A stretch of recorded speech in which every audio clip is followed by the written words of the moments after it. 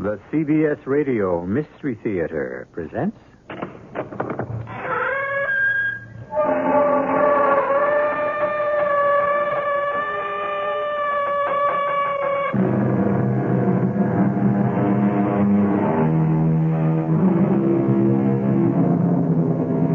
Come in.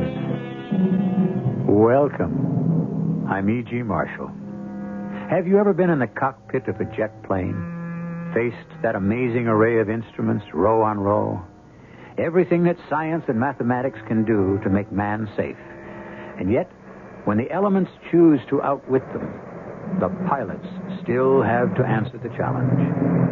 And of all nature's challenges in the air, the most dreaded is the one known as CAT, clear air turbulence. I don't like the way the temperature's dropping, Jake. I smell trouble. We're cleared at this altitude, Chad. No wind shear. What about clear air turbulence? There have been reports that... I knew it. May the good Lord help us.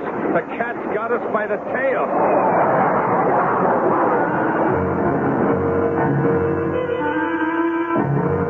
Our mystery drama, The Time Fold, was written especially for the Mystery Theater by Ian Martin and stars Paul Hecht. It is sponsored in part by Sign-Off, the sinus medicines, and True Value hardware stores. I'll be back shortly with Act One. The Electra's all washed and loaded, and you're on your way. You figured 300 miles the first day, but with all of Electra's luxury and room, you're out 400 miles before you know it. Not only that, but the EPA mileage estimates are 22 highway, 15 city, and 18 combined. That's with the standard 5.7-liter engine and automatic transmission. Of course, your mileage will vary depending on how and where you drive, your car's condition, and how it's equipped. And EPA estimates are lower in California. But it's nice to know that a car with as much prestige and elegance as Electra can also be efficient. Buick Electra, a car that can actually make you look forward to a long trip. They surely will astound you, the amazing things you see. The cars they're built so wonderful, how can such things be? A little science, a little magic, a little science. Electra models are equipped with GM-built engines supplied by various divisions. See your dealer for details.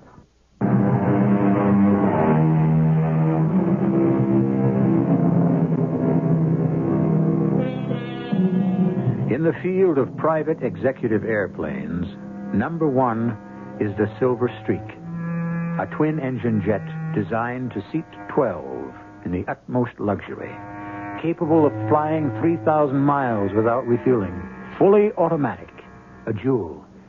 Feed its computer, the size of a small camera, and except for takeoff and landing, you could rely on automatic pilot.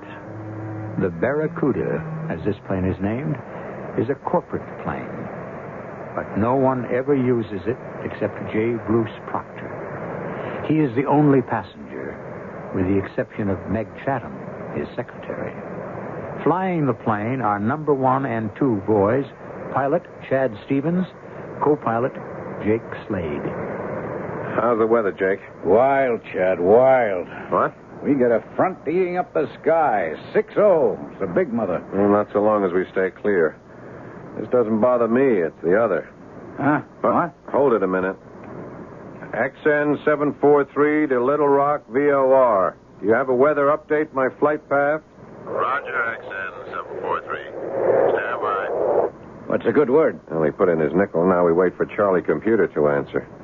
Is that possible? CAT canceled? What do you have to ask for? You can see what's up front. Well, it isn't always what's up front that counts. Like who's going through that? Oh, like you said, we bypass. Yeah, only which way? VOR, this is 2743. I read you. Cancel the CAT. Well, what about those pilot reports? No sweat. Light turbulence, 1900 hours, central. Commercial 747 to 350, this side of Kansas City. Ditto corporate pilot flying jet over Shreveport at 280-2010 central. All other flights report no turbulence. Will you follow machine plan or file new flight plan? Notify. I'll get back to you, VOR. Chad, what's eating you? Anytime I hear anything about clear air turbulence, I get goosebumps. You ever ridden any out? Nope. Me neither. I'm not anxious to try. So why play Lone Ranger? You got a clean bill of health if you pick up the new MFP. Yeah, which will bring us into New York pretty near an hour late. I'll be later if you try to go around the front the other way. I guess. Okay, I'll swallow my hunches and follow the rest of the sheep. You better tell our boss, the great shepherd, that his little sheep are going to be late tonight. Yeah, look, why don't you tell Proctor? You handle him better than me. Not anymore, I don't. Not after the last few flights and the way he's handled Meg. Hey, hold up, lover boy. Anybody got an eye for that lady, it's got to be me. You're married up and all. Yeah, don't remind me. Uh-oh. Gone sour again? Still. You think Proctor's really making out with Meg? Proctor doesn't make out with anyone. He just issues a requisition. He owns us all, body and soul. Oh, he doesn't own me. Okay, free spirit. Then what are you wasting your life up here in this old cockpit playing second fiddle to Mr. Proctor's uniformed air chauffeur? Hey, you can't knock the pay, and I like to hang loose. There's too much red tape with the airlines. Well, you could call your life your own. You don't like it? Why don't you check out? Don't knock your elders. I'm too old to go into commercial flying. At 35? 37. It'd take too long to get seniority and haul down that captain's pay. I have a wife keeps me in debt, remember? All right, go back and tell the boss man we're going to be behind schedule. He'll blow his stack. Money can't buy everything. Yeah, just try to tell him that. You're the diplomat. Besides, I want some privacy. For what? I want to call the wife. Meg, build me another scotch. Yes, J.B. How about one for you? Oh, no, not while I'm working. I mean, as a secretary. 1 hour out of Houston, we're still working on these merger papers. Oh, why bother with New York steel and casing? That's small potatoes. Because once I get that pokey little firm in my hip pocket, then International's got to come to me on its knees. And once I get them, I'm pretty near as big as I want to be. And how big is big? The most. Number one. I got a hind end don't fit too comfortable in anything short of the catbird seat. I guess we all ought to know that by now. Here's your drink. A little short on scotch and long on ice. Oh, I thought you might like to try something in moderation. Tell me, what are you going to do when you die, J.B.? What the devil are you talking about? I'm not planning to die. Oh, I don't mean right away, but that's one deal you can't buy yourself out of, as it must to all men. You know, I don't know what the Sam Hill's got into you lately, Meg, but I'll tell you one thing. I don't lay out all I do on you to get sniped at. If you think you can... Yes, Slade, what do you want? Excuse me, sir, but Skipper asked me to tell you we've got some weather we got to go around. We're going to get into New York about an hour late. No, that's no good. I got a meeting with my lawyer as soon as the plane lands. Can't we climb over the stuff? It's too high, Mr. Proctor. This is a 60,000-foot front. Then go through it. You're in that much hurry to mount the throne? Forget it, Meg. This is business. Business is time, and time is money. Slade, know where we can beat it? When the man upstairs makes the deal, no, sir. No shortcuts. Well, you'd have to talk that over with the skipper. I might just do that right now. Give him a couple of minutes, sir. He's just busy realigning the course. Where are you calling from, Chad? What do you mean, where am I calling from, Alice? Isn't that obvious? 33,000 feet over Shreveport. And would you mind telling me where you were when I called before you left Houston? Minding my own business, I expect. Yeah, you were so tied up you couldn't answer the phone, huh? Maybe I wasn't home. Look, let's not play games. Just wanted to let you know we should be at LaGuardia around 11 and to ask you to please pick me up at the usual place. Oh, just like that. I expected you home for dinner. Did you? And why didn't you answer the phone when I tried to call you to tell you I wouldn't make it? I went down to the store for cigarettes or something. Or something, Alice, huh? You're not drinking again, hmm? Same old thing. You can't trust me. Alice, are you going to meet me at the field? Maybe. I've nothing better to do. Never mind. I'll grab the limo or a cab, but I'll be home in a few hours. And then we can... But don't hurry on my account. Maybe I'll be around, maybe not. What difference does it make anymore? We got nothing left. Oh, we back to that again. We never left it. Well, why don't you come right out and say it? You want a divorce. Only on my terms, lover. You can't expect me to sit back and let you take me 6 ways from nowhere. Why not? Didn't you me? Alice, come on. Just because we've lost whatever we once had, we don't have to fight dirty, do we? Not us. Then cut me loose. On your terms. Only on my terms. I want it all, lover. Now, why don't you find your own way home? Alice? Alice?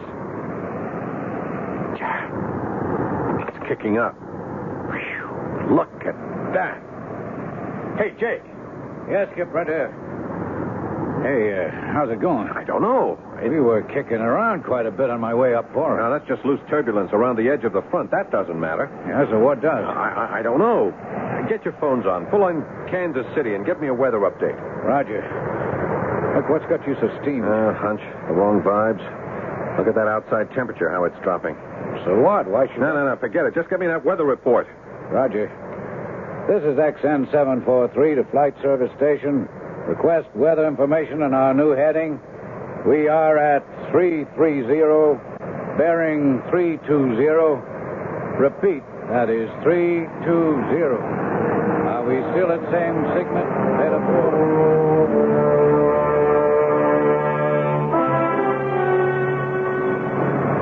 Hey, Meg, how'd you like to build me another scotch?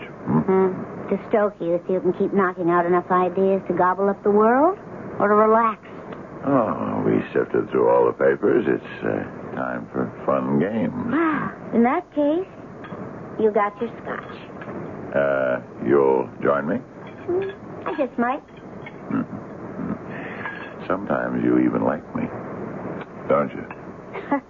That's a fine question to ask a woman who... I want you to be different. Now, I can buy all of that. I know.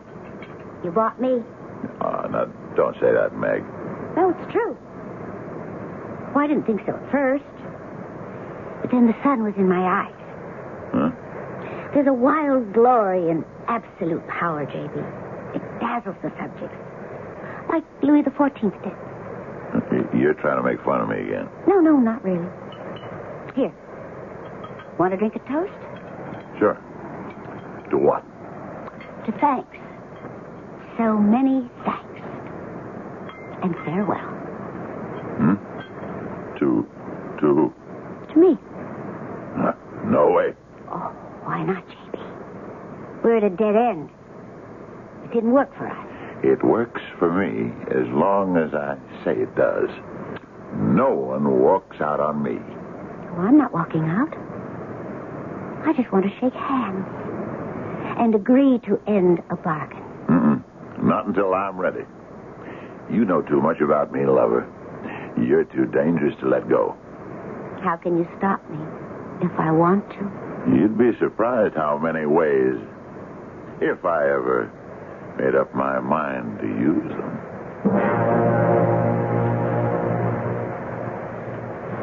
I don't believe it. Hey, what is this, Skip? The temperature, it's dropped again. We've left the front behind. There's only light turbulence. I know, but something's out there. Hey, what are you doing? Cutting airspeed. What do you read? Mach 8, 245.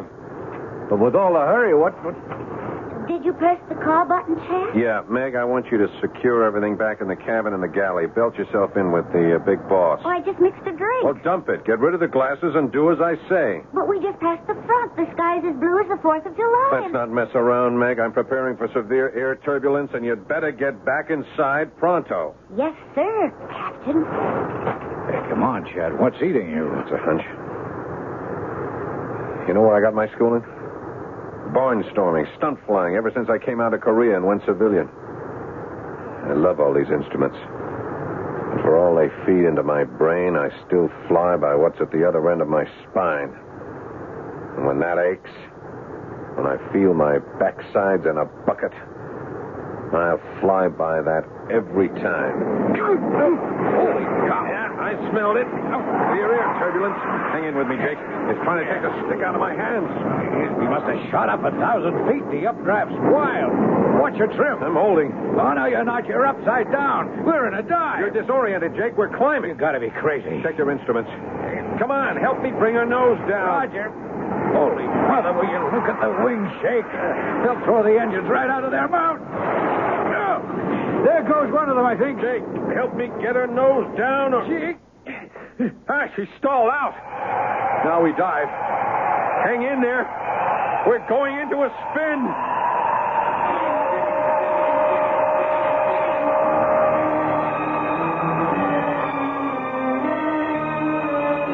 Four people in a modern aircraft, equipped with every safety device and instrument to protect lives, caught in the pilot's dread, the phenomenon known as clear air turbulence, or more simply, CAT, spinning as helplessly as a bullet, but without any destination or target, and doomed to end up in a world beyond our own. I shall return shortly with Act Two. This year, cut down on your yard work as you cut your lawn. Hi, Pat Summerall to tell you True Value Hardware stores offer the Jacobson self-propelled 20-inch twin-blade mulching mower. It makes yard work easier by turning grass clippings into lawn food and by eliminating bagging and raking. The twin blades cut and recut your grass into tiny pieces that disappear into your lawn, decompose quickly, and become vital nutrients for the soil. So as you cut your grass, you're helping fertilize the lawn as well as eliminating bagging and raking problems. And the Jacobson 20-inch mulcher from True Value Hardware stores comes with another exclusive feature to make your yard work easier. Its power burst handle gives extra engine power to help cut through long, tough, or wet grass quickly and easily and without stalling. So cut down on yard work as you cut your grass with the Jacobson 28 self-propelled twin-blade mulcher. It's just $269.95 at participating True Value Hardware stores.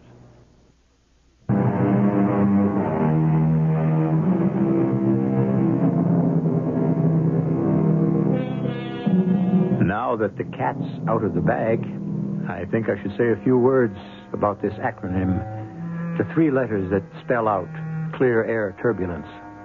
It's a very rare phenomenon, and every commercial pilot is trained to react instinctively to its unexpected appearance. But like every other cataclysm in nature, sometimes it's beyond mechanical or human control. The air shock has sent the plane into a high-speed stall.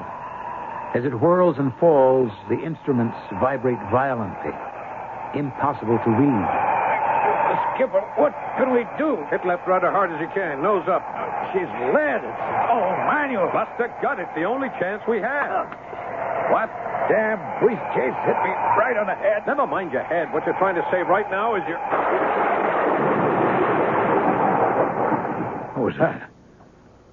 I don't know. We're not in a dive anymore. And we're out of the spin. Look out for the briefcase. It's not going anywhere. Yeah, that's right. It's just hanging there in midair. Hey, look outside. It's bright sunlight. Well, it can't be. We were coming up on 2100 hours. It was night. Well, it isn't anymore. Hey, look at the controls. They're slack. Well, maybe the cable snapped if we're out of electric power. No, I don't think so. Have a gander at the instruments. Holy cow. They're crazy. They just don't read. How come? Did every system, all the backups blew? I don't know. I don't think so. But what I guess is... I'm afraid to say. What, Chad? We're in free flight. I don't know how. But somewhere we spun right through a hole out of the atmosphere and ended up in space. Are you nuts?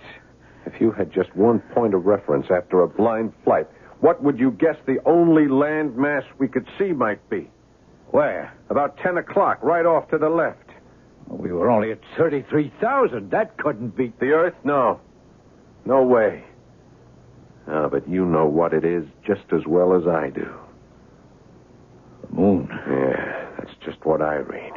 Look at the configuration. But that's crazy, Chad. What are we, dreaming or dead or what? I think we're in free orbit around the moon. Come on, how? From 33,000 feet to nearly 90 million miles in 1 second, how? Maybe it wasn't CAT after all. Maybe we just fell through a hole in space, got folded up in the time warp.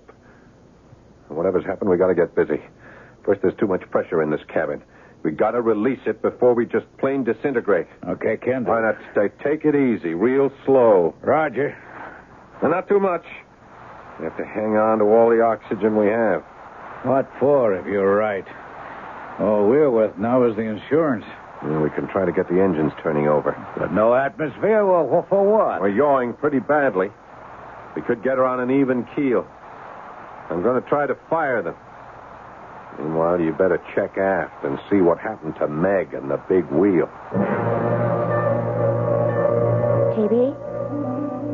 JB? Huh? You all right? Yeah, certainly. Yeah, there was some kicking around. I'm going to have a few words with Chad Stevens. Oh, why do you have to automatically blame Chad? He's flying the plane, isn't he? Who else would I blame?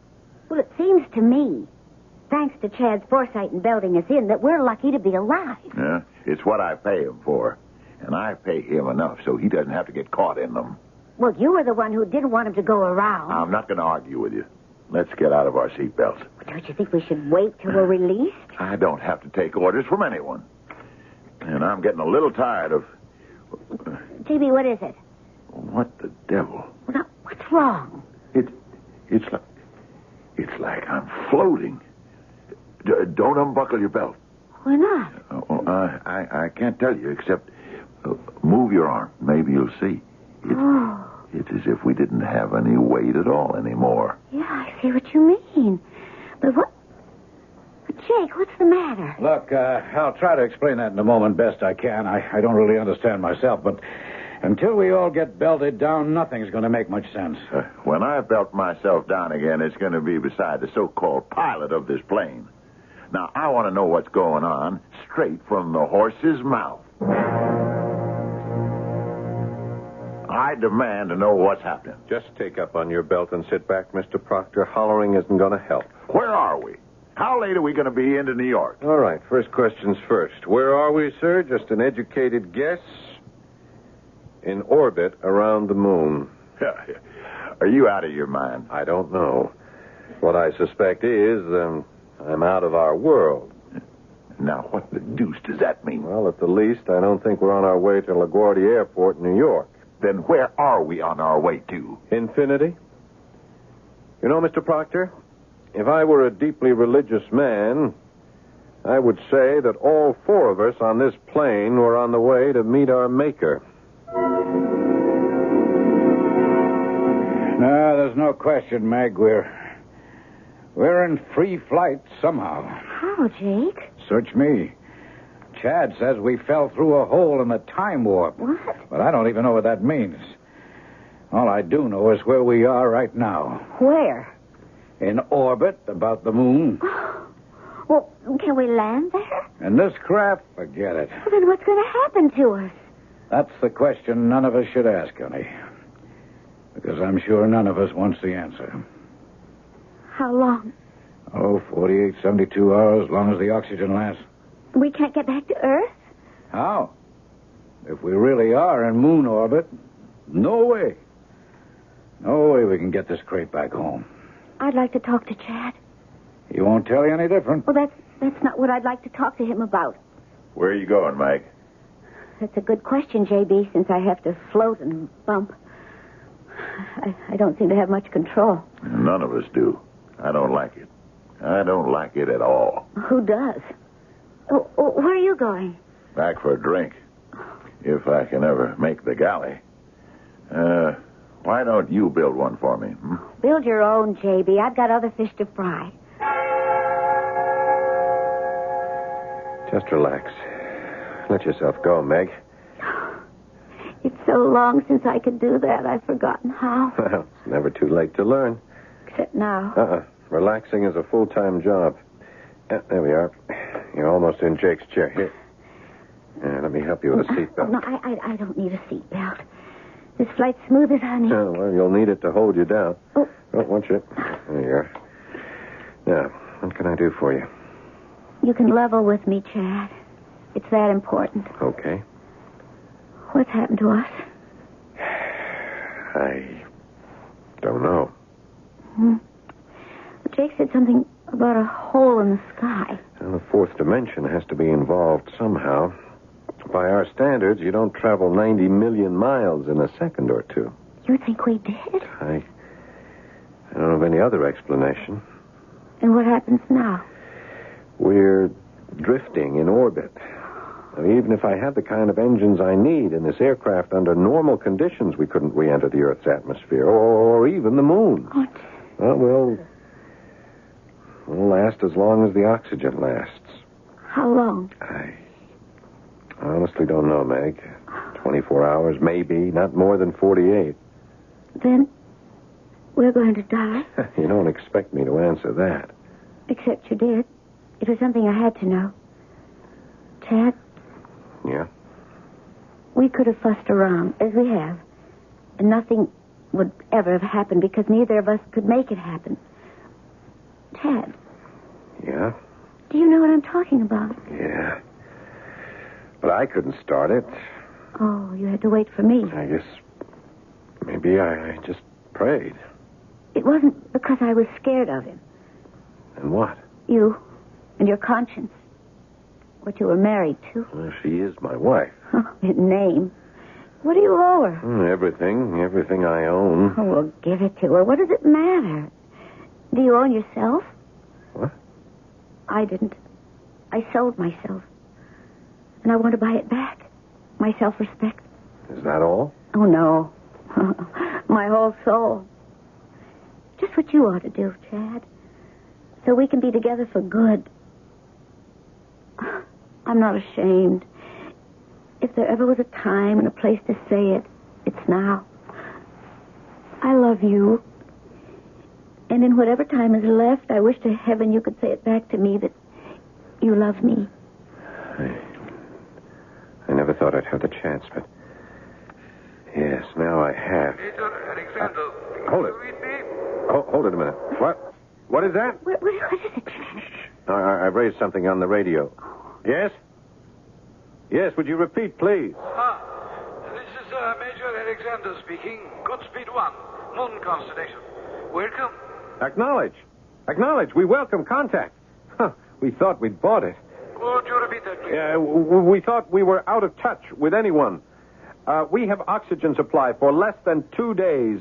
You are our only hope of survival. What are you, military, pro-craft, commercial flight? No, none of these. We've had an accident. A private flight, lost in unaccountable weather conditions. As we know, we have suspected that you were sucked in through the horn. What? Repeat, please. The horn. We will not explain now. We must make preparations for your landing. Where? On the moon?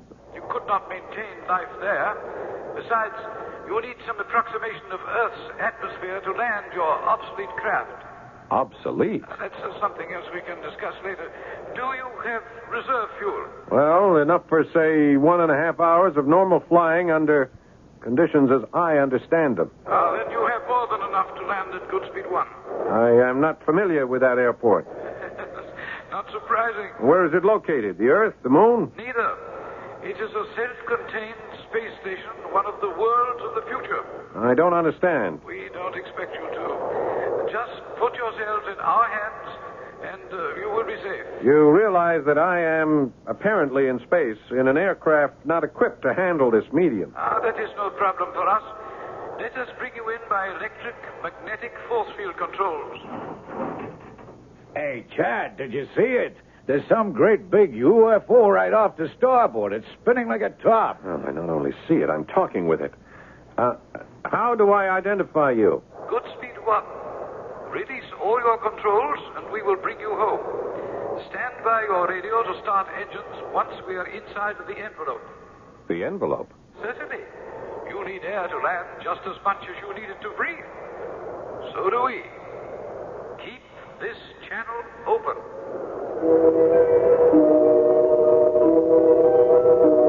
Suspended in space, one of our most sophisticated airplanes hangs out of its element on the edge of death. 4 people inside it rely on the atmosphere to remain alive. Suddenly, a voice from space is more than disembodied. It extends a helping hand. Who of us would not choose it, but at the same time, fear the consequences? I shall return shortly with Act 3. I want that sinus medicine. Headache tablet? No, it relieves headache and congestion, internal sinus pressure, and postnasal drip. And it has added strength. You mean added strength sign-off? Exactly. Added strength sign-off tablets give you pure aspirin plus 50% more sinus drainer. To help sinus pain while you drain. Right. And more sinus dryer for postnasal drip. Added strength sign-off. The sinus medicine in the bright red box. Take when needed, only as directed. SINEOFF. Sign-off.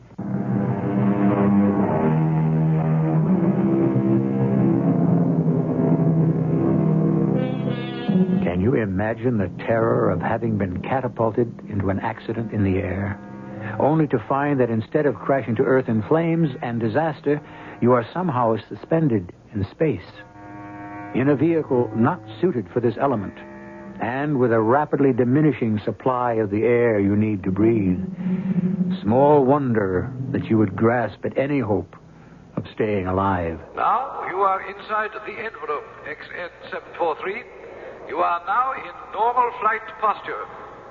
Activate your engines. Roger. How about that? Very good. Now take your normal declination and follow the tower's instructions in. Where am I landing? As I told you before, station Goodspeed 1. And have no fears. We may be new to you in space, but believe me, we are very little different once you bring your spacecraft to our land. If you want it, you are coming home.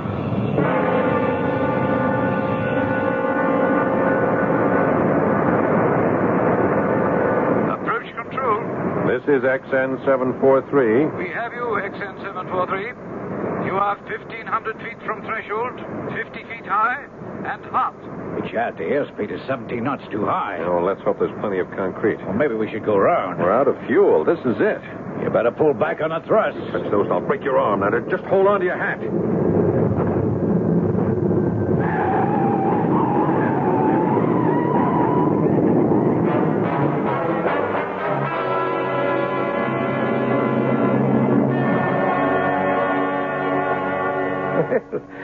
Welcome to Goodspeed 1. I am Major Alexander. And I'm J. Bruce Proctor, and I can't waste any time. How soon can we get a connecting flight? Oh, I don't think you quite realize where you are, Mr. Proctor. So tell me. You are now on Space Station number 1, named at its inception as Goodspeed 1. From here, the only connecting flights are to the moon and such other stopovers as you might select in our area. What are you talking about? I want to get home to Earth. Many other people in your position have. I don't think you quite understand. Tomorrow morning, I have a meeting with my lawyers and all the other people from International Ore and Carbide. My deal has to be firmed up by the end of May. And that's the day after tomorrow. Oh, what year is that? Oh, come on, don't be ridiculous. This year, 1978. Oh, then I think you can stop worrying about the whole deal. It's ancient history. You see, this is 2978. What?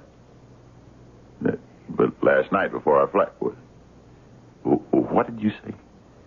2978. I don't blame you for being surprised, sir. It's the consequence of falling through a time fold. The older we get, we do nod now and then and lose a few precious moments, huh? It must be catastrophic to wake up suddenly and realize that somewhere we've lost 1,000 years. I'd like to have a few words with you, Captain, if I may. Well, that suits me, Major Alexander. I'd like to have a couple with you. Where's Mr. Proctor? I'm afraid I had to have him temporarily restrained. One of our doctors is treating him now. Restrained? For his own good. He has a heart condition, or did you know? Oh, I knew he was hypertense. He's had at least one coronary. He should be more careful. Well, the man has no control. What's bugging him now? His belief that we are making a prisoner out of him, that is not true. I hope you understand that. Well, we are confined to the plane. You are quarantined, Captain Stevens, that is all. You must understand that this is a controlled environment. After nearly 1,000 years, we have finally managed to make our population almost 100% disease-free. We have no infectious or contagious disorders, and have made gigantic strides against the normal systemic ravages of old age. This is a far different world from yours, with its poisons, its savage wear and tear, its bent for destruction. What is your world like out there, Major? Let's see. You are from the 20th century, 1978, correct? Yes. Then you know nothing, of course, of the history of space stations like this, or colony orbits, as we call them. No. There's been talk and speculation about establishing them, but, of course, none have ever been started. Hadn't been before. I can understand your problem with time folds. Even we are just getting used to them. I beg your pardon? Intergalactic flights are just moving out of the experimental stage now. It's possible to go to Centauri 4 now, for example. But the time lag there is really a bummer. Knocks you out. It's approximately another 1,000 years. You're kidding. Not at all.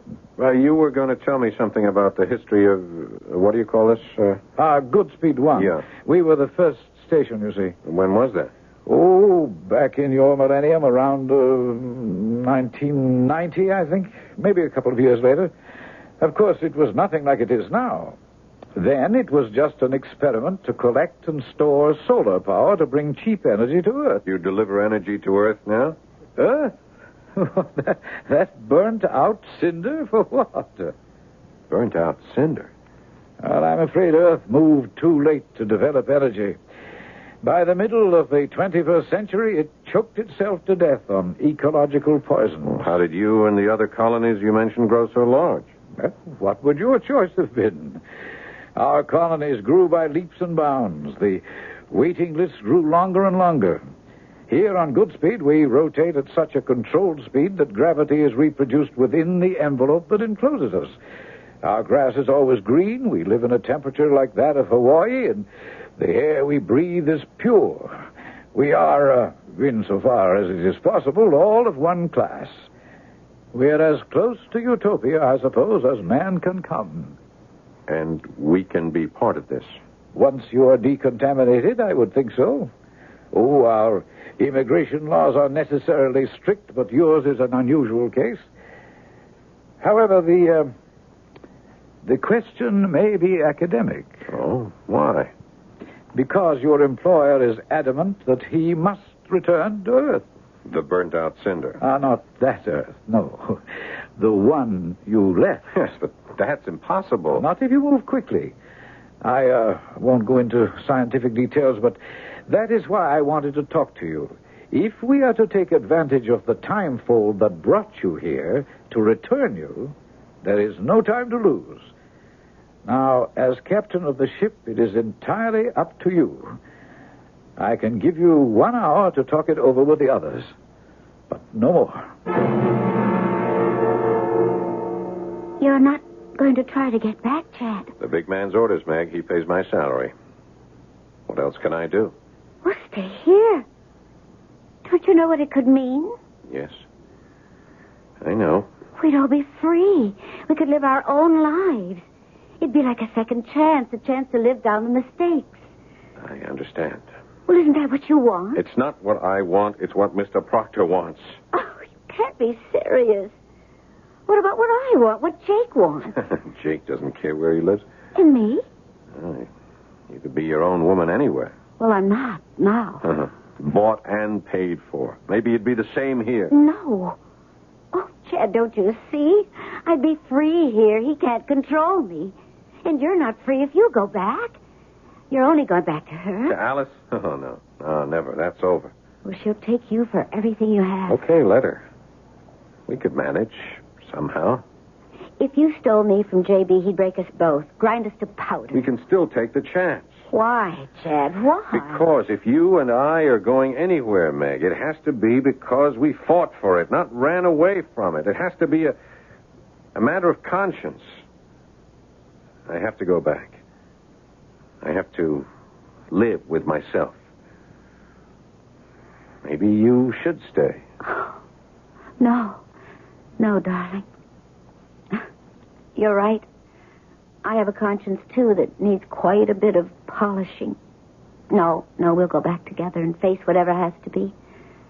God willing, it'll work out for us.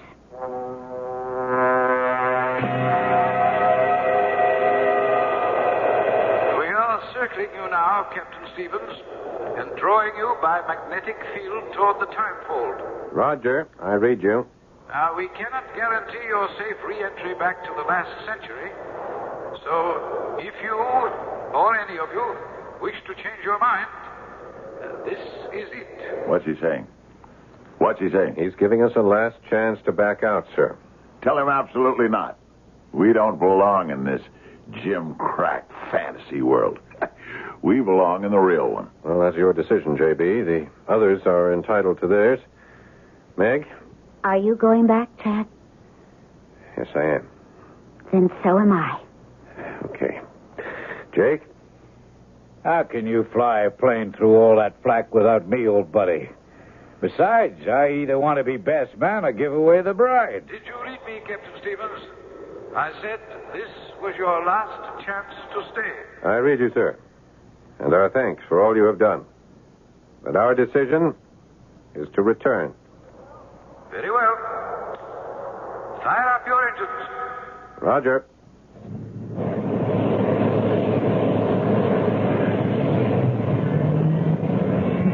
Engine start completed. We'll start the countdown at 30.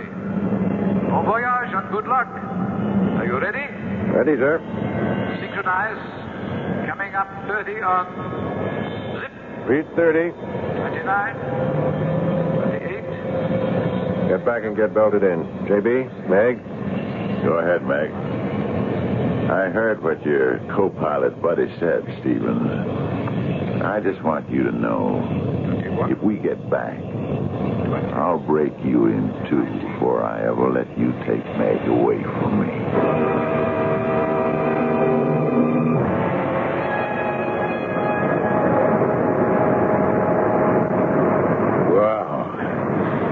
I hope I never have to sweat anything like that out again. Me too. But we lived through it. Hey, Chad. Yeah? Did I go off on some sort of a crazy trip or... The Major? Good speed one? I don't know. Doesn't seem very real now, does it? Oh, easy, man, easy. Only, what about you and Meg? Oh, that? That's for real. How are you going to handle the heavyweight? I don't know. Take over. And better check back in the cabin. Okay, take your time. I feel 1,000 years younger and ready for anything. Chad, quick. What is it, Meg? J.B., I think it was his heart. It was just too much. What? Is he dead? Well, right after we hit the turbulence, he just sort of hunched over. He made this terrible sound and slumped. The way we were being thrown around, I couldn't get to him. Oh, Chad. Yes, dear. I feel terrible. I wished him dead so often. No, Meg, he wished this on himself. I wonder. What do you mean? It's like a gift from God. For us. Yeah. Or the answer to a prayer. Yeah, you said, God willing, it'll work out for us. Meg, it seems like 1,000 years, but we finally found our way home.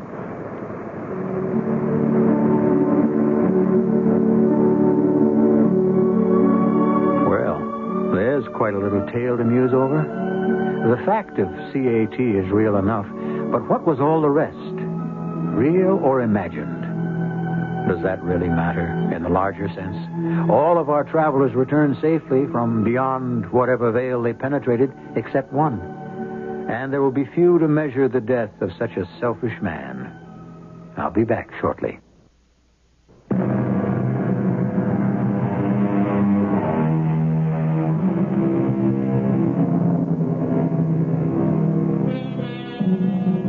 By the time you hear this program, or shortly after, the first experimental space station should have been placed in orbit. Of course, it'll be small, but it's a beginning.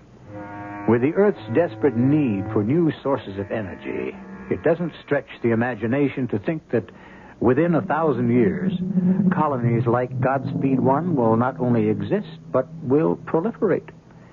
Unfortunately, neither you nor I will be there to check the statement. But wouldn't you consider it a good bet? Our cast included Paul Hecht, Ian Martin, Evie Juster, and Fred Gwynn. The entire production was under the direction of Hyman Brown. This is E.G. Marshall inviting you to return to our Mystery Theater for another adventure in the macabre. Until next time, pleasant dreams.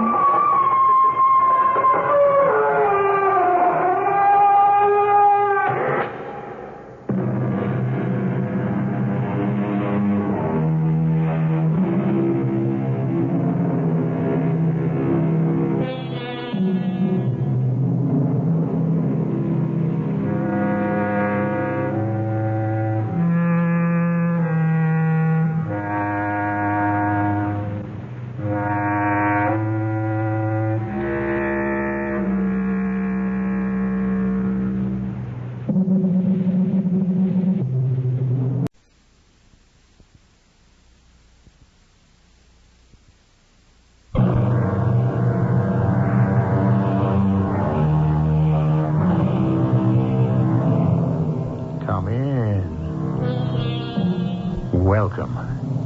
I'm E.G. Marshall. The Orient and Oriental ways have always been a puzzle to the West.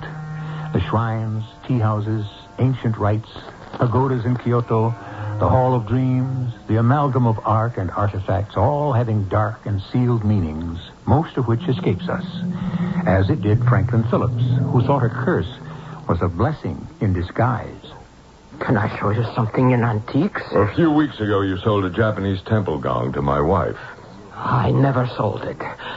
I never had such a thing in my store. Of course you sold it. Remember? Japanese, 6 bells on a silken cord. I never had such a thing in my life. What are you talking about? I tell you, I never sold it. You are in the wrong store.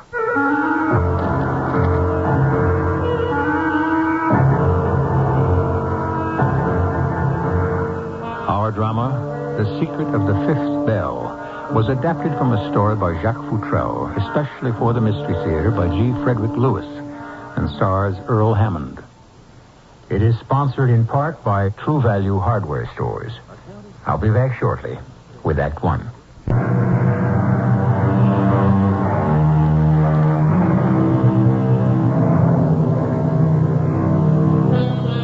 We're about as far from the humble worship of Buddhism as time, place, and intent can take us.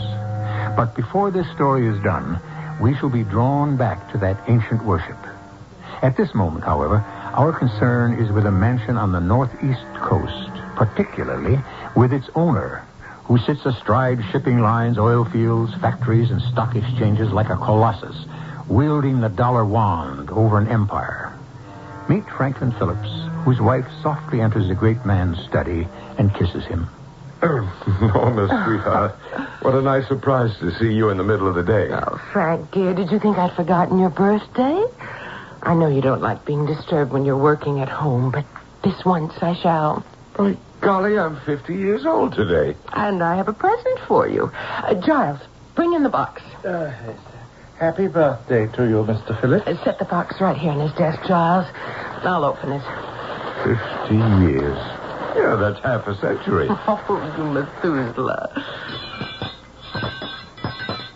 Temple bells. Giles, give Mrs. Phillips a hand. She'll never be able to lift those. 6 of them, all tied together, all different sizes. Hold them up high, Giles. Yes, sir. Oh, they're bronze, aren't they? Yes. Norma, I've never seen anything like them. Sort of inverted bowls hung one on top of the other. And very, very old. Oh, look at the workmanship, Frank. That lovely design. You know, what attracted me was a circle with 3 dots inside and 3 rays extending from it. Oh, which bell was it on? Can you spot it, Frank? There it is, Norma. The circle with the 3 rays at the bottom of the 5th bell. Ah, yes. Norma, this is the most beautiful thing I've ever received. It's worth being half a century old for. Oh, come now. We'll hang it right up here in front of the west window, where I can always see it from my desk. Norma, to you goes the honor of striking the first bell. Here's a letter opener. It's the 5th bell that intrigues me. Giles, hold the bells higher, please. Yes, sir. All right, here goes. Oh, that's fantastic. Giles, what is it that Kipling said? Oh, Frank, aren't you asking a little much of your administrative secretary? Oh, Giles will know. He knows everything. Well, at least let him put the bells down on your desk before his arm falls off.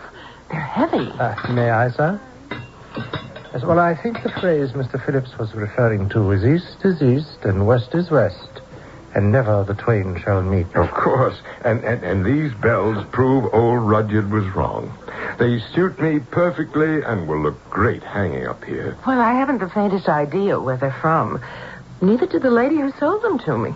She just knew they were very, very old. Any ideas, Giles? Well, I would venture to say, sir, they are ancient Japanese, probably early 7th century, and most likely hung in one of the temples of the Horyuji at Nara.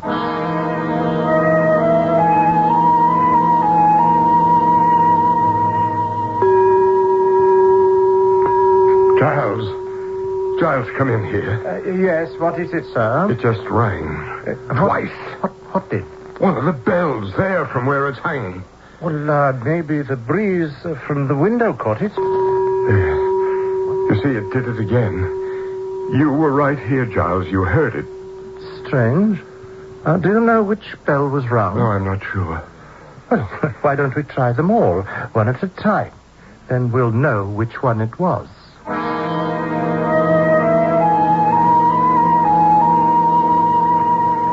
Do come in, Frank. Dinner will be ready when our guest arrives. Let me sit down a moment. Oh, what is it, dear? It's not like you to break off from work this early. Has anything gone wrong? No, nothing's gone wrong. Business is booming, but... But what? Well, can you tell me where you got that Japanese gong? Oh, well, of course I can. It's been in the window of this curio shop. And I've been passing it for months on my way to the community fund. So, one day I just went in and bought it. The shop's called Wagner's. It's on Cranston Street.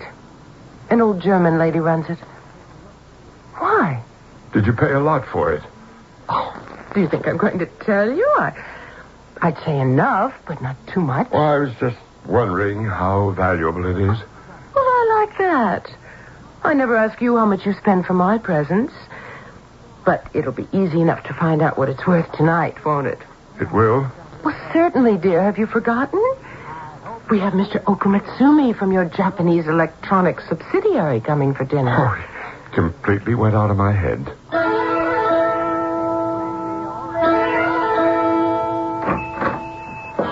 Are you the proprietor? Yeah. You're Mrs. Wagner? Yeah, Elizabeth Wagner.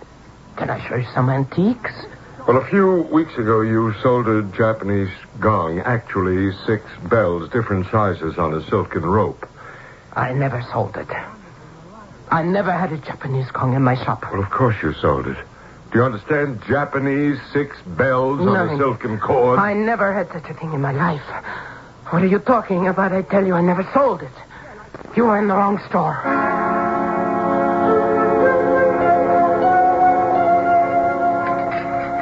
Excellent mead, Mrs. Phillips. My compliments. Oh, Mr. Matsumi, our pleasure.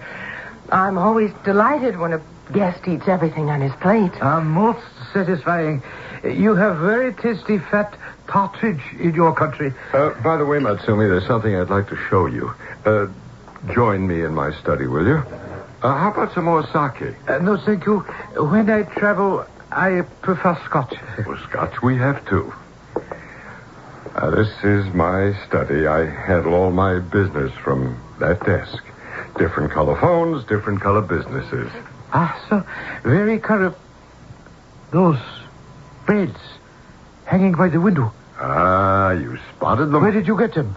You like them? They're a present from my wife. Excuse me. May I ask for silence, please? Matsumi, why do you do that? I beg your pardon? Bowing down before the bells and then putting your right hand out and up as if making some symbol in the air. Honored Phillips, my good friend, You could not understand significance even if I told you. Well, I didn't mean to be disrespectful. On the contrary, Matsumi, I'm curious and I wish to learn. I would like to examine more closely with your permission. Well, my house is yours. What would you like to do? May I to touch this one bell with my finger? You have had this acquisition a long time? Just a week. And have you noticed anything out of the ordinary? Matter of fact, I have. It rings, does it not? The fifth bell, by itself. Exactly, by itself. For no reason. But you have not heard it ring 11 times. No. You will forgive me for the suggestion, but would you be willing to part with it? Oh, I couldn't. As I told you, it was given to me by my wife as a special gift. Then no offer I might make would be considered. No, Matsumi, certainly not. Then could you inform me where your wife bought it? Well, a little curio shop on Cranston Street. I can't remember the address, but the proprietor is a German lady by the name of Elizabeth Wagner. Thank you. It may be the shop has another. I don't believe so, but it's worth a try.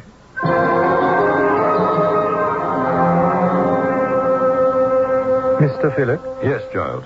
How did your dinner meeting go last night with Oko Matsumi? What? Did you get them to increase their production of the 16K dynamic RAM chips? Well, it was never a problem. I don't know why the man came here. We're in touch by phone twice a week.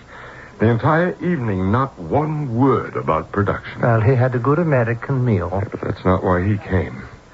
I'm wondering if it didn't have something to do with those bells. Let's speak of the devil. 5, 6, 7. This is going to drive me up the walls. Frank, may I come in? Please do. Come in, darling. My one note of sanity. Giles was just leaving. Oh, Giles, the only letter I didn't sign was the one to Venezuela Petroleum. Redo it, Giles, as I've indicated in the margin. 9 tomorrow, sir? Well, I'm not sure. Well, come anyway. You have the key. I may ask you to take that little spare bedroom by the library for a few days. I may have to do some late-night dictation. Well, that's quite all right with me, Mr. Phillips. Good night, sir.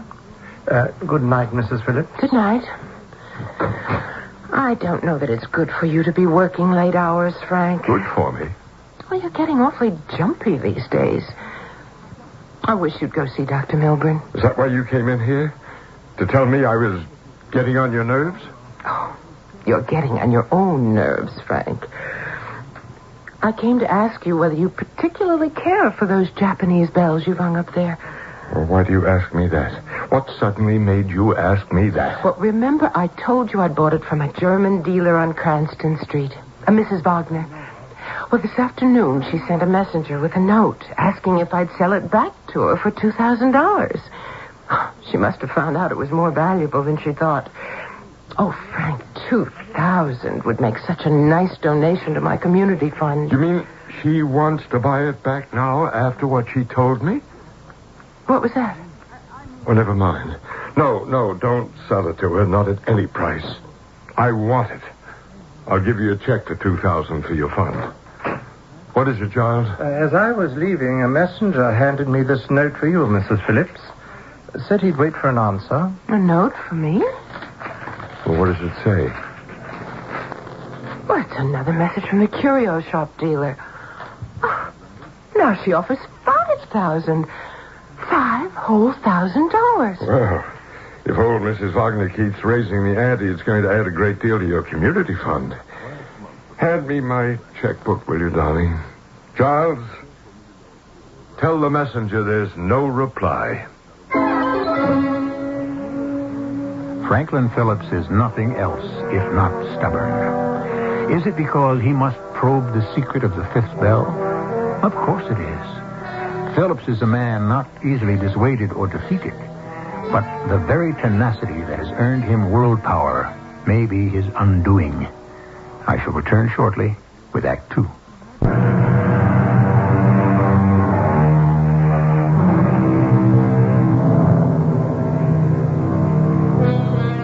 There's been a definite change in Frank Phillips in the last month. He's not the freewheeling financier he once was, completely in command of himself, a captain of industries, 5-star general of omnipotence. Today, his face is pale, his hands twitch, his eyes roam, and he seems always to be on the alert, listening, waiting. He sends for the one man whose reputation for fathoming the unfathomable is worldwide. Van Dusen, I'll pay anything if you can put my mind at rest. Frank, we went to college together. I turned to solving crimes and you to controlling cartels. Forgive me, I'm so beside myself with worry. I've forgotten simple courtesy and politeness. How are you? It's been years.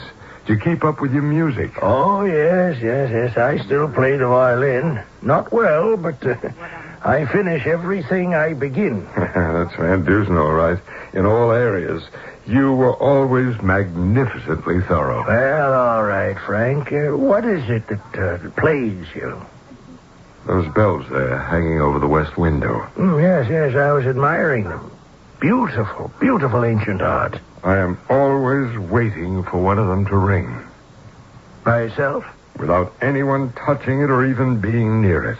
They have rung by themselves? One of them has. Now, I know it sounds impossible, absurd, but I find I wake up at night trembling, and then I can't get back to sleep. I lie awake for hours waiting.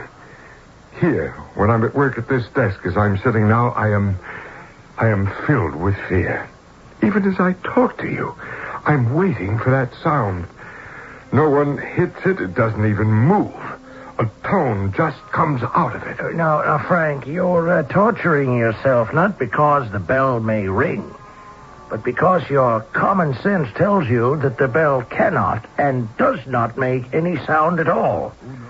So you have worked yourself into a state and are afraid you may be going mad. No, I know that the bell is an inanimate thing, but it acts as if it were alive. Well, I'll try to help you, Frank. I have a few matters to wind up. I'll be here the day after tomorrow. You will. I feel so much better now. You were my last hope.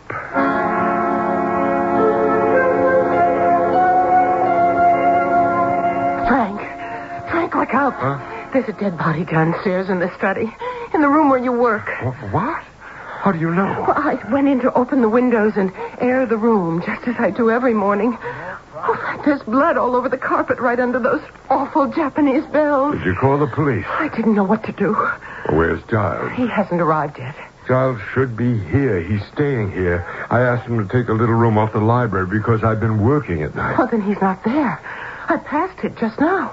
The door's open. There's no one in the room. Hand me that telephone, Norma. First thing is to call the police.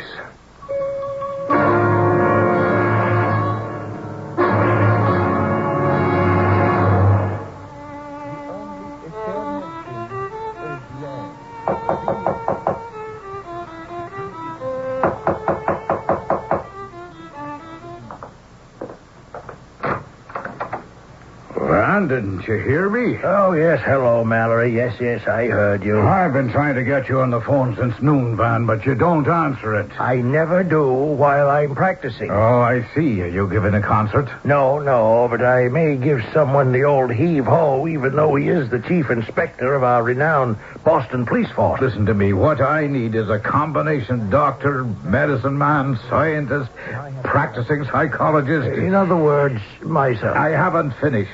And an expert in Oriental art. Shall I go on? Well, I'll listen, but I make no promises. This morning, a dead woman was discovered in the house of Frank Phillips. A dead woman. Not Mrs. Phillips. Oh, no. So far unidentified. You do mean the Frank Phillips? None other. Well, that's my case.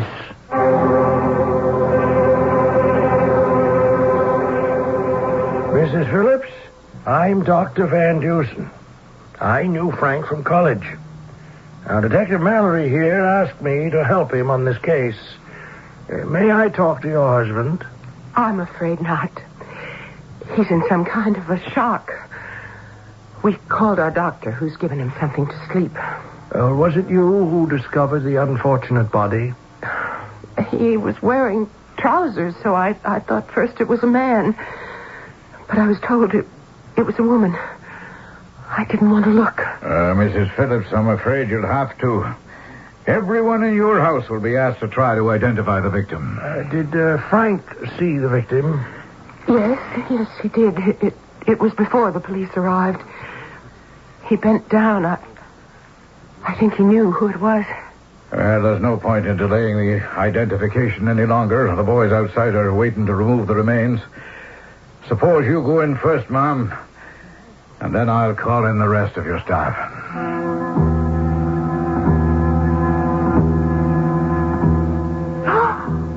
It's her. The woman in the antique shop. It's her. You recognize the victim? Oh, I'm pretty sure. I saw her only once, but it looks like her. Her name, Mrs. Phillips. Do you know it? Elizabeth Wagner. She's German. I bought those bells from her up there. And then she wrote me twice trying to buy them back. Yes, interesting. Make you a good offer? Oh, Frank wouldn't let me accept it. He was adamant. Sounds to me, Van, like they turned out to be a lot more valuable than this Mrs. Wagner originally thought. Or someone else came to her with a much better offer. Mrs. Phillips, has anyone been a guest here and seen the bells since they were purchased? Oh, I'm not sure. Oh, yes. There was Mr. Okumitsumi. He's in business with Frank in Tokyo. And this Mr. Oku Matsumi, did he admire it? Well, that's what my husband said, Inspector. Offered a fortune to buy it. Frank turned him down flat, too. Inspector, Miss Van Dusen, come over here where I'm standing by the window. Look, down there in the street, right across the way. That's him. Who? Mr. Matsumi. He's watching this house. Why is he there? He told Frank he was taking the next plane back to Tokyo. Oh, this is just all too much. Do I have to stay in this room any longer? I feel terribly weak. No, of course not. Here, let me take you to the door. You can take my arm. Here you are. Now, are you sure you can make it to your room all right? Yes, I can. You're a dear. Oh, Frank told me what a good friend you were. And how happy he was to see you again. I think I'll just go lie down. Mallory? Is that Japanese still watching this house, No, he's gone. What do you know about these 6 bells? Well, if they aren't from the Horyuju at Nara, I'll eat them. Is that a famous place? Unparalleled in Japan. Oh, it's a fabulous monastery built by Prince Shotoku in 607. And I've got a feeling that those bells belong there. Stolen. Give you an idea of their beauty. Now, I'll hit one of them with a pencil. Mallory, on the 5th bell. Look, a smudge of blood. Oh, we're in luck. I'll get this dusted for prints. We just may have our first big lead. I never did like the morgue in the morning. Identifying cold bodies is a part of a criminologist's job I can do without. That's true enough for sure. There's a lot of detail to police work that's slightly on the macabre side. Okay, Charlie, you can pull the lady out of the locker. Now, the medical examiner said there was one shot penetrating the skull from the rear. Oh, the body must have dropped like a sack of lead. Whose body? I thought you'd ask. Now, that's why I'm down here.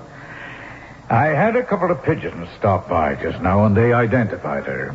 Granny Liz, also known as Elizabeth Wagner. Been on the books since I was playing hopscotch. A fence, stolen goods, keeps on the move. 17 Cranston Street was the longest at one address. Insurance companies would call her first. Oh, she made good money in her time. She won't be making any more. I'd say she's probably better off where she is. Okay, Charlie, roll her back. Any leads? On the perpetrator? I think so. This, personal secretary of Phillips, named Giles Francis, well, more of an administrative assistant. Meaning? He knows everything there is to know about his boss. Now, according to Mrs. Phillips, Francis was living on the premises and hasn't shown up since the morning the body was discovered. Not at his own apartment either. Nowhere. Left his clothes, toothbrush, electric razor, even a billfold with money behind him. Yeah. Left in a panic. He looks like our suspect. We'll get him. Well, if this lady French was shot through the head and died instantly, she didn't leave her blood on that bill. But somebody else did. We're still checking for fingerprints.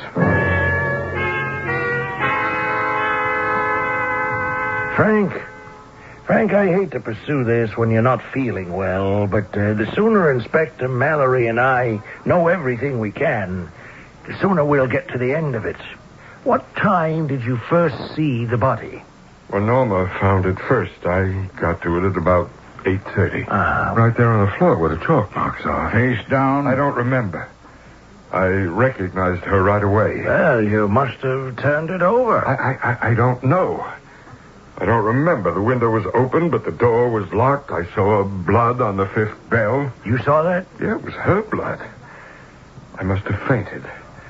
I don't know. When I came to, they'd put me to bed. Now think back to the first time that bell rang. Do you remember the date? Remember the date? Yes. Well, yes, it was the day after my birthday, Tuesday, the 11th of the month. Norma had just bought me the bells, and the next day I forced the market up to a record price on a whole fleet of container cars I own. I made a bundle. You guys, are you two just going to stand there and keep asking questions? Now, Frank, to know the facts, we have to ask the questions. Well, then come back some other time. I can't talk to you anymore. Frank, remember, you just said when you first heard the bell ring, for no reason, it was the day after your birthday. And you got a record price for a whole fleet of container railroad cars. Now, that is what I want you to remember about Franklin Phillips. Not being 50 or feeling old or building up some Buddhist bogey. You've got everything to live for. And Inspector Mallory and I will see to it that you do.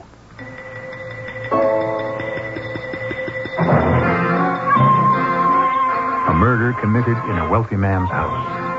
Unnerving. More alarming still, the unpredictable tolling of a temple gong. When will it strike next?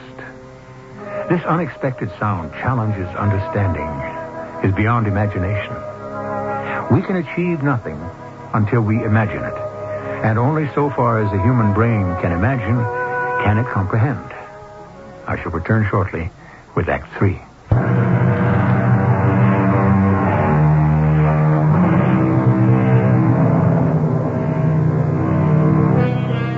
This is what we know. Without warning, an ancient Japanese bell peals day or night in the house of Franklin Phillips. There has been a murder of a woman with a criminal record. The young executive secretary to Phillips has disappeared, and the financier himself, haunted by the bell that feeds on his fears, is gradually losing control of himself, is close to the edge of madness. Can't you two understand how I feel? I must know what it is that makes the bell toll when it does. Have they located Giles Francis yet? No, not yet, but they will. You'd given him a gun, Frank, hadn't you? Well, of course. There's always the chance of a burglar, plenty to steal in this house. And Giles was an excellent shot, too. You're implying? Nothing at all. Draw your own conclusions. Yes, well, one last question, Frank. This Mr. Oku Matsumi from Japan. Had you ever met him before? No, not in person. He wired me from Tokyo he was on his way. Why? What are you getting at? Well, I'm only trying to ascertain whether he was Oku Matsumi or not. I never asked to see his passport. I feel trapped. No getting away, hemmed in by all this. And I can't reason it out. I'm in a swamp, a fog. Well, to me, Frank, it's all quite clear. One vital point needs answering. Once done, that'll be it. You've a solution? Depending on the answer. If it's affirmative, I know that an Oriental mind, such as a Japanese, could have conceived this affair. If the answer is negative, well, then the entire matter becomes ridiculously simple.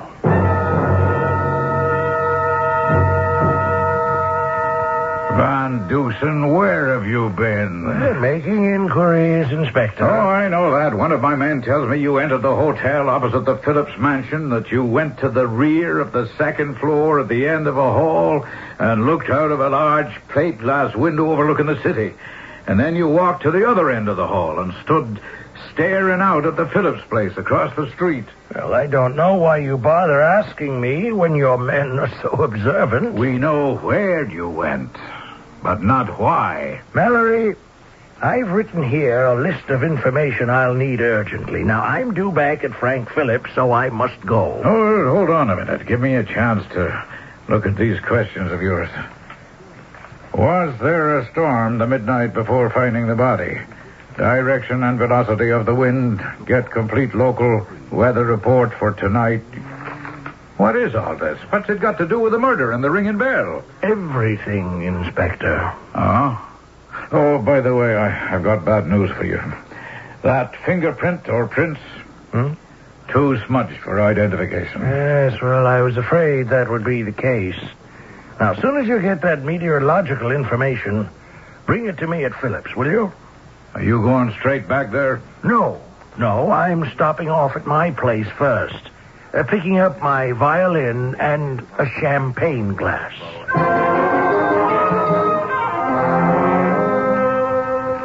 Mr. Matsumi, what a surprise.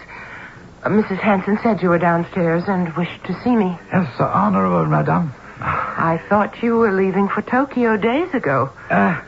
Unexpected developments compelled my remaining in your fair city.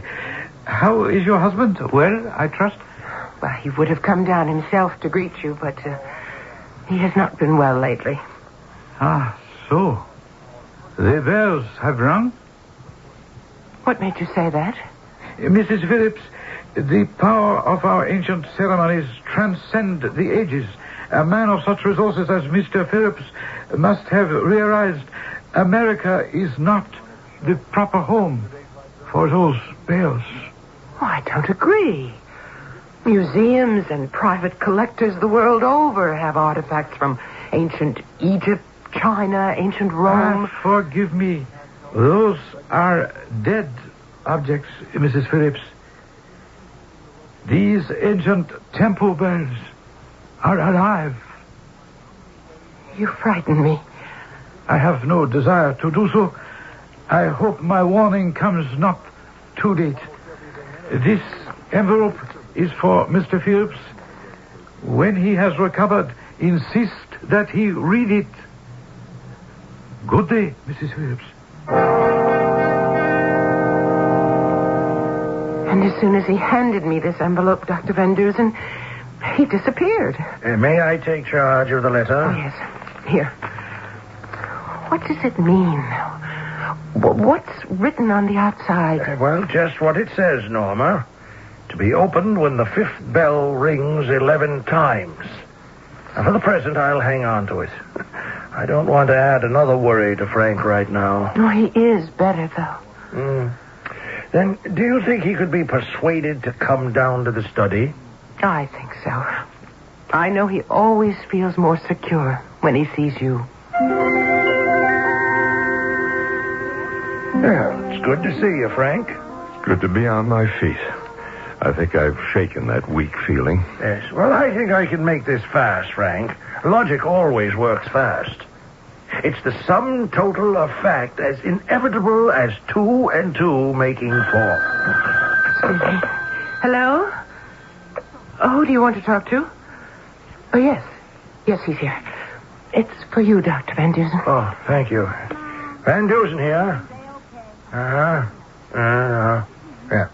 Oh, he's on his way, eh? Right. Thank you. Well, the weather tonight, light wind from the east, 4 miles an hour.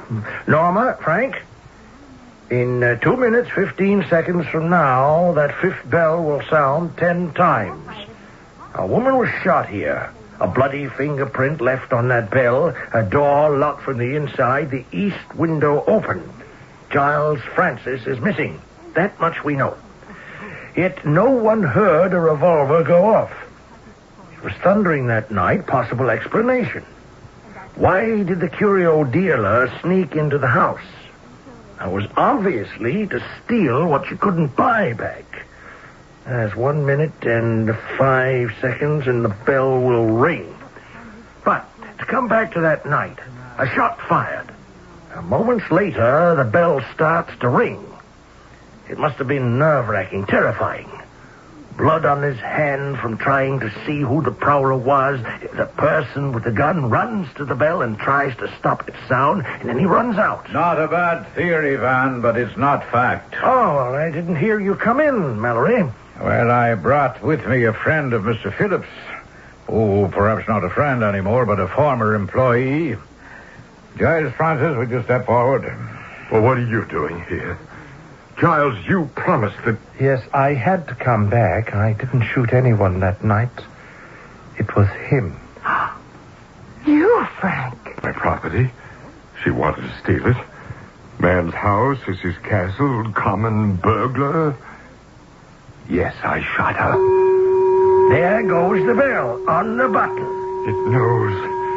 It hears me. It's alive. Norma, help me up. I've got to stop its ringing. What are you looking at me for? I didn't know who it was. I got them with one shot, and then I turned the body over, you see? Who was it? Who would come here? And then the bell started tolling like John Donne says it tolled for me. I couldn't stand it. I grabbed it. I held on to it. I couldn't make it stop ringing until it wanted to stop. All right now, Mr. Phillips. Would you just come over here with me for a moment? I want you to calm down. Frank is in a terrible state, Dr. Van Dusen. You can see for yourself. Well, I think I can convince him, if he'll let me, that there is nothing to fear. Oh, what about that note from the Japanese? To be opened when the bell rang 11 times. Oh, that's hogwash, Norma. There are natural explanations for the occasional ringing. What are you two whispering about? Frank, listen. The ringing of the bell at any time is a purely physical phenomenon. They're after me. They want it back in the Temple of Buddha. Over my dead body, they'll get it. Frank, that is nonsense. Do you know what activates the fifth bell? Vibration. Sound waves. Where does it come from?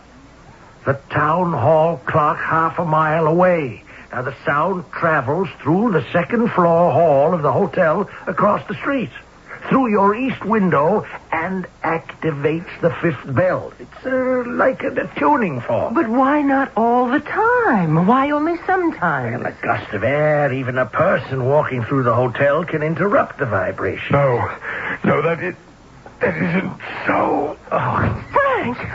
He's fainting. Well, he's overwrought, Norma. Killing someone, even a robber, their blood on your hands, it's traumatic.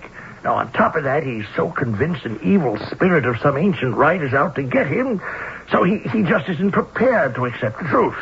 Now, you call the doctor immediately.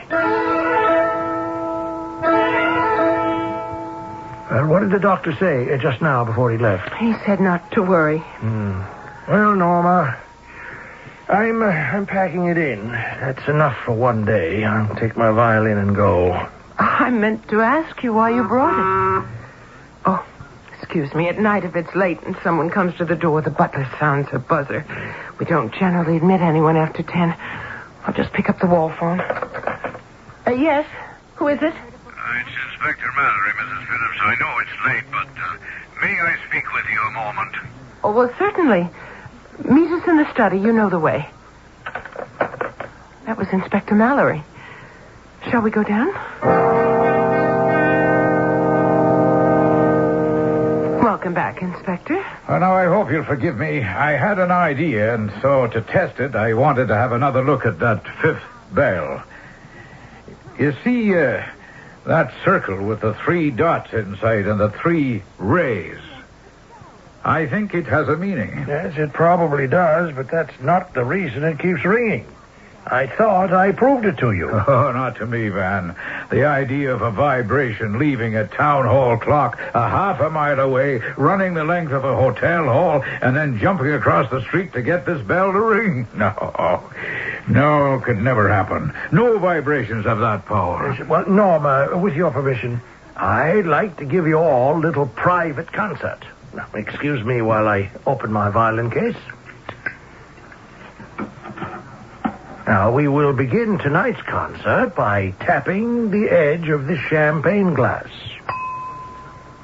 Now, taking up my violin, I will try to play the same tone sung to us by the glass. Norma, please take this glass and place it on the mantelpiece. Thank you. Now, I draw my bow across the violin strings at the same pitch as the champagne glass.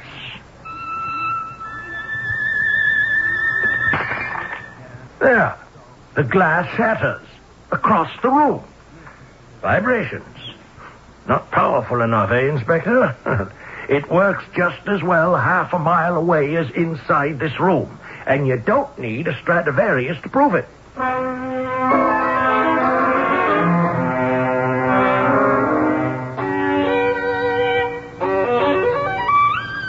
Welcome, Inspector. You're just in time for the Allegro movement. Now I haven't time for that, Van Dusen. Yes, well, I know what that means. Problems. Yes, unfortunately. I thought Frank gave you a statement, and in view of shooting a prowler and so on, you dropped any conspiracy charges. We did. But I learned today from Mr. Phillips that you had a note to be given to Phillips. A note? Oh, note, yes. From that Doko Matsumi. It said that when the bell rang 11 times, that was the end of Phillips, or words to that effect. I mean, I'm sorry I threw it away. It's just superstitious rot. Man, listen to me. Yesterday was the 11th day since Frank Phillips tried to stop that fifth bell from ringing 11 times. Well, this morning he's dead. His wife called me. I brought along the medical examiner urn. He had a look at him. Oh, dear. Poor man. Heart failure, I suppose. I don't believe that. His heart stopped, all right. But not from natural causes. Oh, come on now. The man was on the edge of a total breakdown. And do you remember the markings on that fifth bell? A circle with 3 dots and 3 rays extending from it? I saw those same marks on Philip's forehead.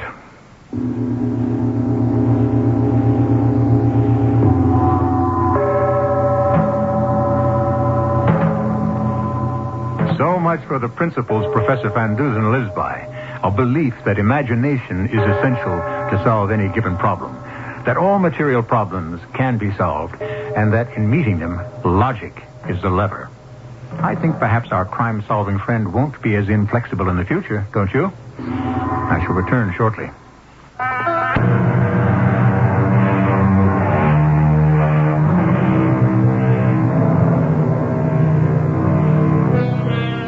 We live in an age when the incredible no longer surprises us. We can accept today what yesterday would have been laughed at, and the day before would have caused us torture at the stake. Our premise on Mystery Theater is not only to open a confounding world to your dial, but to open your mind to the scientific acknowledgement that there is no such thing as the impossible. Or as Napoleon once said in another context, impossible? There's no such word in French. Our cast included Earl Hammond, Arnold Moss, Joyce Gordon, and Ian Martin. The entire production was under the direction of Hyman Brown, preview of our next tale. Did you say Morley? Mr. Morley Norcross. He's sitting in the garden by the fountain. There's no one sitting in the garden, Miss Phillips. No one? Why, he's gone. And the door's locked. Of course. Why are you looking at me like that, Mrs. Broley? Miss Phillips, finding this key put a very old woman to considerable trouble. Now, I don't mind that. I'm accustomed to it and delighted to make my tenants as comfortable as possible. But I don't like having games played on me, Miss Phillips. I don't enjoy being made a fool of. Mrs. E.G. Marshall inviting you to return to our Mystery Theater for another adventure in the macabre. Until next time, pleasant dreams.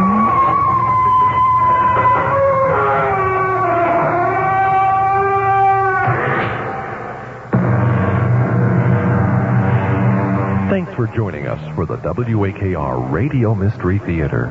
We hope you've enjoyed tonight's mystery and that you'll join us again tonight at 11:15 for the WAKR Radio Mystery Theater. The best way to enjoy our mystery is with the lights out. So tonight at 11:15, lock all the doors and windows, turn out the lights, and listen to E.G. Marshall when he opens the squeaky door to the WAKR Radio Mystery Theater, exclusively in Akron, Canton, on 1590 WAKR. Good night.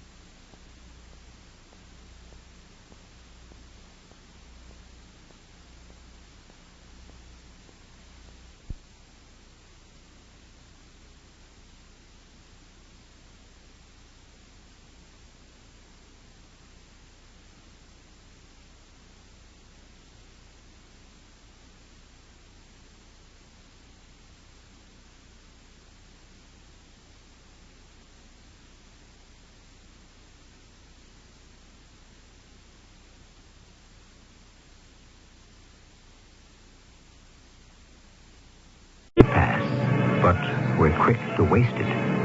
We often want to kill it.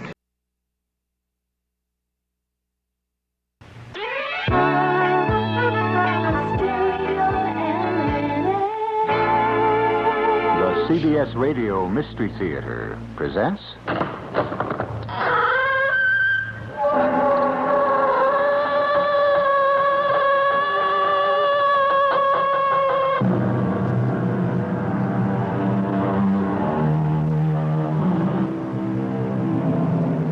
Come in.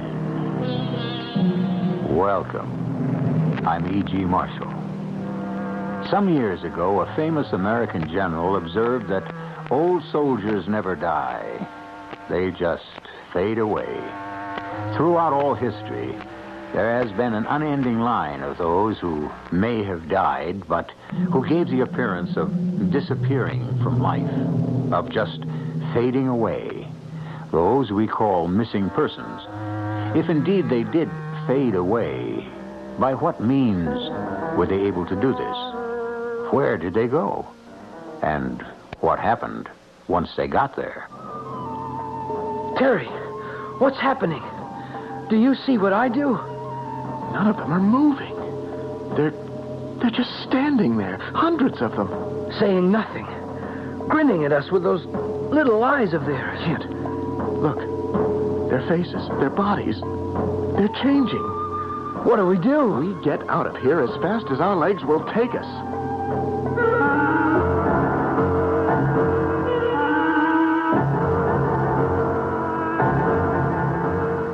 Our mystery drama, Land of the Living Dead, was written especially for the Mystery Theater by Arnold Moss and stars Don Scardino and Russell Horton.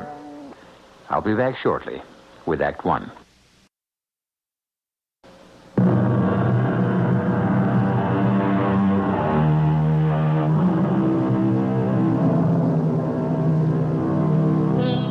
There are a few places left in the world that have hardly been touched by the hand of what we call civilization, where man still lives almost as primitively as at the beginning of time.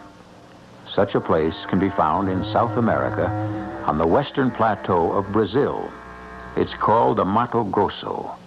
Jungles, rainforests, and oppressive swamps cover the land. Two Americans, a young man and his older colleague, are poring over timetables in a small New England town. Maps and charts that lie spread on the floor before them. As it stands, Terry, the morning flight from New York to Rio de Janeiro will just about make the plane connection.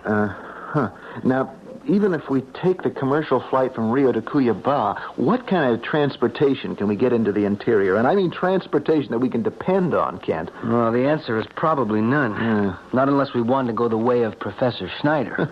No thanks. No mules, no native dugouts and snake-infested swamps for me. Right, so we stick to our original plan. We reserve our own airplane in advance in Rio. The best and safest in Brazil. And a grant from the foundation is generous. It'll cover all those expenses. Besides, it's not as if we didn't know what we're doing. We're both experienced pilots. Right, so we fly ourselves from Rio to Cuiabá, spend whatever time we need there for supplies. Let's take another look at the charts. Nearly 2,000 kilometers. It's a good 1,200 miles. Where do we refuel? Right here. Ribeirão Preto. I think that's how you say it. It's big enough to have an airport. The chart says so. Good. And from there, Kent, it should be clear sailing to Cuiabá. We hope. Yeah. After that... Well, once we get past the heaviest jungles and the tropical forests, we shouldn't have any trouble finding places to land, right? If we can avoid the swamps and the quicksands. You know, I have an idea that's what may have happened to Schneider on his last trip. What, quicksand? How else could he have disappeared so quickly and so completely? Never heard from again. Either that or... The Indians? No, I don't think so, Kent. Why not? I just don't think so. True, we know almost zero about this strange tribe of Indians we're looking for, but one of the things we do know from Schneider's report of his first trip is that they're relatively peaceful, unwarlike. Relatively? Well, what have they got to be warlike about? There's no one near them for almost 100 miles. They're vegetarians.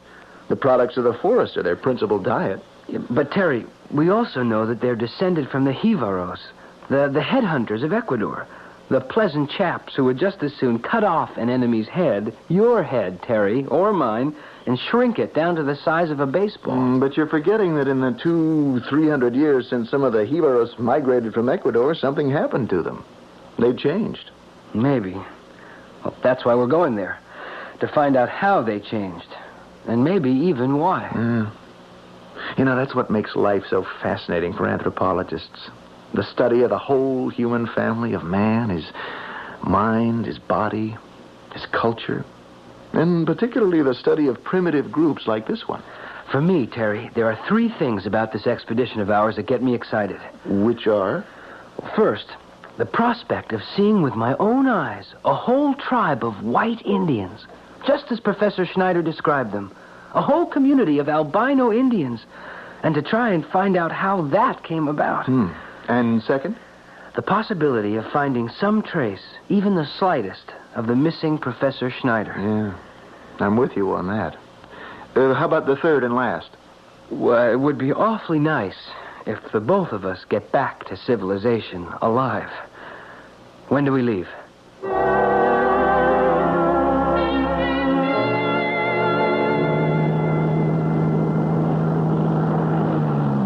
Here we are, Terry.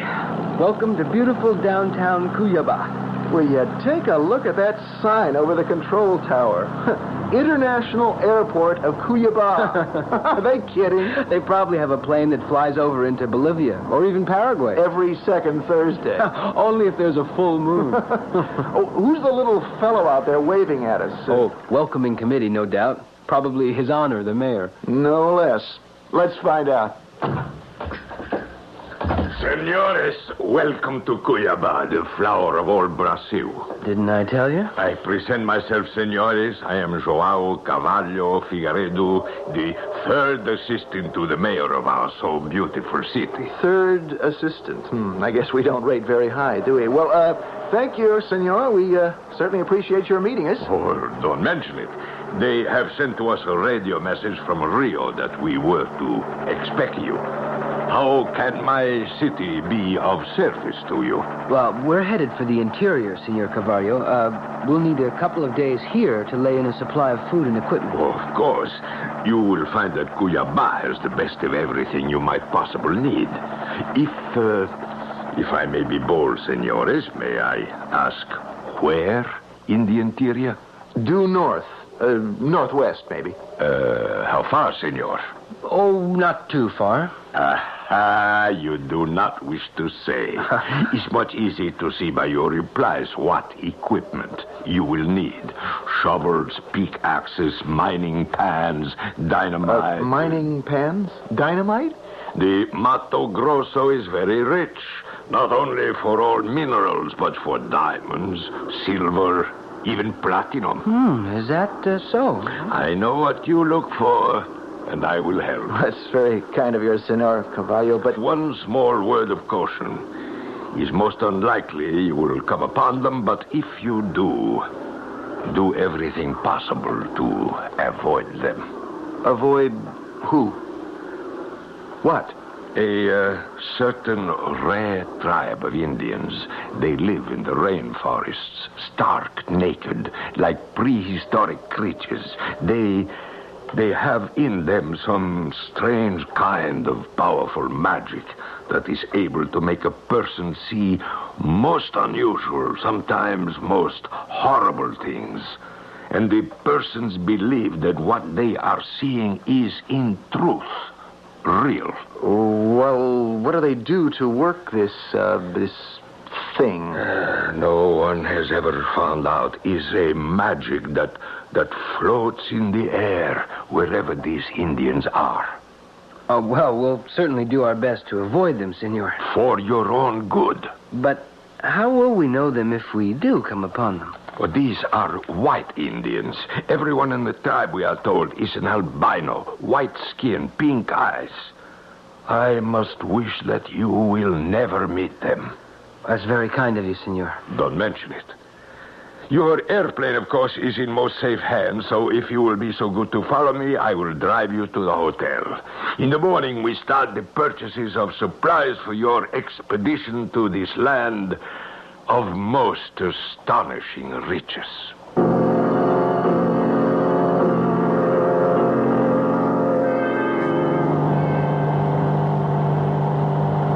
What are we going to do with all that mining stuff we bought? Give it away, throw it away. But I think we did the right thing, Kent. You mean by not giving away the real purpose of our mission? Yeah, somebody might have tried to stop us. And probably would have for our own good. Then where would we be? Is anything wrong, Kent? I'm not sure. I don't like the sound of that engine. Neither do I. Look at your navigation charts, Terry. Just about where are we? Well, there isn't very much on the charts to go by. Well, it can't be much further. Well, at this point, with that engine doing tricks, it might be just as well. What's wrong? What on earth? I don't know. We're falling, Terry. Much too fast. I'm doing my best to get her up.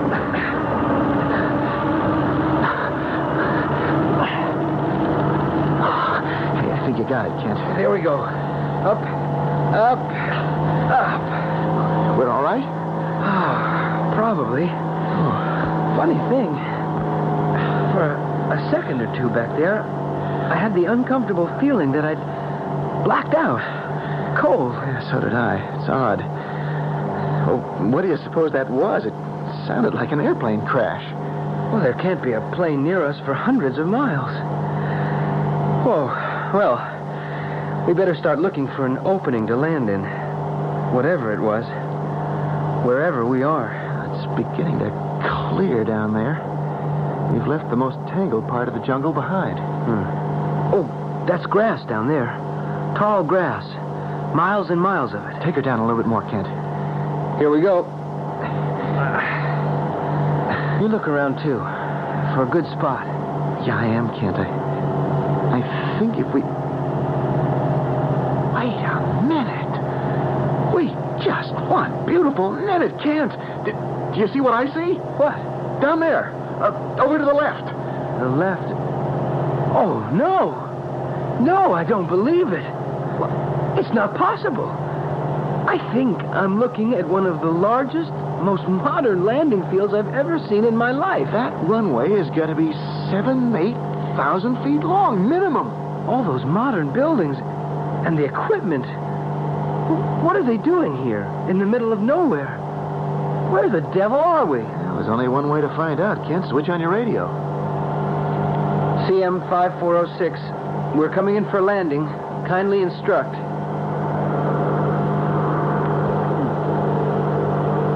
That's nothing. Well, try it in Portuguese. Okay. CM 5406 aproximando e requer permissão para pouso. Favor instruir-me. Still nothing. There's only one other thing to do. Start for your landing, Kent. If what we think we're looking at is real, no problem. You're thinking of what Carvalho told us. If we only think the landing field is there, still no problem. The landing will be a bit bumpy, and like Professor Schneider, will be known as those two brilliant, those two inspiring, those two missing American anthropologists.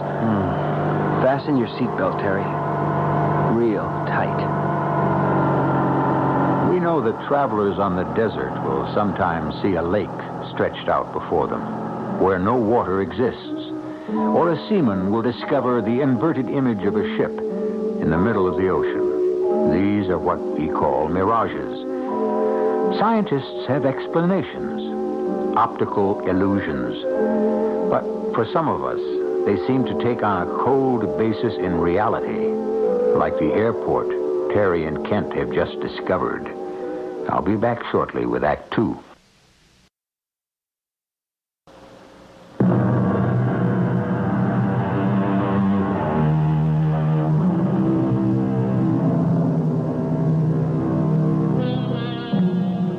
Two American scientists are searching for an isolated tribe of South American Indians, said to possess a unique power of creating a frightening atmosphere of magic and enchantment.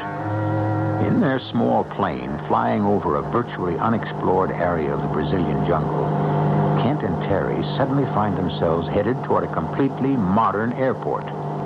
They prepare for landing. Be sure your seatbelt is fastened tight, Terry.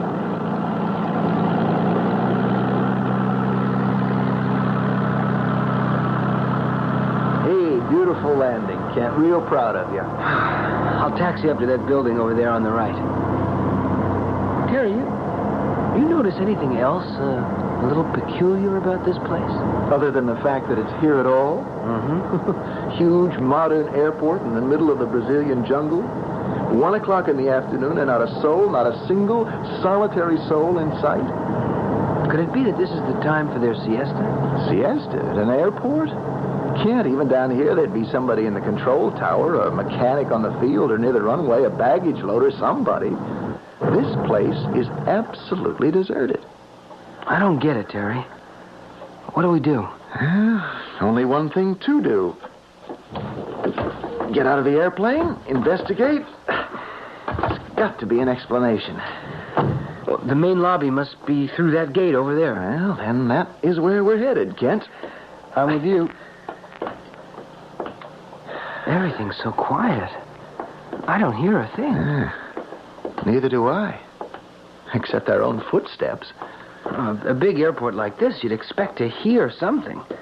An occasional airplane or In the jungle, certainly the cries of a tropical bird. Monkeys. Something. Absolutely nothing. There's not a sound. It's as if we... like we were... Go ahead, Kent. Say it. Never mind. Through here to the lobby. Will you take a look at this? It makes every other airport in the world look sick. The ceiling must be 10 stories high. 1, 2, 3 restaurants. A fancy bar? Oh, and that must be the main gate for arriving passengers. Where? There, don't you see? Oh. It's marked arrivals in over a dozen languages.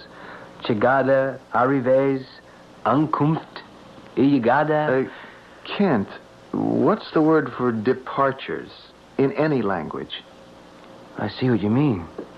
There is no departure gate. It's quite a place. There's just about everything here that you could possibly ask for, Except people. No one. Absolutely no one. Hey, here's something interesting. A kind of picture gallery. Yeah. Hundreds and hundreds of blown-up photographs, all neatly framed, covering the whole wall, from ceiling to floor. Just heads. Who do you suppose they are? No idea. Oh, wait a minute. Here's a familiar face. Oh, I know him. That's an actor, a famous British actor, matinee idol. I see him every once in a while in an old movie on The Late Show. Yeah, he played Romeo in the first film they ever shot of Romeo and Juliet. Right. Disappeared over the Atlantic at the beginning of World War II. You're too young to recognize this man. What, the old fellow? Yeah, a very well-known judge in New York City. Supreme Court, I think. Got mixed up in some kind of scandal. Disappeared overnight. Complete mystery. Oh, now there's a familiar personality. I heard about her at flying school. Isn't that the great lady aviator? Yeah, the one who was flying solo over the Pacific just before World War II. And who just seemed to vanish into the drink, plane and all? Never heard from again? That's the one. I am beginning to get a very strange message, Kent. Yeah, so am I. Look up there. All those pictures of people who must have lived years and years ago. In clothes of other times, other places. Every race on Earth. All those people. They all have one thing in common. All of them are people who disappeared off the face of the Earth. Mysteriously, without any credible explanation. But why are there pictures here? Spread out over the walls of this crazy airport. An airport at the end of the world. Don't you know Kent? Don't you know Terry? Who's that? Whose voice is that? Oh, come now, an old friend of both of you. Where are you? I don't see anyone. No, of course not. Not yet. I know that voice. I should hope so. It's Schneider. Professor Schneider. How could that be? Hans Schneider at your service, gentlemen. We hear you, but where are you? Oh, we talk about that later. What are you doing here? Better to ask what we are all doing here. Meanwhile, if you will please both to follow me this way. Just follow the sound of my voice. Where are you taking us? Oh, trust me, please. Forgive me. I'm always still so absent-minded. I'm supposed to give you a message. Message? From Lilith. Who? Lilith. I am supposed to say, welcome to you both. We are delighted to have you with us. Us? Who is us? Just follow my voice. You shall soon see.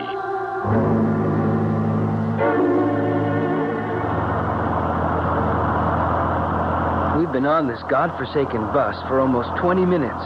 It keeps on going without even a driver. And we're still no place. Now, you gotta calm down, Kent. You gotta take it easy. There's never been anything like this. That voice, Schneider, or whoever it was, told us to get in. We did. Just the two of us into a waiting, empty bus. The bus takes off. Look over to the right. You see that? We've come to what seems to be some kind of city, a large settlement of some kind. Oh, so we have. All of it built around that tall building with a funny kind of double spire. Looks almost like a cathedral. We're slowing down. Last stop. Everybody out, I guess. I think that's what they're trying to tell us. What do you suppose that is? Well, we're about to find out. Look at that mob of people pouring out of the tall building. Hundreds and hundreds of them. Dressed in every conceivable fashion, every period of time. Like a gigantic fancy dress ball. They're all headed toward us. And none of them seems to be speaking. They're all of them absolutely silent. What do we do? Just stand where we are, see what happens. Can't. Look. Right in front. Leading the rest of them. Hans Schneider. Our Hans Schneider. What's that immediately behind him? I don't know. Some sort of sedan chair. A closed-in platform carried by 4 men. What or who are they carrying? We are about to find out. Gentlemen, once again, I welcome you to our home. Home? What home? We're in Brazil, Professor Schneider, aren't we? We started out, same as you did, Professor, on a search for albino Indians. Indians of the Mato Grosso. I know. Where are we? I mean, who are these people, and why are they all so silent? Oh, you Americans always so impatient. Oh, we thought you were dead. Well, obviously, as you can see, I am not. And these people who say nothing. Now, here is one who speaks. She wishes to speak to you. They've raised the curtains on the sedan chair. Can you see who's sitting in it? Looks like an old man. A very old man. I think it's a very old lady. Oh, you're right, Terry. She looks like one of those ancient Egyptian mummies. Her skin is like wrinkled parchment. She also looks very important. Terry, her lips are moving, but I don't hear anything. Quiet, Kent, please. Kent Floyd. She knows my name. Terry Bridgewater. And mine. We are honored by your presence. Snyder, you will please leave us. Oh, yes, of course. We will do everything to make you comfortable. That's very kind of you. May we be permitted a few questions? Of course. We started out on an expedition to locate and study a rare tribe of South American Indians. And instead you discover us. What happened? Where are we? Who are all of you? So many questions, all at once. This place to which you have come is the land of the missing, the land of the living dead. What? We are those who vanished into the thinnest air from the beginning of creation. We are the missing persons of all time. And this is where you all disappeared too? Yes, all of us. Wait, in what part of the world are we? In all parts of the world.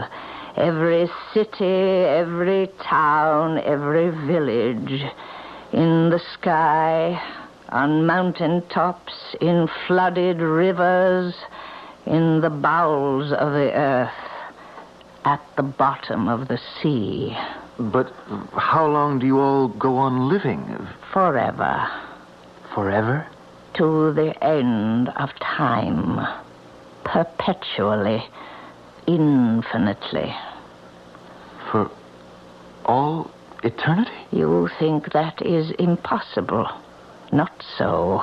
But how? Once a day, everyone here enters the temple, and silently we contemplate eternal values, eternal life. And what do you do there? Conquer death. For us, you see, there is no death. We remain at the same age at which we vanished from the earth.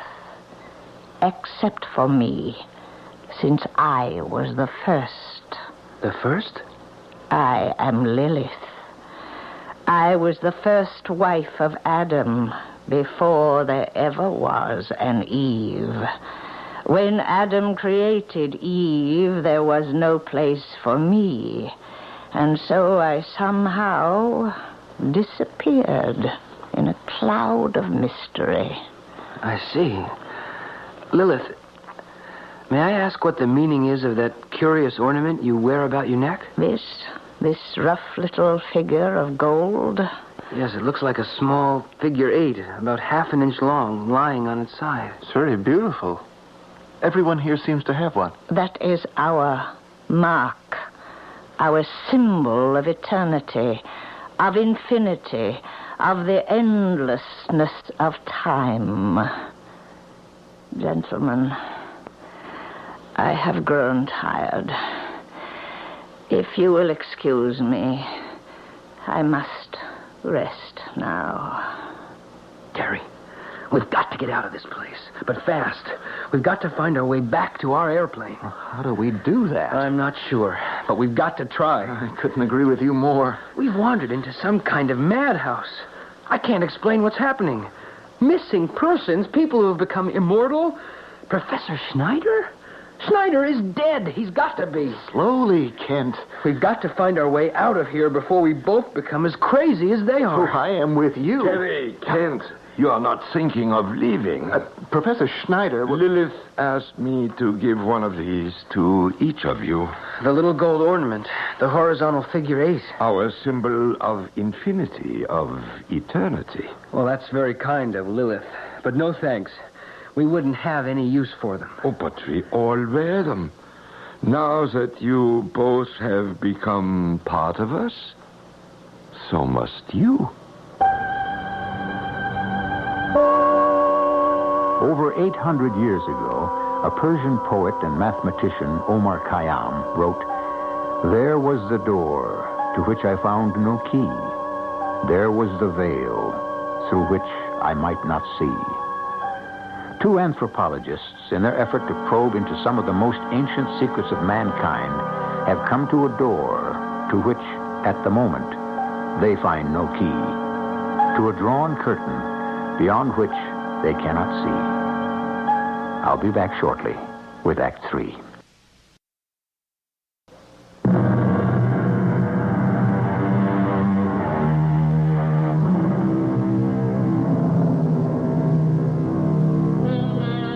The word missing can be a terrifying word. Missing in action, for example, is a sad and all too familiar phrase. Almost every large city in the world has a Bureau of Missing Persons, whose task it is to try to unravel the often bewildering mystery of a human's disappearance.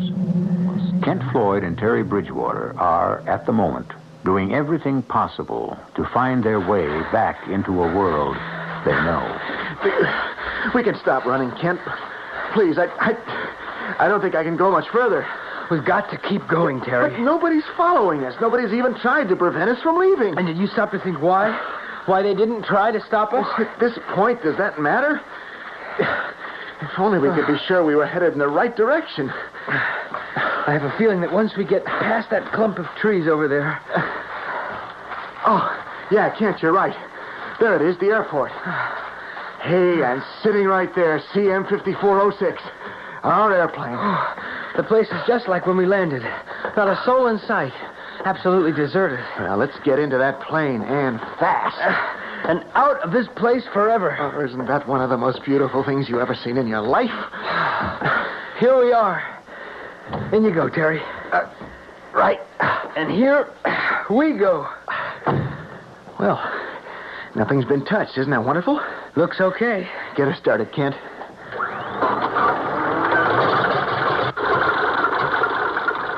I'll try it again. All right, let me check everything. Let's see now. Well, what's wrong? Why doesn't it catch? They've done something with the engine. Oh, but what? That's what I'm trying to find out. Why doesn't this damn thing turn over? Oh, there we go. Whew, thank heavens. Maybe we're both overreacting. Oh, maybe. And away we go. Away we go. But where to? Any place. As long as it's away from here. Now, how's our supply of fuel, and what's our course? Oh, we've more than enough fuel to... What's the matter? The fuel gauge. It's not working. Well, what about the rest of the panel? Nothing. No, everything's dead.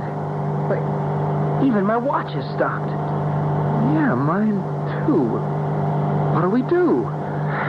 We keep going as long as we can. Yeah, on what course? What direction? Well, we'll have to depend on our memory and our good sense, I hope, of navigation. And maybe pray a little? Oh, it can't hurt. But I have a feeling that tells me we're on course, or very close to it. And if we're not? If we're not, Terry, praying a little won't be quite enough. Not quite.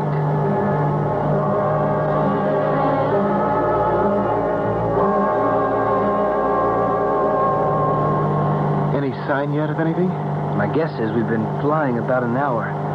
We've got to come to something soon. Brazil's a big country. Isn't that the truth? Terry, have you any explanation? Of what's been happening to us? No, my friend, it's beyond me. A modern airport in the middle of nothing. A strange city, stranger people, thousands of them. The missing persons of the entire world of all time? Calling themselves immortal? Where we were expecting to find Indians. What I can't understand is what's been happening to us. Our instruments not functioning. Our watches stopped. How? Why? You don't suppose that... Suppose what? Remember what Carvalho told us back in Cuiabá about the Broncos Indians? You mean about their strange power of enchantment that makes people see things that aren't really there? That's exactly what I mean. Wait, this is the 20th century. The idea of that kind of witchcraft or voodoo, call it what you like, was exploded years ago. We're educated men, and there just ain't no such thing. Still can't put what Schneider told us out of my mind. When he gave us those little gold figure eights to wear around our necks. Now that you both have become part of us, he said. So? Could it be possible that we... That we what? That we have become... a part of them? How could that be? Kent. Look. Straight ahead. An airport. We're coming to an airport. It looks familiar. Are the instruments working? Not yet. Well, that could be Ribeirão Preto, or whatever it was called, where we refueled on our way to Cuiabá. You're right. Oh, Kent, I don't know how you did it. You're some kind of genius. Whoa! Get ready for landing. Oh, the way. Hey, wait just a minute. What is it? That's not Ribeirão Preto down there. Look again. No. Oh, no! How on earth did we ever get here? We've been flying in a circle. We're back where we started from. That's their airport. Turn back, Kent. Turn the plane around. Don't trouble to try. Professor Schneider. Of course. He's right. I can't turn it around. Gentlemen, where have you been? We all missed you. Again, only your voice. Just your voice. We can't see you. Does it matter? What do you want of us? I want nothing. But she would like to have a word with you. Both of you. She? Lilith, our Lilith. Prepare to land. Lilith is not the kind of person you make wait.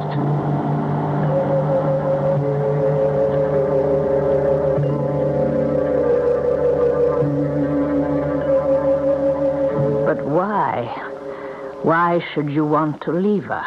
Tell Lilith why. Because we don't belong here. That's why. You don't? We have our lives to live, and if you don't mind, we prefer not to live them here. We're scientists. We have important work to do. The exact words I said when I first arrived. You must try to understand, both of you. You remember when you were flying here on your way from Cuiabá? Yes.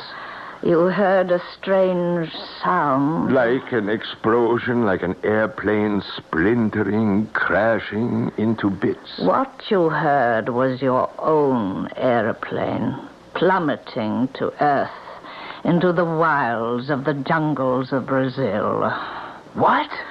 Neither it nor either of you will ever be heard from again. So relax, both of you. Don't waste your time trying to leave us. Your life is here forever. We can't accept that. You will, my friend.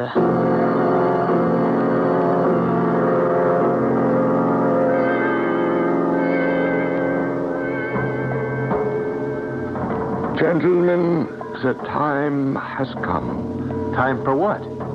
For your first experience in contemplation. Contemplation of eternal values, of eternal life. Now, if you'll both breathe deeply, deeply, and try to believe. Terry, what's happening? Look at those mobs of people coming out of the temple. Hundreds of them. And once they come out and take their places, none of them moves. They just stand there like so many stone statues. Grinning at us with faces that look like masks. And look, Terry, their clothes. Their clothes are starting to disappear. They're almost all of them naked. And their bodies, they're changing too. They're becoming Indians. Albino Indians. The Broncos we started out to find. And Schneider. Look at Schneider. He's trying to get our attention. He's holding something in either hand. They look like... No. What are they? They're dead human heads, Terry. Shrunk down to the size of an apple. He's holding them by the hair. How horrible. What their ancestors, the Jivaros, did to unfriendly neighbors. Look at those two faces, Terry. One of those heads is mine. And the other is mine. We've got to get out of here. Schneider, get us out of here. Get us out!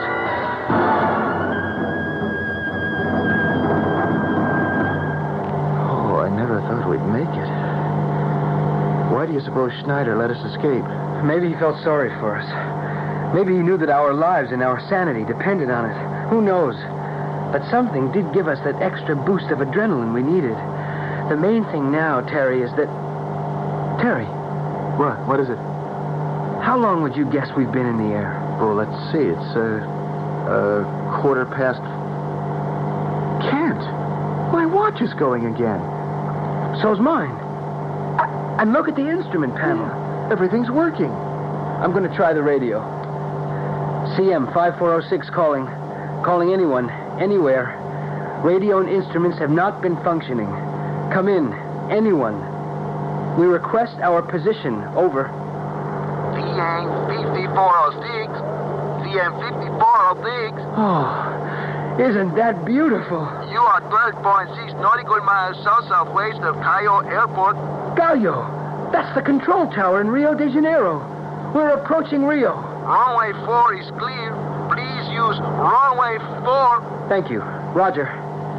Terry, look. There's Sugarloaf over on our left. And Guanabara Bay. And there's the Christ of the Andes. Terry, we're back. Back in Rio. Alive. And in one piece.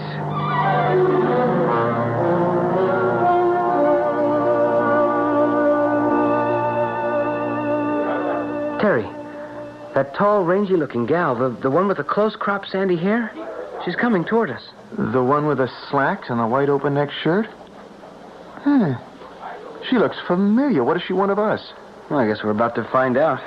Terry Bridgewater? Yes. Kent Floyd? That's me. I was sent here to the airport to meet you. How do you do? Hello? May we know who sent you? We were beginning to worry about you. You were? Why is that? Who are we? Yeah, who are you, miss? And how do you know us? Why should you meet our airplane? Oh, so many questions all at once. I'm glad to see you're both wearing that little gold figure 8. How do you know about that? I've been wearing mine for a long time. See? I know your face. Just who are you? Haven't I seen your picture someplace before?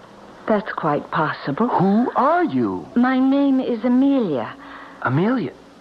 Not the one who disappeared over the South Pacific in her own plane? In 1937. Great mystery. No one's ever explained it. Well, then what are you doing here? Isn't this Rio? It's any place you want it to be. Rio, Hong Kong, Cairo, the middle of the Brazilian jungle, Detroit. Any place. We're all of us among the missing. We're all of us in the land of the living dead. Please, follow me. So, like many another scientist who sacrificed his own life in the attempt to increase knowledge, Kent Floyd and Terry Bridgewater seem to have passed into the strange world of missing persons, the world which William Shakespeare in Hamlet described as the undiscovered country from whose bourne no traveler returns. I, however, shall be back shortly.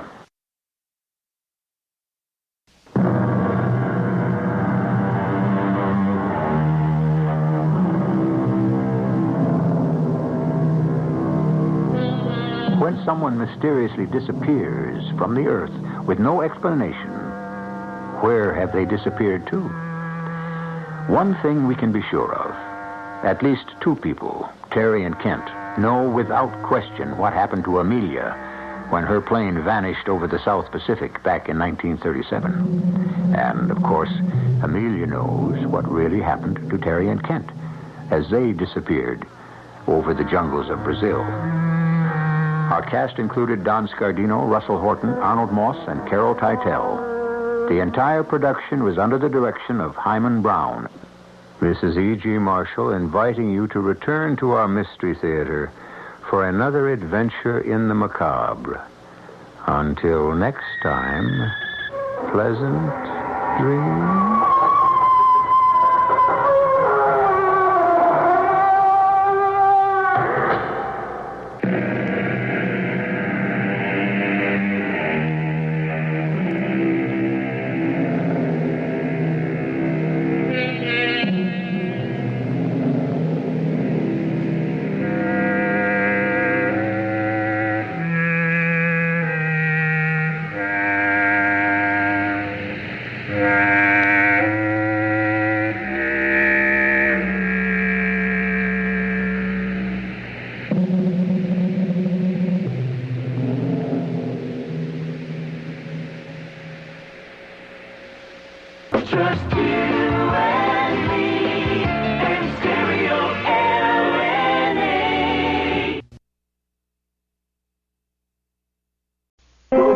CBS Radio Mystery Theater presents...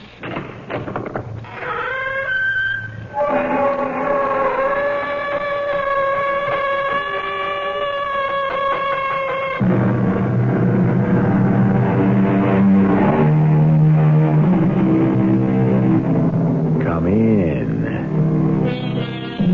Welcome. I'm E.G. Marshall. If you were to make a guess which of the 10 Commandments is most often broken, which would you pick? The first? The fourth? Or would you agree with me that human nature being what it is, the most probable is the 10th? Beg pardon? Oh, well, just in case the burden of it has slipped your mind, these are some of the words of it. Thou shalt not covet thy neighbor's wife. That's what this story is all about. I love you, Uncle Will, but I love you like a father. Well, that's not the way I'm thinking of me being to you right now, Virginia. You can't feel any other way. It wouldn't be right. I can't help it. I only see you as a woman now. And I need a woman. You're the one I want.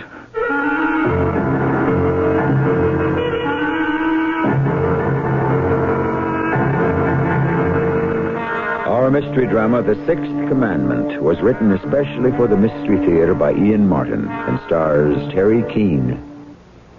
It is sponsored in part by ARM, Allergy Relief Medicine. I'll be back shortly with Act One.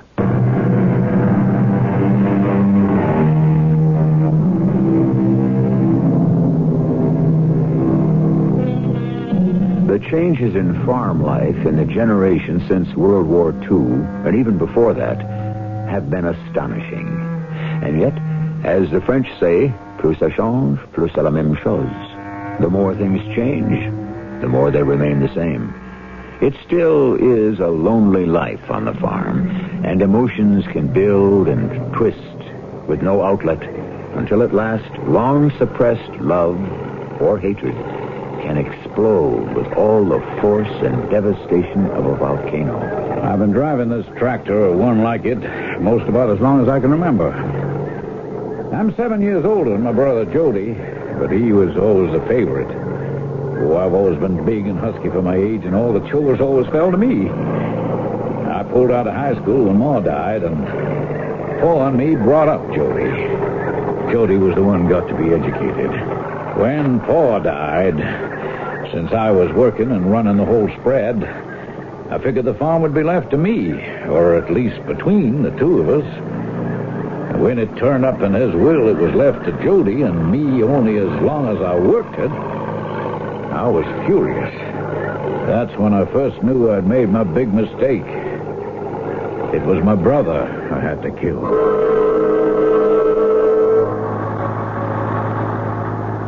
Now, that's Trail's Corners, I think. Oh, darn this rain. It's hard to see. Don't knock the rain, Jody. Looks mighty good to a farm gal from Texas.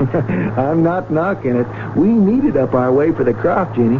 It takes a brand new graduate from Texas A&M with his degree in agriculture to figure that out. You can kid me all you want, Jenny. I got the last word. What's that? I plucked you from the vine. And you're mine. Only because I was ripe for it. And you were the one I picked to pick me.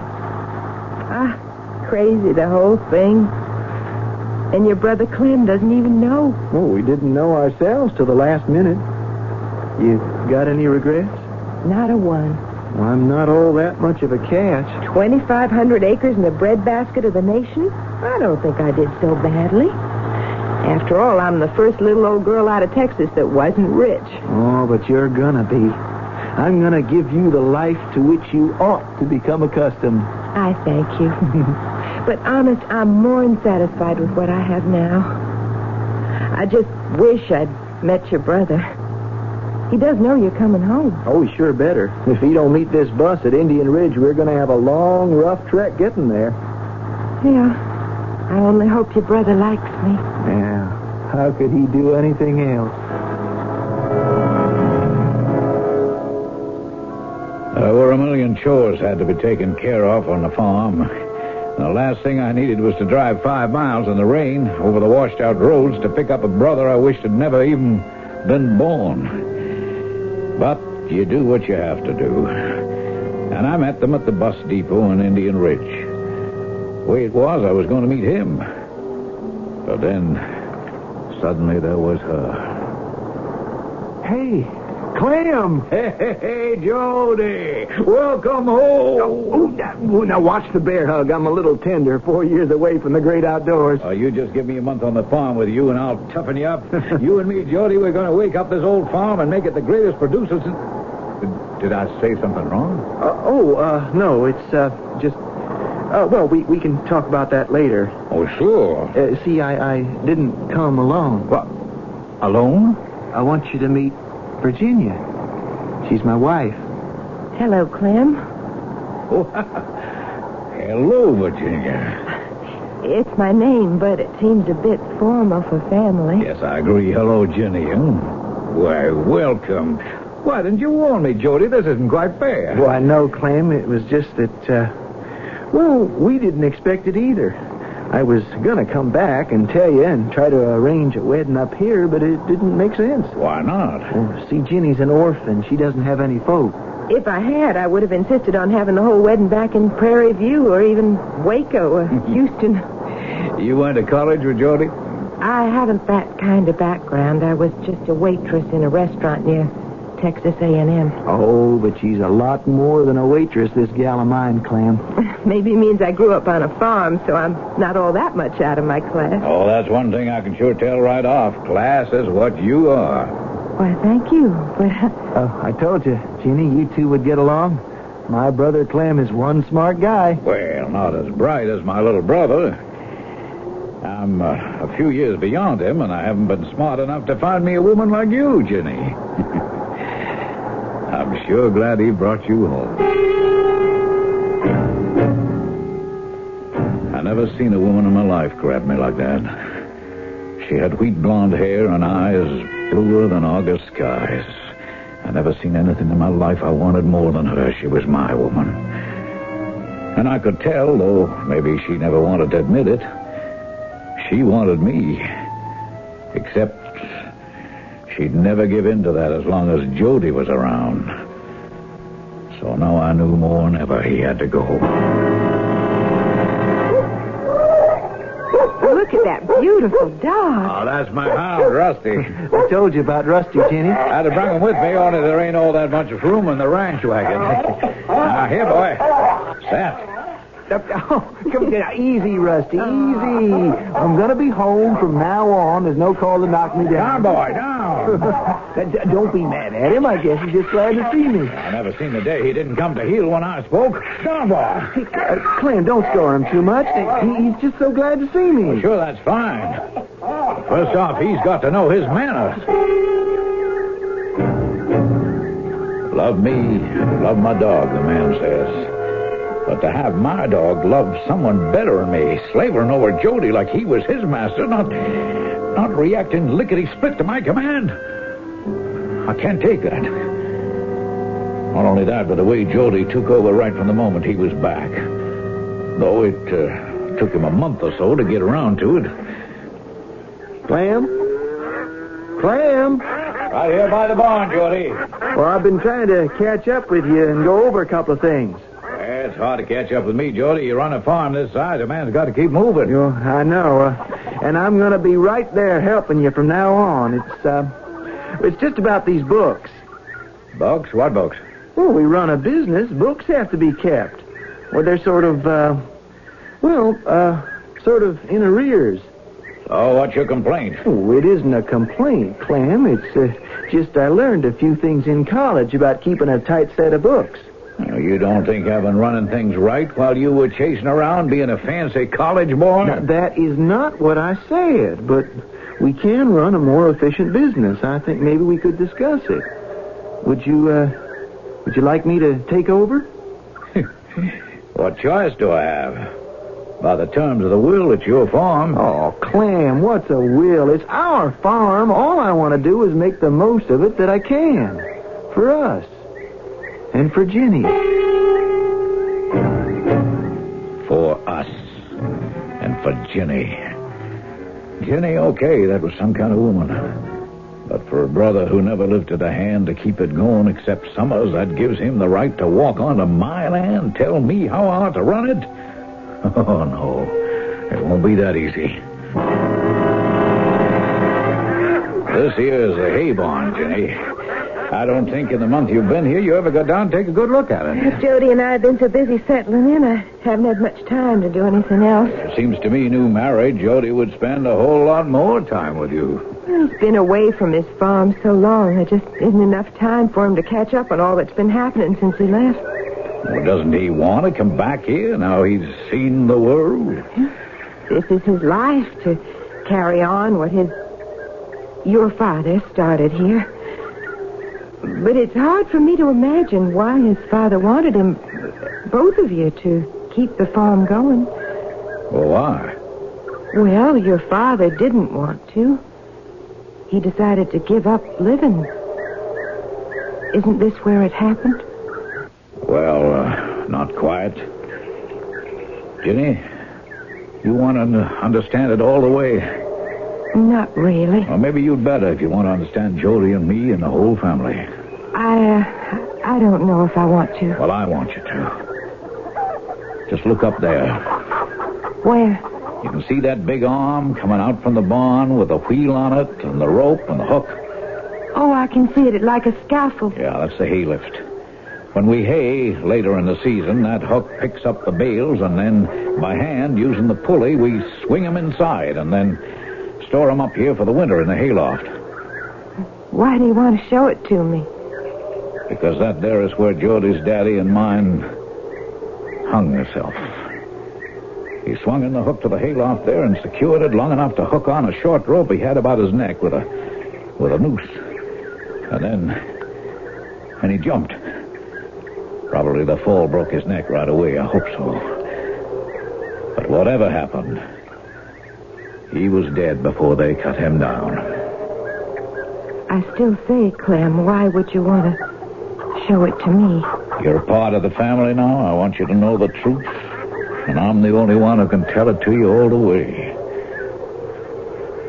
Jenny, why did you have to go and meet my little brother before you did me? What's that supposed to mean? Don't tell me when I move close to you, you don't respond. Don't tell me you don't recognize that you should have been my woman from the start. I think you must be out of your mind. I am about you. But I am your brother's wife. Is that what you really want to be? You know it is. Now, you just get your hands off of me. I can't convince you otherwise. The moment I saw you, I said, that's my woman, the one I've been waiting for. You don't believe that? It isn't a matter what I believe or what you believe. It's what is. I am your brother's wife, and I want you to let me go. I'll never let you go, Jenny. Long as you're here, you're going to have to make your choice between my brother and me. I've already made my choice. Have you, Jenny? Have you really? You must be plain crazy. I love your brother. And every breathing moment he's alive, I always will. Now, you better leave me alone. I left her alone. For the moment, I was willing to wait. Only not too long. It made little mind to me that my father had hung himself, or so folks said. There was no more than he deserved for cheating me the way he did. And I was happy to help him do it. It wouldn't worry me the least bit more how my brother went. Just so his death couldn't be laid at my door either. It's a terrifying thing when a man commits himself to a unilateral course of action that has to end in murder. When all rationale ceases. We live in a world that these aberrant people share. The terrorists, the hijackers, the anarchists, they are the ones who should be marked for destruction. For there is no reason for their existence. I shall return shortly with Act 2.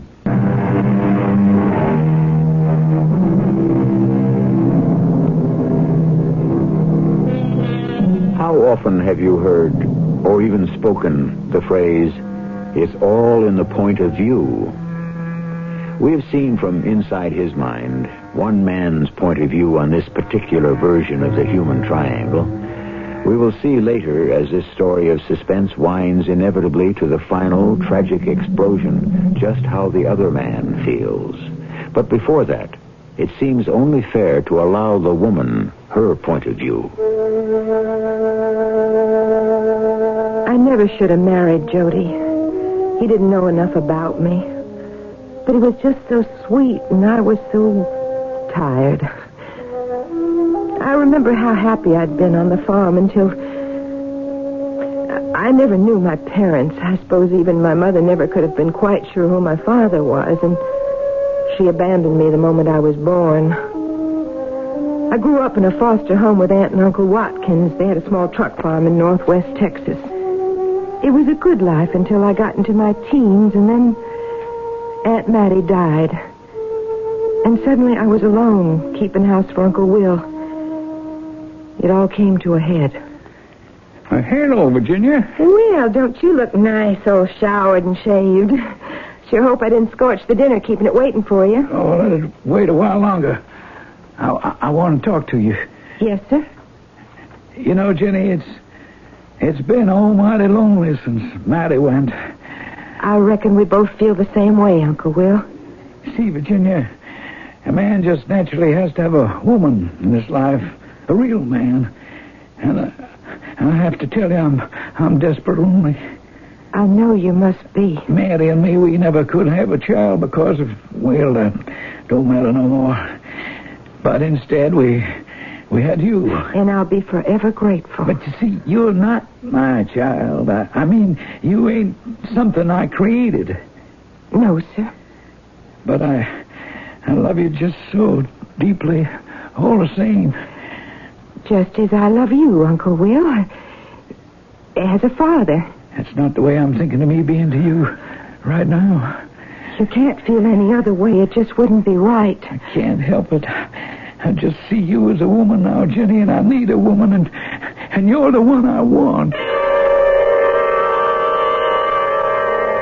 There was nothing for me to do but get out. There was a young guy I knew who'd been kind of on the make and who had to make the long drive to Houston every week. I was ashamed at first how I teased him into helping me get away. I was still innocent enough not to know you don't get anything for nothing.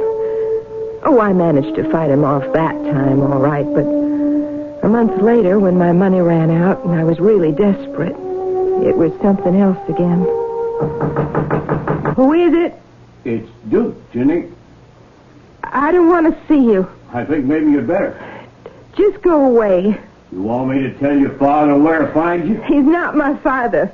He's looking for you. All right. Come on in. I brought us some fried chicken and stuff. Cold beer. I'm not hungry. You know that ain't true. I talked to the landlady. You're even behind in your rent. You don't even look like yourself. Circles under your eyes. You've lost weight. Come on. Let's eat first. Talk later. I hadn't eaten anything but a can of soup and some old moldy crackers in 2 days. I was 18 without a cent or a friend in the world except maybe Duke. And how many times had I fobbed him off? And that night, he was so sweet. How could I deny him anything? You were powerful hungry, Ginny, baby. I was. I can't tell you how grateful I am to you, Duke. You don't have to. Just show me. Are we going to start all that again? Don't make it sound that way, Ginny. I love you. You do? Would I still be hanging around any other way, you figure? Oh, Duke, I don't know. I don't know any way to think. I'm out of money. I can't find a job. I can't go back to the only home I know. You don't have to. You could let me take care of you. You mean marry me? Why not, hon? We're both young. It could work out real swell. Why, I don't know what to say, Duke. Why don't you just relax and say yes, Ginny? Be yourself and do what comes natural. I don't know if I love you, Duke. Let time take care of that. Oh, Duke, I'm so tired and so lost. I don't know what to do. Take care of me, please.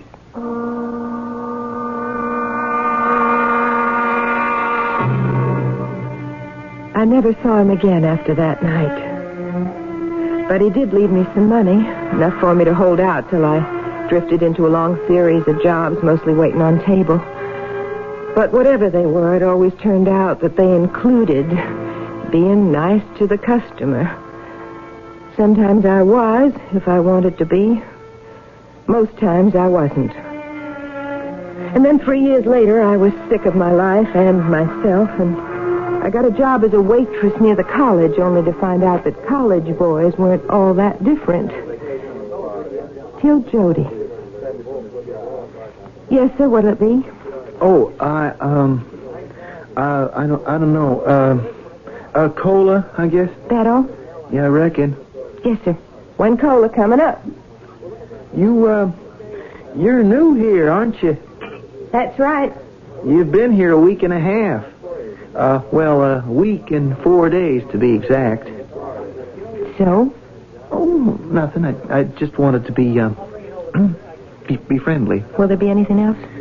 Well, I was just wondering if... No. But I haven't even said what I wanted. You don't have to, mister. Here's your check. Pay the cashier. just wanted to be alone. But I didn't discourage Jody. He kept coming back no matter what I said to him. And I was lonely, and he seemed something I could handle. Hello, Jenny. Did I keep you waiting? Here. What is it? It's, my mother would have called it a posy. Like a corsage, you know? Some flowers you can wear. Oh, it's beautiful. Violets. They, sort of go with your eyes. Well, where on earth could you find violets this time of year? Oh, I got a friend at the college. He's deep in hothouse cultivation and all that. Talked him into letting some of his violets go. So you could bring them to me? Well, I wanted to have something special for you. Oh, they're very special, Jody. And I thank you. Would you like to pin them on for me? Yes, ma'am. He was very close to me, touching me. And I waited for the pass. It never came. He was a gentleman. And I loved him with all my heart. I couldn't wait to get back to the farm and start our real life together and start raising children. I was a new woman. The woman I'd always wanted to be. But from the moment Clem laid eyes on me, I knew he recognized me for what I'd been. I've no right to be in Kansas City with you, Jody. There's so much washing and cleaning and straightening up still to be done on the farm, the chores. Well, that's just why I brought you along, Jenny, to get you away from that for a while. Also, to have you to myself for a change. For the 2 months we've been married and back on the farm, I don't hardly seem to see you at all. Are you, sure you're not sorry you married me? I am sure. I just wish I could let you know how glad I am you did. Well, we'll make this a kind of honeymoon and try to let each other know just how much it means to us. But so long as I know being back in a big town like Kansas City doesn't spoil it for you, being hid away on a farm with just a husband and a brother for company. My husband is all I want and need. But you do like Clem, don't you? Well, of course. Oh, he's the best, old Clem. All my life I wanted to grow up to be just like him. Well, I didn't make it. Now, you listen to me, Jody. You grew up to be all the man any woman could ever want, including me, and don't you ever forget it. Besides, why do you think your father left you the farm instead of Clem? Well, I don't know exactly. For some reason, I was always his favorite. Oh, Jody, I love you so. Well, it couldn't be more than the way I do you. But, Jeannie, I'm jealous. I warn you, sometimes at night I dream that if you ever had anything to do with another man, I'd go wild enough to kill you. Or him. And myself. You'll never have to worry about me now, Jody. I promise you. You'll never have to worry.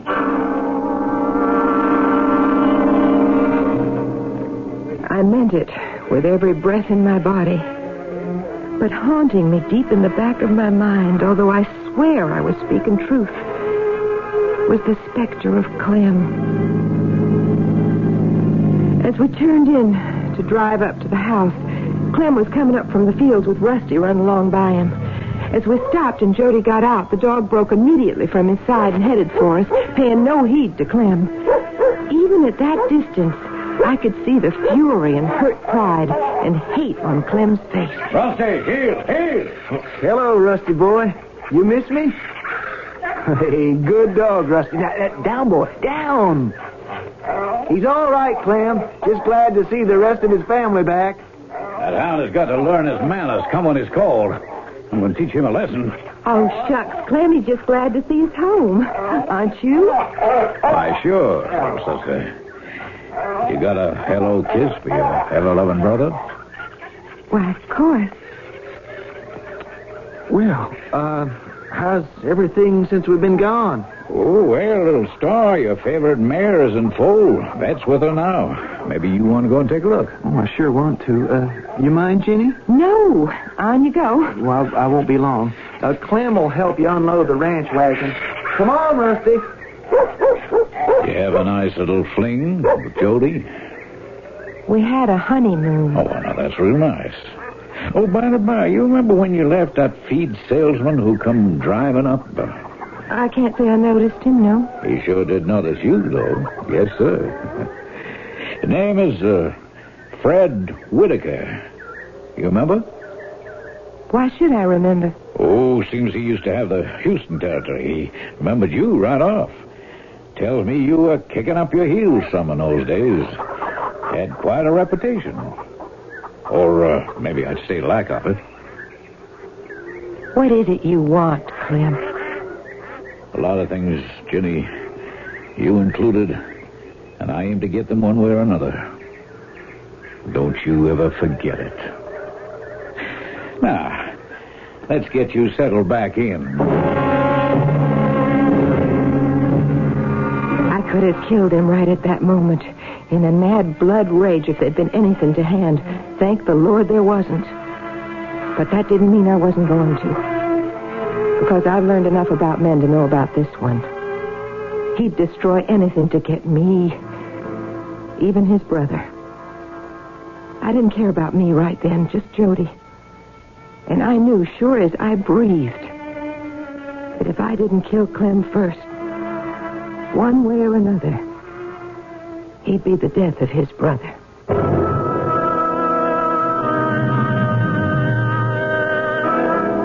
Two sides of the triangle well defined. From inside Clem's mind, we know he wants to get rid of his brother. From inside Jenny's, we know that she feels her only protection, and Jody's, is to kill Clem first. What about the third member? The quiet and gentle Jody? What hidden violences burn inside that calm exterior? We'll learn more about that when I return with Act 3.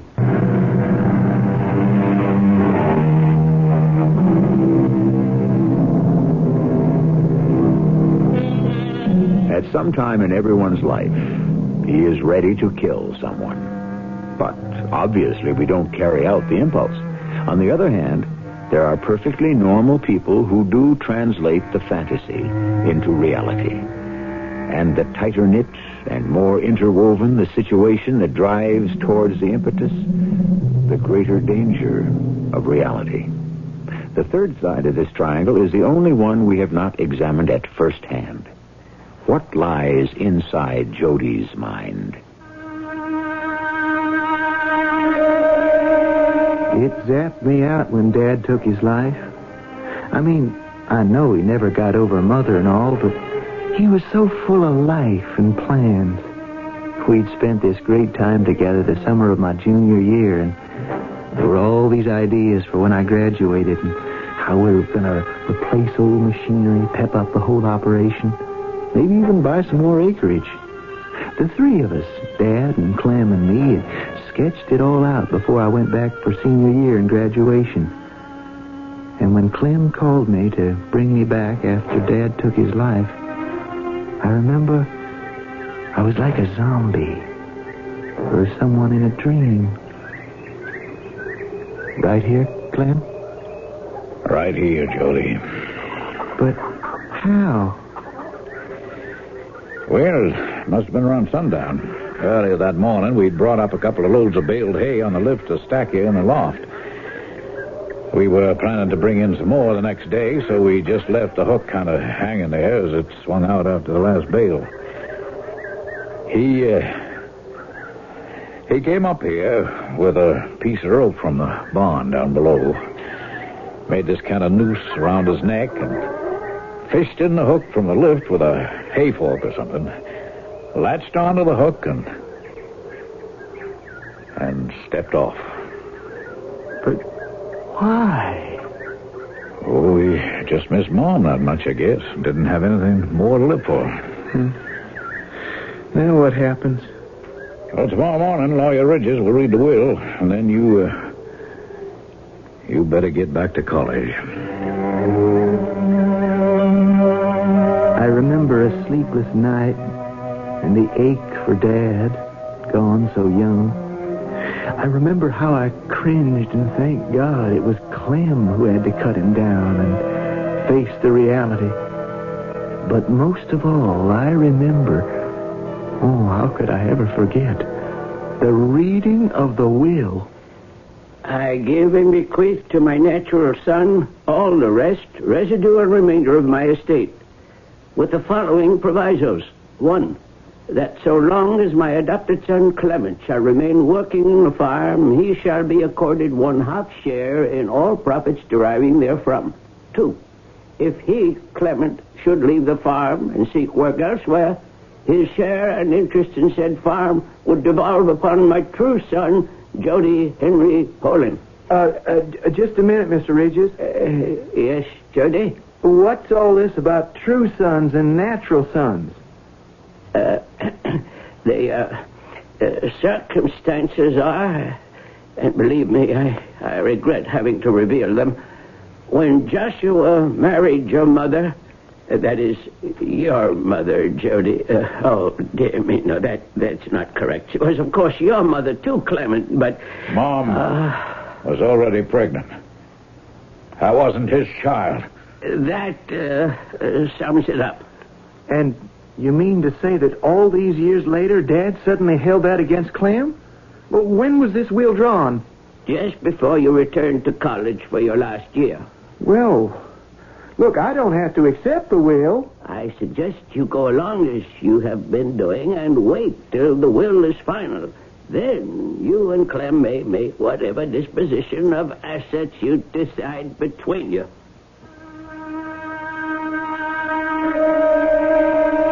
I remember at the time I was amazed that Clem took the whole thing so well, particularly the parentage thing. I went back to college, met Ginny, graduated, got married, and brought Ginny home. The first couple of months back, digging into things, I was appalled at how run down the farm was. Our equipment old and obsolete. The books haphazard, tangled. But that was only the beginning. I never told Ginny I had another reason for being in Kansas City outside of buying new machinery and having a real honeymoon. I was there mainly because Mr. Ridges had sent me a secret message. I'm going to be blunt. You intimated you might cross your father's wishes and turn over an equal share of the farm to your... Well, for the sake of clarity, shall we just call him your brother? We can just call him Clem. And yes, that's my intention. In all conscience, I must say I feel it is my duty to persuade you not to. Why? Jody, your father was my friend for over 50 years. We grew up together. I think I knew him as well as any one man can know another. Of course, your mother's untimely death shook him to the roots. But I can't believe it destroyed him. He destroyed himself. I don't believe it. Joshua Poland was incapable of suicide, Jody. What are you suggesting, Mr. Ridges? If Josh didn't take his own life, there was only one person who might have thought he would gain by taking it for him. Clem? Who else? That's why I think at the very least you should respect your father's will. Mr. Ridges, that is a terrible accusation to make against him. I'm sorry. As a lawyer, I only want to protect Joshua's son. As a friend, I wish I knew how to find justice for my friend. Lawyer Ridges' obscene suggestion did many things to me. Not that I believed him. Not Clem, that I'd grown up hero-worshipping. But worst of all, his suggestion had invaded my dreams, and I was racked and haunted by a terrible nightmare. Why does Jody get all the best and I keep taking the leavings, Paul? It's my decision. Here, tie off the line. Help me swing this bale in. All right. But you haven't answered my question. If you have to know, because you're not my son. What do you mean, not my son? Your mother was pregnant when I married her, but the son she carried was not by me. I have to protect Jody. I have to protect my own. Then I have to protect myself, too. What are you doing? I'm just making sure I get my share before you decide to change your will. No. Now, listen, boy. I have... You're choking me. I can't breathe. Father? Paul? Paul, I didn't mean to. Yeah, sure, of course I did. Why should I care about you or anyone but myself? And now I got to protect myself. Strangle. No, I can make it look like he hung himself. Hung himself. Hung himself. Jody, honey. What is it? You were having some kind of a nightmare, darling. I didn't want to wake you, but... No. I'm glad you did. What were you dreaming about? Oh, nothing, darling. Nothing. Forget it. How can I? Jody, the honeymoon was so special and so sweet till just this last morning when you came back from the lawyer's. Then it all seemed to have changed somehow. What was it, darling? Just something I got to handle as soon as I get back. Can't I know? Better you don't. I could smell trouble in the way Jody greeted me. That damn lawyer, he'd had his innings alone with Jody, and I could guess that I was out. But they couldn't know I killed the old man. I'd covered my tracks too well for that. The big question was, how do I get away with murdering Jody as well? I knew I had to face Clem. I saw him by the tractor, cutting wood logs on the big 20-inch saw he had hooked up. He was alone. Clem? Just a moment, Jody. Yeah? I want to talk to you. Well, go ahead. Well, can't you turn that off? Waste not one now, little brother. I want to get these logs out. Well, I've got something more important to talk to you about. You look loaded for bear. Go ahead. I can hear you. I want to talk to you about how Father died. Why, has old man Ridges been giving you some fancy stories? Clem, did he commit suicide? Of course he committed suicide. I don't believe you. Well, that's your privilege. Now, look, I'm giving you one chance. Get out of here now and don't come back. What about my share in the farm? Well, if you don't work it, you don't get it. What is this, some deal you and the lawyer set up? You can't kick me off my farm. Not any part of it is yours. Even after you tried to steal it, you couldn't keep it running right. What do you mean, try to steal it? I think you murdered Dad.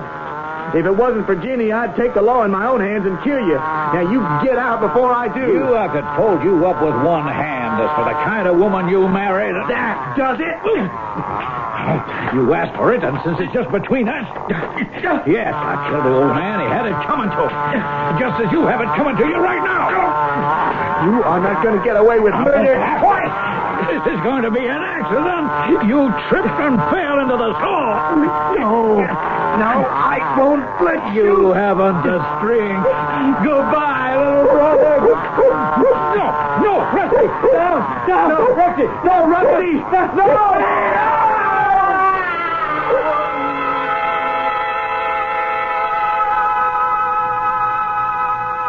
Lawyer Ridges, what are you doing here on the farm? Son, me and the sheriff got to talking after you left. We both began to have some worries about your safety. Feeling the way we did about your father, we got here just in time to see what happened. You don't think I tried to kill him? No, Jody. We both saw he tried to kill you. What happened afterwards with the dog was the will of God or an accident. Whichever it was, you're in the clear. Well, where's Ginny? I'm here, Jody. If you want me. Want you? Why shouldn't I? Anything Clem said about me could have been true. Well, I told him I didn't care what you were before us. So I'm in the clear, too? My darling, you and I have to shut out the past. The only thing that matters for both of us is a long, long future.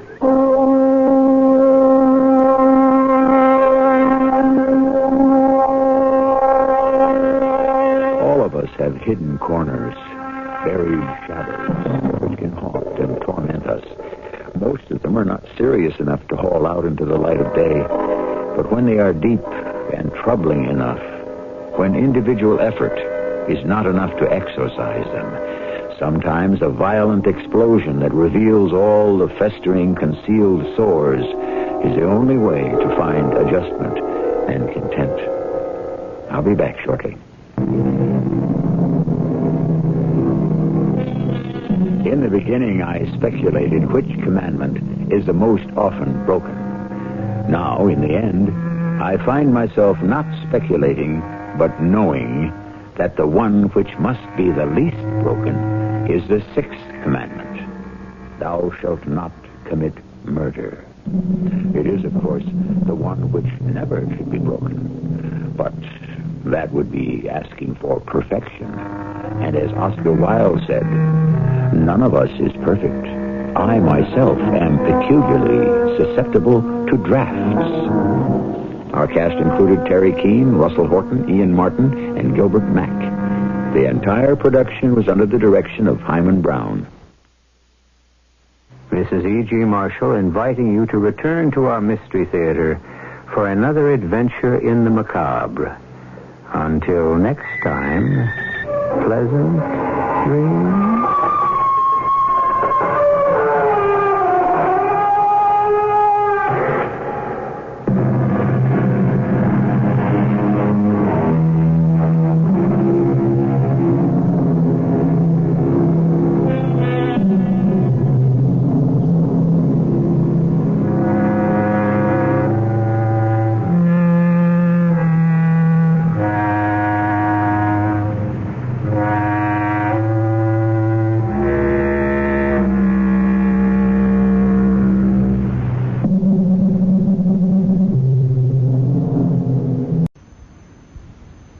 The CBS Radio Mystery Theater presents...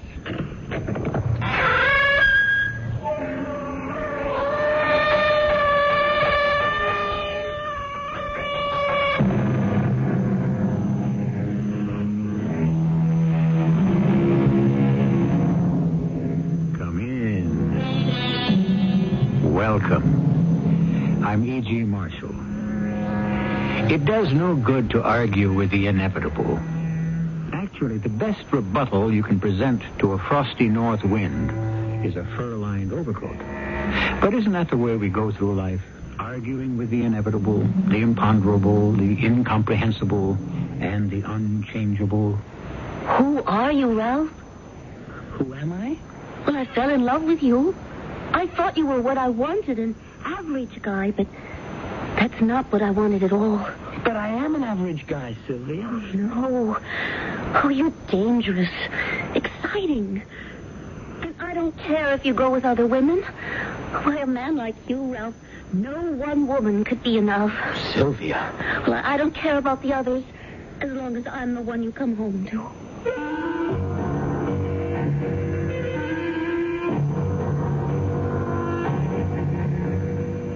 Our mystery drama, You're Better Off Guilty, was written especially for the Mystery Theater by Sam Dad and stars Christopher Tabori.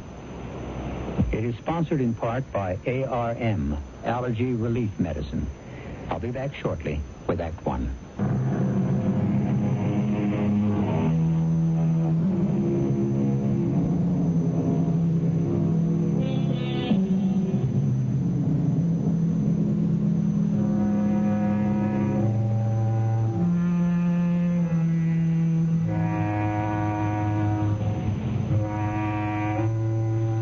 In bygone days, storytellers would celebrate the death of kings. Today, kings being generally in short supply and basically out of favor, we have a brand new breed of hero, or more accurately, non-hero. You see them on the screens. You read about them in books. They're just ordinary, everyday, average fellows. They dream no great visions. They set no impossible goals. They neither challenge fortune nor do they defy fate?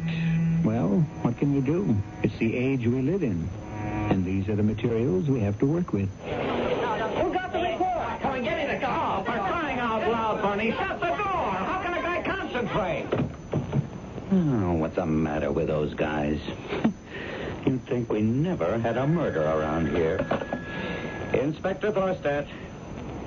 Oh, come on now, will you? Give me a break. She's not even cold. How do I know who killed her? Sure thing. Absolutely. The exact split second we get even a glimmer, I'll get right on the horn so you can carry out your sacred obligation to keep the public informed. Oh, what a pack of ghouls.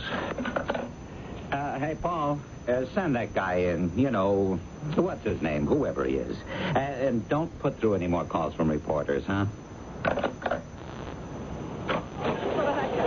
Pardon me, is this the, Yeah. Come on in. Shut the door. Let's see now. Your name is Northfield. No, it's, Southfield. No, it's Westfield. Oh, yeah. I figured it was in there someplace. And you're the one who found the body. Yes, sir, I did. Well, I want you to tell me the exact circumstances. But I already did that. Yeah? Yes, I told him to the officer who came to the scene, then to a lieutenant, I believe, behind a desk, and then to a detective. Yeah, well, it don't count until you tell it to me. Yes, but, Captain... Inspector. I'm only trying to say that each of them wrote down everything I said, so... Yeah. Every one of those guys knows how to write. That's never been the issue. Okay. Now, according to what you said, I got it here someplace. Inspector, is this going to take long? Long? I don't know. As long as it takes. You see, the thing is, I was due at my office at 8 o'clock. Yeah? It's 10:30 now, and... It's a local call? Yes. Pick up the phone and dial 9 first. Thank you. Oh, Inspector, what am I going to say? Say you'll be late.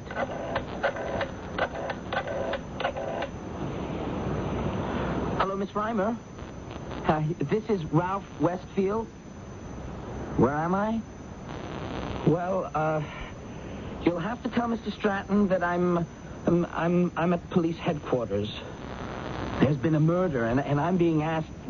No, wait a minute, Miss Reimer. Miss Reimer! Inspector, how am I going to explain this? Explain what? Oh, what I'm doing here. Oh, Mr. Stratton. No. Am I what? No, please, wait a minute, sir. Inspector, am I being held? You're being questioned. Mr. Stratton, I'm being questioned. Oh, no, sir, I didn't do anything. I just happened to find the body.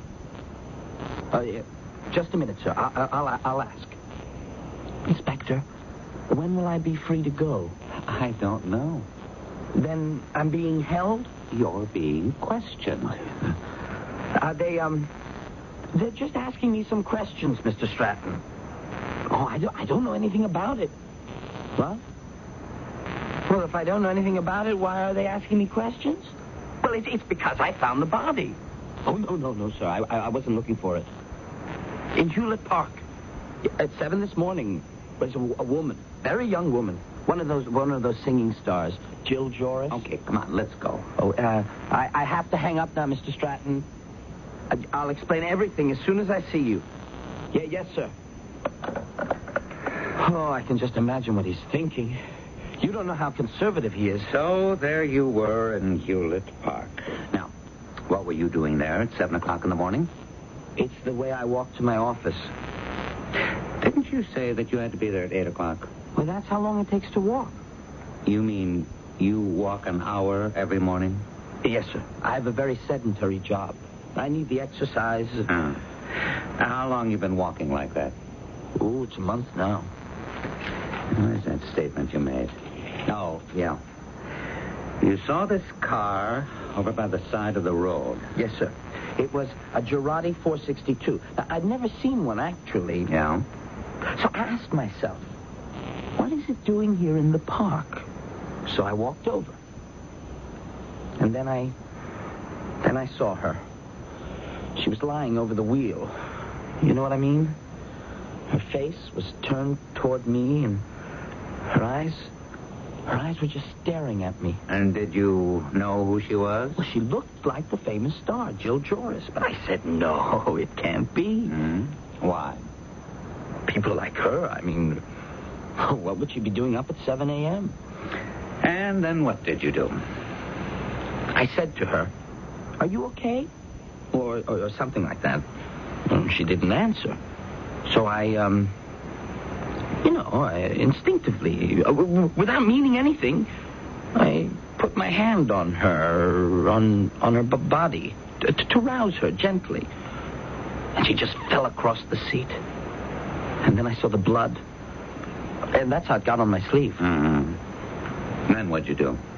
I ran down the road. I saw this police car and... Well, that's it. Did you see anyone else in the park? Oh, no, sir. Now, you didn't see or hear anything that could help us? No, sir. And that's your story? Yes, sir. Why'd you kill her? What? What did you say? Why did you kill her? Oh, but I didn't kill her. How can you ask that? It's a good question. No, you have no right. You were the one who discovered the body, you say. But I didn't kill her. I didn't even know her. Okay, that's your story. Are you accusing me? I'm just saying that's your story. But it's true. I'm not saying it isn't true. Well, what are you saying? I'm saying be available in case we have to talk to you again.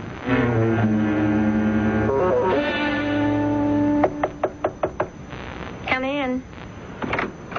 Miss Reimer, Mr. Stratton said for me to come in. Oh, yes, he's waiting for you. Mr. Westfield is here. Yes, Mr. Stratton. You're to go in. Is he upset? Well, what do you think? Come in, Westfield. Come in. Close the door. Yes, sir. Now, what sort of business have we here? It's been on the radio, television. And I suppose by tomorrow it'll be plastered all over the newspapers. I'm sorry, Mr. Stratton. What sort of image is this for a company like ours? Oh, I didn't mean to create any problems. What were you doing in the park at that hour anyhow? Just walking. Walking? Now, Westfield, I want this thing to end right here. Do you understand? Yes, sir. The sooner it's blown over and forgotten, the better for you. Yes, sir. I'm giving you the benefit of the doubt. Sir? I'm assuming, of course, that you're innocent.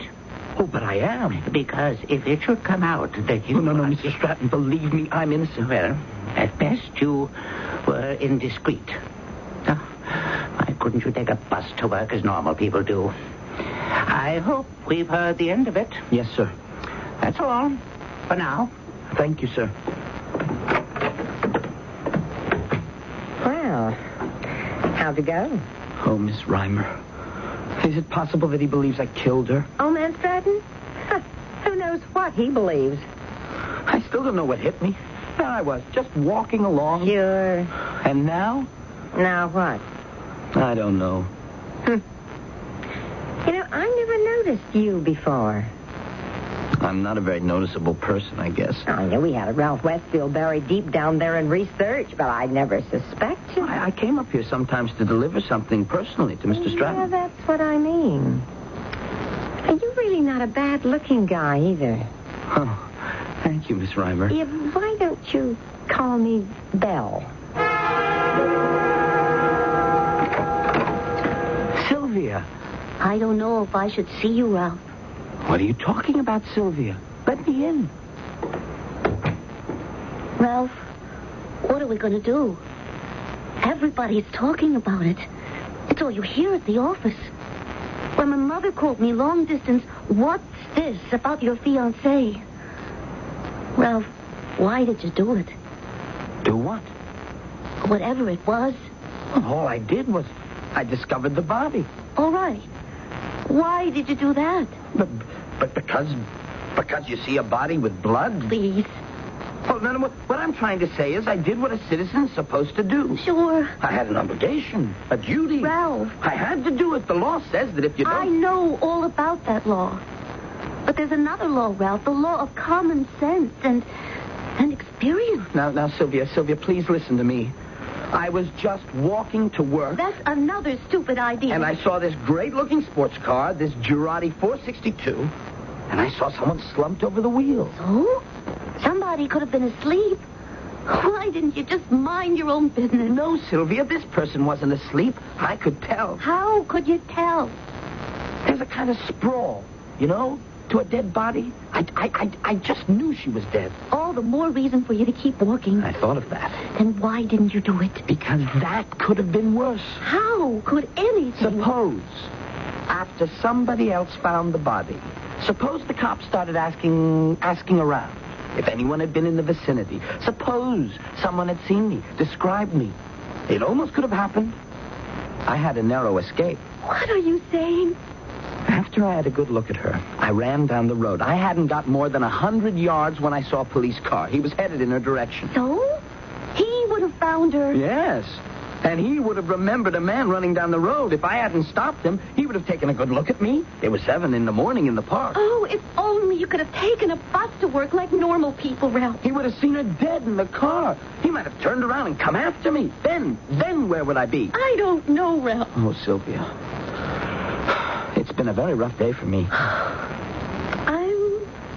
I'm sorry, Ralph. The cops have been at me. And then at the office, old man Stratton had me on the carpet. And everybody's asking questions and making snide remarks. I'm sorry, Ralph. You're the only person. And this is the only place in the world where I can expect to find some peace and some quiet. Yes, Ralph. This crazy episode, I just want to forget it. I don't want to talk about it anymore. Please, Sylvia. All right. Do you want to go out to dinner? No. I might run into someone I know. Well, then I can prepare something here. All right. Besides, we should be talking about the arrangements. The arrangements? We set the date, didn't we?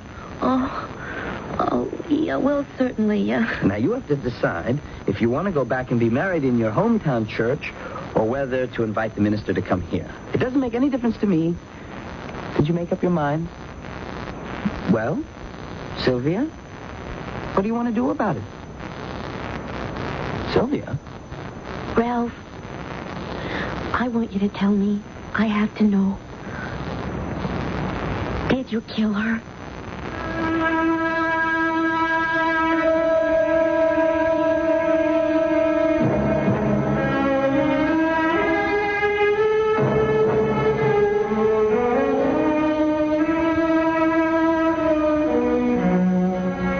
Suspicion.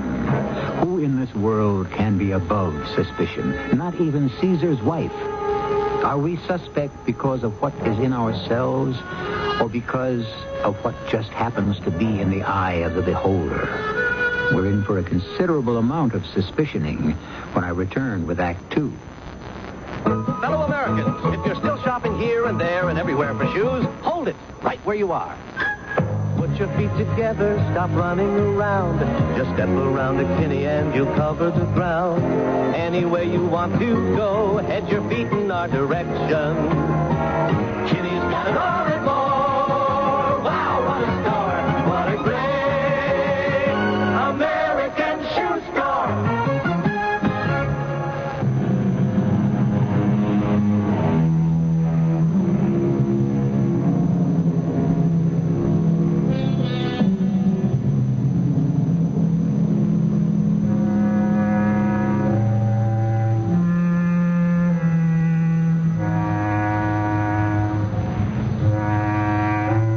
Call it the idée fixe, the fixed idea, the obsession.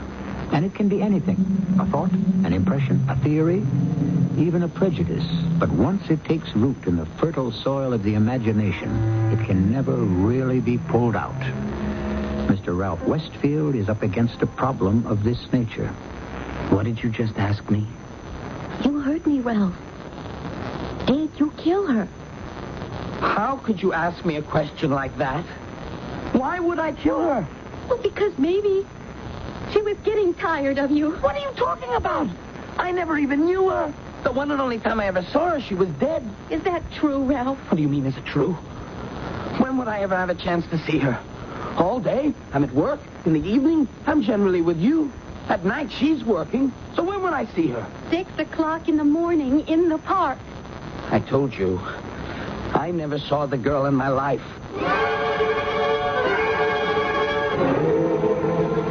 Inspector, you've got to give us something for the evening news. I don't have a thing. We're checking out Miss Joris's past. Well, how about this fellow Ralph Westfield? Yes? Is he a suspect? At this time, we have no definite evidence. Well, that's not the same as saying yes or no. I don't want to mislead anybody. Well, what's the department doing? At this time, the department is following a certain line of investigation. Now, if you'll all excuse me... What was she doing out in the park alone at that hour? That question will be answered in due time. You were Miss Joris's companion, Miss Evans. Yes, Inspector. I was her manager. Now, let's see. I know I've asked you a lot of questions. Yes, Inspector. But I have to place her out there around 6 o'clock in the morning in the park. Now, how can you help me? Well, she'd been very restless lately. Trouble sleeping. Sometimes she'd come to my room and talk to me. This would be 4 or 5 in the morning. Sometimes she wouldn't. Sometimes she'd go out. Where? I don't know. I'd hear her return about 7 or so in the morning. And I'd say, where have you been? And she'd say, out, driving around. And she wouldn't tell you where? No. You said she was restless. Would you know why? Well, it could be a sign that her love life was in trouble. Can you tell me about that? I don't know very much about that myself. Miss Evans, I'm working on a homicide here. Well, it's the truth, Inspector. Dozens of men were in love with her, but she had problems. Yeah, what kind? Oh, finding someone who could be serious about her and whom she could relate to. That's why she never went out with men in show business. It would all be too public. So, who did she go out with? Men she would meet here and there. I think underneath all that high-powered glamour, she was a very domestic little girl. She liked men who were average every day. Middle-class, white-collar types. Teachers, accountants. Accountants? Something like that. She must have been very deeply involved with one. Because I had to talk to her about something very important. She just never had the time to sit down with me. What was so important? Her investments. Yeah? With this inflation, she should be doing something with her money. But she would keep saying no to me. Don't worry about it. It'll be taken care of very soon. Do you know what she meant by that? No. No, Inspector. Well, thank you very much, Miss Evans.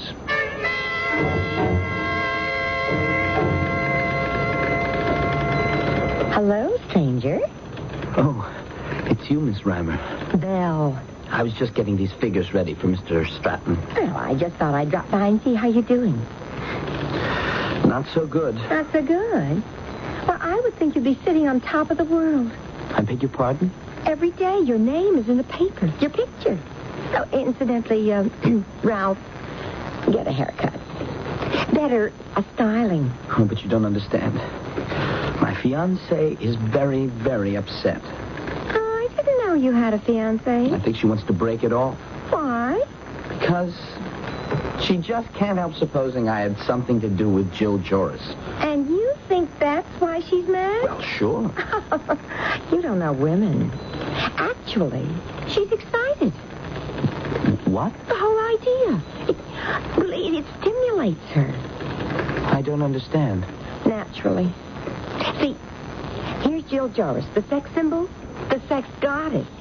And whom did Jill Joris want out of all the men in the entire world? Why, Ralph Westfield. Hold on now. Do you see how much more desirable you become to your fiancé? Actually, to just about any woman with imagination. Huh. I never stopped to think of it that way. You really do have a lot to learn. Yeah, but you have a position to live up to now. What do you mean? You're a public figure. But I really didn't do anything. Why do you keep insisting? Do you think I'm lying? Well, I don't even think that's important. It doesn't matter what you did or didn't do. Well, it certainly does. What matters is that you are a celebrity. You're going to be photographed frequently, and you're bound to be on TV. Oh, you ought to dress better. Well, why should I have to dress? You have a very square look. Now, that's not at all in keeping with the public concept of what the lover-killer of Jill Joris... I am not the lover-killer. Well, at least you're the lover. Well, now, will you stop accusing me The public now knows that Jill Joris would go riding in the park along about sunrise, yes? And that you go walking in the park at the same time? But I'm only on my way to work. No. We have a considerable body of opinion out there that insists you were her lover. But it isn't true. It fits. It fits what? You and Jill would meet early in the morning for your little tete-a-tete. On this particular day, some jealous lover got there before you did. And None of what you're saying makes sense. Hey, you want to be the killer, too? Fine with me. I'm neither killer nor lover. That's your story. And I won't let people believe it. What do you say, lover? Buy me a drink. And we'll work on your image.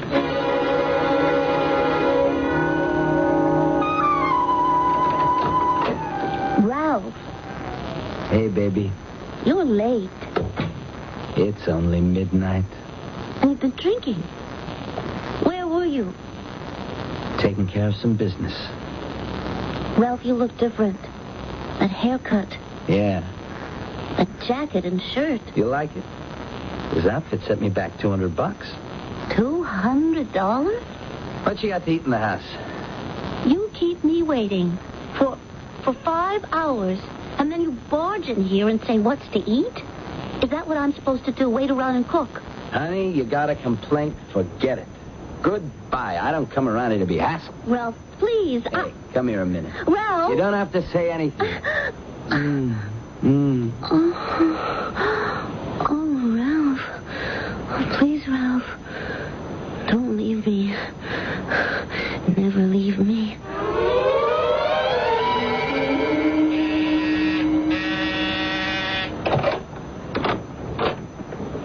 Inspector Thorstad. Do you mind if I come in? Oh, why should I mind? So, this is your new address.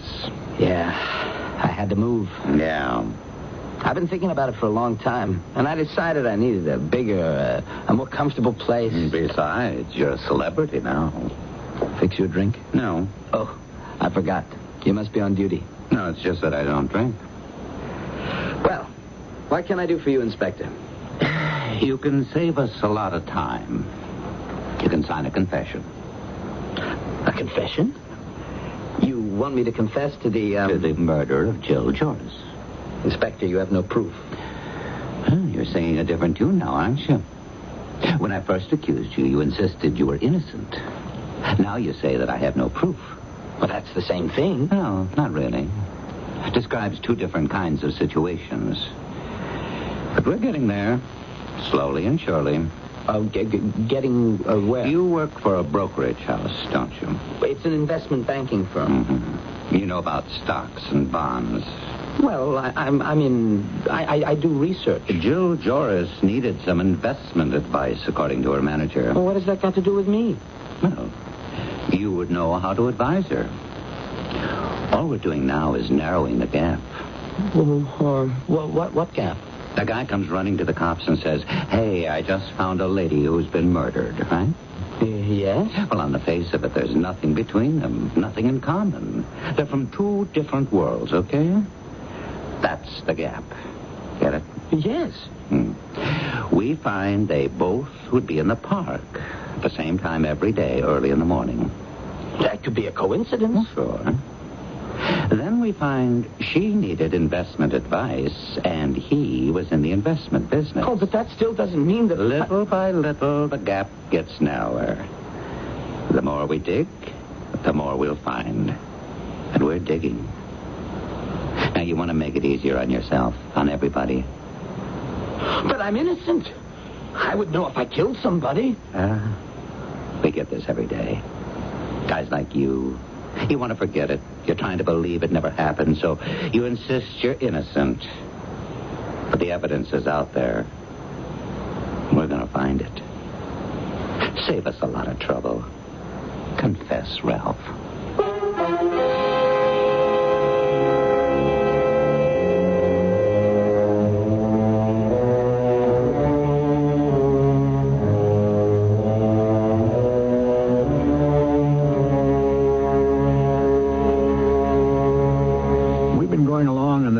that our man Ralph is innocent. Why are we so sure? Or is everybody so sure? All we have is Ralph's word. And can we depend on it? Well, we can depend on finding out in Act 3. At the store, they told me there's a powerful anti-itch drug I can buy without a doctor's prescription. Now, I use Bicozine cream as directed. No more burning, embarrassing itching. No more scratching. Bicozine actually speeds healing. Bicozine cream. What a relief. For constipation, remember X-Lax pills, the overnight wonder. X-Lax pills, the overnight wonder. X-Lax pills, for occasional use only as directed.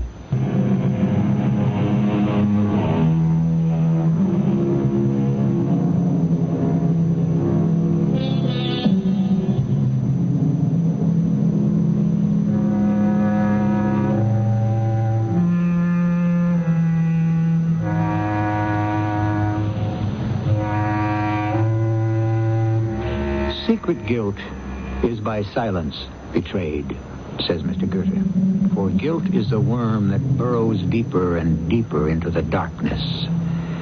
One of the very few things in this world that becomes stronger as it grows older, provided one is guilty in the first place.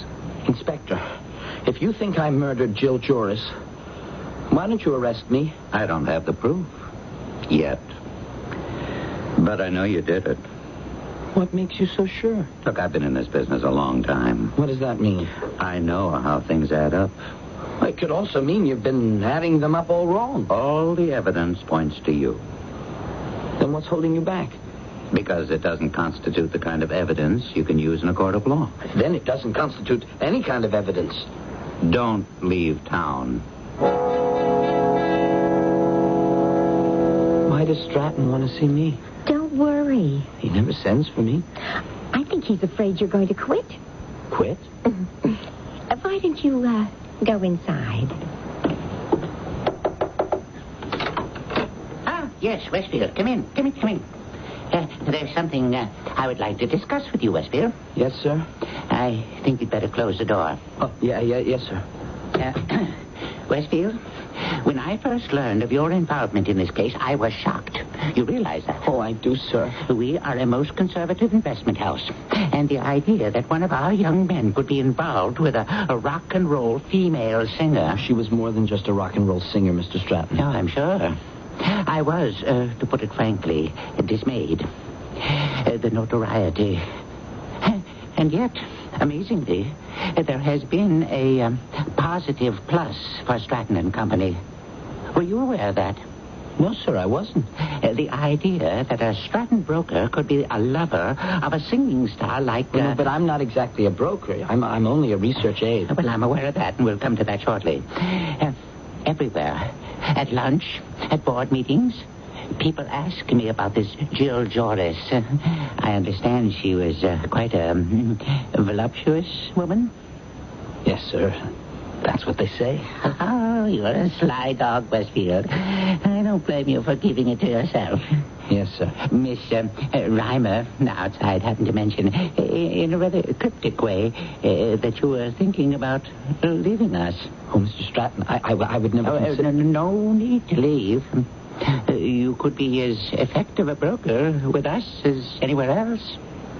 Are you offering me a promotion, Mr. Stratton? I'll match any reasonable offer. Ralph, man to man, just between us now. How was this Jill Joris? She was marvelous. Oh, I would have bet on it. May I quote you? I'd rather you didn't. If I do, it'll be off the record. Oh, yes, sir. See you in the morning. Thank you, Mr. Stratton. So, you were promoted. Thanks. Well, I deserve a better thanks than that. How about tonight?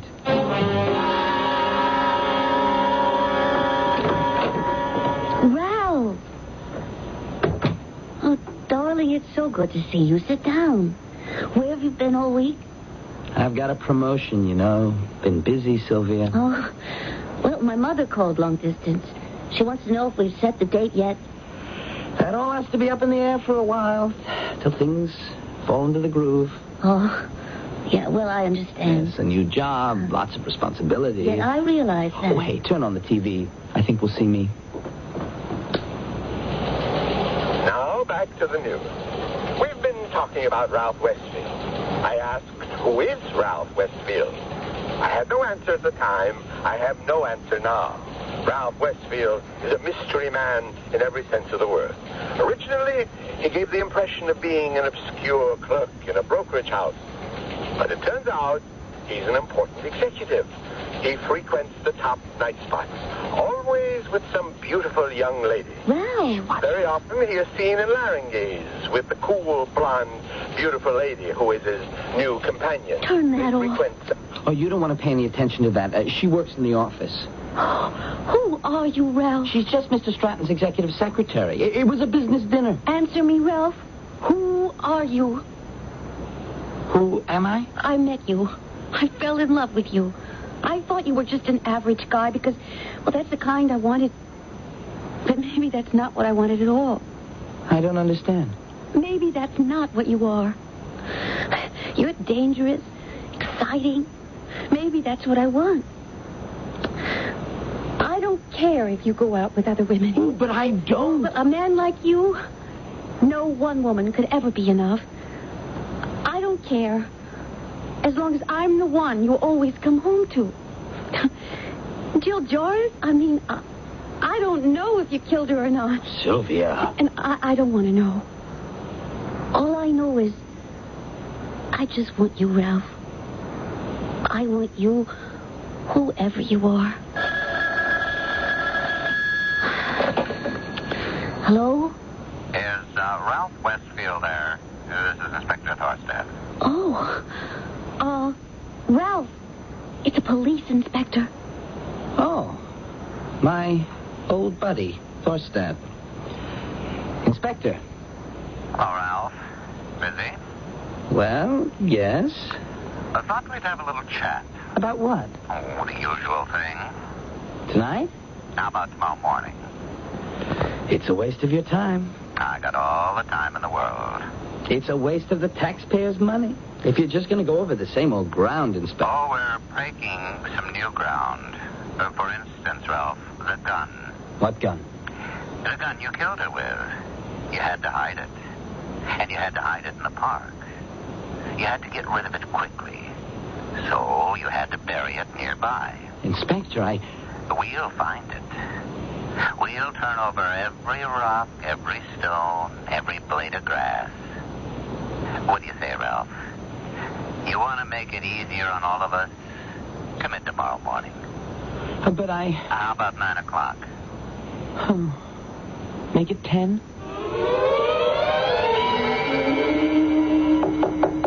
Yeah, come in.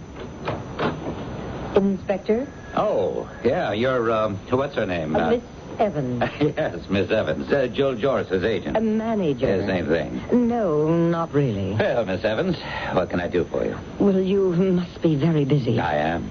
I got a murder here. That's what I've come to see you about, Inspector. About the murder. Oh?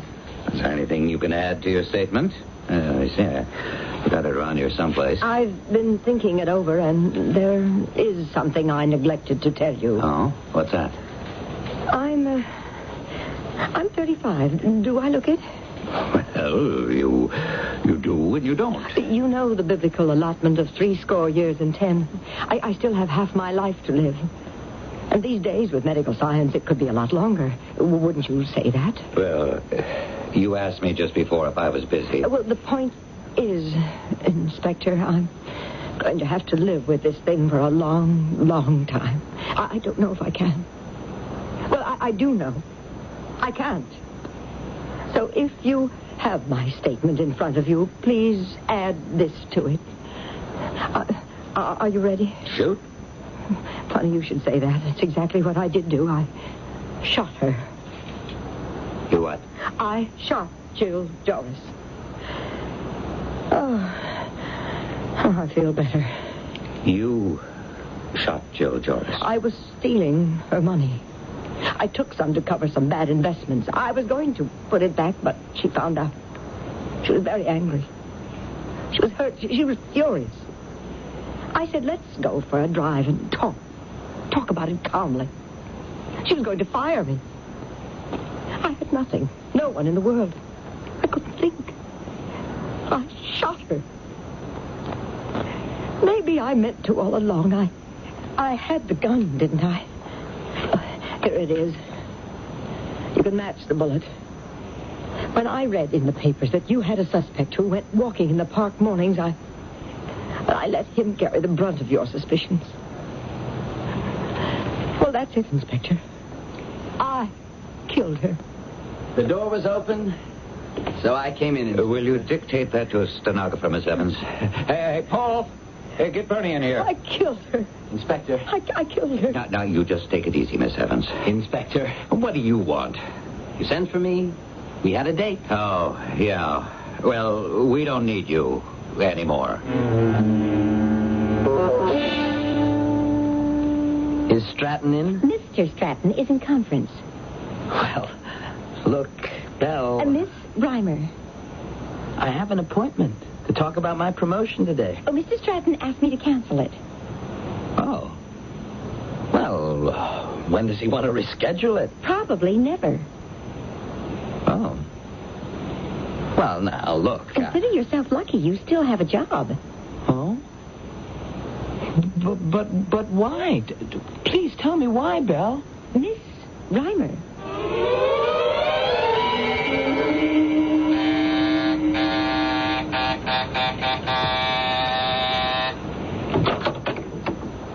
Sylvia, I've been ringing and ringing. I know. Aren't you going to ask me to come in? I don't know. Aren't you glad I'm out of it? Aren't you happy I wasn't having an affair with Jill Joris? That I didn't kill her? Aren't you glad?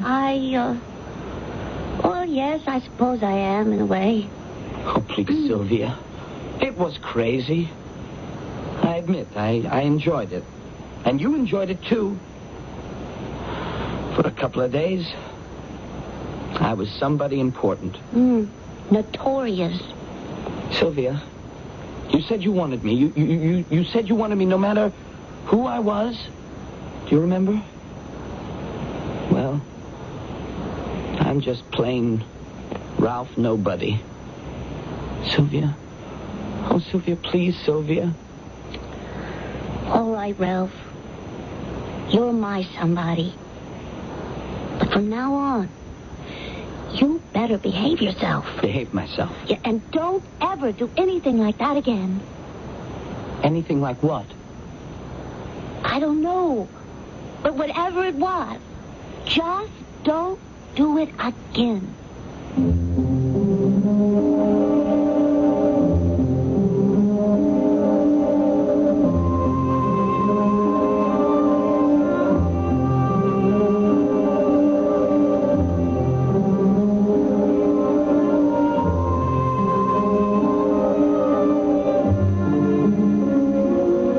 Whatever it was, just don't do it again. That about sums everything up, doesn't it? I suppose it's the old story. Once accused, never excused. The lingering doubt. So many people say, if he wasn't guilty, why did the police arrest him?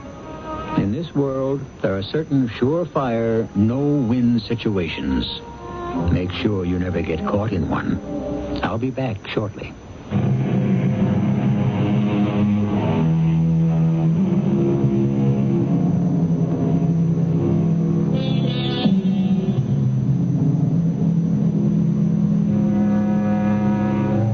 Guilt on earth is punished, said Mr. Goethe.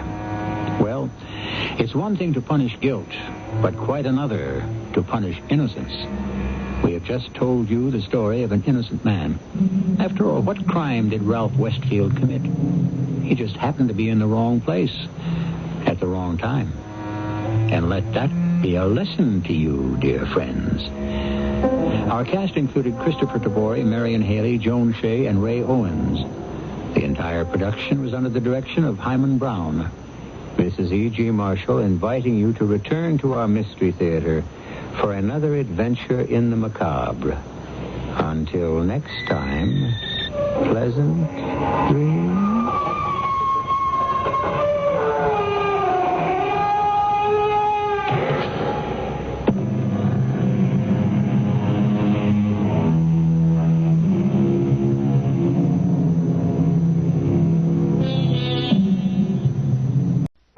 CBS Radio Mystery Theater presents...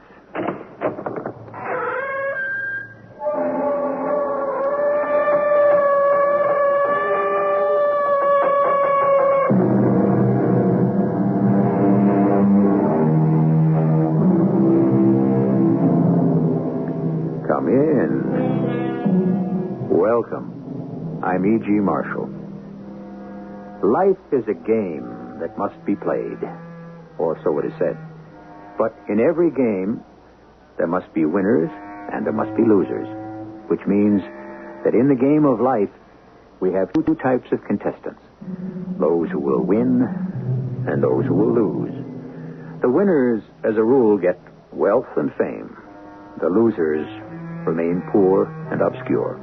Naturally, the winners are better players, but does that mean they are better people? I could never kill anyone. How do you know? Oh, it's not in my nature. That's where you're wrong. Man has always been a hunter, a killer. It's your nature to kill. Now, what would you say if you found out you had the right to kill? The right to kill? Oh, not just the right. But you even could get a license to kill.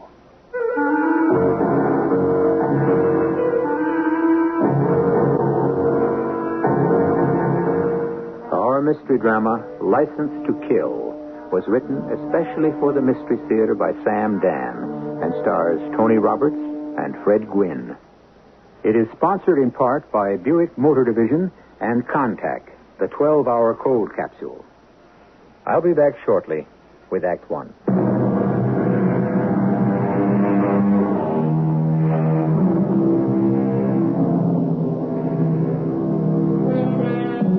When the great scorer comes to write against your name, he marks not that you won or lost, but how you played the game.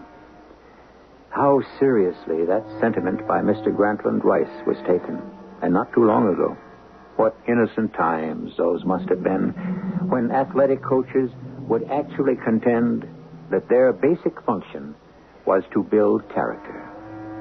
Well, even if they didn't really mean it, at least they said it. Today, we know better. Today, it really doesn't matter how you play the game, as long as you win. Winning. That's it. There is no substitute for victory. Victory at all costs. But has anybody ever added up the total cost of victory? Why don't we listen to Francis X. Brunner? Mr. Brunner is walking along a corridor in a dormitory-type building. It is the end of August, and the premises are being occupied by a professional football team that has just completed its training camp. Yes, my name is Francis Xavier Brunner, but everybody calls me Bruns. Around this time of the year, I also have another name, the Turk. Yeah, I'm the guy who, well, we start camp with maybe 60, 80 guys who want to make the team. By the time the season starts, we got to cut the roster down to the 40s. And so, wait a minute. Room 413. Can't say 13's a lucky number for this one. Chappie? You want to see me, Coach? Yeah, and I'm pretty sure you know why. Oh? That's a shame. You got more raw talent than anybody on the club. Yeah, but still, Coach Bradshaw's cutting me. Why? Why? Well, you're not JR's type of ball player. Yeah, but I try. Of course you do. Coach Bradshaw says you got to give it all you got. I do that. Well, what? Come on, tell me. Now, look, there are 23 other teams in the league, Chappie. You'll catch on somewhere. Why is he cutting me? You don't want to tell me. All right, so I'll ask him. Would he tell me if I asked him? J.R. Bradshaw. His name is J.R., and he's the head coach of the Gateway City Buccaneers. Every year, we make the playoffs. And almost every year, we win the Super Bowl. J.R. wouldn't have it any other way. So, you want to know why you're being cut? Yes, sir, Coach Bradshaw. That's right, if you wouldn't mind telling me, sir. You're being cut for one reason and one reason only. Yeah, what's that? You don't hit hard enough. Well, I bring my man down, usually. Yeah, the kid does make his share of tackles, JR. You keep out of this, Bruns. Look, we discussed it thoroughly.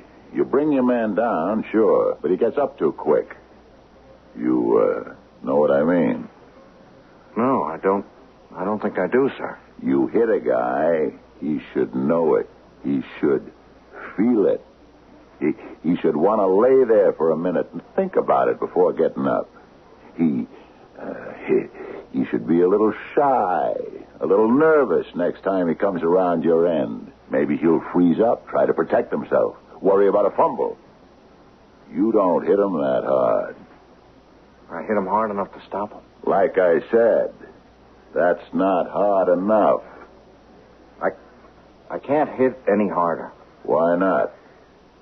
But, Coach, I'm 6'4". I weigh 260 pounds. If I hit a man really, really hard, I could kill him. Huh? That would be his problem, wouldn't it? Well, no, sir. I'm afraid not. I'm afraid that'd be my problem. I hate to let you go, Chappie. But unless you're willing to give it everything... I'm afraid to do that. Well, then, there's not much more we can say, is there? No, there wasn't. And that was the end of Chappie. You know how quick the fellas come and go in this business. The day after a guy's gone, everybody stops thinking about him. And about a week later, it's as if the guy never lived at all. Well, the great J.R. Bradshaw, he gives me a hard time, too, along with everyone. Run that piece of film again. Yeah. Right there. I just saw what we want. See? Look. The tight end fakes a block. Then he goes out on a pattern. Stay there. Don't answer it. But I hear... Nobody got wise to it during the game. And the guy catches 7 passes. Listen, J.R., Now, when he pulls that on the outside linebacker, what we're going to do is... J.R., I think I better answer the phone, huh? I'm going to make him take that phone out of here. I got a sick wife at home, J.R. I want Jerry or Phil, who's ever in there, to answer. I got to answer. What for? Hello? Crying out loud, will you hang up? Yes, Martha, it's me. I don't know. Hang on, I'll ask J.R. Martha, it's Martha. She's not feeling so good, J.R. So, tell her to call a doctor. It's 2 o'clock in the morning. Where am I going to get a doctor? I have to go home to her. Come on. What good are you going to do her? I can't let her stay alone in the house. Hasn't she got a mother or somebody who can come and keep her company? J.R., you got to understand. Look. I'll tell you what's wrong with this ball club. Nobody wants to win. On the field, my players dog it. My coaching staff is always looking for excuses to go home. J.R., she's sick. Yeah. All I know is we got the Tigers coming in here Sunday afternoon, and we're not prepared. That's all I know. J.R., we've been 15 straight hours on these films. We'll do 15 more if that's what it takes. Look, J.R. All right. Get out of here. I'll be at practice early. Yeah. Hello, Martha. I'm on my way. It's just, we lost all track of time. Yes, sir. Right away. J.R., I know how important this session is, but, well, if you were married, you'd understand. Yeah, I'll tell you something. If I was married, I wouldn't lie to my wife. When did I ever lie to Martha? You didn't lie just now? You said on the phone you lost all track of time. That was a lie. Well, I had to tell her something. And what are you going home now for? Well, I told you, J.R., she's sick. She was also sick 8 hours ago. Why didn't you go home then? Look, J.R., I don't have to take that from you. Take it or leave it. It don't mean a thing. All that matters is winning a ball game. You have to make sacrifices. Oh, I know that lecture by heart. You should. You heard it often enough. Look. Technically, you're the best defensive coach in the business. But that's all you'll ever be. Somebody's assistant. You'll never have a ball club of your own. And if you do, you won't last out the season. How many seasons will you last out, J.R.? I mean, when it's all over, what'll you have to show for it? The winningest record in professional football. Okay, J.R. And that's what they can carve on your tombstone. J.R., he's forever complaining. He believes in running scared. I must say that Chappie had disappeared completely from my mind. And I never dreamed that Chappie would come back into my life. It happened at Mady's It's a night spot where the sports crowd hangs out. She told me about what happened that night. Coach Bradshaw had just walked in. Well, here's the Papa Wolf himself. Hiya, matey. How are little Wolflets doing? I catch one of them breaking curfew. It'll cost them $100. How's it look? Sunday against Dallas.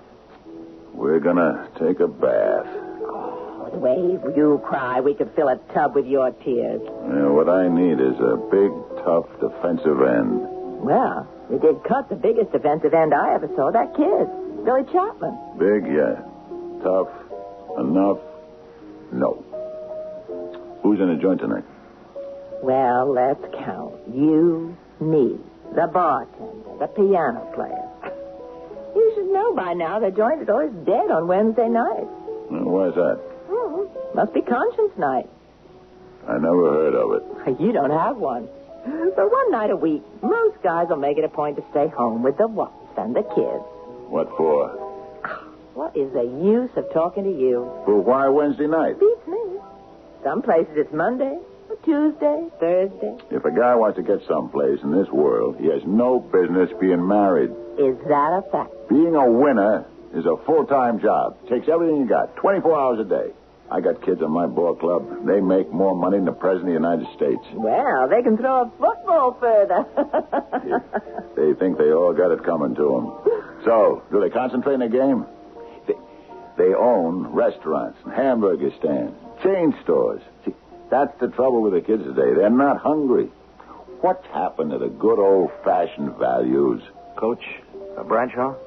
What are you doing in here? Coach, I... That's $200 you're being fined. $100 for breaking curfew, another C-note for being in the saloon. Hey, you can't call this joint a saloon. Yeah, but, Coach, I'm not on a team anymore. You cut me 2 weeks ago. Oh, yeah, that's right, I did. Well, you should be at home in bed, a young fellow like you. But, Coach... Here it is, 2 o'clock in the morning. What are you doing in a gin mill, looking to pick up some dame? I understood you're a married man. Yeah, I am, Coach. I got married in June. We both graduated from college. And you're cheating on her already, huh? No, Coach, no. I would never cheat on Louisa. Then what are you doing in here? Well, I was looking for you. What did you want to see me about? Please, Coach. Could you put me back on the team? No. You're not my kind of player. Yeah, I know that. Then what are you even wasting your time for? But I'm not your kind of player right now. But what are you trying to say? I could learn. You had 10 weeks of training camp over the summer. You didn't learn nothing. I didn't want to. And now you want to. Yeah, I didn't have a choice. But now I got to. Yeah? That's my wife, Louisa. You see, Coach, she's in the hospital. What's wrong with her? I put her there. Kid, what are you talking about? I was driving the car, and she said, slow down. I didn't listen. And then we skidded, and we hit an embankment. Nothing at all happened to me. Everything happened to her. What do you mean, everything? They don't know, Doc. They don't know if she's going to live or die. See, she can't move. She's still in a coma. Huh? I only know it's going to take a lot of doctors and nurses and hospitals and money. And all I know how to do is play football. Please, Coach, put me back on the team. You don't play football my way, Chappie. I can learn to. Could you?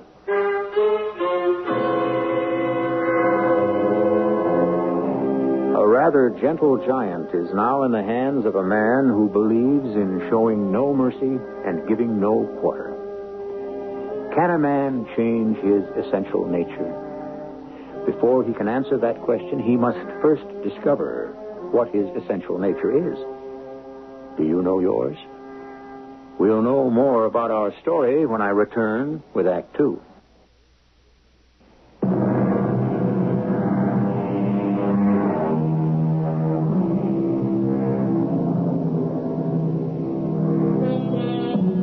Necessity is not only the mother of invention, but intention as well. Ideals, beliefs, morals, yes. These may be the things to which we aspire because aspirations, as everyone knows, cost nothing. Actions, on the other hand, usually carry a price tag. So, when all's said and done, we generally do what we can afford. So, you want to play football, huh? Yes, Coach Bradshaw. My kind of football. Yes. I'm going to need money. I must do everything for Louisa to get well. I understand they call you Chappie. Yes, sir. What kind of a name is Chappie? Hey, what does it remind you of? I don't know, sir. Malted milk and lollipops. Chappie. From now on, no more Chappie. From now on, your name is Chopper. Yeah? You are looking at the Chopper. He is the fearsome fiend that bursts through the blockers, then chops down that quarterback. And when the Chopper chops them down, they stay down. You hear what I said? Chopper. J.R., you were born a couple of thousand years too late. You should have been around back in those Roman days and trained those gladiators. What do you think it's all about today? It's the same thing. I'm just honest about it, that's all. That's why I collect all that flack from the bleeding hearts. That's why the people go to a game, see? They go to see blood. Coach Bradshaw, I'm not sure I can... You're not sure you can what? Put yourself in line to make $1 million to save your wife's life? But it's not in my nature to hurt people. Your carelessness put Louise in the hospital to begin with. But that was an accident. It was your fault. She told you to slow down, but you didn't. Hey, yes, but... You wanted the excitement, or maybe you wanted to prove to her you were the boss. Why did you have to do that? J.R., lay off. No. We're getting at something. What was the argument about? How did you know there was an argument? So, you admit there was an argument. It wasn't an argument exactly. What was it? Nothing. Why, were you mad at her? I wasn't mad at her. Me and Louisa never argue. She wanted me to give up football. She wanted me to give up football, which is why I wound up being cut from the team. That's it. You didn't want to give up football. She wanted it. She was right. That's why you crashed the car. Will you put me back on the team? What's your name? My name is Billy Chapman. What's your name? You know my name. It's Chappie. Once and for all, and for the last time, what's your name? The Chopper. Say it so I can hear it. Say it so the whole world can hear it. What's your name? The Chopper. Louder. The Chopper. But I didn't find any of that out till later. Much later. First, I knew I got a call from J.R. Bruns? Yeah. I want you out in the field early tomorrow morning. Yeah? I got you a brand new defensive end. You did? He's a killer. Oh, who would you trade for him? Nobody. I picked him up. Oh, come on, J.R. You just don't pick up a major league defensive end. Wait, let's see him. What's his name? His name's the Chopper. The Chopper? What kind of name is that? It'll explain itself.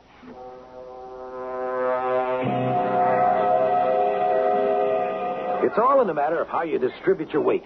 Now, you have to be ready to read the play and commit yourself. See? I think so. Okay, good. Now, you take a stance like this, Chappie. Hey, hold it. Bruns. What did you just call him? What do you mean, what did I just call him? Answer the question. What did you call him? I call him by his name, Chappie. That's not his name. It's not? It's the Chopper. That name's got to become part of him. He's got to believe it.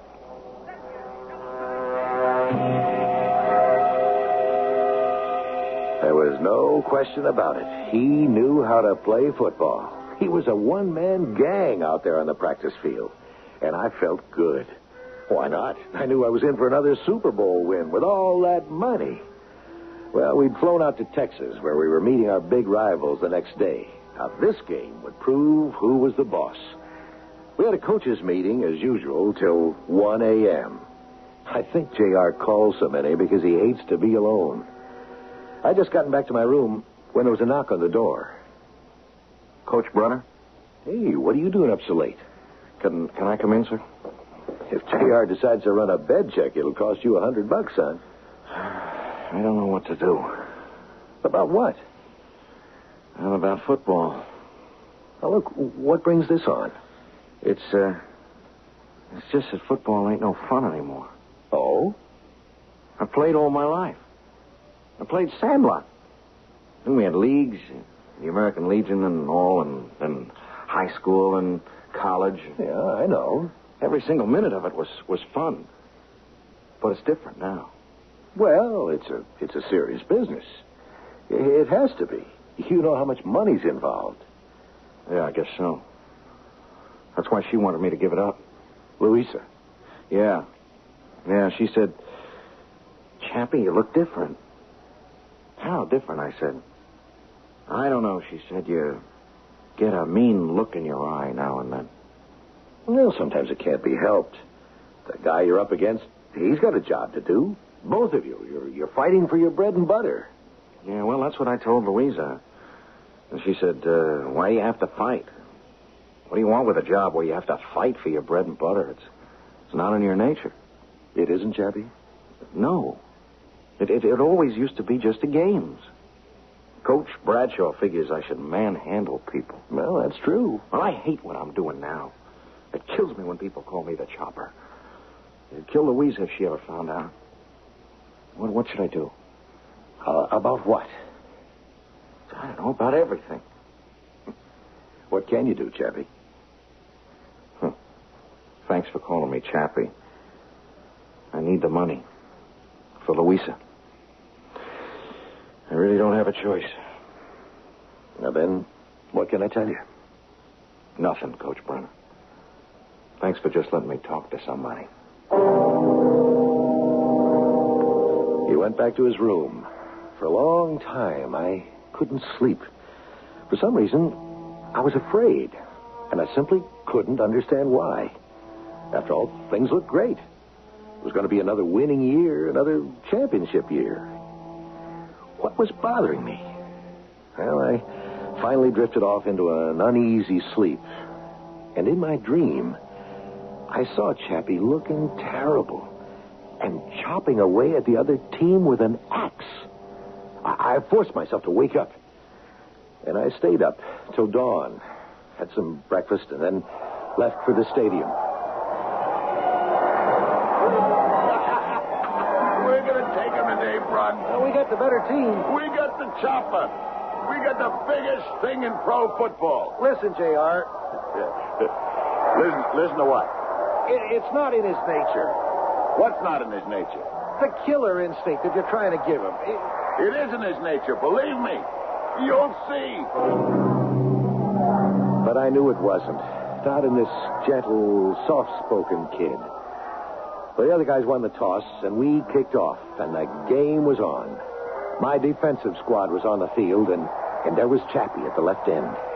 As the teams lined up for the first series of downs, I heard it. I heard it for the first time.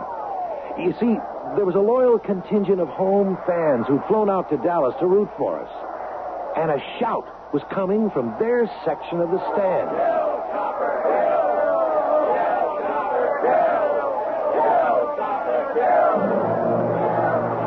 Kill, Chopper, kill.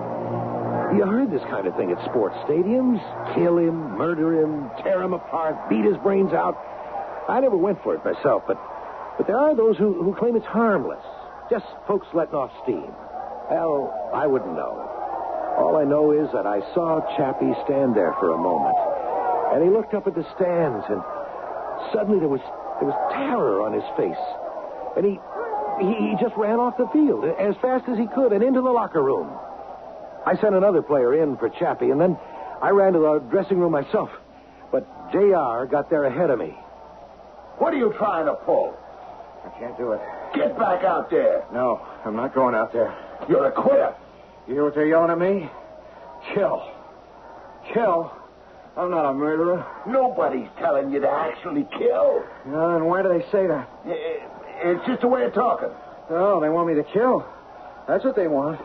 That's what you want. No. It's just a way of saying hit him. Hit him hard. No. You want me to kill. A good, clean, hard hit. Legal. Keep it legal, but hard. That's what this game's all about. Get out there. No. I'm not going out there. JR, leave the kid alone. You keep out of this, Bruns. Chopper. Don't call me Chopper. Chopper. Look me in the eye. No. I said, look me in the eye. Now, go out there. Go out there and hit. Understand? I understand. He ran out of the locker room and onto the field, and once again that cry of kill, Chopper, kill was roared from the stands. Carnahan, the opposing quarterback, took the snap, and he looked for a receiver downfield, but suddenly Chappie had smashed through Carnahan's protective screen of blockers, and Chappie had, well, the only way I can say it is he just chopped Carnahan down to the ground. It was a hard, vicious, smothering kind of tackle, but it was legal. It was completely legal. Carnahan lay there very still for several long seconds, and then he got up very slowly, and he just stood there. The trainer and the other coach ran to him and helped him off the field. But you knew, you just knew that Jerry Carnahan, the all-pro quarterback, was through for the day. I told you! He's a killer! JR, what did you do to that boy? What did you do to him?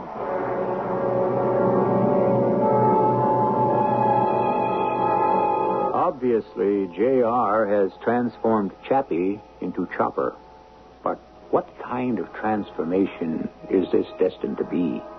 You can change somebody's mind by argument, but how do you change his heart, his psyche, or is it his soul?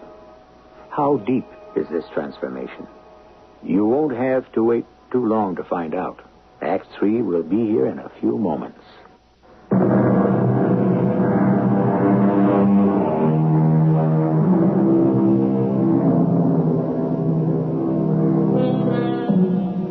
There are those who say that people never change. The child, they say, is the father of the man.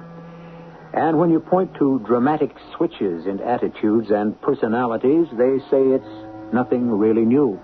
That's how that person actually was all the time, underneath. Is it true? Are we always basically the same? Well, the case of Chappie, or the Chopper, may provide fuel for one side or the other.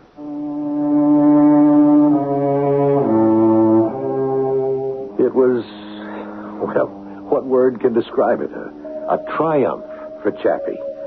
And that's how it was week after week. The reporters wouldn't let him alone. And always standing by, taking the bows with him, was, of course, old JR himself. You can't say too much about the Chopper, fellas. I mean, he has changed the essential nature of the game. He's taken away the passing attack. That quarterback is listening for the Chopper's footsteps. That quarterback is now in too much of a hurry to get rid of that ball. I got a question for you, Chappie. Hey. His name is the Chopper, Daly. I'm a reporter, JR, not some hired PR hack. The name on the birth certificate is Billy Chapman. Hey, Chappie, how you feel? How does he feel about what? I'm asking him, JR. I feel okay, I guess. How you feel about Jerry Carnahan? What? Well, what about Jerry Carnahan? He's gone into the hospital for tests. Hey, what are you trying to pull on the kid? Are you inferring he did something illegal? I'm not inferring, I'm implying. You're inferring. The way he hit Carnahan was absolutely legal. Was it sportsmanlike? What you're telling my kid is that Carnahan went into the hospital for tests. What you ain't saying is that Carnahan was sent home from the hospital A-OK. You know, you media guys, you're always looking to start trouble. And so it went. I didn't see very much of Chappie from that point on. Oh, sure, at practice, naturally, but, I mean, afterwards. He'd never come around to see me and just talk the way we used to. He was always surrounded by the writers and the bunch from the advertising agency that sponsors our games, all kinds of celebrities. There's a whole crowd that takes up a new sports hero, and sometimes they completely turn his head. But, you know, I wasn't worried about Chappie. Or was I? Anyhow, I wasn't very much surprised when I got a call at home one night. Bonds? Yeah, Chappie? Can you come someplace with me? When? Now? Where? The hospital. Oh. I just got a call to come over right away. Well, sure. Is it... I don't know what it is, and well, I'm scared to go by myself, Bruns. The minute we arrived at the hospital, the terrible suspense was over, and we knew it was good news. We could tell from the smile on her face. She was a small girl, and she looked almost like a doll with her long black hair and her shining black eyes. Chappie, oh, darling, it's a miracle. What happened? I just opened my eyes, and I woke up. You mean you don't need any operation? No, I don't think so. And you're feeling okay? Oh, I feel a bit weak. But the doctor says in a week or two everything will be just fine. Oh, Louise. Why don't you folks kind of excuse me? Oh, no, please, don't go, Coach Brunner. I'm tired. I've got to go back to sleep. But just promise me that you'll keep an eye on my Chappie till I can come home and do it myself. Promise? Sure, I promise. Now, Chappie, honey. Now, you can quit playing football. What? Oh, I know all about you, darling. The nurses asked me if I was married to the chopper. Oh, Louisa, honey, that's... Oh, it's awful. It's just publicity. They call you a monster, a fiend, a killer. Well, that's just the way the writers have it. It sells papers. You put this poor Carnahan fellow in the hospital. Louisa, it's all in the game. But what are you doing in the game? You promised to quit. I know. You swore you'd quit. Honey, when we had the accident, it looked bad for you. You know that. I mean, the doctors were talking about treatments that... Well, I'd have had to be a millionaire. But as it turns out, I don't need them anymore. We had a miracle. Yeah, but I had no way of knowing that, so I had to make money the only way I really know how. By killing people? Honey, I had to go back. Well, I understand. To make money for me. But I'm going to be all right now. So you can quit. Quit? Quit and do what? Oh, Chappie, we already discussed what you do. You'll get a job teaching phys ed back home at the high school. Oh, but Louisa... You mean you're going to break your promise? You're going to break your promise to me? No, honey. No, you know I couldn't do that. So, you're quitting, huh? Yes, sir, Coach Bradshaw. Sunday, we play Dallas. It's for the title. Yes, sir. I won't say anything about your responsibility to me. Or your responsibility to your teammates and your coaches. Sir. Or, more important, your responsibility to yourself. Coach Bradshaw. Who quits? A quitter. And that's you. Coach, I promised. I want you to understand. What's to understand? You're a quitter. I promised. You can't keep that promise. Hey. Look at me. No. Look at me, Chopper. In the eye. Look me in the eye. I could see a shudder pass through his body. If I were a superstitious man, I could believe that... Well, never mind what I could believe. Chappie went back to the hospital alone, so I don't know what happened between them. But he didn't quit. And about 10 days later, Louisa left the hospital. And she didn't leave Chappie. So I guess she decided to put up with it. Most women do in the long run, don't they? And then one day at practice, I saw her in the stands. She waved at me. I could tell by her face she wanted to talk. I don't know what to do, Coach Brunner. About what? It's not my Chappie, not that killer down there on the field. He knows what he's doing. He doesn't. Something's gotten into him. What do you mean? 300 years ago, where I come from, you could be burned at the stake for what I mean. He's bewitched. Bewitched? Now, Louisa, you're an educated girl. How could you possibly... It's true. Chappie, he has such a beautiful soul, such a gentle spirit. Something has seized control of him, something evil. Now, Louisa... We stop him. If he goes on like this, he'll kill someone. Oh, no, he... Look at me when you say no. He'll kill someone, and that will destroy him. We must find out a way to stop him. Sure, you could have said she was hysterical, but I believed her. I don't know why. I believed her.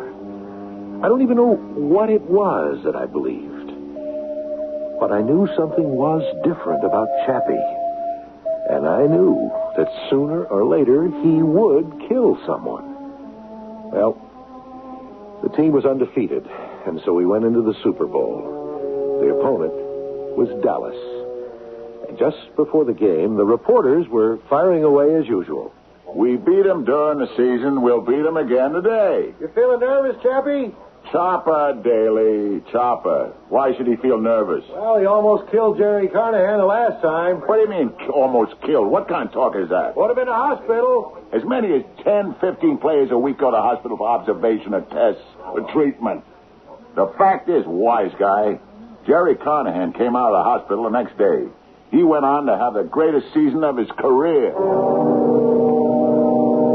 One thing about JR, he knows how to handle the media. Or thinks he does. Well, the game began.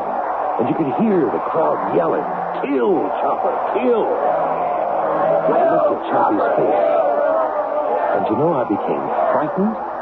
Because I saw something I never noticed before. There was a kind of look in his eye. You could see that he loved it. That the chant was psyching him up. He more than loved it. He was glorying in it. He couldn't wait for the play to begin. And then came the snap. And though I was watching it closely, I really couldn't tell you how it happened. Suddenly, he had smashed through the Dallas line, and he hit quarterback Jerry Carnahan. You could hear the sound all over the stadium. And Jerry Carnahan was lying there on the ground. He was very still. And you knew. You just knew he was dead. Chappie just stood there, looking at him. Just looking at him. And then, very slowly, he walked off the field. I know he didn't even shower. He just changed clothes and went home. I wasn't there, but much later, Louisa told me what happened. Louisa, say something to me. Honey, what are you doing? You got to stop putting your stuff into that suitcase. Please. Don't touch me. Please. No. I saw it. I saw it on television. You killed him. Louisa. You're a murderer. No, Louisa, I'm not. I don't know how it happened. I didn't want to kill him. I never wanted to kill anyone. Something possessed me. No. I put on that uniform. I got out on that field, and suddenly I'm not myself anymore. Well, who are you? I don't know. I got crazy feelings. I got a hit. I got a smash. That's not me. But I can't help myself. And that crowd yells, "Kill, Chopper, kill."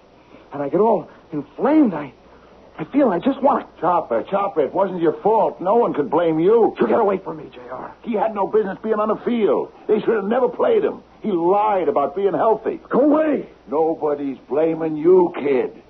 You play it hard, but you play it clean. Look, I know you feel bad, but it's the game. Shut up. Look at me. Look me in the eye, Chopper. Don't look at him. It's you, JR. It's you. You bewitched me. You possessed me. Kid, What you need's a good night's sleep. Tell him to go away from here. He'll never go away. He's got to be driven out. He's got to be driven out of me. Hey, wait a minute. Let go. Drive you out. Hey, you crazy? You'll choke him. You have to drive him out. Help me. Help me, God, it's crazy. You.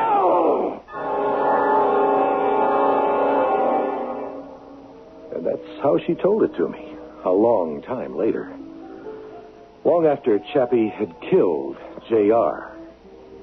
Chappie was never tried or anything like that. They just put him away for a while to study him. I go up to see him now and again. Louisa stays with him. Hi, Chappie. Do you know me, sir? I'm Coach Brunner. Now with J.R. gone... J.R. The Buccaneers are my team. Buccaneers. We're in last place on merit, but we have a lot of laughs. Sure wish you'd come back. Back to what, sir? Football, Chappie. It's a fun game again. It's the kind of game you liked. Louise? Hmm? What is this gentleman talking about? It's nothing, honey. He's just passing the time of day. Yeah, just passing the time of day.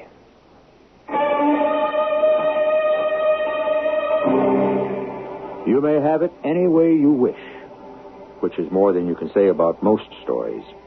Was Chappie possessed by the violence of his coach, J.R. Bradshaw? Was the violence an inherent part of his own psyche? Is man basically violent?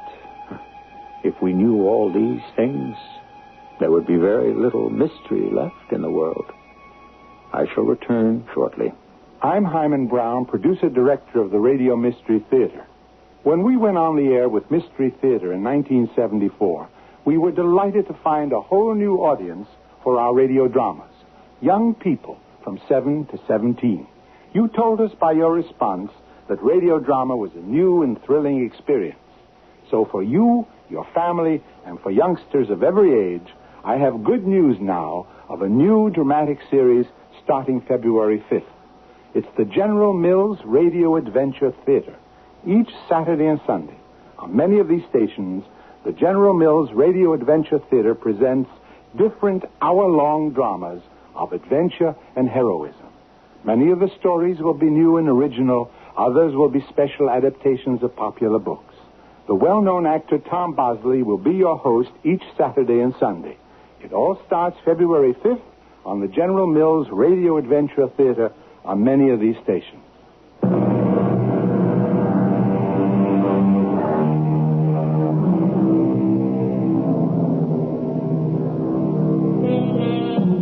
What have we got to show for 2,000 years of alleged civilization? The ancient Romans would fill the Colosseum to watch armed men fight to the death. And they would cheer their favorites on with frenzied shouts to kill. You hear these same shouts at football, boxing, and hockey matches. You hear them yell, kill the umpire at baseball games. We're even starting to hear it at tennis. Do people really mean what they're shouting? Truthfully? I'm afraid to pursue it further. Our cast included Tony Roberts, Fred Gwynn, Marion Seldes, and Robert Maxwell. The entire production was under the direction of Hyman Brown. And now, a preview of our next tale. Oh, but I do remember there was a wolf howling. Yes, I can hear it in my memory. The doctor said it was the smell of the blood that drew him here. Oh, yes, very probably. But what's the matter, little Marcella? Why are you trembling so? I am afraid of him. The stories, the legends about the spirits here in the mountains. You mean the werewolves? That is an old wives' tale. I don't know. Something almost human about its voice. And it doesn't sound like a man, but like a woman. A woman? You know something, Herman?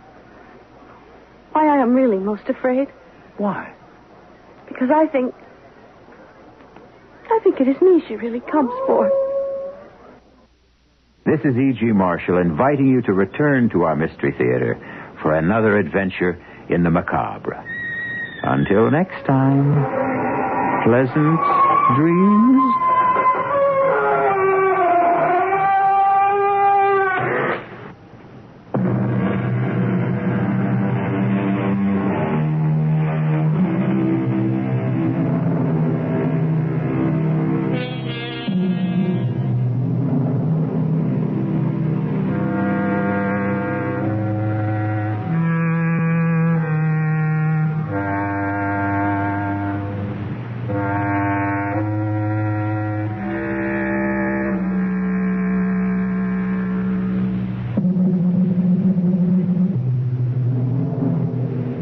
Mystery Theater presents...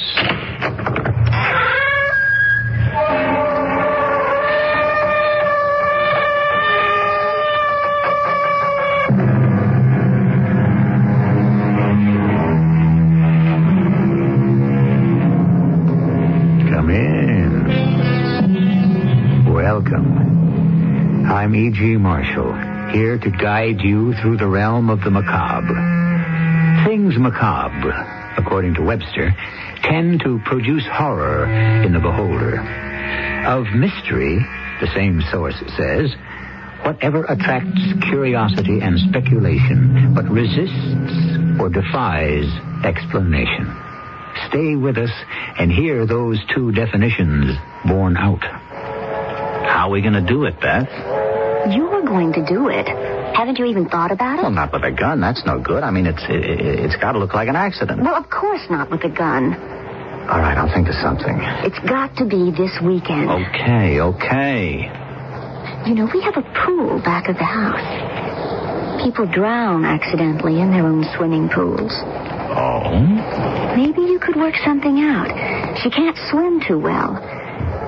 Wouldn't it be perfect if my stepmother had a fatal swimming accident this weekend?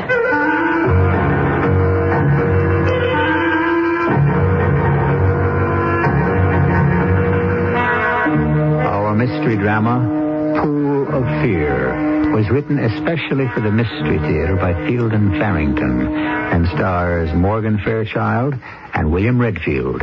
I'll be back shortly with Act One.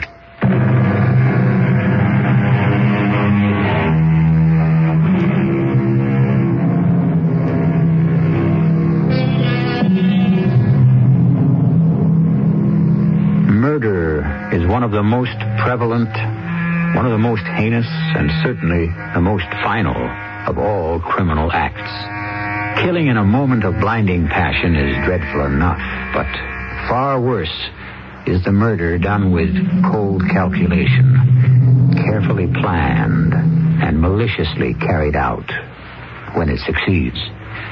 Murder in the first degree. Well, baby, I hope you like this nice, dark back road for the same reason I like it. Don't get ambitious, Matt. You can pull over anywhere along here. A pleasure. I need the freedom to talk without being overheard. Well, we could have talked back in the restaurant if that was all you wanted. What I have to say is better not said in a crowded restaurant. Okay. If talking's all you want, so talk. First, Matt, I want to tell you that I know all about your past. My past? 1 suspended sentence, 1 2-year term, both for armed robbery. Oh. How'd you find out? That's not important. So how come you're willing to go out with me, a fancy rich girl like you and an ex-con? Oh, let's say I was attracted to you because of your record, not in spite of it. Have you ever killed anybody, Matt? You don't have to worry about telling me. I won't repeat it. No, I never did. Why are you so interested, Beth? How would you like to make $10,000? You know the answer to that. I'm just about flat broke. I'm going out to Bromley to visit my father and stepmother over the weekend. I'll pay you $10,000 to come out with me and pretend to be my fiancé. Well, that's pretty pleasant duty. What's the catch? Well, there is one little thing. Sometime during the weekend, I want you to kill my stepmother. Millie, I meant to ask you, are you planning to be at home tomorrow afternoon? I can be, surely. What's happening tomorrow afternoon? Well, I arranged to have Kent Bennett bring his boy over around 2 and clean out the pool. You know how Beth loves to swim, and I thought I'd like to have the pool in tip-top shape. No trouble. I'll be here. You're very pleased Beth's coming for the weekend, aren't you, Lee? Yes, I am. It's only the second time she's been out since she took the apartment in New York. I expect she'd come more often, except for me. Now, don't start out with that attitude, Millie. Please. I want you and Beth to be friends. I'm afraid that's a tall order. Not if you try. Well, I'll do my best. But I'm afraid it's a lost cause. Now, if you start out thinking that way, of course it isn't going to work. I think she resents me because I'm trying to take her mother's place. I suppose that enters into it. But she'll get used to the idea in time. Darling, she's had almost 3 years now. Were she and her mother so very close? Very close, yes. Beth just about idolized Natalie. Were they at all alike, Lee? In some ways. Natalie had that same drive Beth has. She was more tolerant than Beth, though. Of other people, I mean. They didn't look at all alike. You know, I've never even seen a picture of Natalie. I got rid of them all shortly after she died. I didn't like the way Beth mooned over her mother's pictures. It was getting morbid. Well, I'll do my best to make Beth like me, or at least tolerate me. I have a feeling it's going to be better this time. You know, she called and asked if she could come out, all on her own. She's never done that before. I just have a feeling it's going to work out well. I hope so. Just promise me you'll do your part. That's all I ask. Of course I will. But I don't know. Sometimes that girl almost frightens me, Lee.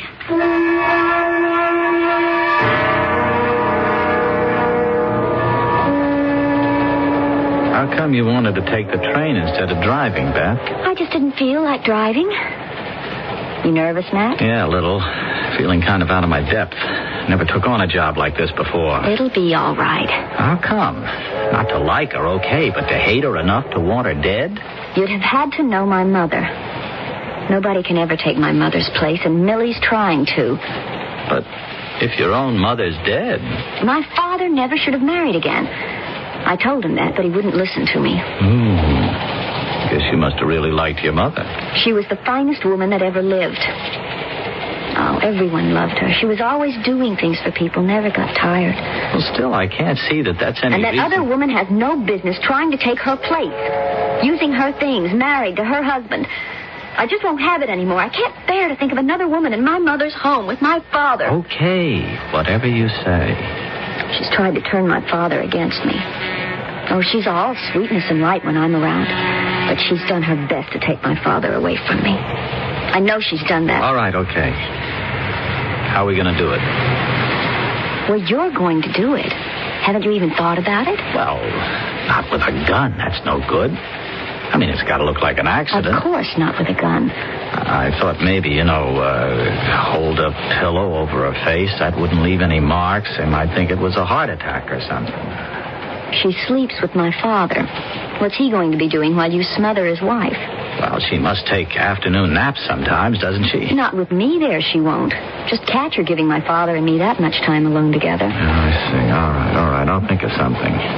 If a good chance doesn't turn up this time, I could come back and try it another time. No, I've waited long enough. It's got to be this weekend. Okay. We have a pool back of the house.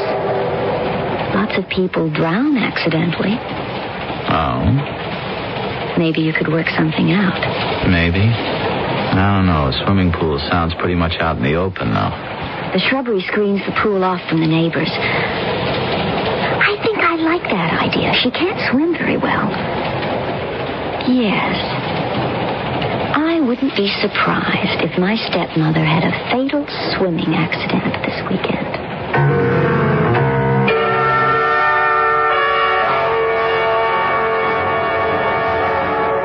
I'm surprised she didn't take an earlier train, Lee. She's missed practically a whole Saturday. Beth never was an early riser. I suggested an early start when I talked to her last night, but the idea didn't seem to appeal to her. Well, you'll have this evening and all day tomorrow with her at least. I do hope it's nice tomorrow. I feel very optimistic about this visit, Millie.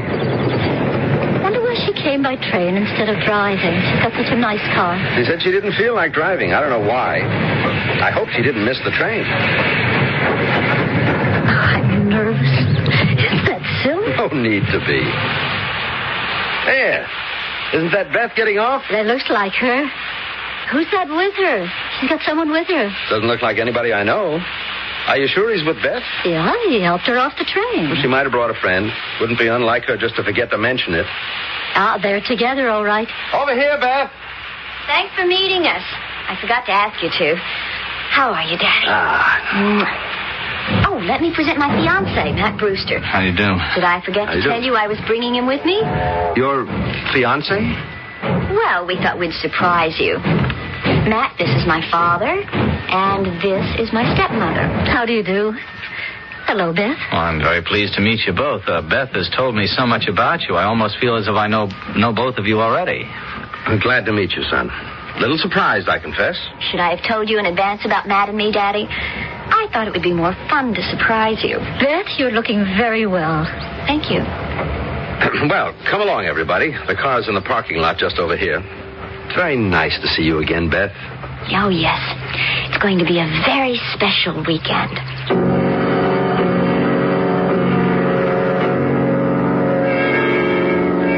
Well, we met at this cocktail party given by a friend of mine who's in the theater business. Beth knew his wife. Then I asked Beth to have dinner with me, and, well, that's the way it started.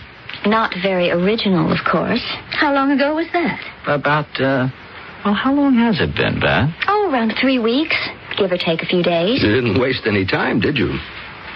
Well, why should we? Daddy, I'm going to show Matt around outside. The pool and all the rest. You've got a beautiful place here, Mr. Stillwell. I am really impressed. Glad you like it. Dinner will be around 7:30, so if you want to drink first, better not stay out too long. Okay, I'll watch the time. I wish he'd stop being so damn nice to me. Now, don't start thinking that way. Okay, I'll do it. Don't worry. It'd be easier, though, if I felt the same way about her you do, or if I didn't know her at all. This way, I'm, not very comfortable about it. Matt, we made an agreement. I said not to worry. I'll do it. All I'm saying is I don't think I'm going to enjoy it much. There's the pool.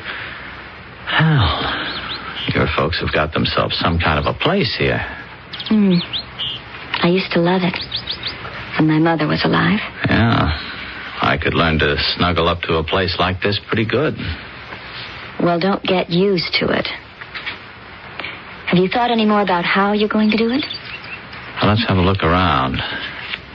Yeah, it does look pretty isolated back here at that. The house stands on 1.5 acres, and it's all screened, especially around the pool here. Now, there's no way a neighbor can see what's going on. It was built that way on purpose. I used to sunbathe out here without even a bikini. Oh, that must have been pretty spectacular. Just keep your mind on the job. No way I'm likely to forget that.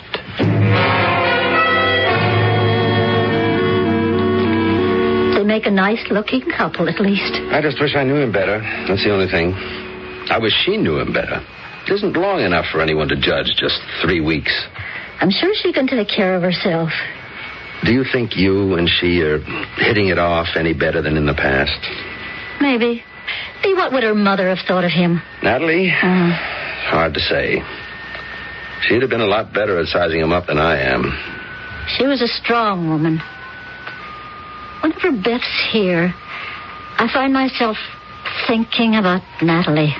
I can't get my mind off her. That's Beth's fault, I guess.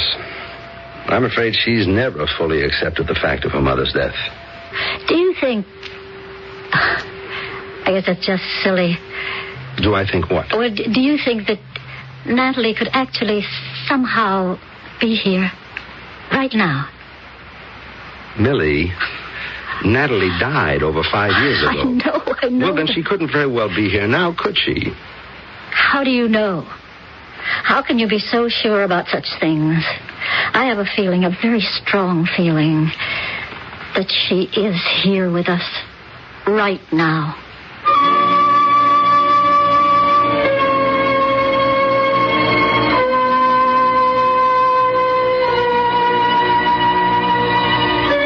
Is it possible that, given great strength of character in life, a person might find a way to exert at least his or her influence after death?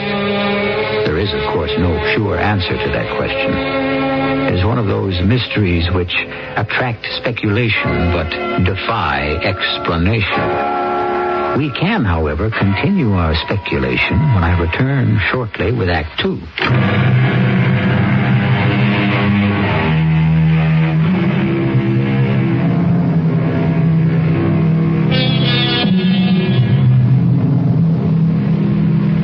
There is a feeling of foreboding in the Stillwell home. Sunday morning has dawned bright and sunny enough, but somehow not cheerful in spite of this.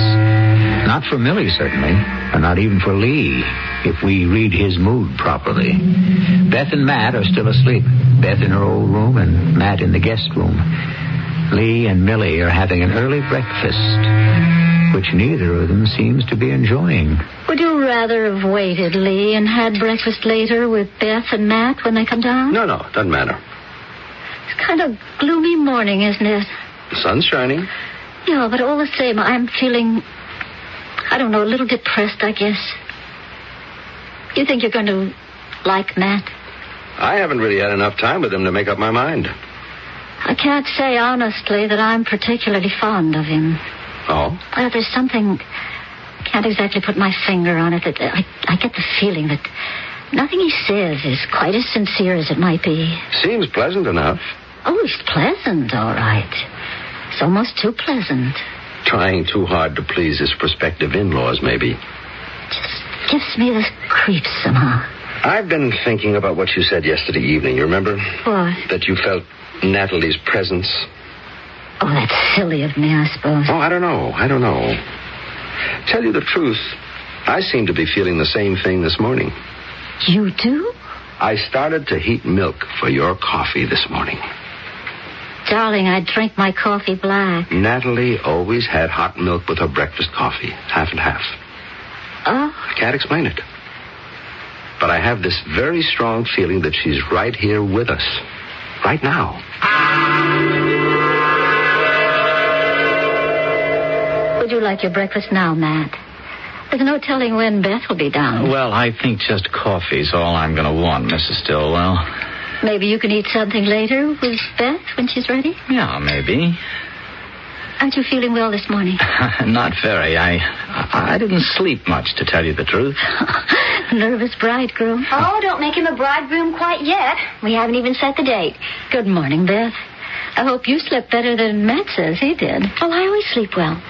Clear conscience. What would you like for breakfast?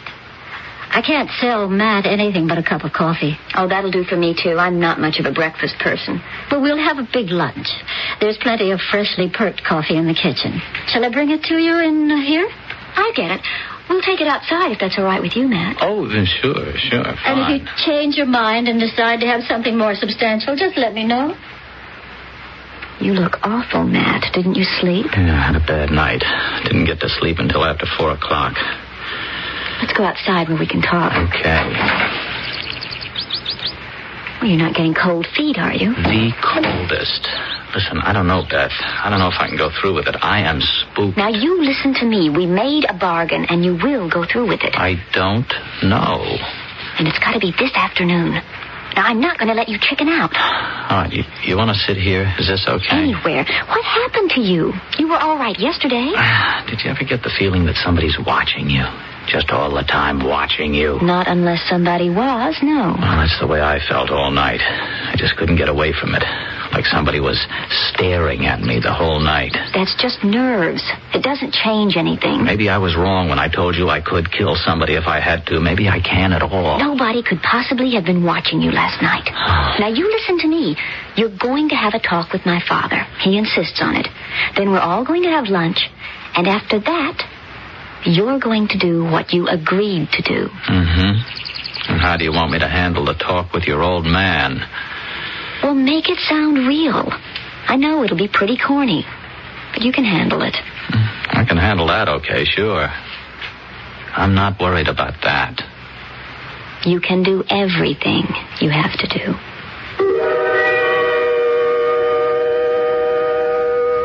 Well, young man, if Beth can spare you for a few minutes, maybe we can have that little talk. Yes, sir. Oh, I can spare him.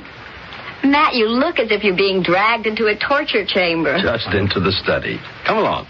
Don't take too long, and maybe Matt and Beth can get a swim in the pool before lunch.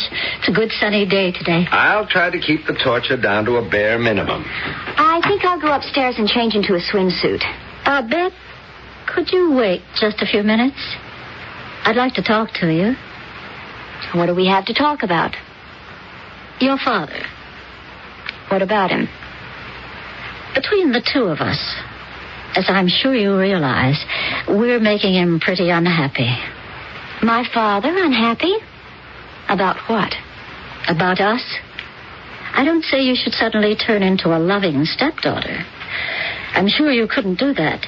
What I'm suggesting is a truce. For your father's sake.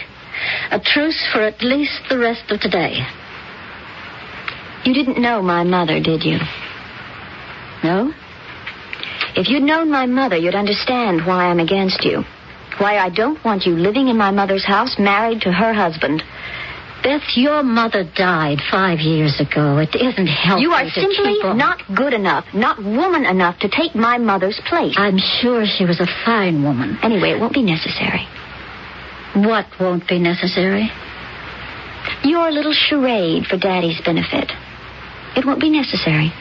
I don't understand. You don't have to.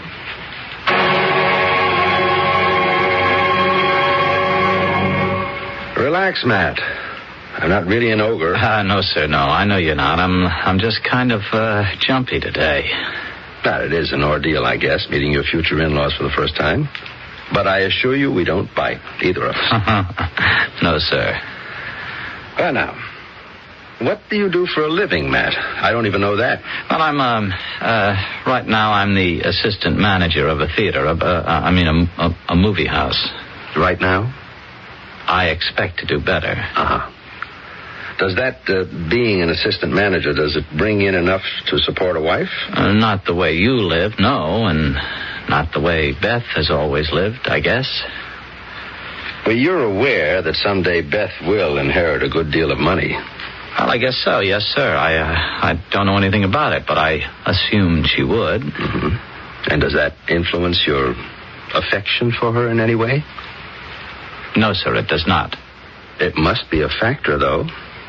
Even if you try not to make it one. I suppose it will make a difference, but it's not why I want to marry Beth. All I can do is tell you that. I can't force you to believe it.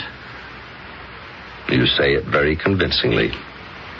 I think I will believe it.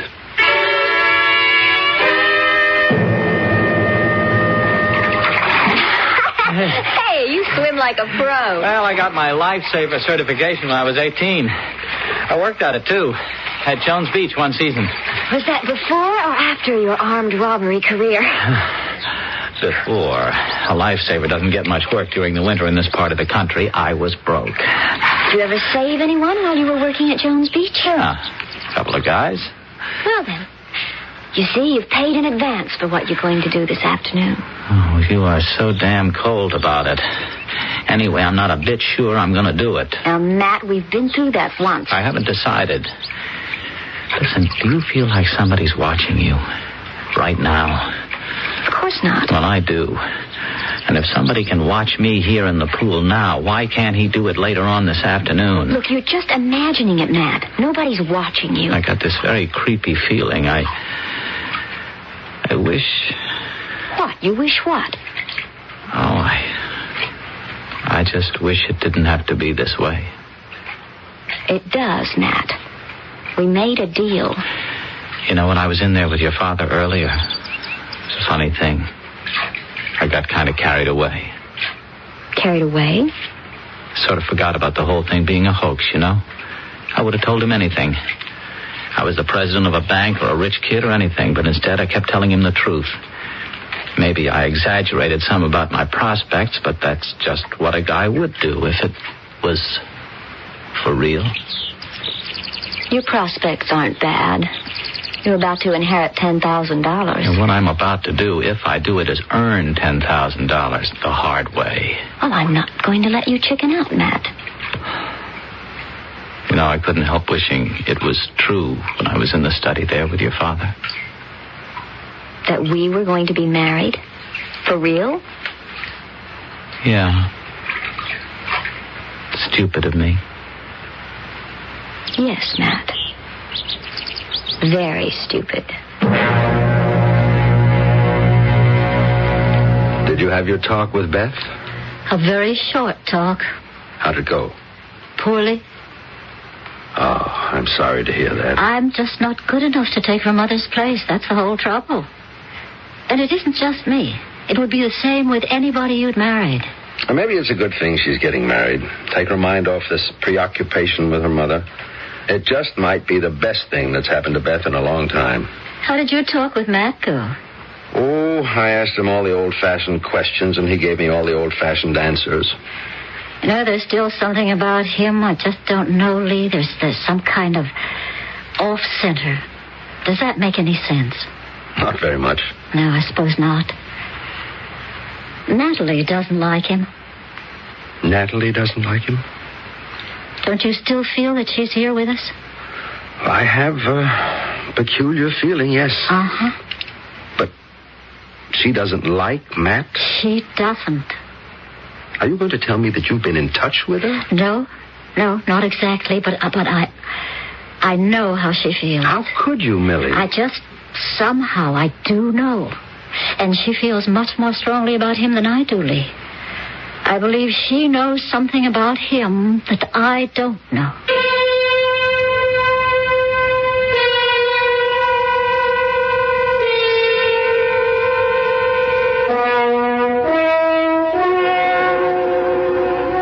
Perhaps in times of extreme stress, a rapport is possible between the living and the dead. Fantastic? Well, there is no very boldly drawn line between fact and fancy that I know of. Maybe a bit of what we think of as the supernatural has found its way into the usually quite commonplace atmosphere of the Stillwell home. We'll consider this possibility further when I return shortly with Act 3.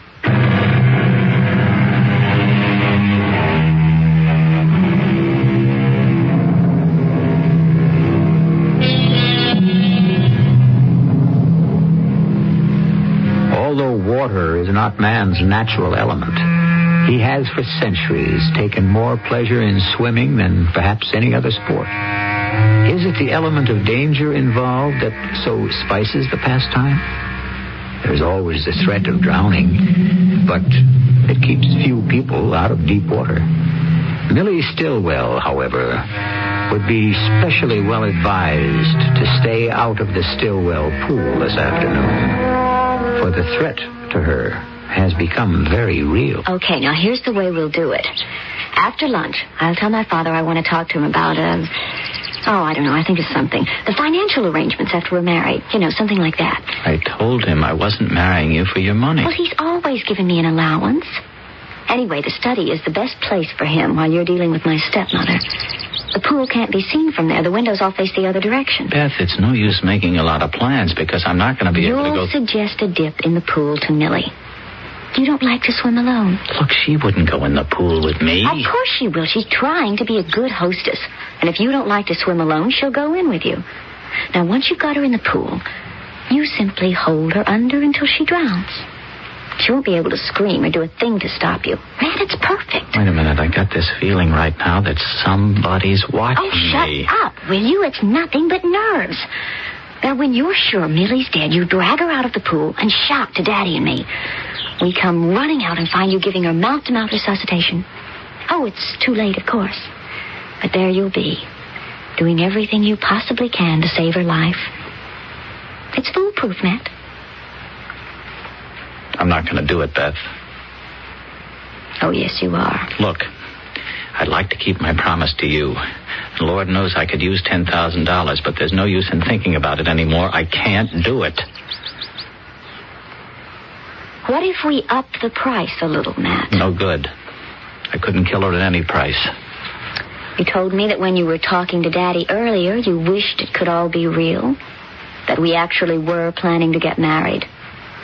And you called me stupid. Or what if I said now that it could be real? That I'd marry you if you went through with our plan. You really would? Yes. Yes, and eventually it would be worth a lot more than $10,000 to you, Matt. What I told your father was true. I wouldn't be marrying you just for your money. Well, for whatever reason. Will you do it, Matt? You wouldn't be marrying me because you love me, of course. I'd be a good wife all the same. What to keep you from saying now that you'll marry me and then refusing to do it after it's all over with? Your stepmother, I mean. Because I keep my promises, Matt. I learned that from my mother. She never lied and she never broke a promise. I won't break my promise to you. All right. You won't back down at the last minute. Not if it means marrying you. No. I'll do it.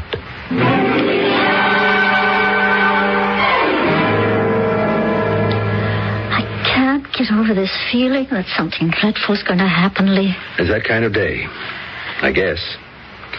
I'm feeling pretty spooked myself. And you were looking forward to such a nice weekend with Beth. It hasn't turned out quite that well, has it? You still have the feeling that Natalie's with us. It's fantastic. A while ago, I looked out toward the pool, and I could have sworn that Natalie was sitting in one of the chairs. Oh, no. Just for a second. The chair was in the shade of the old oak, and of course it was just a trick of the shadows, along with my mind. But for a couple of seconds, I could have sworn that Natalie was sitting there. Isn't it about time for lunch? Yes, it is. I think I'll serve it out by the pool. That way Beth and Matt won't have to change.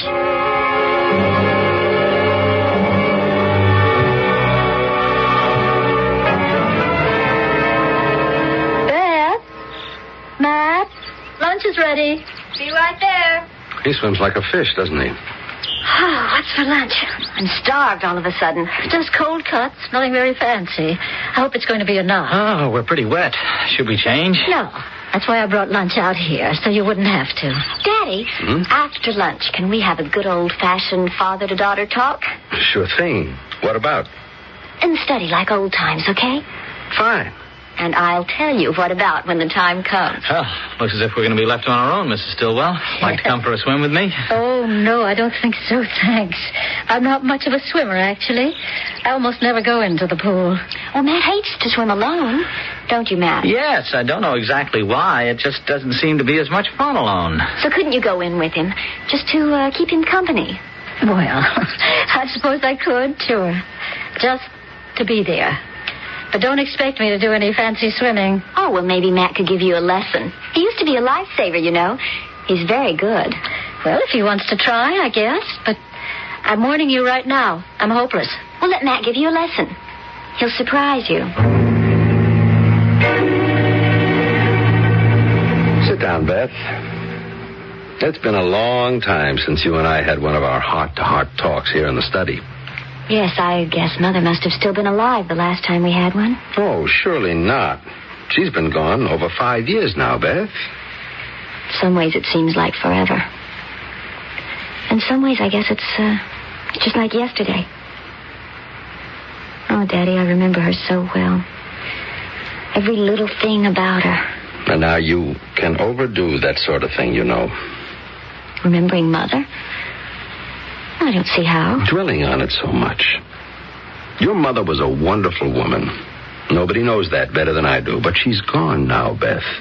You and I have to go on living. You with Millie. Oh, I wish you could be a little more tolerant of Millie, Beth. She's trying to take my mother's place. Well, that's what she's supposed to do. With me, and with you, if you'd let her. Well, I won't.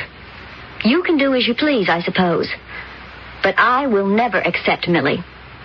Never.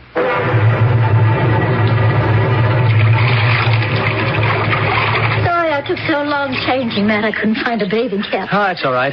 Took a dozen laps of the pool. I'm not in as good shape as I should be. A dozen laps? I call that pretty good. Well, come on in. We better stand back. I splash. You splash, all right. I told you not to expect anything fancy. Okay, let me see you swim across the pool once. Well, once is about all I can handle. Okay? Here goes. All right. You see? You're lifting your arms too high. Try to sort of just snake them up. Easy. Oh, I'm terrible. Who says I splashed the pool empty if I spent much time in it? Well, come on down to the deep end. It's much easier to swim in deep water, you know. Not me. I stay where I can put my feet on the bottom anytime I want to. Beth, I'm sure you didn't suggest this little talk just for old time's sake. Now, what's on your mind? How do you like Matt, Daddy? He seems like a nice fellow. You've only known him for 3 weeks. Oh, you're being old-fashioned. Is that old-fashioned? Still seems pretty sound to me. 3 weeks is a very short time, old or new-fashioned. Well, it isn't as if we were going to be married in 3 weeks. I mean, we've just agreed to marry. We haven't even set a date yet. That's true, of course. Where do you plan to live when you finally do marry? Oh, for the time being, I guess we'll just stay in my place. I've never even seen his apartment, but I get the feeling it's pretty ratty. That sounds all right. You've got plenty of room. Daddy. Yes?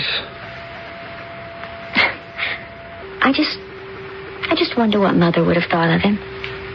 I've been wondering about that, too. Although, actually, if Mother were still alive, I wouldn't be marrying him in the first place.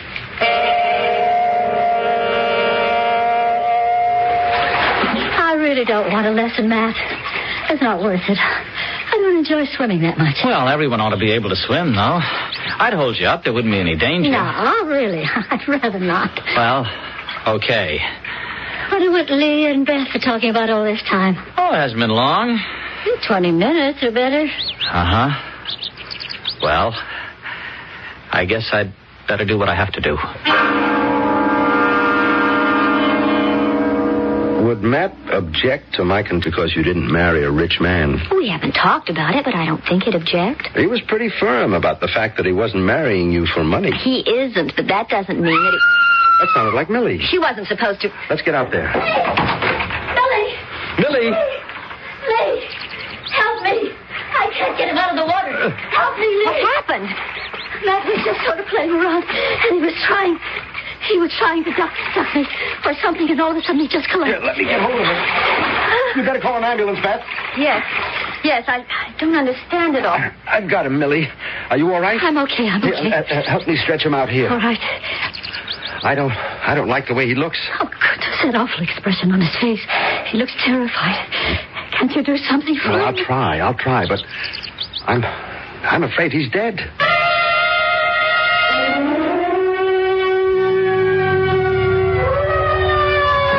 Here, stop here. This is the place. Around back, by the pool. Show me, please. He was in the pool, Doctor. I think he must have had a cramp or something. All right. Just let me have a look at him. Will he be all right? It doesn't look good to me, Beth. I'm afraid... I don't understand it. What went wrong? Just what I told you, Beth. He was just playing, the way people do in the water. I think he was going to duck me. And then all of a sudden he got this awful look on his face. And he just went under. Like he'd had a stroke or something. He bungled it. What? He didn't struggle or anything like that. I think he was unconscious already. I tried to hold his head out of the water, but he was so heavy. Should have known he couldn't do it. Do what, Beth? I don't know what I'm saying. Oh, Beth, I'm sorry. I'm afraid there's nothing I can do. This man is dead. Oh. He didn't drown. At least I don't think he did.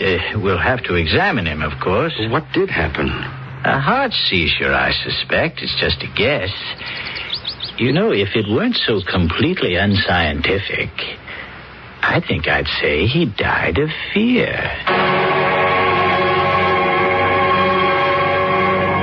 Where's Beth, Lee? She's up in her room, resting, I guess. Oh, shouldn't someone be with her? She said she wanted to be alone. She doesn't seem to be taking it too badly. I don't really understand the way she's taking it. She seems more angry than anything else. Lee, was Natalie tall? black hair, very beautiful, but with a small scar just at the corner of her left eye. Yes. How could you know that? I saw her. You saw her? I couldn't tell the doctor. How can you tell a doctor a thing like that? You saw Natalie? Matt was trying to duck me, as I told you, and he looked over my shoulder, and he got this terrified look on his face. And I turned to see what had frightened him so. She was standing there. Natalie? Yes, Lee. It was Natalie who frightened Matt to death.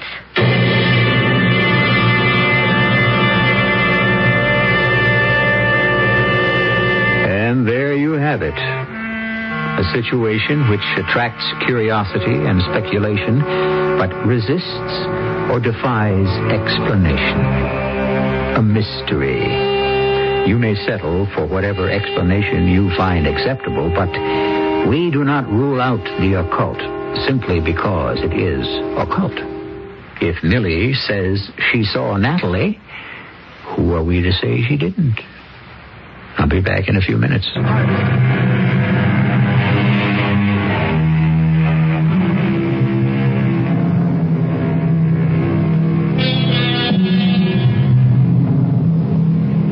Poetic justice does sometimes happen. And although Beth seems to have gone unpunished for the crime of plotting murder, has she really? She'll have to live the rest of her life with the knowledge of her guilt. And conscience can be the hardest of all judges. I feel sure Beth will never conspire against her stepmother again. And while she and Millie will never be friends, they will never again be such total enemies. Our cast included Morgan Fairchild, William Redfield, Ann Shepard, and Nat Poland. The entire production was under the direction of Hyman Brown. This is E.G. Marshall inviting you to return to our Mystery Theater for another adventure in the macabre. Until next time, pleasant dreams.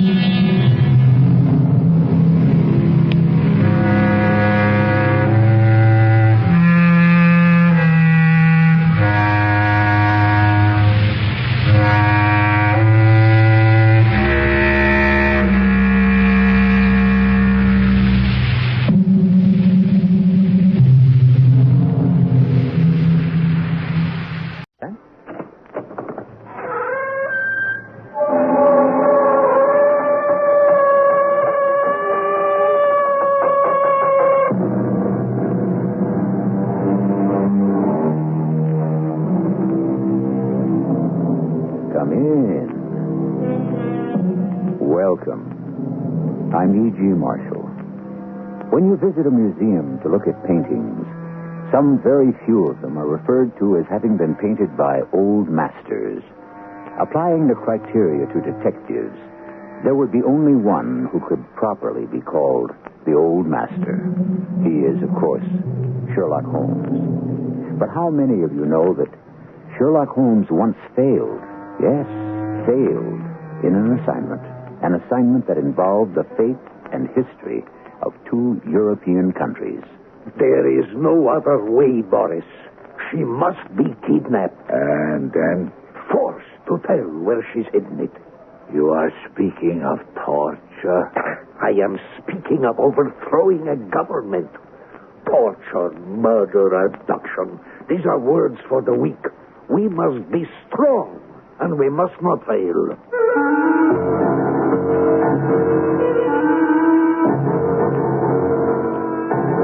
Our mystery drama, A Scandal in Bohemia, was adapted from the Sherlock Holmes classic, especially for the Mystery Theater by Murray Burnett, and stars Kevin McCarthy.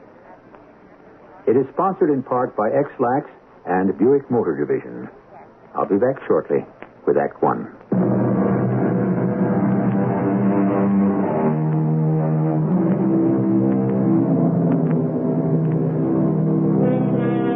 Sherlock Holmes looked upon love as a nuisance, an emotion that could only unbalance the beautiful analytic machinery of the mind, or, as his creator, A. Conan Doyle, put it, grit in a sensitive instrument. And yet, there was one woman Sherlock Holmes might have loved. She appears in this story, faithfully and fully depicted by the admirable Watson.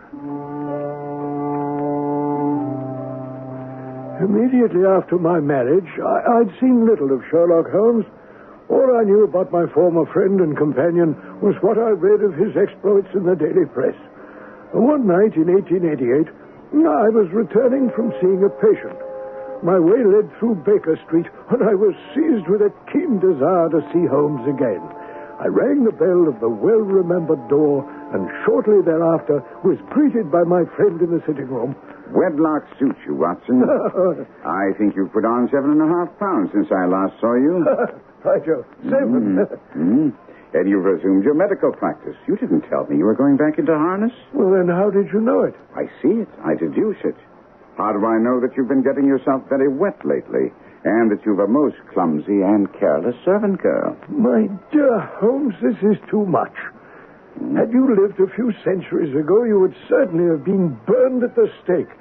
Well, it's true that I had a country walk on Thursday and came home in a dreadful mess. But as I've changed my clothes, I can't imagine how you deduced it. As to our girl, Mary Jane, she's incorrigible, and my wife has given her notice. But there again, I fail to see how you work it out. It's simplicity itself. My eyes tell me that on the inside of your left shoe, just where the firelight strikes it, the leather is scored by 6 parallel cuts. Now, obviously, they've been caused by someone who has very carelessly scraped around the edges of the sole to remove the crusted mud from it. Oh, it should. Hence my double deduction that you've been out in wet weather and that you have a particularly careless servant. Dash it all. You always make it sound so simple. But how about my resuming my medical practice? Oh, come, Watson. If a gentleman walks into my room smelling of iodoform with a black mark of nitrate of silver upon his right forefinger and a bulge on the right side of his top hat, showing where he secreted his stethoscope, I must be a dull dog indeed if I don't pronounce him an active member of the medical profession. Each time you explain your process, it appears that anyone can do it. And I know my eyes are quite as good as yours. Of course. You see, but you do not observe. Huh? By the way, you may be interested in this, which came by the last post. Read it. Right. There will call upon you tonight at 7:45 a gentleman who desires to consult you upon a matter of the very deepest moment. Your recent services to one of the royal houses of Europe has shown that you are one who may safely be trusted with matters which are of an importance which can hardly be exaggerated. This account of you we have from all quarters received. Be in your chamber then at that hour, and do not take it amiss if your visitor wears a mask. This is indeed most mysterious, Holmes. What do you imagine it means? Well, it's a capital mistake to theorize before you have data, but we do have the note itself. What do you deduce from it? Well, the man who wrote it was presumably well-to-do. This paper can't be bought under ½ a crown a packet. It's peculiarly strong and stiff. Peculiar? That's the very word. Hold it up to the light and tell me what you make of the initials woven into the texture of the paper.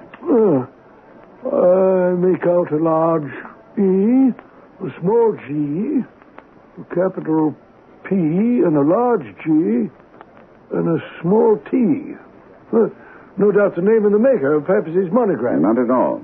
The large G with the small T stands for Gesellschaft, which is German for company. It's a customary contraction. P, of course, stands for Papier. And now for the EG, let's take a look at our Continental Gazetteer.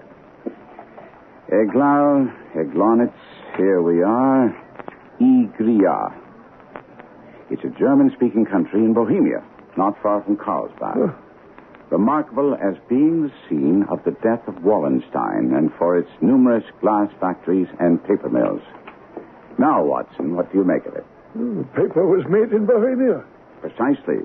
And the man who wrote the note is a German. That's only a possibility, Holmes. He could have purchased the paper. No, Watson. Note the peculiar construction of the sentence. This account of you we have from all quarters received. A Frenchman or a Russian could never have written that. Only a German is so uncourteous to his verbs as to place them at the very end of a sentence. It remains, therefore, to discover what is wanted by this German who writes upon Bohemian paper and prefers wearing a mask to showing his face. And, if I'm not mistaken, he's arriving now. Holmes pressed me to stay. I remained seated, and Holmes opened the door to admit a man who was at least 6'6", with the limbs and chest of a Hercules.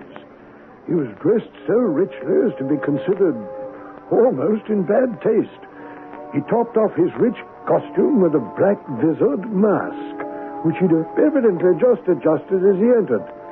He spoke with a German accent, looking from one of us to another as if uncertain which one to address. You had my note. I told you that I would call. Pray, take a seat. This is my friend and colleague, Dr. Watson, who is occasionally kind enough to help me with my cases. Whom do I have the honor to address? You may address me as the Count von Kram, a Bohemian nobleman. I understand that this gentleman, your friend, is a man of honor and discretion, whom I may trust with a matter of most extreme importance. If not, I must communicate with you alone. It's both or none. You may say before this gentleman anything which you may say to me. And I must begin by binding you both to absolute secrecy for 2 years. At the end of that time, the matter will be of no importance. At the moment, it is not too much to say that it is of such weight it may have an influence upon European history. I promise. And I. You will excuse this mask. The august person who employs me wishes his agent to be unknown to you. And I confess at once that the title by which I call myself is not exactly my own. I was aware of it. Every precaution has to be taken to quench what might grow to be an immense scandal and seriously compromise one of the reigning families. To speak plainly, the matter involves the great house of Ormstein, hereditary kings of Bohemia. I was also aware of that. You surprise me. If your Majesty would condescend to state your case, I should be better able to advise you. You are right. I am the king. Why should I attempt to conceal it? Why, indeed? Your Majesty had not spoken 4 words before I was aware that I was addressing Wilhelm Gottsreich von Ormstein, Grand Duke of Kassel-Telstein and hereditary king of Bohemia. And you can understand I am not accustomed to doing such business in my own person. Yet the matter is so delicate, I cannot confide in an agent without putting myself in his power. I come incognito from Prague to consult you. Then pray consult. Briefly, these are the facts. Some years ago, during our lengthy visit to Warsaw, I made the acquaintance of a well-known adventuress, Irene Adler. Name is no doubt familiar to you. Will you be so kind as to look her up in my index, Doctor? Oh, yes, gladly, Holmes. Your index is complete, Holmes, but not in the best of order, so I'm glad that her name starts with an A. Here she is. Thank you. Now, let me see. Born in New Jersey, 1858. Prima donna, Imperial Opera of Warsaw, contralto, retired from the stage, living now in London. Quite so. Thank you, Doctor. And now your Majesty, as I understand, became entangled with this young person, wrote her some compromising letters, and is now anxious to get these letters back. Precisely so. But how did you... Was there a secret marriage? Oh, of course not. Legal papers? Certificates? None. Well, then I fail to follow, Your Majesty. If this person should produce her letters for blackmail or other purposes, how is she to prove their authenticity? There is the writing. Proof. Forgery. My private notepaper. Stolen. My own seal. Imitated. My photograph. Bought. We were both in the picture. Oh, dear. That is very bad. Your Majesty has indeed committed an indiscretion.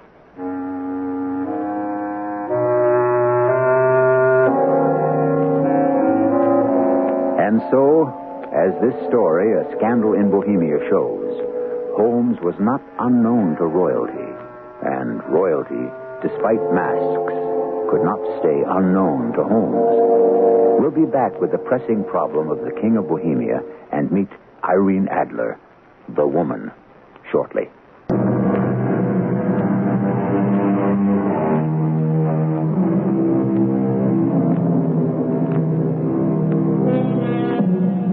Sherlock Holmes in love?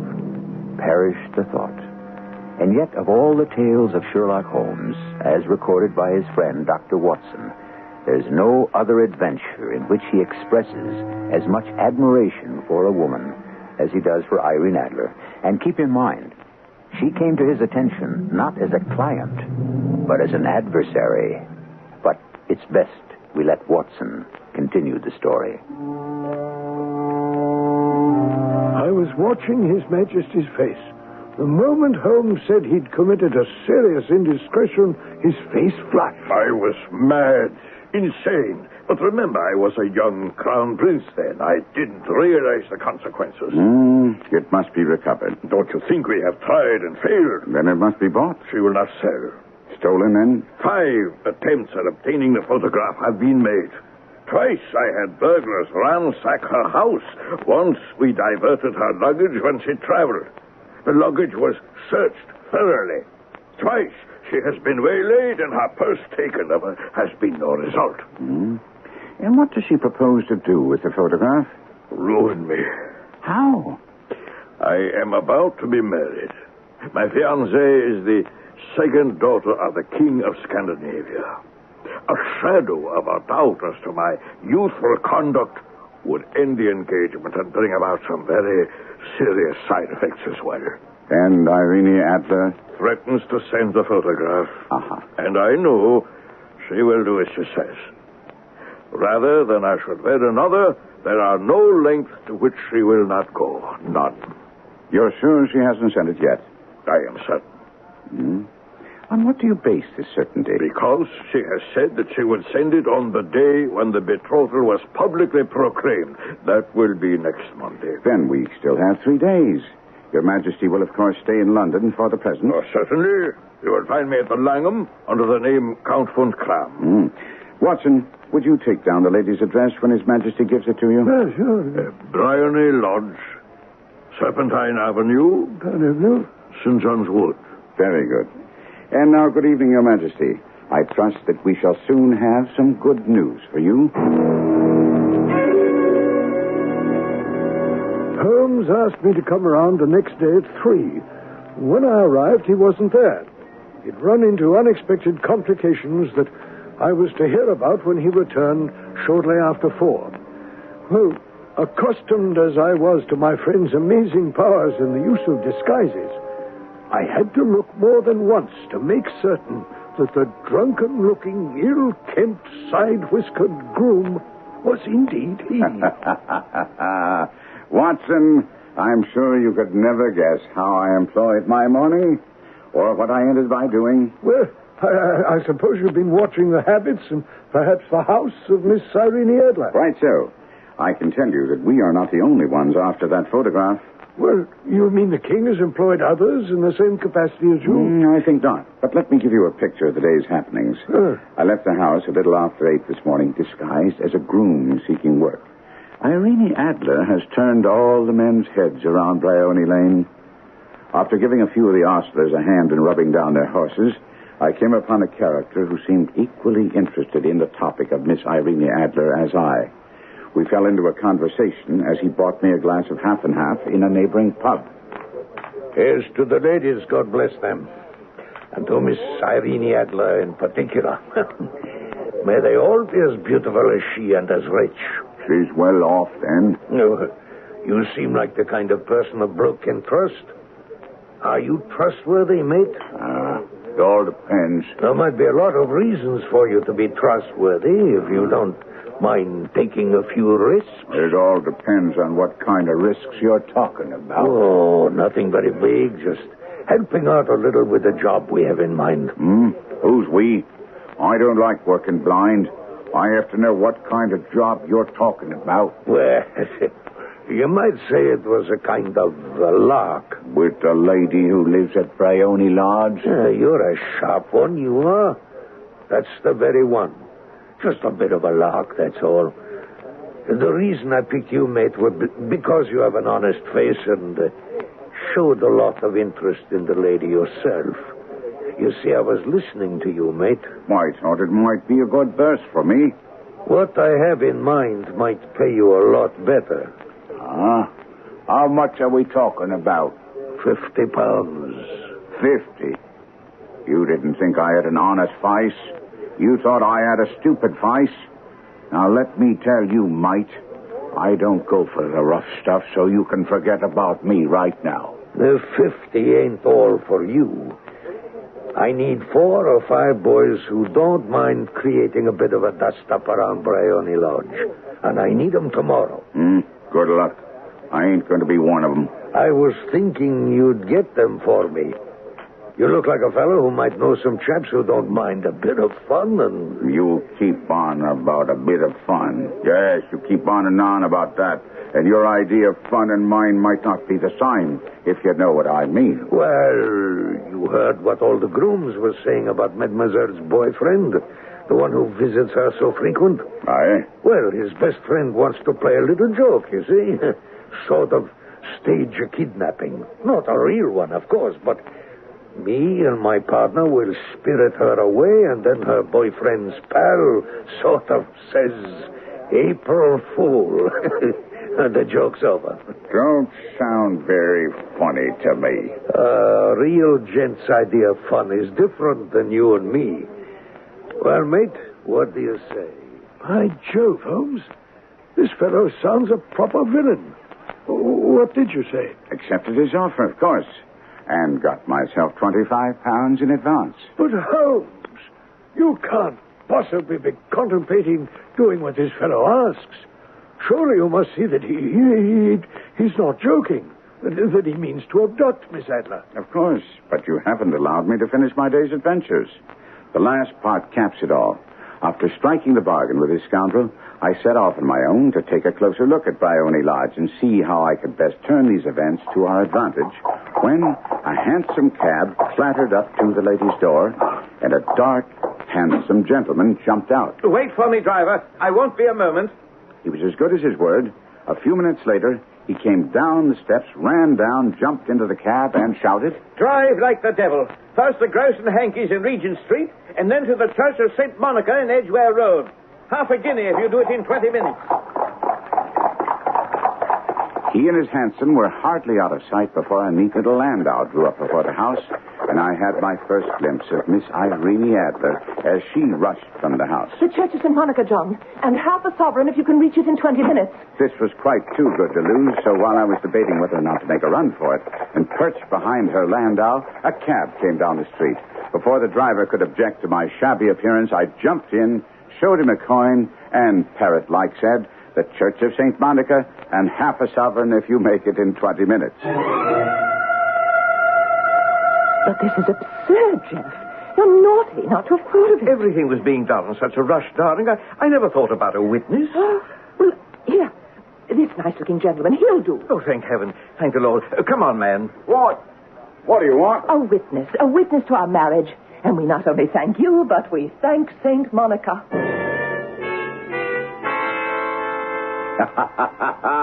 It was the most preposterous position I've ever found myself in my life. The bride gave me a sovereign, and I mean to wear it on my watch chain in memory of the occasion. By Jove. But doesn't this sudden marriage threaten everything? It certainly seemed to menace our plans seriously. However, when they separated at the church door, I heard her tell him that she would drive out in the park at 5 as usual. So then I went off and made my own arrangements for tonight. Which are? To be revealed to you after some cold beef and a glass of beer to fortify ourselves for this evening's work. I don't like it, Ferenc. It's dangerous. Boris, it's our only alternative. To rely on this half-drunken groom you meet in a bar? I've already explained to you he was interested in Bryony Lodge and Miss Adler. Can we trust him? Of course not. But we can rely on his greed. You didn't see the way he snatched the 25 pounds advance. I still do not like it. Oh, I grant it's not ideal, but there's very little risk. Once we have the lady and the carriage, we drive off. What can he tell the police? Everything. Which is little enough. He doesn't even know my name. He's never seen you. In half an hour, we'll be safely hidden. And I promise you'll have the location of the photograph out of her before the search has had time to get organized.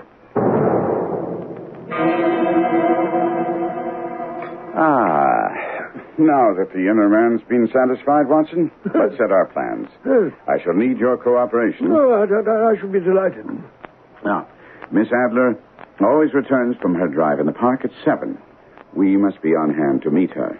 I've already engaged the services of several stout lads who will create the uproar that I promised my companion in the pub. What, you're not going to throw in with those villains after all? Oh, only to the extent of creating a disturbance, which I intend to put to our advantage, of course. My lads are instructed to see that on no account will the lady be taken. But won't the other people know that? In the confusion, they'll only know that their plans have gone awry. Huh. Have you any idea who they are or what they want with the photograph? Only that they've definitely not been hired by His Majesty. As to the rest, I can hazard a guess or two. Either they want the photograph to extort a pretty penny from His Majesty, or from some political purpose. In either case, it doesn't matter. What is important is your role. Oh, well, I'm impatient to hear it. There will be some unpleasantness, but on no account are you to interfere. I promise you it will all end with my being conveyed into the lady's sitting room. 4 or 5 minutes afterwards, the sitting room window will open. You are to station yourself close to that window. Is that all? No, by no means. Now, I have here an ordinary plumber's smoke rocket, fitted with a self-igniting cap at either end. You will throw this through the open window into the room, at the same time raising a good, loud cry of fire. Understood? Yes, but... I haven't finished, sorry. Your cry will then be taken up by a considerable number of people in the street. Then your part is finished. Walk to the end of the street, where I will rejoin you in 10 minutes. Clear? For the life of me, I can't see how you know you'll be taken into the room and the window open. The explanation will have to wait, because now I must change for my new role. To my astonishment, when Holmes came out from his chamber, he was dressed as an elderly clergyman. And once again I thought, what a fine actor the stage had lost when he elected to become a consulting detective. We shortly afterwards were pacing up and down outside Irene Adler's house in St. John's Wood. I see that my lads are all in position. And so are you, Watson, because here we are outside the sitting room window. And you promised to explain to me how you're going to get yourself inside and have the window open. All in good time. But the key question remains, where do we find the photograph? Probably at her bank or her attorney's. No, I think neither. It's much too precious for her to have it out of her possession. It's in the house. But it's been burgled twice. Sure, they didn't know how to look. Well, how will you look? I'll get her to show me. Oh, ridiculous. She's bound to refuse. She won't be able to. Incredible. It will all be clear to you, but we have no more time. It's almost the hour. I think I see her carriage in the distance. Now, carry out my order to the letter.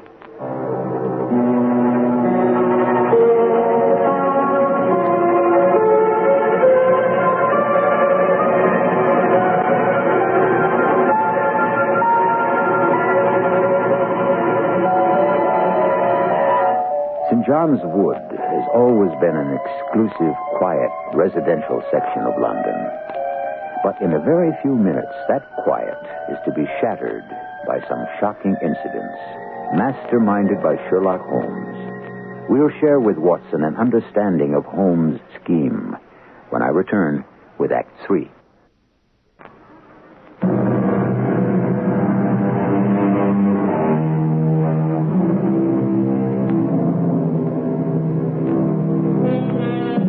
At the very beginning of this story, I spoke of the possibility of Sherlock Holmes being in love.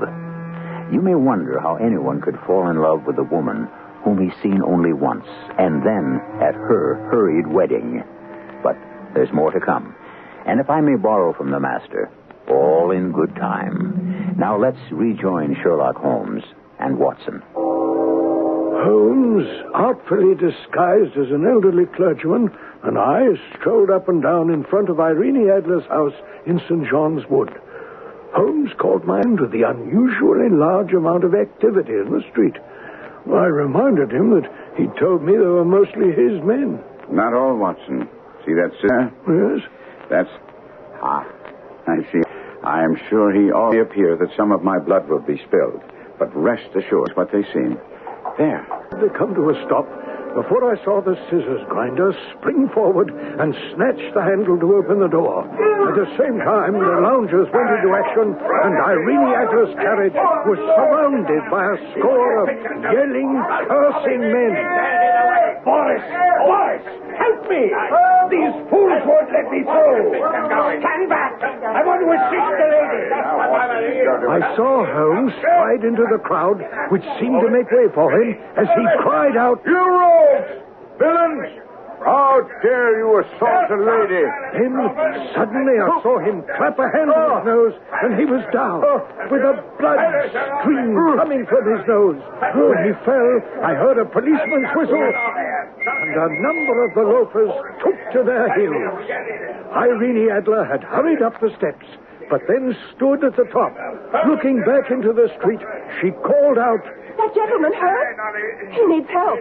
Well, he can't lie here in the street. Bring him in. There's a comfortable sofa in my sitting room. We'll get a doctor." Slowly and solemnly, Holmes was carried into Bryony Lodge and placed carefully on the sofa. The lamps had been lit, but the blinds hadn't been drawn, so I could see him as he lay on the couch. This truly wondrously beautiful woman bending tenderly over him. After a moment or two, I saw him raise himself with some difficulty, and they began talking. He later told me how the conversation went. I don't think you should sit up. I'm quite all right, dear lady. I'm more concerned about you. Oh, thanks to your bravery, I just had an unpleasant moment. Oh. What is it? What is it? Nothing to be alarmed about, I'm sure, but if I could have some air... Oh, of course. Marie, open the windows. As the maid opened the window, I saw Holmes raise his hand. The moment her back was turned, I tossed the locket into the room and shouted, "Fire!" The cry was instantly taken up as thick clouds of smoke curled through the room and out the window. I slipped through the crowd and made my way to the end of the street and waited. In 10 minutes, I was rejoiced to find my friend's arm in mine, and we walked swiftly away from the scene. You did it very nicely, Doctor. Everything's right as rain. You have the photograph? I know where it is. Oh, how did you find out? As I told you, she showed me. Well, I'm still in the dark. When a woman thinks her house is on fire, her instinct is at once to rush to the thing she values most. Our lady today had nothing more precious to her than the photograph that we seek. When the alarm of fire was raised, she rushed to secure it. And she did? The photograph is in a recess behind a sliding panel just above the right bell pull. She was there in an instant, and I caught just a glimpse of it as she half drew it out. Yes. And now? We've almost reached our goal, and yet there's something gnawing at the back of my mind. Let me repeat the conversation that took place between us after it was discovered that the fire was only a false alarm. It may perhaps suggest something to you. My dear Reverend... Forsyth, madam. Madam? Oh. How very observant of you to notice my wedding ring. It's so new to me that Madam quite startled me. I apologize. I should certainly be unable to bear the thought of bringing you any further excitement or trouble. Oh, It has been a hectic 5 or 10 minutes, Reverend, and I must thank you for your courage in coming to my aid. At your age, it might have been dangerous. It was only a Christian act, providential, that I happened to be passing. Heaven does seem to be looking after me and my belongings lately. Heaven looks after us all, dear lady. Providence does seem to be taking a special interest in me. Only yesterday, when it appeared that my marriage might have to be put off because my future husband and I needed a witness there, quite providentially appeared a somewhat tipsy groom who served as a witness for us. And now, today, I'm almost set upon by a band of toughs, and the Lord sends me an elderly but foolhardy minister who risks his life and limb for a strange lady. It does seem that you're blessed. And now, when for a moment it appeared that my house, with all its lovely furnishings, would be ravaged by fire, I am again saved when it proves to be a false alarm. You may indeed consider yourself fortunate. But if you don't mind, I feel quite recovered. Oh, yes, of course. I'll have my coachman take you wherever you were going. I wouldn't think of it, dear madam. You've done quite enough for me as it is. I felt that it was wise to leave as quickly and with as little fuss as possible. And so I met with you. Well, then why this unease? From what you told me, you accomplished everything you set out to do. I did. And yet... Oh, hang it, man. It's just that there was something in her eyes. Oh, come now, Holmes. Don't tell me that you're mooning over a woman. Not at all, not at all. You misunderstand. But here we are in crowded Baker Street. Do you have the key? Well, of course not. Dear me. I fear I'm getting somewhat absent-minded. Here's the key. It slipped a little during all my exertions. Good night, Mr. Sherlock Holmes. What was that? Oh, search me. Some young lad in an ulster. He's just now hurrying off. I swear I've heard that voice before. I wonder who the deuce it could have been. Holmes took the puzzle of the voice to bed with him. He also invited me to spend the night because we were to be up so early the next morning. After sending a message off to my wife, I went to bed, and next morning around 7, we were engaged upon our toast and coffee when I inquired of Holmes the reason for our early rising. We're up at this hour, Watson, because the king shall be here shortly. His Majesty. I thought it might give him some satisfaction to regain the photograph with his own hands. Oh, well, that still doesn't answer. The lady will probably not be up when we call. We shall be shown into the sitting room, and when she comes down, she may find neither us nor the photograph. You have really got it. Not yet. But you have hopes. I have hopes. Then come. I am all impatience to be gone. We must have a cab. No, my brougham is waiting. That simplifies matters.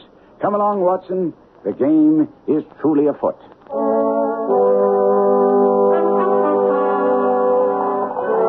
In no time at all, we found ourselves in the king's carriage, spinning along toward Bryony Lodge and Irene Adler. Irene Adler is married, Your Majesty. Married? When? Yesterday. But to whom? To an English lawyer named Norton. Impossible. I was a witness to the wedding. Oh, that is not what I meant. She could not love him. I'm in hopes that she does. And why in hopes? Because it would spare Your Majesty all fear of future annoyance. If the lady loves her husband, she does not love Your Majesty. If she does not love Your Majesty, there is no reason why she should interfere with Your Majesty's nuptial plans. Well, what you say is true. And yet... you still have doubts? Oh, not about the truth of what you said. It is just that I wish she had been of my own station. What a claim she would have made.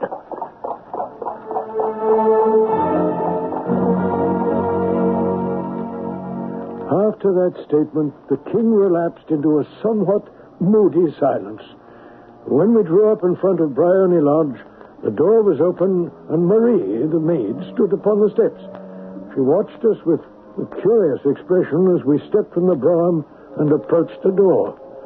You are Mr. Sherlock Holmes? I am Mr. Holmes. My mistress said you would, come to call. She did? Where is... Well, she left this morning with her husband by the 5:15 train from Charing Cross. She goes to Paris and then for a continental tour. You mean to tell me that she has left the country? Oui, never to return. The photograph. All is lost. We shall see. Come, quickly. The three of us rushed past the demure maid, and Holmes led us to the bell pull, tore back the small sliding panel, and pulled out a photograph and a letter. The photograph was of Irene Adler, herself, in the evening dress. The letter was inscribed to Sherlock Holmes, Esquire, to be left till called for. My friend tore it open. It was dated at midnight of the preceding night. We all three crowded around together to read it. I swear that as we started, we could hear her voice. Well, at least from the expression on Holmes's and His Majesty's faces, they could. My dear Mr. Sherlock Holmes, you really did it very well. You took me in completely. Until after the alarm of fire, I hadn't a suspicion.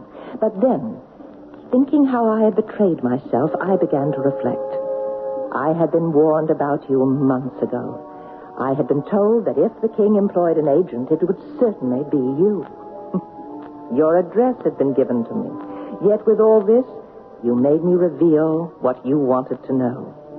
Even after I became suspicious, I found it hard to think evil of such a dear, kind, old clergyman. But, as you know, I have been trained as an actress myself. Male costume is nothing new to me. I often take advantage of the freedom it gives. I sent my coachman to watch you. I ran upstairs, got into what I call my walking clothes, and followed you. When I came to your door, I was convinced that I was really an object of interest to the celebrated Mr. Sherlock Holmes. Then I, rather imprudently, wished you good night and started for the temple to meet my husband. We agreed that our best resource was flight when pursued by so formidable an antagonist. So you will find the nest empty when you call. As to the photograph, your client may ease his mind. I love and am loved by a man better than he. The king may do what he will without hindrance from one whom he has cruelly wronged. I keep it only to safeguard myself. I leave a photograph which he might care to possess. And I remain, dear Mr. Sherlock Holmes, very truly yours, Irene Norton, nay, Adler. What a woman. Oh, what a woman. Did I not tell you how quick and resolute she was? I'm sorry that I have been unable to bring this business to a successful conclusion. On the contrary, I know that her word is inviolate. The photograph is now as safe as if it were in the fire. You will please tell me how I may reward you. Oh, this ring I take from my finger, I should be happy to. Your Majesty has something which I should value even more highly. Name it. This photograph. Irene's photograph? Yes. It is yours. Take it if you wish. Then I thank your Majesty and wish you a very good morning.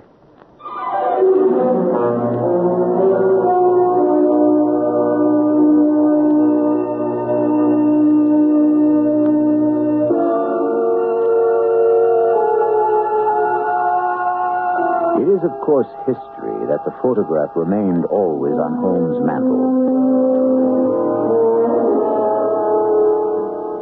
As far as his actually having been in love with Irene Adler, that is something which is debatable.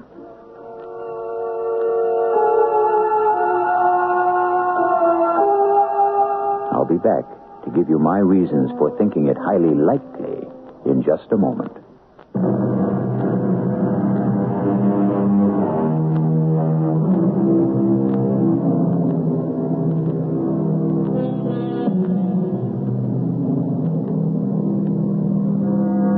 My reasons for thinking that it was more than likely that Holmes did lose his heart to the lovely Irene Adler can be found in the future works of Sir Arthur Conan Doyle.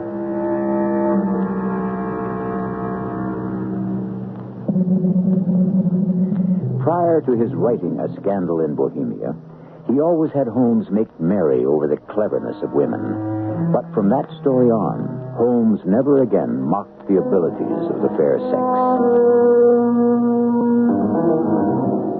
Of course, we know that whenever he referred to Irene Adler, he always gave her the honored title of the woman. Our cast included Kevin McCarthy, Court Benson, Marion Seldes, and William Griffiths. The entire production was under the direction of Hyman Brown. And now, a preview of our next tale. Do you know my wife? Oh, yes. How is she? As ravishing as ever. Oh, Master Derville. If I'd come through all this better looking, if I hadn't been so disfigured by my wounds, so aged by my suffering, my fate might have been different. I have the face of a requiem. I'm dressed in rags, and I've lost nearly every hair on my head. But there's one person who knows me intimately, whom I know equally well, who could never deny me, no matter how much I changed. I sent letters. I left addresses. I returned to post offices time and again, but no answers, no letters, no money. My wife showed no sign of life. Radio Mystery Theater was sponsored in part by Buick Motor Division and X-Lax. This is E.G. Marshall inviting you to return to our Mystery Theater for another adventure in the macabre. Until next time, pleasant dreams.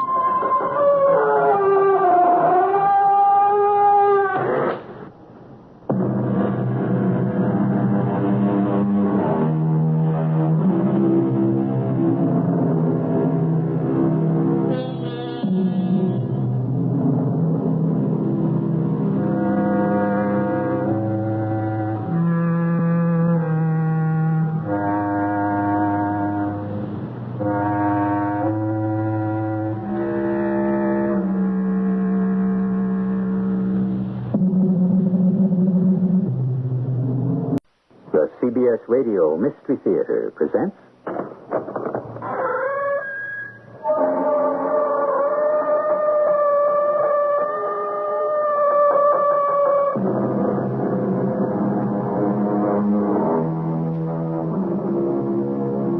Come in. Welcome. I'm E.G. Marshall. The story you're about to hear is unquestionably one of the greatest enigmas of our time. Not an ordinary mystery, whodunit or murder. This crime almost defies solution. And unless it is or can be solved, we all have to face total annihilation. I mean that.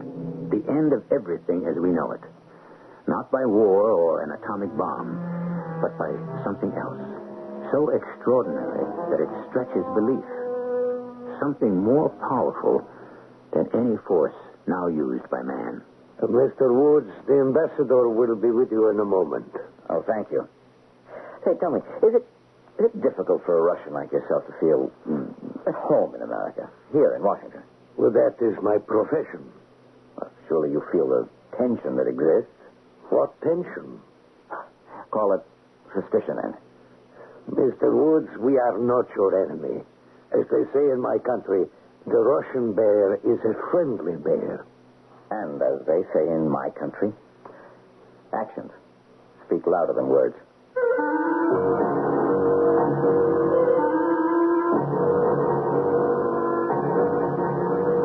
Our mystery drama, The Teddy Bear, was written especially for the Mystery Theater by James Agate, Jr.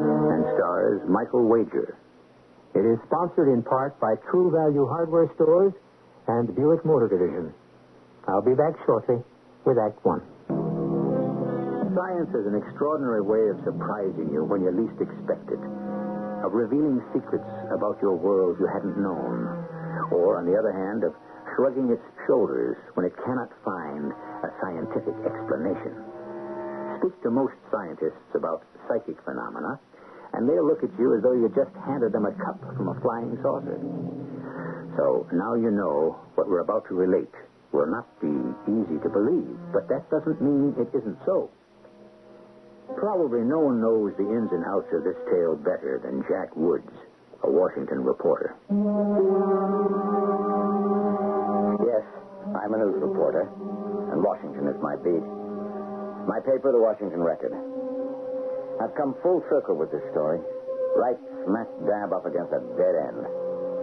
Bob Buckley, my editor, knows it's true, but nobody, anywhere, will print it. So I'm telling it out loud, hoping someone will hear it and do something before it's too late. The dateline to this story, and this is the truth, is the world tomorrow.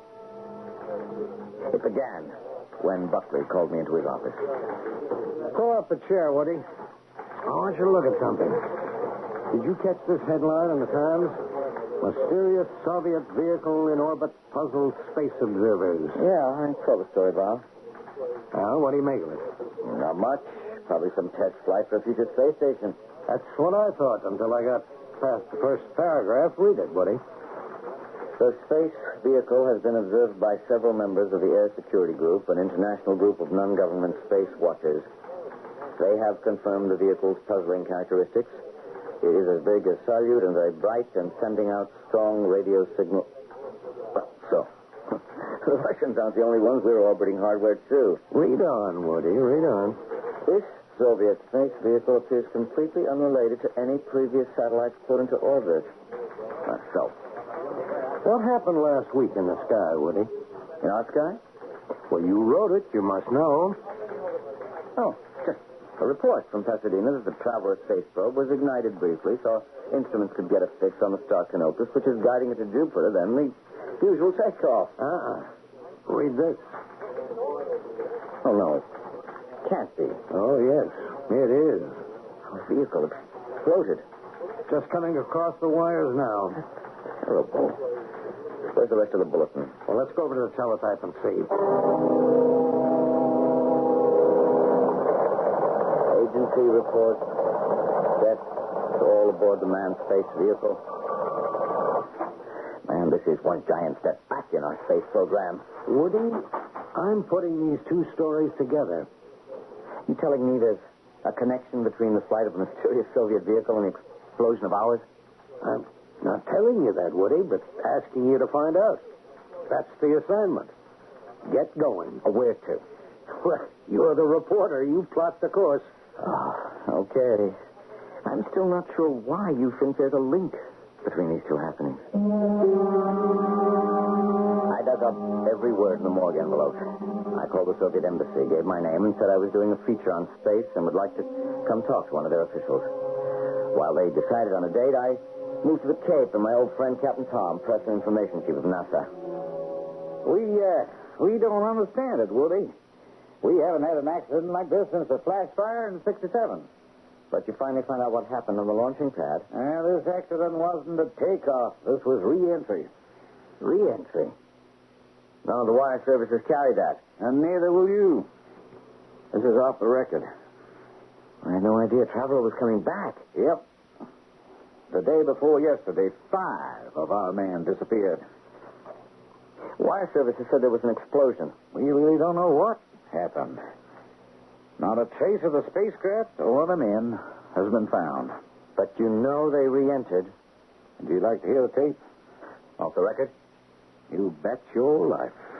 I've never heard one of these things before. Now, there are 2 reels. The end of the first is racked up, and it's pretty much the last communication we had with them. I'll switch it on. Hello, Traveler. Mission Control here. I have your entry pad.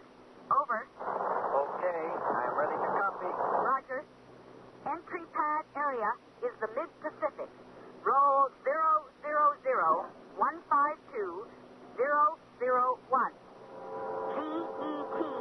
GET 194-4606.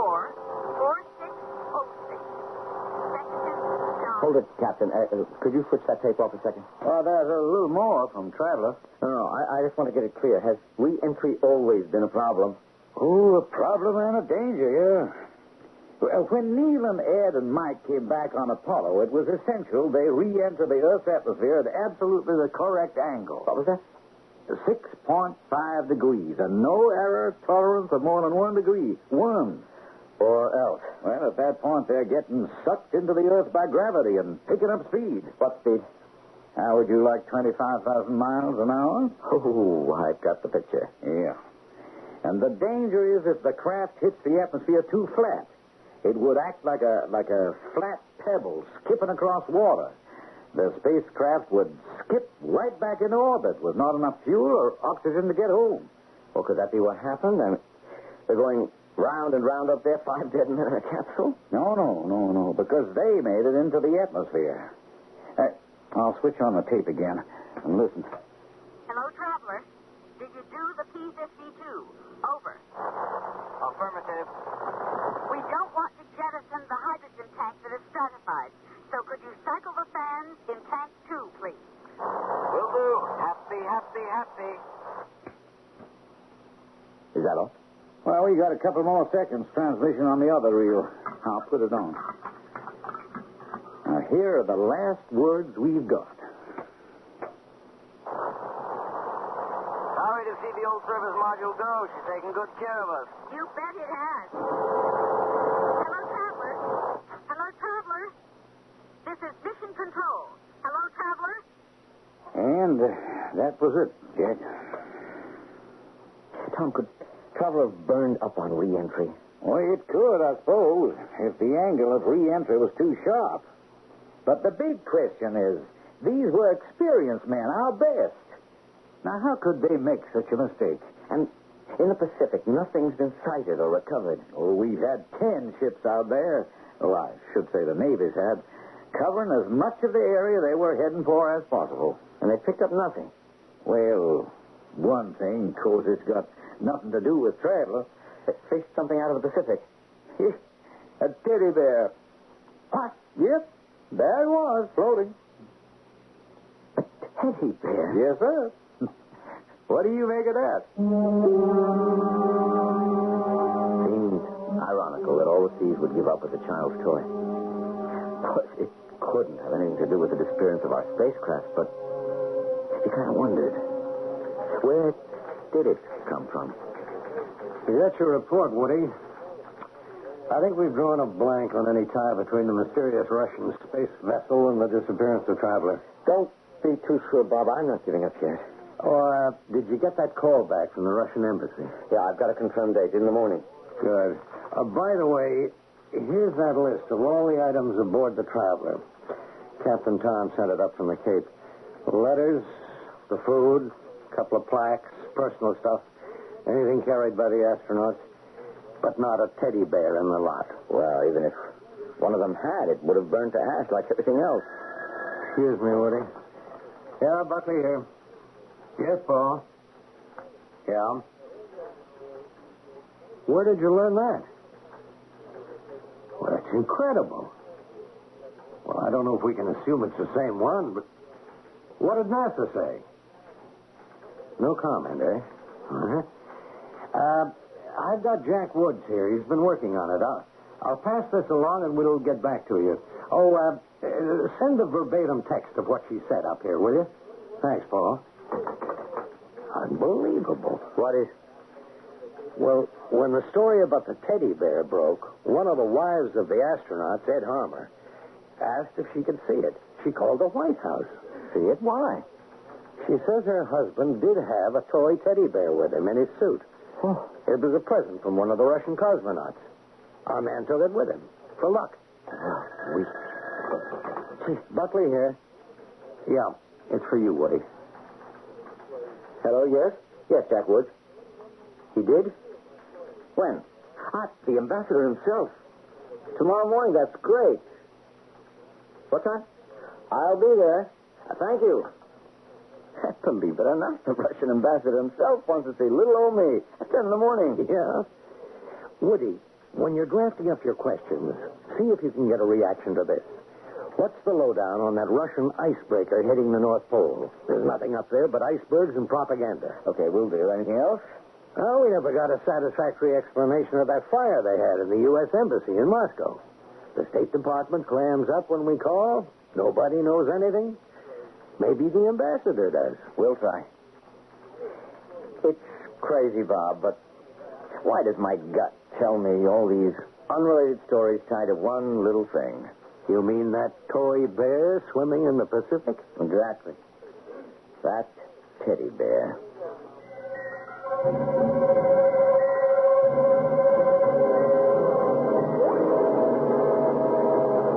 Of course, there could be two teddy bears, one carried by the astronaut and atomized into the sky along with $10 million worth of space hardware and 5 American lives, another found floating in the ocean. It's a little hard to believe there were two, but even harder to believe it could be the same one. Are Sputniks and icebreakers and embassy fires all linked? Perhaps there will be a few answers when I return shortly with Act 2.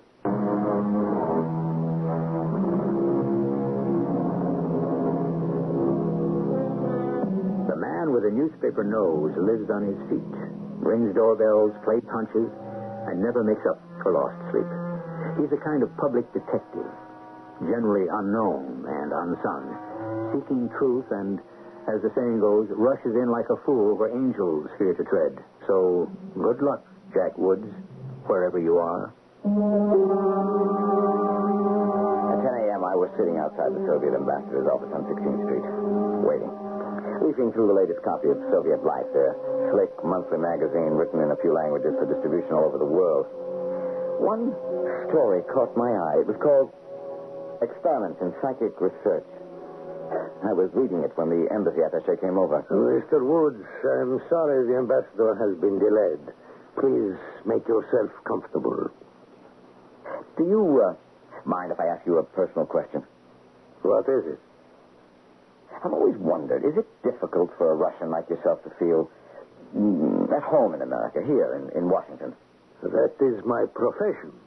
An attaché must be at home wherever he's sent. The ambassador will see you now.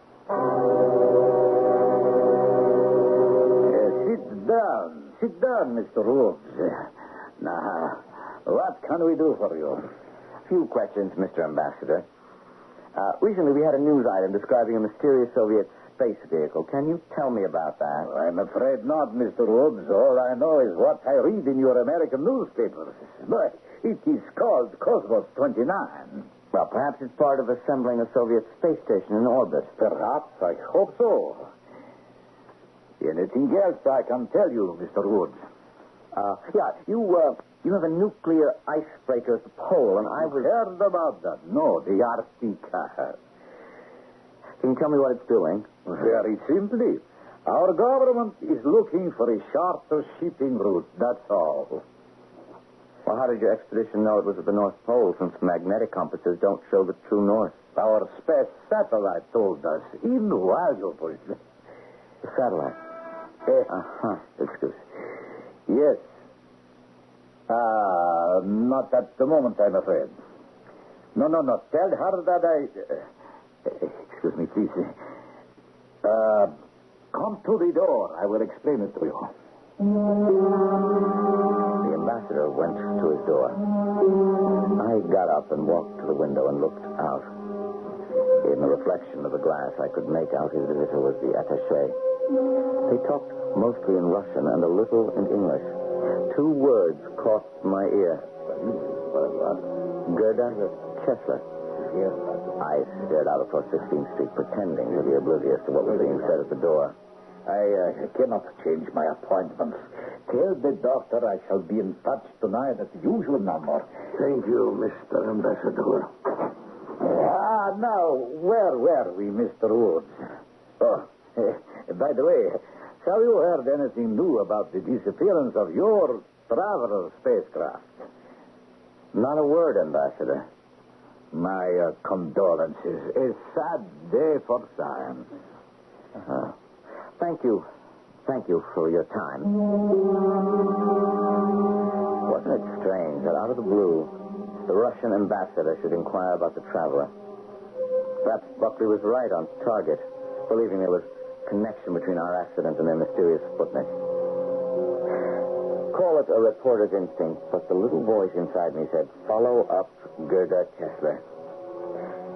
Back at the office, I checked our files and the telephone directory. No Gerda Kessler. Cold information, yes. They had a Kessler Dr. G. A new number, unlisted. I pitched my idea to Bob. Could he locate Kessler for me? All right, here's the address you want, Woody. Kessler's. How'd you get it? We have pipelines. Do you have any poop on Kessler? Well, only that Kessler came through immigration 2 weeks ago and is a scientist from some important Moscow institute. Well, there's a connection to the ambassador, and I aim to find out. If this Kessler is involved in some shenanigans, maybe I better not go to him with my bare face hanging out as Jack Wood's reporter on the Washington Record. Well, what do you want to be? Well, I'll play it by ear, but if I need any verification, expect a phone call from me, will you? I'll back you up, Woody. With proofs, if necessary. I hope it won't be.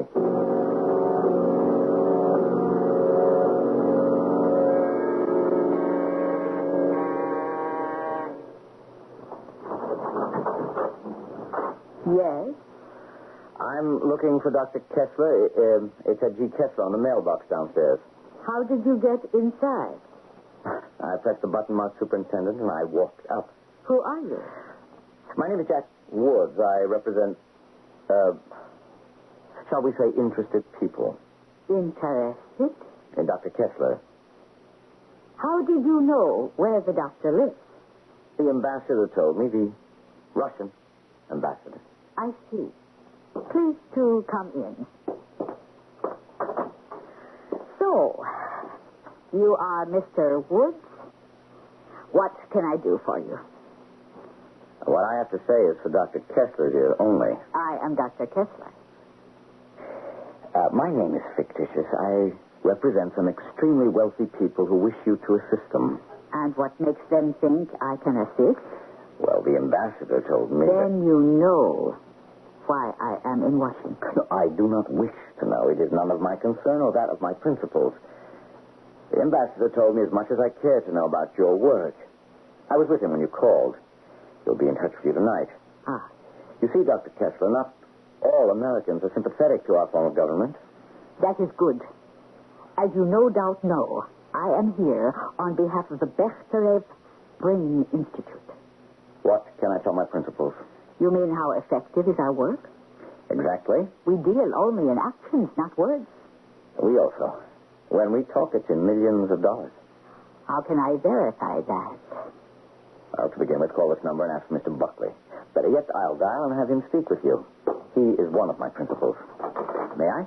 Ah, yes.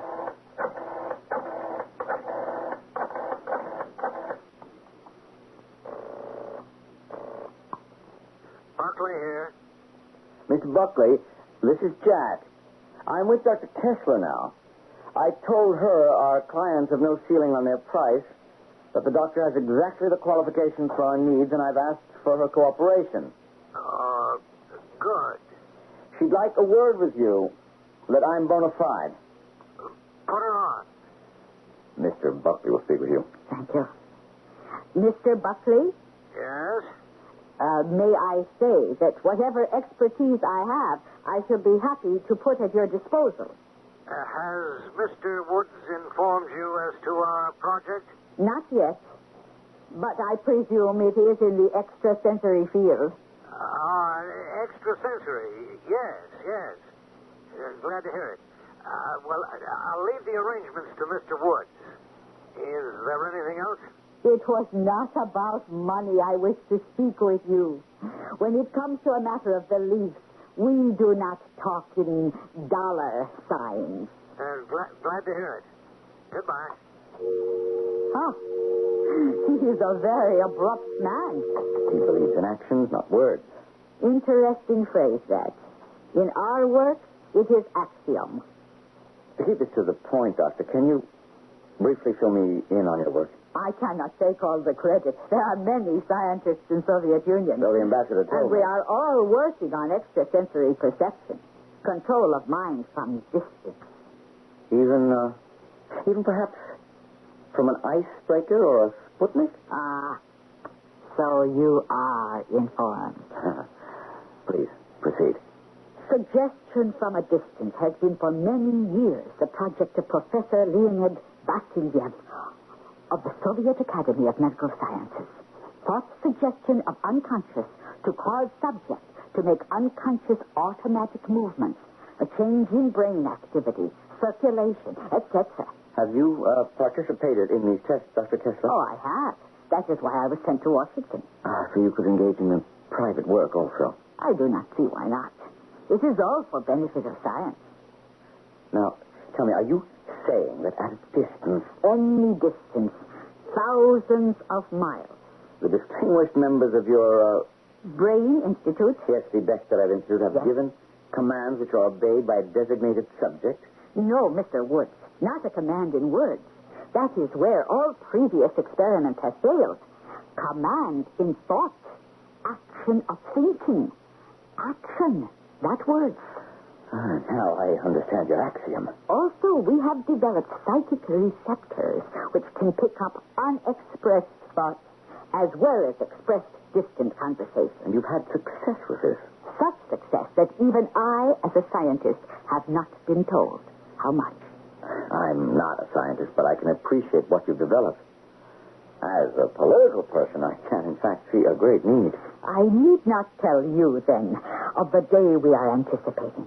Being able to sit in Moscow and clairvoyantly tune into your Pentagon or cabinet meeting of presidents and overhear a high-level conference. Of course you mean overthink. I'm impressed. I can see that ultimately the Soviet, with such extrasensory powers, could dispense with its entire espionage system. It wouldn't be necessary. How interesting. You should say that, Mr. Woods. Dr. Kessler, I'm going to ask Mr. Buckley himself to join us at a further meeting. Delighted. I'll be calling on you in a day or so. Please do. So, we shall call our meeting terminated? Our first meeting. Now, which door did I come in by? I can't remember. This way. After you. Hey, what is this? This isn't the way out. What's this iron door? Let me out of here. Mr. Woods, you are inside our detaining room. You will be quite comfortable. There is air through the ventilator, a cot, a chair. Are you kidding? Comfortable looking at you through a steel door with a small barred window? It will not be for long. We shall have a pleasant exchange of thoughts. Yours and mine. Now, listen, Doctor, you had better let me out of here if you know what's good for you. People know where I am. They'll come looking for me. What if they do? They may not find you, Mr. Woods. No one will have seen you.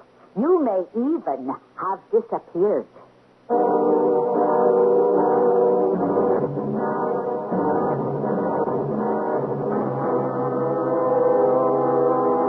Trouble. Big trouble. Quite obviously, Jack Woods has stumbled upon something important.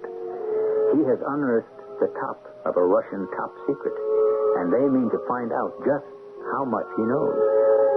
Were this a fantasy, we could tell you all to breathe easier. But the fact is that psychic warfare is a reality. We learn more and hope for the best when I return shortly with Act 3.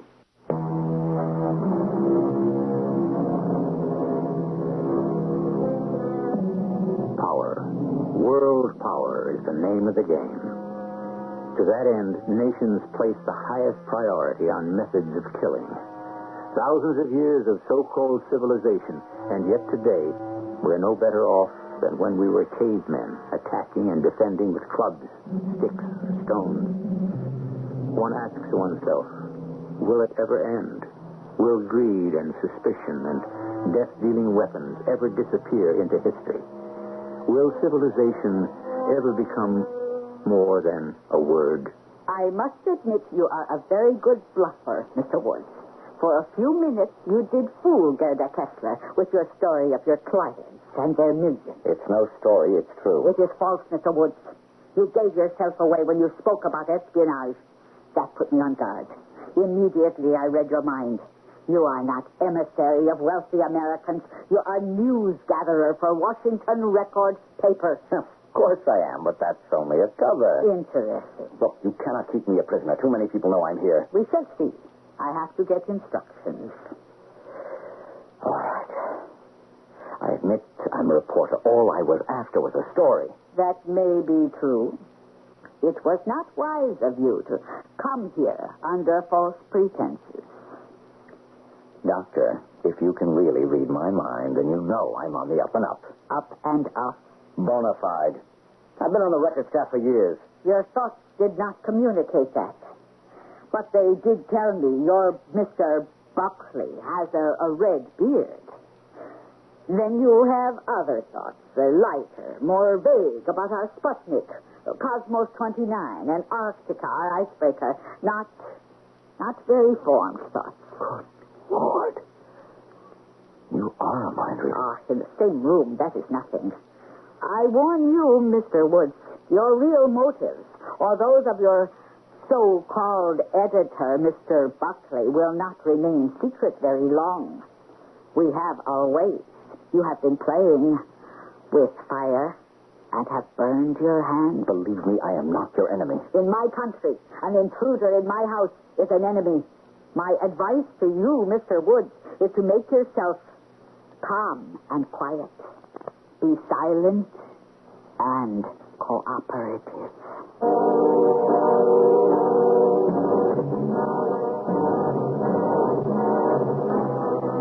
We're a fool, Doctor, to take this man into your confidence. A stupid fool. I warn you, Mr. Ambassador, I do not take your criticism lightly. I told him nothing. That is why you have him locked up, because he knows nothing. Only the little he imagines and what he has read. I cannot understand why you did not dismiss him as I did. Mr. Ambassador, may I remind you, Moscow has sent me to Washington to be in charge. You may have official position, but my activities have official priority. I am only saying I know the American mentality far better than you, Doctor. Let us not surmise or grope in dark any longer.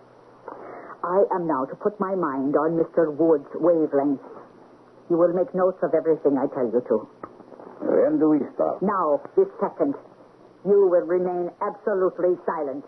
How do you start your communication with him? By thought. What is his first name? Jack. Jack. Your thoughts are mine. How long are they going to keep me here? So weird I can't believe it. Icebreaker, pole, Sputnik in the skies. Pushing out with a kind of psychic telemetry. It's crazy. Good Lord. I wonder if that Kessler's Dane is tuned into my very thoughts right now. I'll make my mind a total blank. How do I do it? Oh, I know.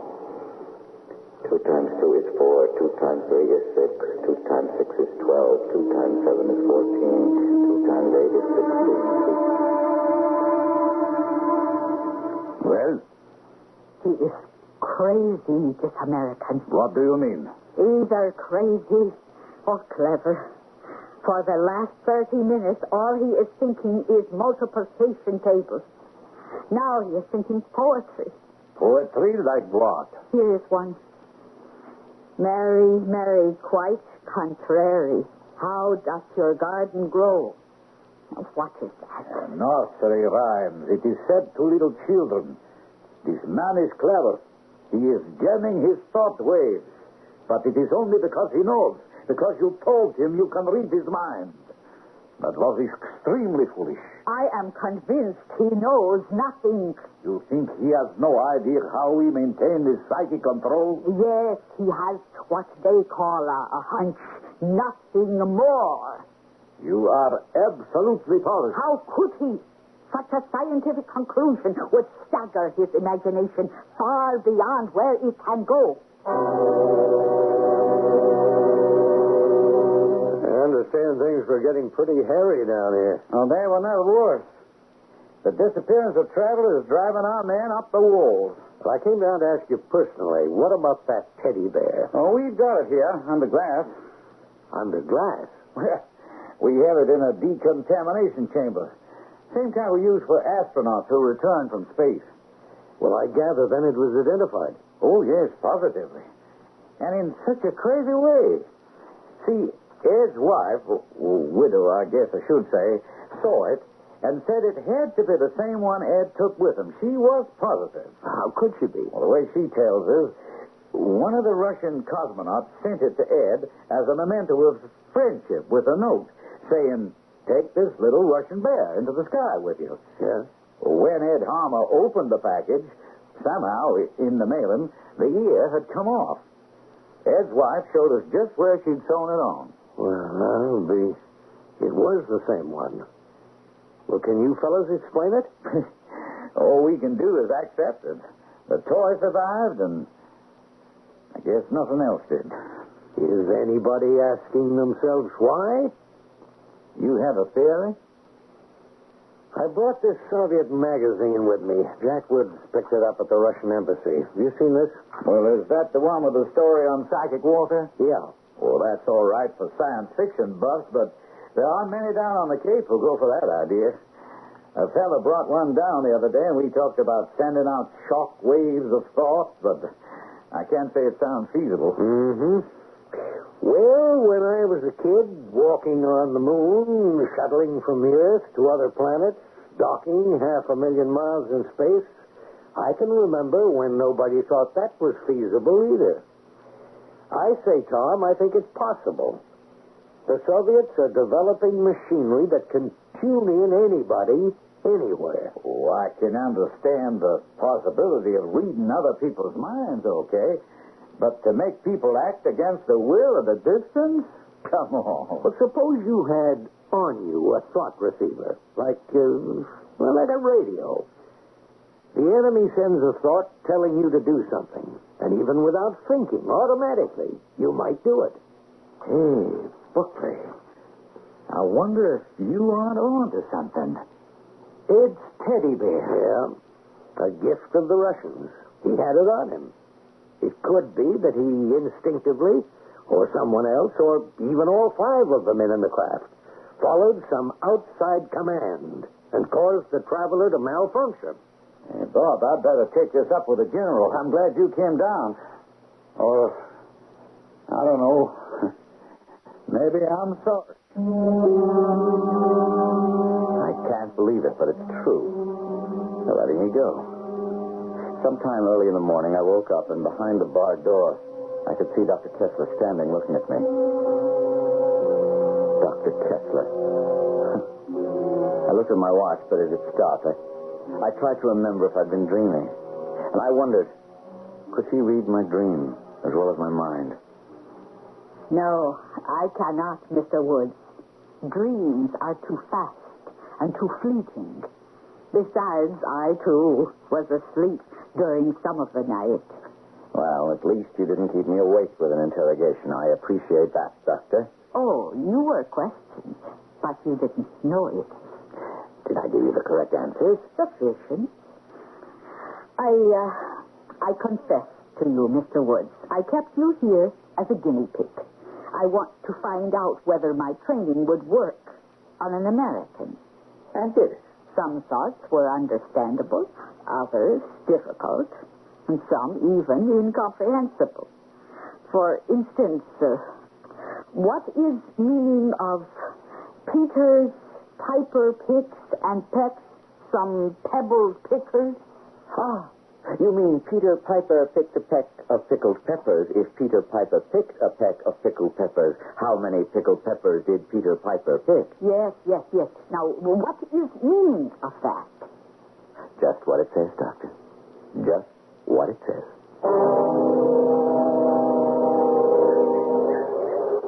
I asked you to meet me here at the Arlington Cemetery, Doctor, because here we will not be disturbed or overheard. Yes, Chief. I understand you let the American reporter loose. Yes, he knows nothing. You are mistaken. Not only he, but his editor. They know a great deal. That is not possible. You have let your scientific enthusiasm run away with you, Doctor.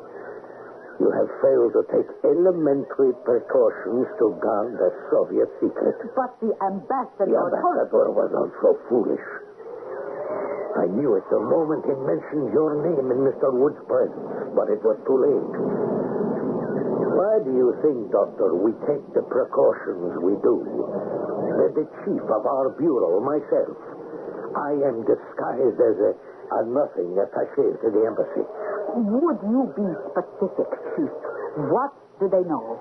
They know that the little Russian bear, which they call Teddy Bear, was our battery of power, and from it came the psychic signal, causing ultimately the destruction of their craft. I had nothing to do with that.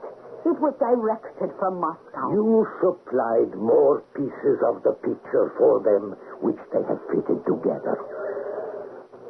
Doctor, you are, I am afraid, no longer useful. Oh, you don't mean that. I have asked Moscow to recall you. This Jack Woods and this other man, his editor, they know nothing, believe me, nothing of our success hypnotizing telepathically at a great distance. They know nothing of our experiments in driving men to erratic behavior from 4,000 miles away. They think their multiple murders are a psychopathic accident, not the result of our experiments. They know nothing of how we can induce brain hemorrhages or heart attacks. Nothing. Believe me, Chief. If you can still read minds, you know that I would like to believe you. But one American reporter loose could be the beginning of an avalanche. I have him under control, Chief. He is wearing a battery of power. I charged it myself. He does not know it, but he would be unable to betray us. Be that as it may, we shall have to wait now for what Moscow decides. I sat with Bob Buckley, and we compared notes over the weekend. I found it hard to concentrate. I even wondered if my hunches were my own, or was I accidentally tuned in on the same wavelength as the Brain Institute in Moscow. Bob and I were afraid it was too much guesswork and not enough hard fact. I went back to go to Kessler's. The place was empty. The Russian ambassador had been recalled to Moscow. Then a funny thing happened. All of a sudden, I just didn't care anymore about the story. And about that time, my wristwatch suddenly started to go again. And has been keeping perfect time ever since.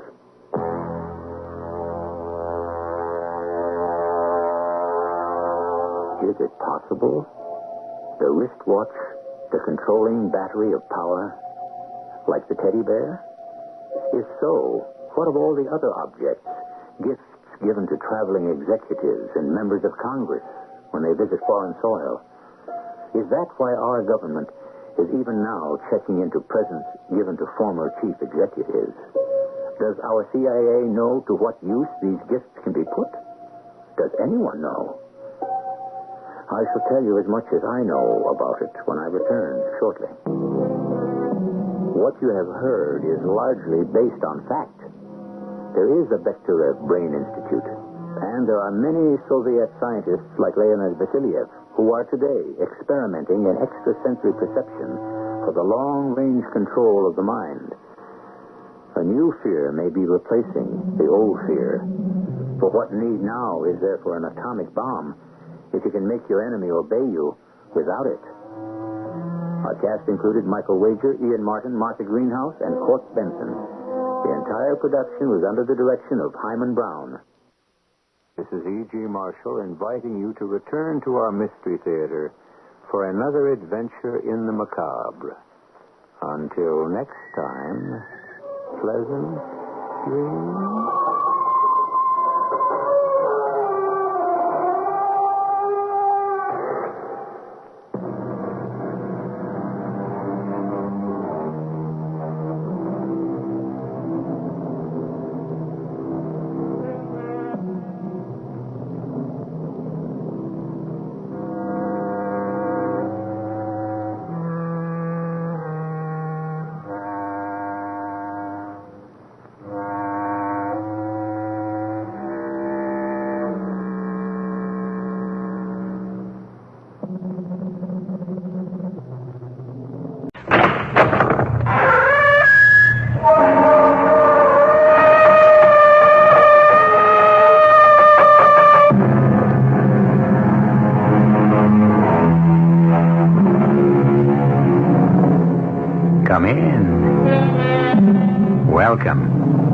I'm E.G. Marshall. This is a story of something lost and never found again. A sad story, a strange story, but in no sense a warning, for certainly no one of us listening could ever be caught up in such a set of circumstances. Or could we? How sure are any of us of our destiny? Our mystery drama, The Ghostly Rival, was written especially for the Mystery Theater by Ian Martin and stars Will Mackenzie. It is sponsored in part by Buick Motor Division and Listerine Lozenges. I'll be back shortly with Act One.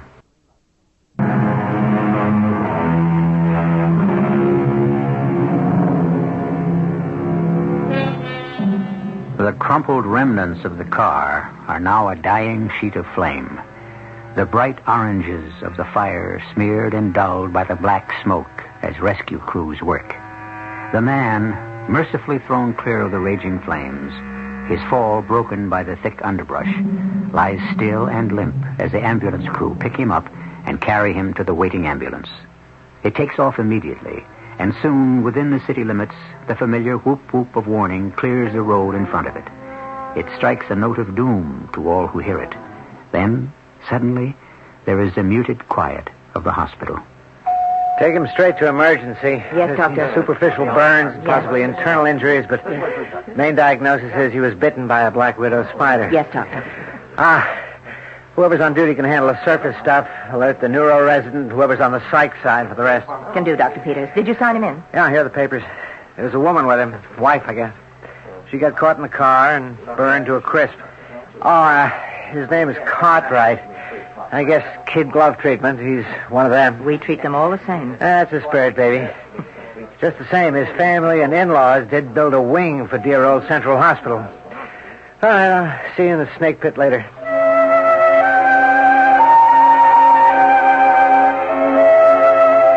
Dr. Peters? Oh, yes, Dr. Mathias. She put in a call for me? Yes, Doctor. I got an accident case. No sweat, minor contusions and burns, but there are complications. Involving a psychiatrist? This one may involve half the staff. First off, the guy was apparently bitten by a black widow spider. What? How do you know? Well, he was conscious when we brought him in. Told us himself. He got thrown clear of the car. He was the lucky one. Oh, there was someone else with him? Yes, Doctor. His wife. Totaled with the car. Oh, how awful. They hit the guy pretty hard. Although he wasn't all that with it when we brought him in. Because apparently his wife was going to have a baby. Oh, how hard can you get hit? Tell me, how bad is the spider bite? Well, that's kind of out of my backyard, but according to Doc Stearns in toxicology, there isn't much to do but wait and see. Well, as I remember, it's seldom fatal, but it takes a long time for the poison to attack the system, and the pain is excruciating, if and when it does. Well, this poor guy's ready to flip his lid.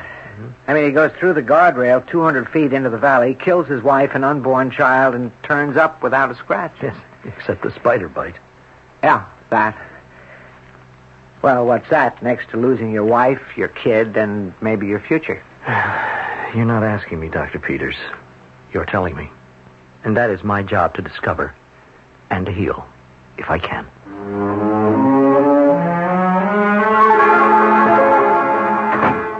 Good day, Mr. Cartwright. Well, what's your specialty? If you're a doctor. I am. I'm a psychiatrist. Oh. Well, that's different. No, not really. Just another phase of medicine. I hope not. I mean, I hope enough different. I've been wanting to ask for someone like you. I've got to talk to someone who might possibly understand. Understanding, I can't promise you absolutely. But, well, at least I listen well. The best I can ask for. No one will believe me. I am trapped as thoroughly as that horrible thing in the bottle I let escape. But I have to keep hoping that somehow I can find escape, too. Well, let's see if we can't begin by making a start at it, at least. How open is your mind? Well, I don't know. It's pretty open, I should hope. You know who I am. You were admitted to the hospital as Thomas Cartwright III. That's who I appear to be. Have you ever heard of a Terry Connolly, who is buried in the graveyard behind St. Stephen's and whose headstone reads, born 4/29/51, died 8/16/73? Well, should I have? Yes. Because that's who I really am. How do I answer that? You consider yourself already dead? Condemned. Why? Because I sold my soul.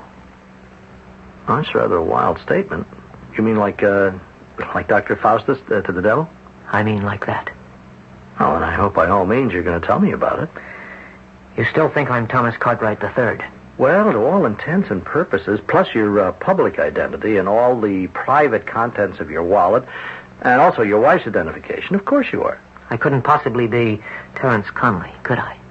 No, I don't even know him. Then may I introduce myself? Not my outward appearance, but what lives within the outer shell. Suppose I accept that claim. Can you prove it? Can you listen to a sort of complex story? You have the floor. Okay. Let's start it this way. You're looking right at me. Now, I'll even give you a better opportunity. I really don't think you should get out of bed. No, I'll get right back in. Now, I'm standing. How do I look? Oh, young man in his early 20s. A little bit overweight. Brown eyes, dark brown hair, slightly receding, and some evidence of dissipation. Height about 5'10", isn't enough? It'll do. 2 years ago, I had blue eyes and sun-bleached hair.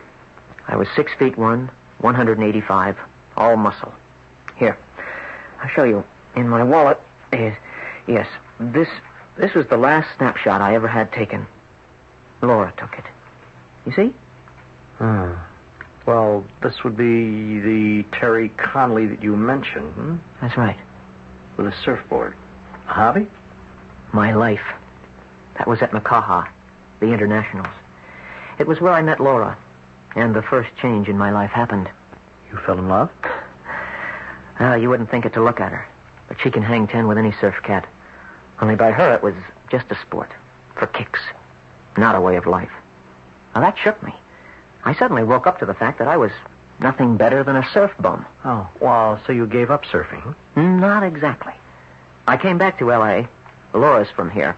Well, from Santa Barbara. And since we wanted to get married, I had to find something to do to make a living. There was this kid I knew.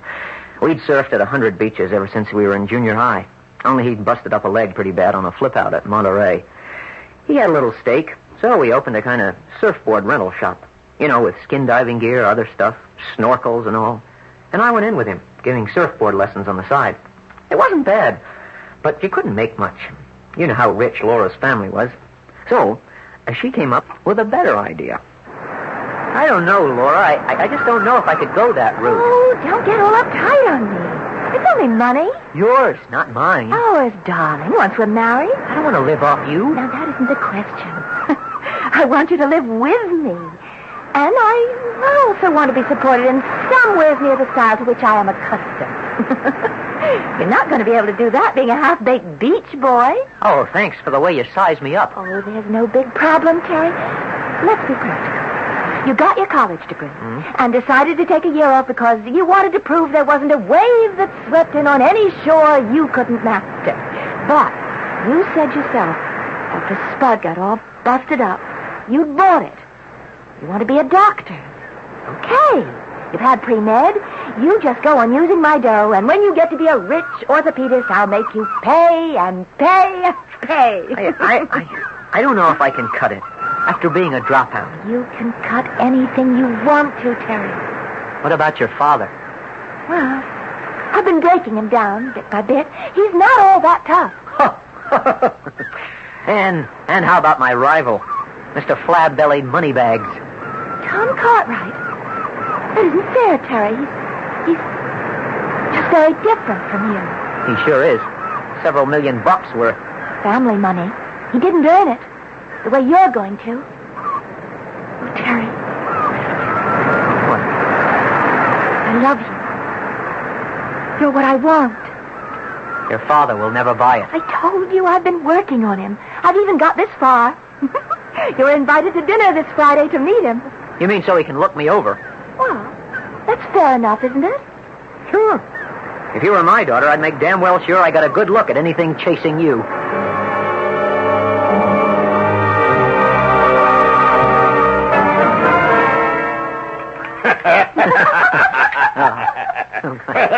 That's good one, young fella. I'll have to remember it to liven up one of our board meetings. Oh. Well, you can put the brandy in 2 glasses on the table, George. And, Laura, Yes, Daddy. why don't we have coffee out in the solarium? There's still plenty of light to admire the view. All right, I'll have George set us up there. And you go along, Superintendent, will you, dear? Mm-hmm. I think Terry and I have a couple of words to exchange. Okay, Dad, but you won't be long, will you? Oh, no. I'm the only lady for the gentleman to join. No time at all. Well, you'll have some brandy, Terry? Oh, I'm not much of a drinker, sir. How much? Beg pardon, sir? Well, you heard me. How much to what? To get out of my daughter's life. Leave her alone. Marry the kind of man I think she should. Someone with plenty of money. Well, it should be one of the requirements. One that you don't have. I've got a better one. She loves me. I don't know. Out of sight, out of mind. Now, how much, Mr. Beach Boy? To take your bedroll and go follow the waves instead of the most precious possession I have. How about a nickel? I don't understand you. It's obvious how cheap you consider me. I thought I'd just keep the price in line. Okay. I'll score you one for guts anyway. But it won't help you. I know who I want Laura to marry, and so does she, and that's the way it will turn out. You may be in for a very unpleasant surprise. I doubt it. I offered you money to get out of your own free will. And it'll probably cost me less to have you removed, if that's the way you want it. You've got to be kidding. I don't make jokes. Let me put it quite simply, Beach Boy. If you don't bow out gracefully, I will make certain arrangements to have you, well, if you'll excuse the expression, rubbed out. I'll give you 24 hours to think it over.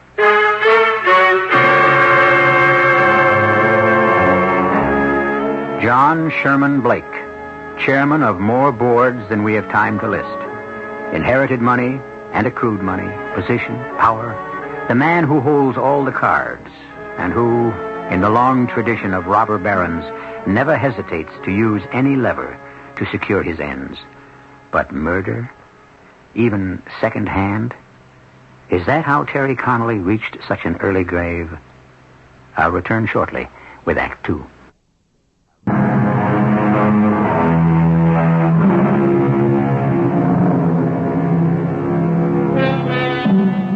For a moment, as though exhausted, the pale young man in the hospital bed has shut his eyes, leaning back against the pillows. Dr. Matthias, the psychiatrist, eyes him carefully and then speaks quietly. Perhaps, Mr. Cartwright, we should let you rest for a little while before you continue. Rest, Doctor? I haven't known any rest since... Oh, since the night you were telling me about? Yes. I didn't go out to the solarium to have coffee.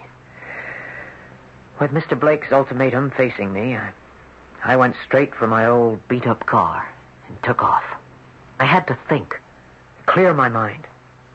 Best place for me to do that is riding a wave. So, I headed for the beach. I always keep my gear in the back of my bus. The nearest beach was Old Deep Six. Unless you had an attack of the crazies, nobody rode the junk that came in there. Rocky bottom, narrow reefs on both sides, and a crisscross that really chopped up the rides. Well, that suited me just fine. I wanted to risk my neck. It might be the answer.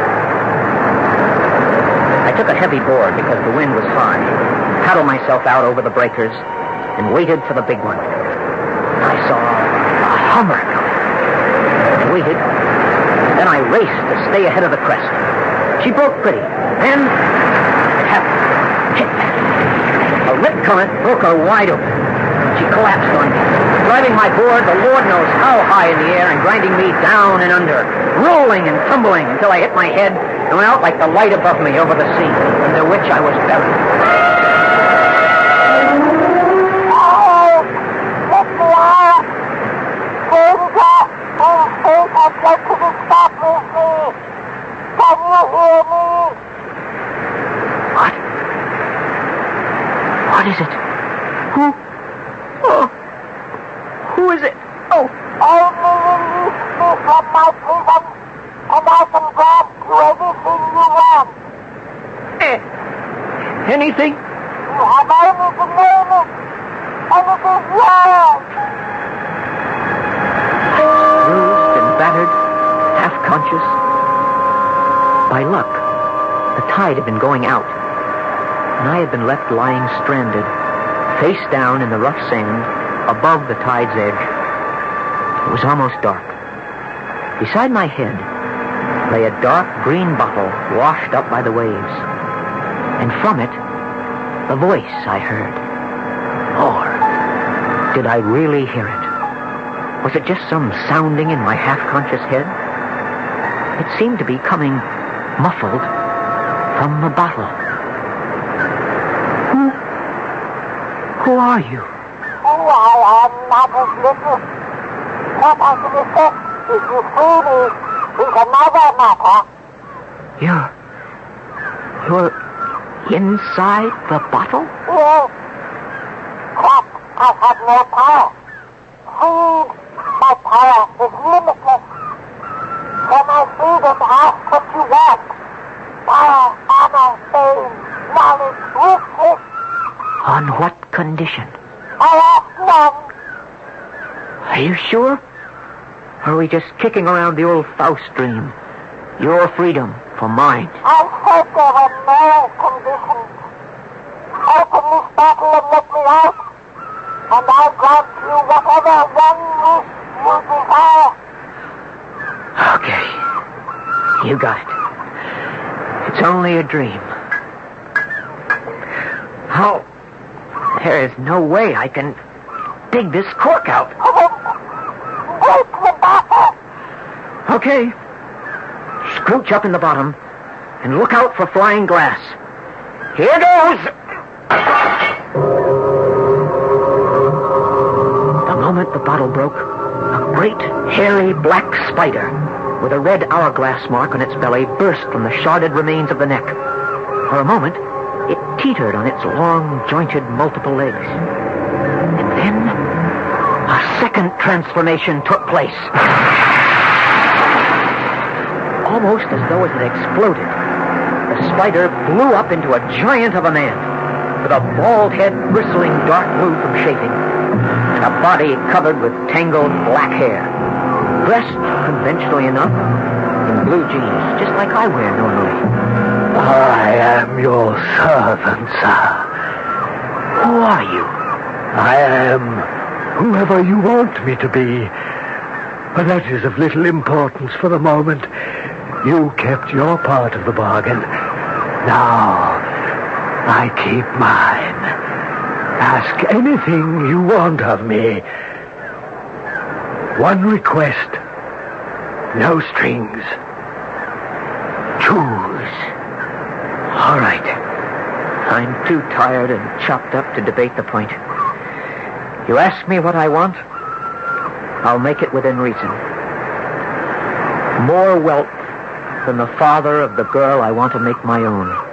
Enough more so that he cannot keep us apart. Granted. You've made your choice.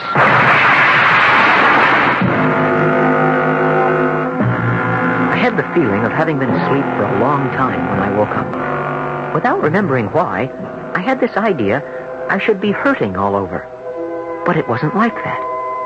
I felt like I was floating on a cloud. The bed, if it was a bed, didn't support me. I just sort of hovered in space by myself. I didn't want to open my eyes. I didn't want to come back to reality. This was too plush, too out of this world. Very slowly, I opened my eyes. Good morning, sir. Would you like to breakfast or bathe first? Who are you? Oh, dear. Mr. Cartwright had a big party last night. I've got a headache, like someone hit me with a sandbag. That's right. You have a bruise on your forehead. Would you want ice? No. just want to know where I am. At home. In your own bed. That's crazy. I don't feel that way. I don't belong here. Now you do. Huh? You made one request, to be richer than the father of the girl. Now you are. Wait a minute. My first question was right. Who are you? We met last night. You made a request. It has been granted. A few hours ago, it was recorded in the book that Thomas Cartwright III died of a sudden, massive, unexpected heart attack. At the same time, a young man whose main interest was surfing was the victim of a drowning accident on a nearby beach. Your body lies there among the debris of the tide. In this bed is the body of Tom Cartwright, miraculously recovered from a vascular and cardiac accident. And within the shell of the body, within its cocoon, not Tom, but Terry, lives on. Thus, I kept my promise. How can I be what I'm not? Who is to know the difference? Oh, to begin with, I never saw this Cartwright guy. Rise, master, and look at yourself in the dressing room mirror, or even the full-length glass. Here, on the closet door. I don't think I want to look. Sooner or later. Better now, when we're alone. I'm on my feet. Oh, Lord. Everything has changed. Is that really me? That is what you asked to be. Richer than the father of the girl you wished to own. But I didn't ask to be someone else. I don't even know the man. How can I take his place? Let me arrange that, master. But you can't be with me every moment. Don't I have a business? Go to work? Most fortunately, you're now on vacation. Most of it you plan to spend on your boat. You have few social engagements, except, of course, tonight. Tonight? Yes. Tonight, you're dining with Mr. Sherman Blake and his daughter. I was ripped apart at the thought.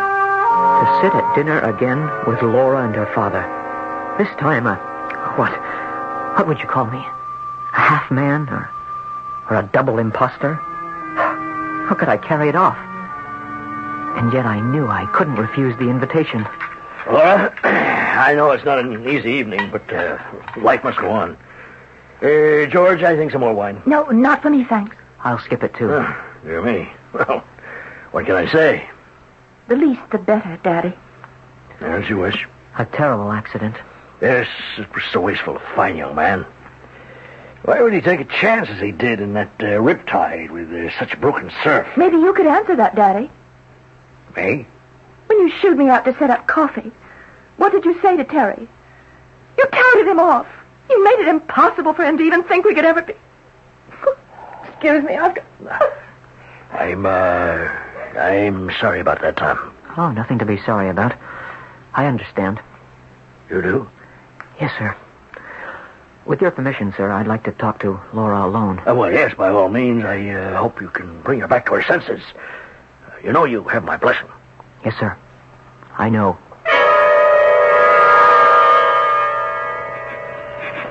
Why don't you leave me alone? Laura, please. Don't you even have one small speck of sensitivity in that mean, rotten little soul of yours? I only wanted to tell you something. There's nothing you can tell me that I want to hear. I'm just trying to explain that Before I met Terry, you explained again and again that you were not what you seemed, a conceited, pawing slob who reached for any woman as though it was his divine right. But what I'm trying to say is that I'm not like that anymore. Don't make me laugh. We've been down this route before, Tom. There's no way, now that I've known what a real man can be, that you could ever turn me on. I wouldn't dream of trying now. I'm sorry, Laura. Except, I wish I could tell you how sorry I am about what happened to your Terry. Thank you. Though it doesn't even sound like you. I wish I could believe it. You can't. I'm not quite the heel you make me out to be. I may have been once, but not anymore. Now I'll leave you alone. I just wish... Wish what? Well, I just wish I could comfort you some way. Well, I don't see how. Thank you for wanting to, Tom. It's so funny, but all night since you came to dinner, there does seem to be something different about you. I don't know what or why. Because I have changed, Laura. Give me a chance to prove that. With time, I think you'll find I'm not the hopeless case you've written me off as. I had found out two things. The first, that Terry Conley was dead. The other, that I, or Terry, had given up his life for nothing. I went roaring home in my newly acquired Ferrari to face Aki, or whoever he was, with a new decision. I want to go back. I don't want the money or this flabby, jaded body. So sorry. It's not possible. One wish only, and that has been granted. But I didn't know I'd have to give up my life for it. Please, allow me to point out, you still live. Only outward identity has changed. It's the same thing. As long as I seem to be Tom Cartwright, the girl I want and love won't look at me. Won't have anything to do with me. Patience, Master. You will see. All will turn out right. It is written, you will be married. Now, I must leave. If you need me again, go to the sea and find the bottle again.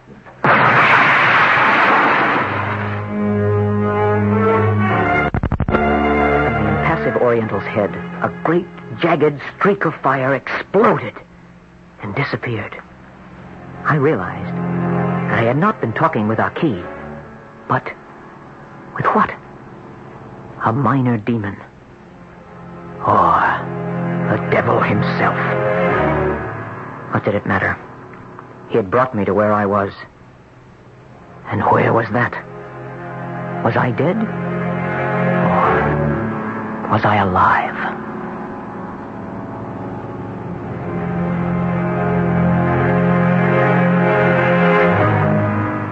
For a moment, the pale, tortured young man in the hospital bed stops his story to shut his eyes as if against the wave of excruciating pain. The psychiatrist, listening to him, is tempted to react compassionately, but for the moment he waits. The pain may be less physical than mental. And the harrowing story is not yet ended. I'll return shortly with Act 3. You've worked hard to get where you are, and now would be a very good time to give yourself a little pat on the back in the form of Buick Electra, a car filled with room, luxury, comfort, the perfect place for you and your free spirit to get together. Buick Electra. Think of it as recognition for a job well done.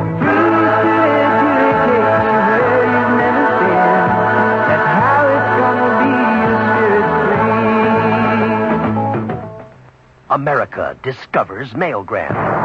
All over the country, people are discovering the speed and impact of mailgram. Here's what airline stewardess April Rivkin told us. April, how did mailgram help you? Well, one day they were going to lay off no people, and the next day it was 300 people. Literally, this is the way it went. They were just sort of hedging the issue. And I kept thinking, well, somebody must know. So I sent a mailgram to the chairman of the board. Now that's a direct approach. What happened? I was amazed how my mailgram got through. And a few days later, somebody called me and said the chairman of the board got your mailgram and asked me to respond to it. And I thought, well, I'm off the hook. I've been talking with April Rivkin. She's one of millions of people who are discovering that mailgrams get through to people and get results. It's easy to send a mailgram. Just call Western Union's toll-free 800 number anytime, day or night. Mailgram, impact of a telegram, at a fraction of the cost. Oh, do I love my legs? I do. Do I love my legs pantyhose? Legs pantyhose have memory yarn. Memory yarn stretches out and remembers to stretch back. That's That's the memory in legs memory yarn. I can walk, I can jump, I can bend to touch my toes. Stretch to stand on tiptoes, legs never bag, legs never wrinkle. The memory in legs memory yarn. My legs pantyhose have a fit you can't forget, a stretch you won't believe, comfort beautiful. That's the memory in legs memory yarn. Oh, do I love my legs? I do, I do. You'll love Legs pantyhose, too. And if for any reason you don't, we'll refund your money or send you a replacement, whichever you prefer. That's the You'll Love Our Legs guarantee. Oh, I love my legs, I do. Get 'em at the Legs Boutique.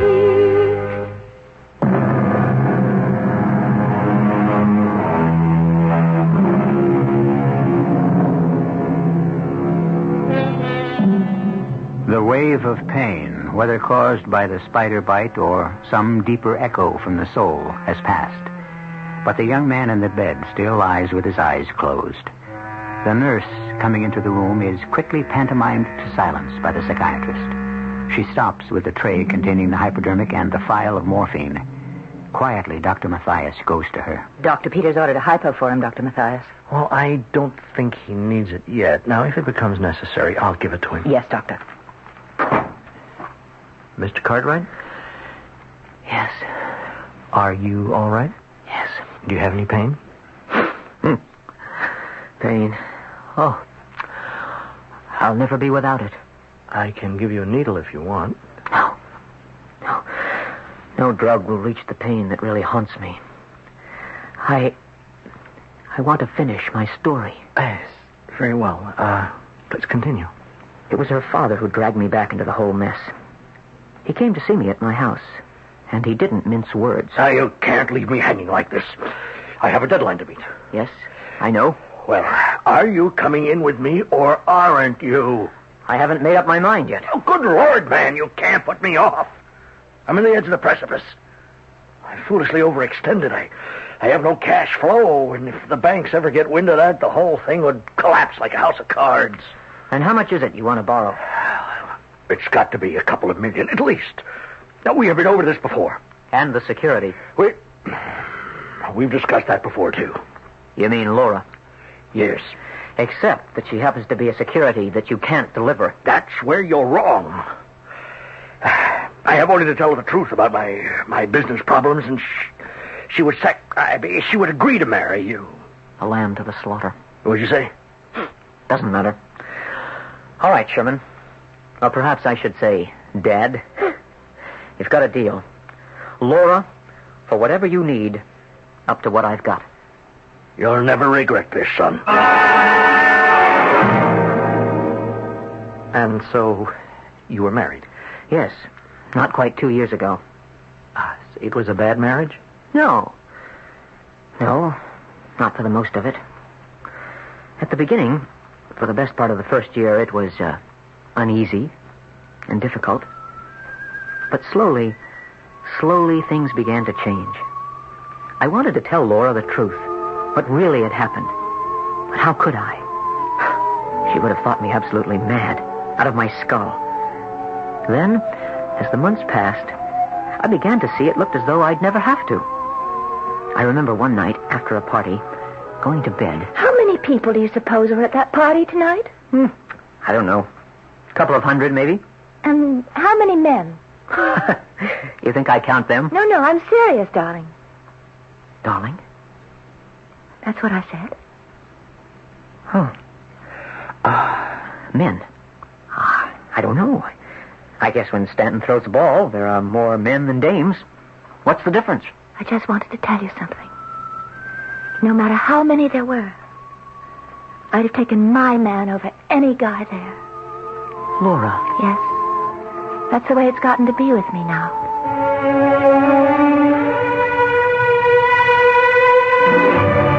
That was the beginning of our whole new relationship. At first, I basked in it, gloried in it, ate it up.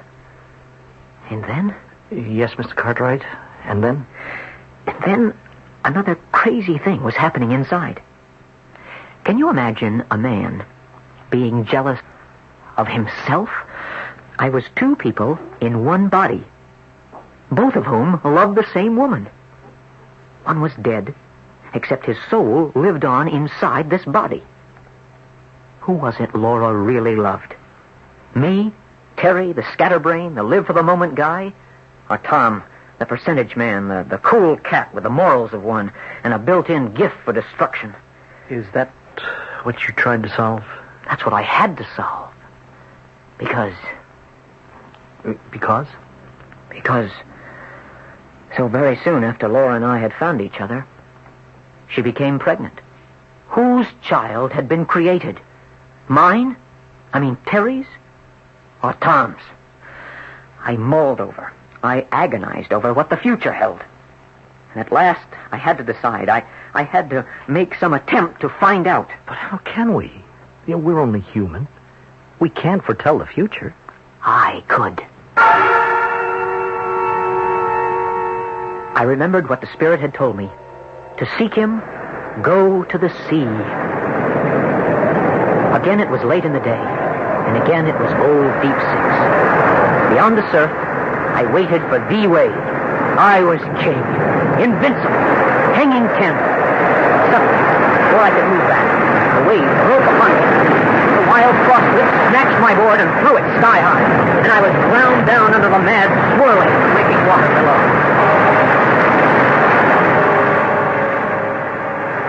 I came to again, lying on the tide's edge, just as I had done so many months ago. Why did you search for me? The child. The child. What of the child? I suddenly realized what a fool I was. You asked nothing from me for what I wanted. But what about my children? What did you imagine? The world on a silver plate without any return? But you promised it was not the old Dr. Faustus gag. Naturally. We progress. Things change. Your soul had no interest for me. Only your offshoot. Your children from here on and into time. As long as they shall live. That's the answer to everything.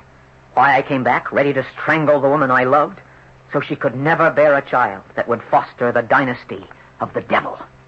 But you didn't strangle her. No, because when I got home, Laura was half out of her wits.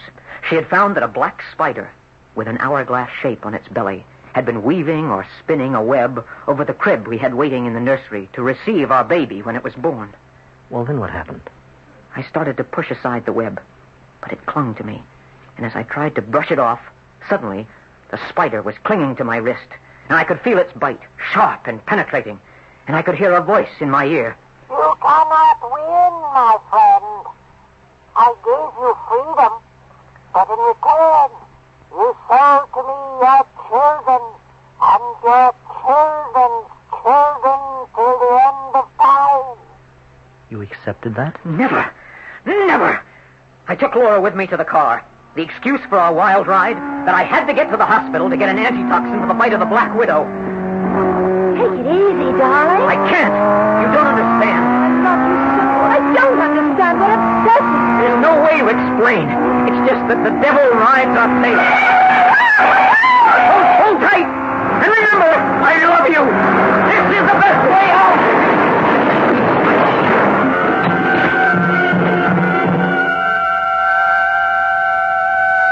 So, you remember. You know that Laura's, Is dead. Why not me? What was I saved for? It's a question that can't be answered. Oh, yes. I see now. It's all clear. You. What? In another form. The Antichrist. The enemy. I can do nothing else. But, Mr. Kite, I can kill you! Yes, I can! Why, me? I want to help you! Okay. I don't need any medicine for me to handle this.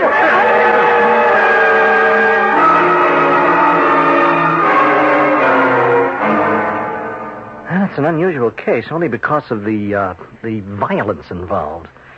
There's not much to say about it, Dr. Peters. Except I'd like to try to understand it. That would take volumes. A classic world of delusions. Everything? There's very little missing.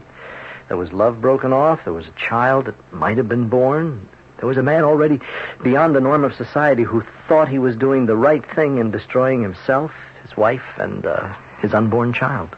And we just write him off, Doctor? No. We write no one off. We probe as much as we can. We try to resolve what we can. There's still cases beyond all our knowledge. And someday, we may solve them.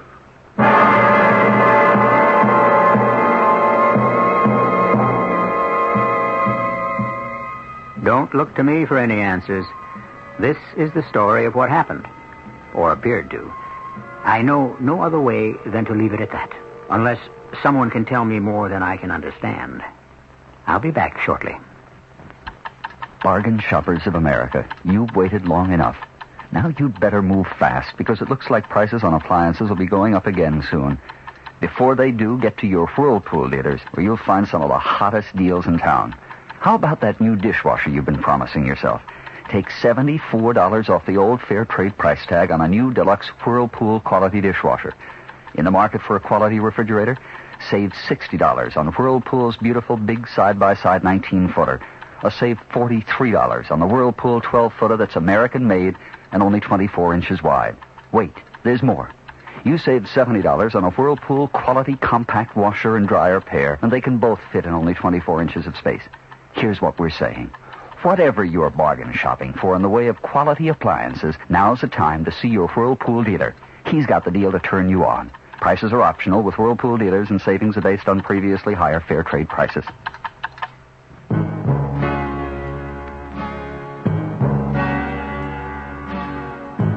Someday you'll own.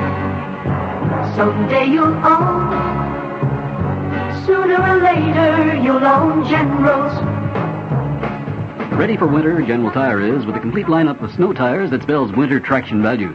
Now you can get General's fantastic radial snow tire, the famous dual steel gripper, for as little as $43.95. That's for the size BR 7813 tubeless white wall, plus $2.16 federal excise tax. You'll also find low prices on the glass-belted General Gripper 780 and the General Winter Cleat. So whatever your snow tire needs, you'll find great values now at General Tire.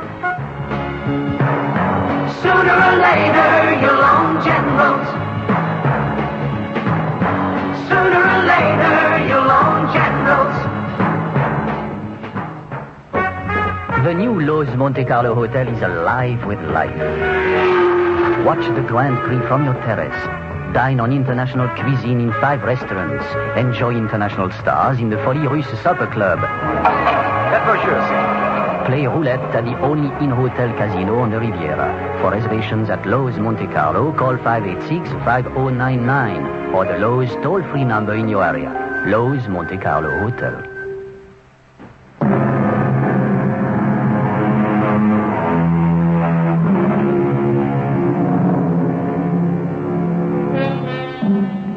There isn't much to say about this particular tale, except that he who traffics with the devil must be prepared to pay the price. A sad and terrible price for all who are involved, except John Sheldon Blake, who was really the most to blame.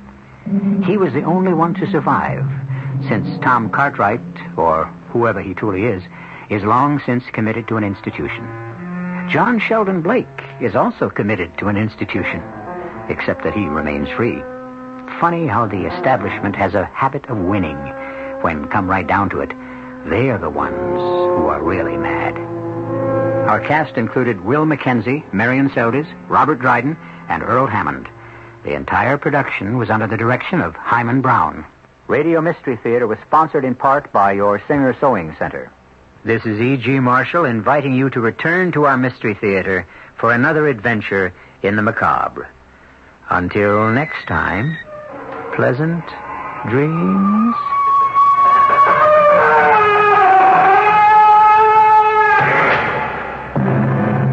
Tonight's Mystery Theater was also brought to you in part by ShopRite Supermarkets. The preceding program was furnished by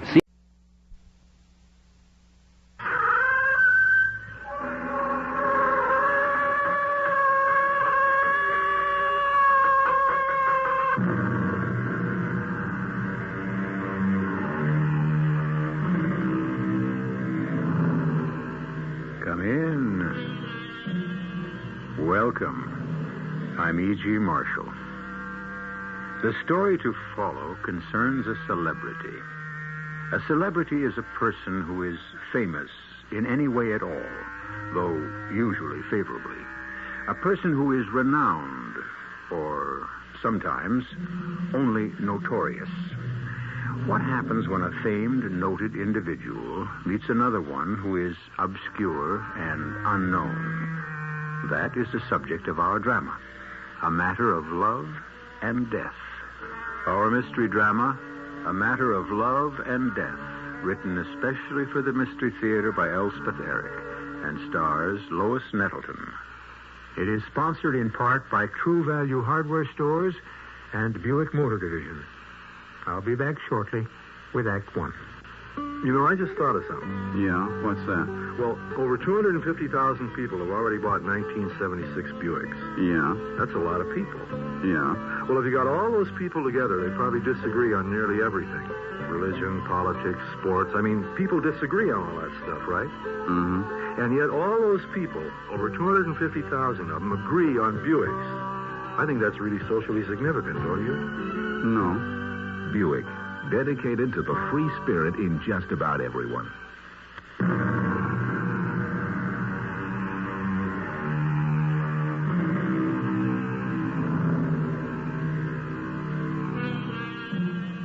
I can remember a day, perhaps some of you can too, when a man became a celebrity for a short while by sitting on a flagpole. Then there was a fetching celebrity named Willie Sutton, who robbed banks because, as he said, that's where the money is. Most people felt rather badly when, after a long career, Willie was shot down near a police station. A tennis player named Gussie Moran became a celebrity because, though she played an excellent game, she caught public fancy by wearing ruffled panties underneath her tennis dress. Your guess is as good as mine as to what makes a celebrity.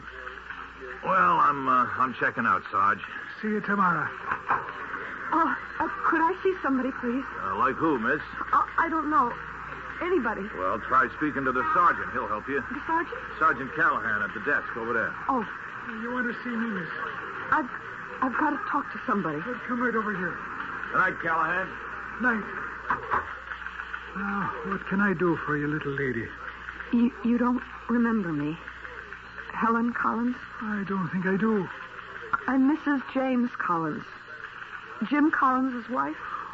Oh, Mrs. Collins. Well, of course I remember you. You were here for questioning when your husband was... I apologize, Mrs. Collins. You see, Detective Guthrie handled that whole unfortunate affair, and Well, what can I do for you, Mrs. Collins? I have to talk to somebody. I'm going crazy. Well, naturally, after what you've been through. Oh, you don't know. And your husband, a wonderful man. It's worse than that. Don't you have somebody at home you can talk to? Your mother. She's up in North Pines. That's in New Hampshire. Anyway, I can't talk to her about this. Some friend, maybe? A girlfriend? I don't have any. Well, Mrs. Collins, why don't I take you into one of the back rooms here and give you some coffee? How would you like that? Yes, I'd like that. Well, you just come along with me. Saints alive. You're shaking. Are you cold? I guess. Kind of shook up. Is that it? Right in here. Sit down, Mrs. Collins, and I'll fetch you some coffee. How do you take it? It doesn't matter. Well, I'll put some milk in it and a little sugar. Give you some energy. You look like you could use it. Am I right? I have to tell you something. And I'm going to listen. Now just sit back and relax and drink this coffee, and you tell me what's on your mind. Take your time. I'm listening. How's the coffee? Sergeant, I forget what you said your last name is. Callahan. Is the coffee sweet enough? Sergeant Callahan, I should have told somebody before. Coffee too hot. I killed my husband. How's that again, Mrs. Collins? I killed my husband. Oh, well now, And how did you do that, Mrs. Collins, if you care to tell me? Oh, I do. That's why I'm here. Well, drink some coffee. It'll settle your nerves. I shot him. That's a pretty serious thing you're telling me. Oh, I know that. And I know I should have told you before, but I've been so upset. I've been upset for a long time. Ever since... Oh, it goes a long way back. Well, you just tell me all about it. Start way back if you want to, or wherever you have mind to. Okay? Yes, I'd like that. You're being very kind to me. That's what we're here for, Mrs. Collins. Well, you see, Jim and I grew up in the same town, North Pines, New Hampshire. I don't suppose you've ever heard of it. Well, I knew he came from New Hampshire, some town. Oh, a very small town. And we didn't exactly grow up together. I mean, I didn't really know him.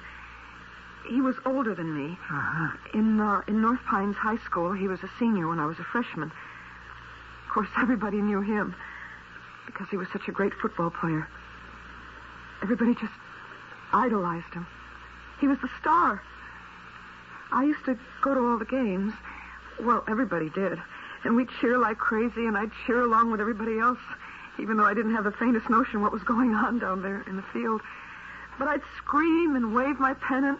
I was really cheering for him, you know? Sure, I know. And sometimes after the big games, there'd be parties, dances, and he'd be there, and everybody crowding around him. He hardly got a minute to himself. And that's how I happened to meet him. Hey there. Oh, me? Yeah, you. Come here. You want to dance with me? I want to get out of this cruddy crowd. Come on. Where to? Well, any place outside. Come on.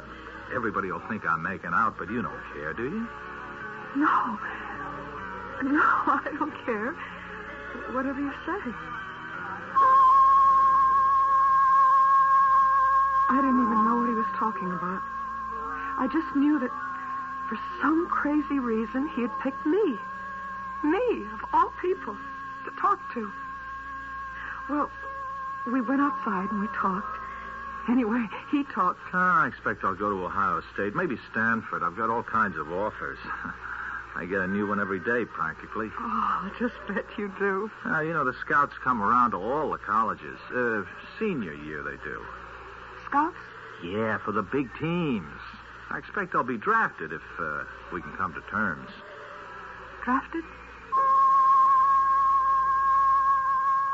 I didn't know what he was talking about, but I didn't care. He was talking to me. Just as though I was somebody that mattered. Somebody worth talking to. Not many people had ever talked to me that way. And the last person in the world I expected to was Jim Collins. You can imagine. Oh, sure I can. I never saw him again. Not to talk to. He went away to college, and the scouts did come after him, and they made him fantastic offers, and he was drafted. And after that, he belonged to them. And he started playing professional football, and he... Well, I guess you know all about that. Everybody does. He was just wonderful. Greatest running back ever lived. Of course, I read all about him in the papers, every word. I was teaching kindergarten by then in North Pines. I don't know if I was in love with him. I didn't think of myself that way, or of him. But I would think of that evening with the orchestra playing I Don't Know How to Love Him. You remember that song? Oh, sure. Well, that's kind of how it was. I couldn't think of myself as actually being in love. That was, well, it was beyond my wildest dreams. I just felt that for that one evening, somebody famous and great and exceptional had talked to me, told me about his plans, told them to me, of all people, me, you know? Sure. Do you want some more coffee? And then this absolutely amazing thing happened. He came back to North Pines. The North Pines, that dinky little place. I mean, we didn't even have a library. That's how small North Pines is. Of course, he came back to see his parents, not to see me, naturally. And the whole town turned out. I mean, they put up banners, and they had a parade and music, and the mayor made a speech. Oh, the town really turned itself inside out and upside down.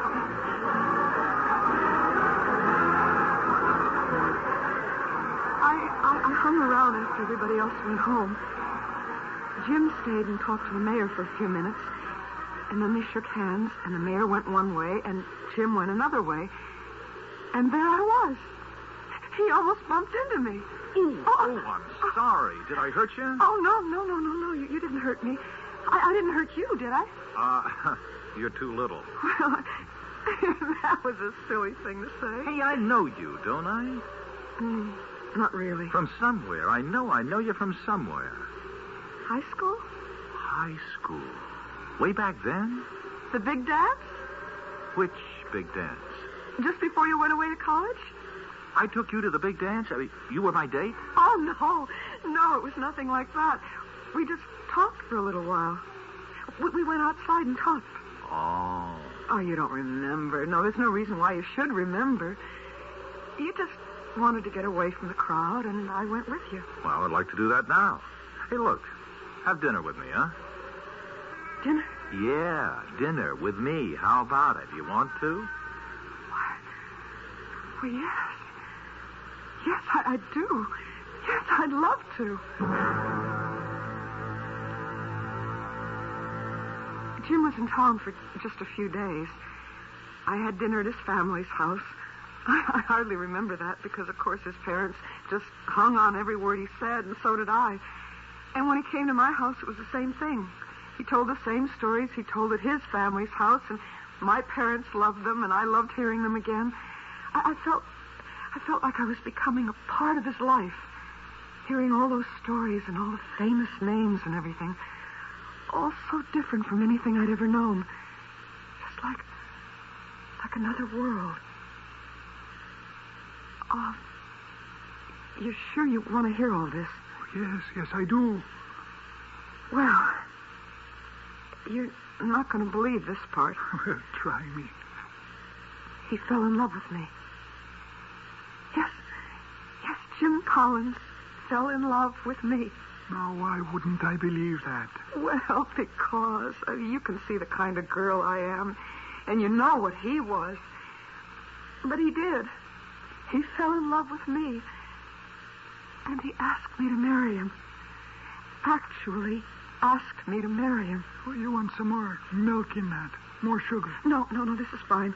Well, he asked me to marry him, and what could I say? I said yes. What else was there to say?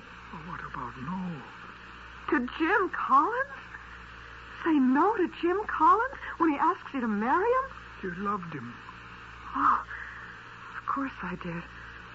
I mean, here I was, a kindergarten teacher in North Pines. Not very pretty, not unusual in any way. I thought I'd live my whole life in North Pines. Maybe be an old maid. Maybe die there.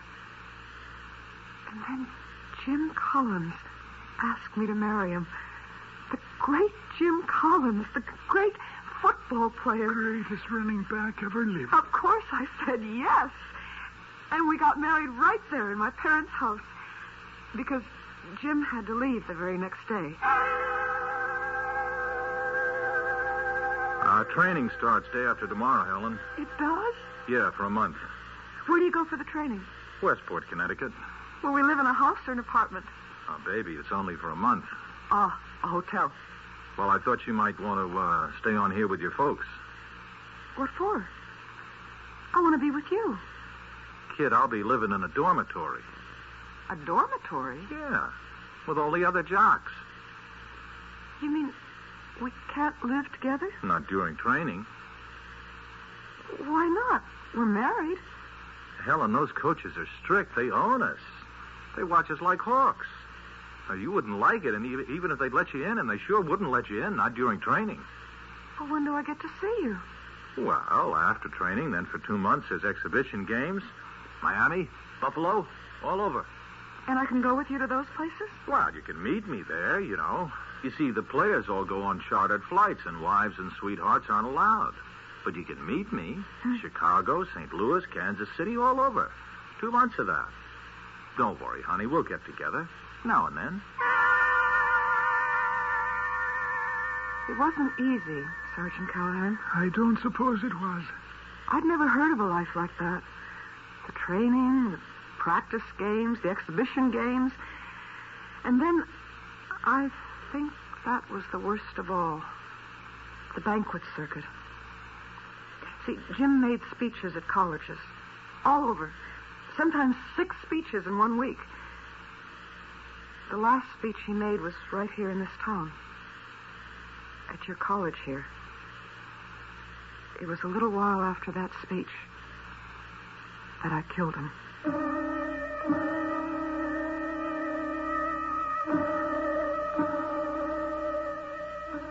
Do you dream of becoming a celebrity yourself? Very well. If you have the talent and the perseverance and the audacity to launch yourself on this perilous path, good luck to you. If, on the other hand, you think such an undertaking requires too much of you, and your main assets are your beauty, your charm, your femininity, then perhaps you think of marrying a celebrity. If this tale has any moral at all, any purpose, it is only the whispered warning, think again. I'll return shortly with Act 2.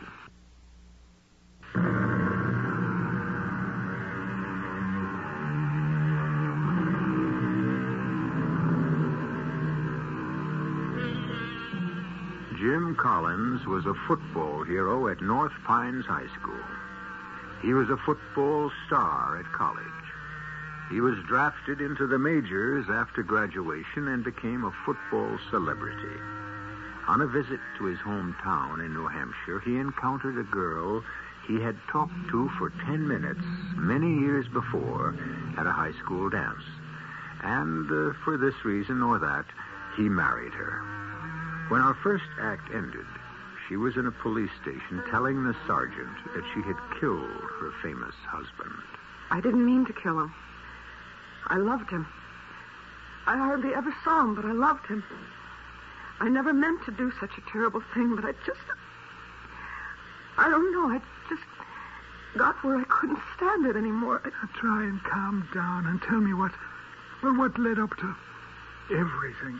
Well, you're a very nice girl. Anybody can see that. So tell me, what did he do to make you? Oh, you know. Well, there must have been a reason. No, not really. He was always good to me. He was a good man. But Will you want some more coffee? No, not really. Well, how about an aspirin? Oh, that would be nice. I've got some right here. Always carry some on me. Well, here you are. Yeah, take 2. You want some water? No, the coffee's all right. Thank you. Now, let's both you and me relax, and you tell me the rest of it. Isn't somebody supposed to take down my confession? I thought you always did that. Well, there's always time for that later. You just tell me about Jim Collins and everything that happened. Well, I could have put up with everything, I think, if it hadn't been for the fans. The fans? I've read about fans that follow movie stars around and rock singers and those people. And, of course, I know senators and presidents have people like that, but that's mostly election years. But I never knew fans followed football players around. It came as quite a shock. I can imagine. There was one time, we were in New York. I'd never been to New York before, and Jim and I went into a big department store. I wanted to buy a purse, one of those over-the-shoulder things, you know. And we got up to the counter, and the salesgirl took one look at him, and I thought she was going to faint. Aren't you? You are. You're him. Aren't you him? Oh, it's him. It's him. It's Mr. Collins. Let's get out of here. Oh, it's just fans, honey. But they're crazy. No, it happens all the time. They're coming this way. Well, they want to touch me. I can't stand it. I can't stand it. Helen, wait a minute.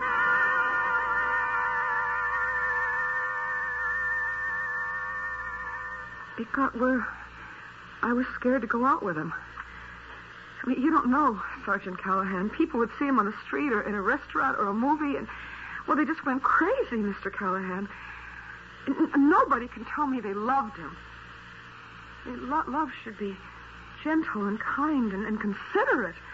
Don't you think so? I believe I do. Well, these people, they treated him like he was some kind of a thing, like they'd bought and paid for him, and they could do whatever they wanted to with him, like he belonged to them.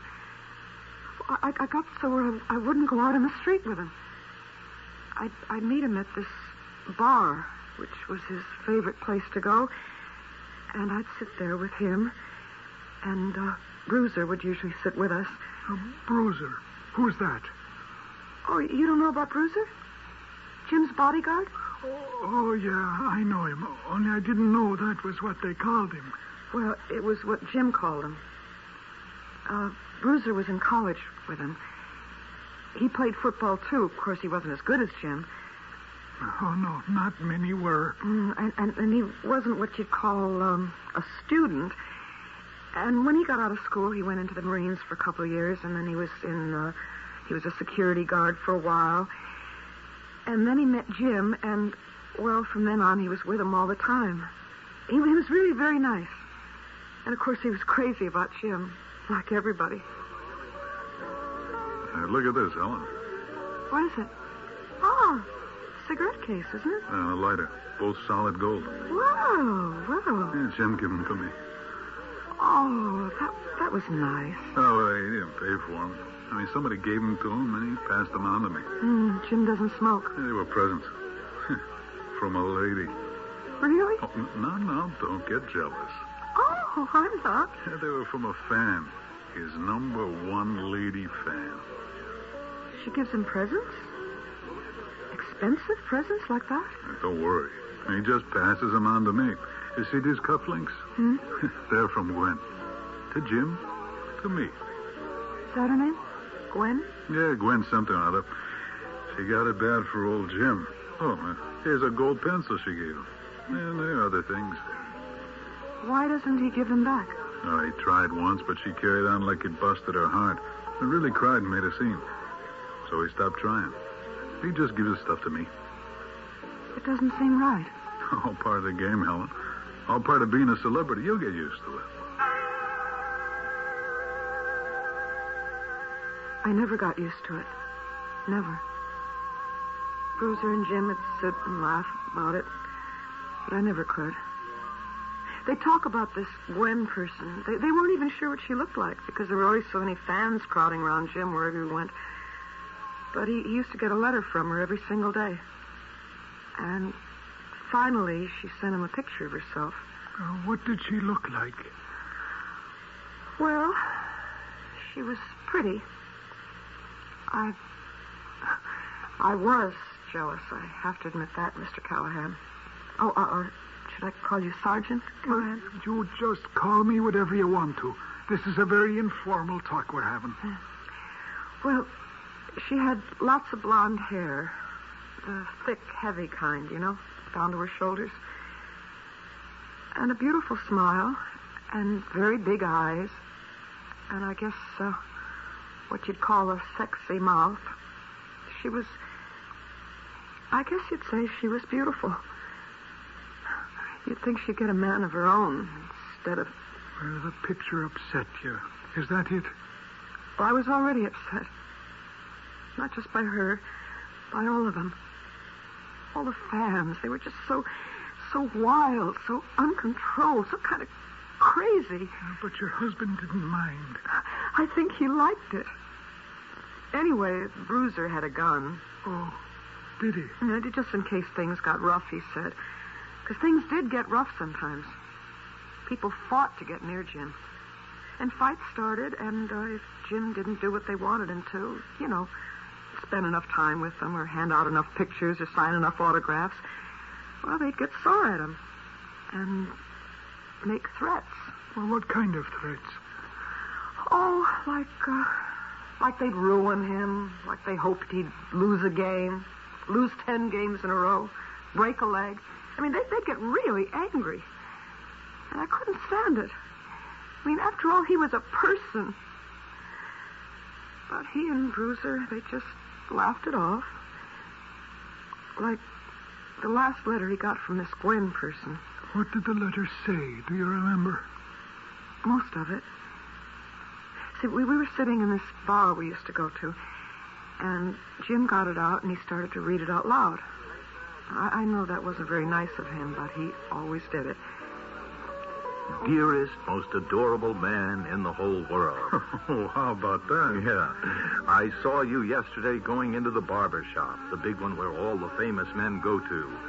I worship you from afar, but my secret dream, which I shall now reveal to you, is to be near you, near enough to kneel at your feet and have your blessed hands touch my head. Come on now. I received your picture, but it's not the one I want. You sent her a picture? Yeah, the PR office sends them out to everybody. It's nothing. Well, she didn't like the picture. I received the picture, but it's not the one I want. I want one that will be mine alone. The one you sent me says, "Hi there, Jim," and that's not at all what I want. Because I am not like your other fans. I adore you, every part of you, if you know what I mean. You are my idol, my god, the avatar of my desire. Avatar? What's an avatar? Oh, who knows? You want to hear the rest of this? I don't. No, it's just more of the same. Jim, I think you should tell her to stop writing to you. Stop hanging around all the time. Well, Helen, what's the harm? She's not hurting anybody. She's hurting me. Oh, is my little baby getting jealous, maybe? Oh, it's not that. It's just all so undignified. Well, what's a little dignity when you're a celebrity? It's so cheap. Hey, look. Huh? Look at what? It's her. It's that dame, that Gwen Woozitz. Where? Oh, for Pete's sake. Well, she just walked in. She's looking around. All right, let her. You want her here. You want her to see you and come over here and spoil everything. Honey, what's the harm? She spotted you, Jim. So what? She's coming over here. Oh, she's a pathetic dame. Something in her hand. Okay, let her have her fun. She has got something in her hand. Who cares? Well, hello? Hello there. Well, hello there to you, too. I was hoping you'd be alone. This is my friend, and this is my wife. Hi there. You didn't answer my letter. Well, I've been pretty busy, you know? Oh, well, you didn't send me a picture. Sure I did. Well, not the kind I asked you for. Now, look, I don't have any of those kind of pictures. Well, you could have had one taken. All right, well, my manager wouldn't like it. Oh, well, he wouldn't have had to know. And neither would my wife. Oh, well, in that case... Jim, look out. What? I have to have something... Well, wait a minute. Something of my own... What is she doing? Get that... There! I got it. Something of my own to remember you by. So long, everybody. What's this? Oh, now that's a new one. She cut off a piece of my hair. How do you like that? She got nerve, all right. Yeah, she's got nerve. She's horrible. She's a horrible thing. Oh, come on now, honey. She didn't hurt me. A little lock of my hair. Let her have it. You don't even mind. You don't even get upset when somebody you don't even know treats you like that. As though she had rights to you. What? As though you were her servant. No, it's worse than that. Nobody would do anything so degrading to a servant, not even to a slave. She treats you like a pet, a dog or a cat, and you don't even mind. You're a public pet. You ought to be in a zoo where people gape at you and feed you things and call you cute. You're in a great big zoo, the main attraction in a great big zoo, and you don't even mind. You love it.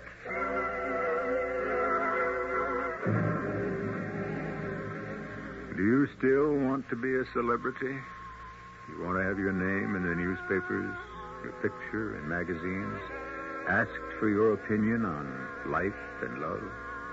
Do you want to be cheered by thousands and chased by hundreds and known intimately by almost no one? Do you really want to be a celebrity? I'll be back shortly with Act 3.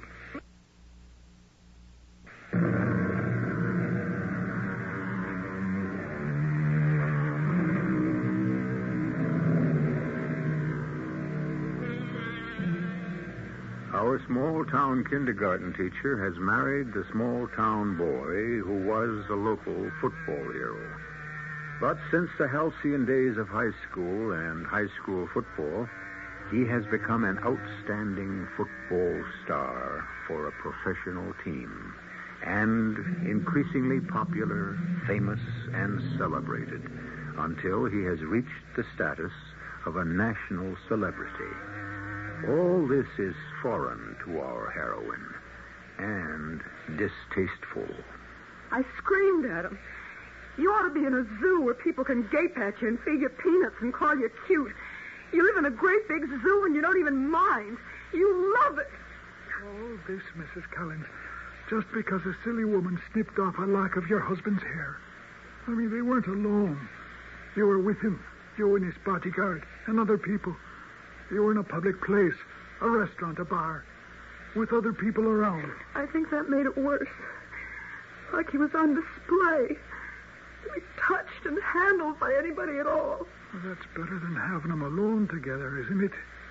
I don't know. I never thought about them being alone together. Because they never were. Are you sure about that? Oh, yes, of course I'm sure. Jim wouldn't have wanted to be alone with her. He didn't even like her. And he didn't have time to be alone with her. He hardly had time to be alone with me. I tried to follow him to all the big games, and I'd wait in the hotel room for him. In the suite. We always had a beautiful suite. We were treated like royalty, practically. And one day I came back to the hotel to wait for him, and I went into the bedroom to change my clothes. And there she was. This Gwen person. She was going through her clothes closet. What are you doing? Oh, you're his wife? What are you doing here? How'd you get in? Oh, now, please, don't be mad at me, Mrs. Collins. Who let you in here? Well, I told them, see, I was Jim's sister, and I had to meet him here. You don't mind, do you? Yes, I mind. I mind very much. Why are you going through our clothes? Well, I had to have something. What? What, you want money or what? Money? Oh, no. I don't need any money. Then what do you want? Well, something of his. Of what? Oh, you gave him a lot of expensive presents. Do you want them back? Oh, no. He tried to give them back to me, see, but I wouldn't take them. I want him to have them, to carry them with him all the time, to touch them every day. He doesn't touch them every day. He gave them to a friend. We didn't. He wouldn't do that. His friend showed them to me. Well, I never thought he'd do that. Well, he did. Do you think sneaking up to him and cutting off a piece of his hair was a nice thing to do? Well, I had to have something that was his. And that's why you're here now, to get something else of his? Yes. What did you take this time? Well, nothing much. You took something out of his clothes, didn't you? Well, yes, but it isn't anything. He won't even notice. What is it? Well, it's not worth anything, only to me. You've got it in your hand, haven't you? Well, yes. Show it to me. Oh, please, let me keep it. Show it to me. Oh, please, Mrs. Collins. I'll call the manager.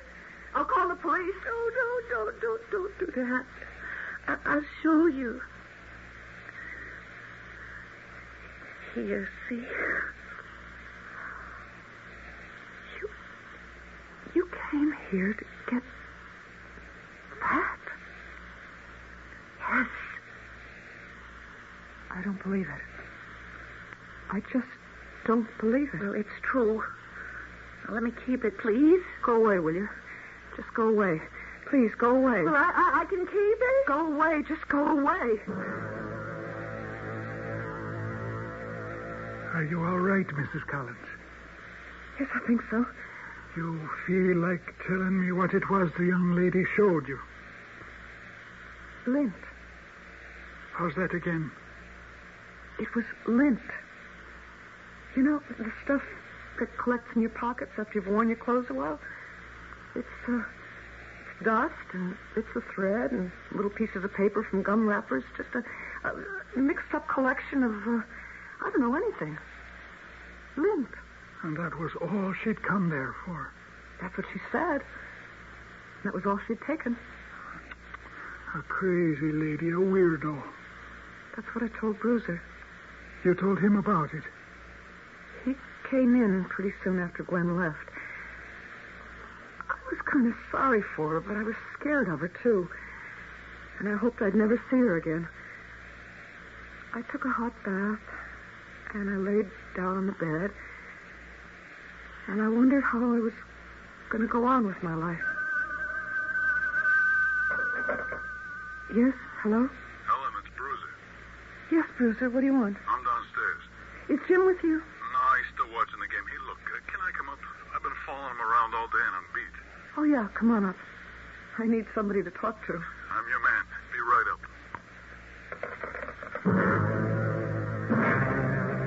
Don't you see, Bruiser?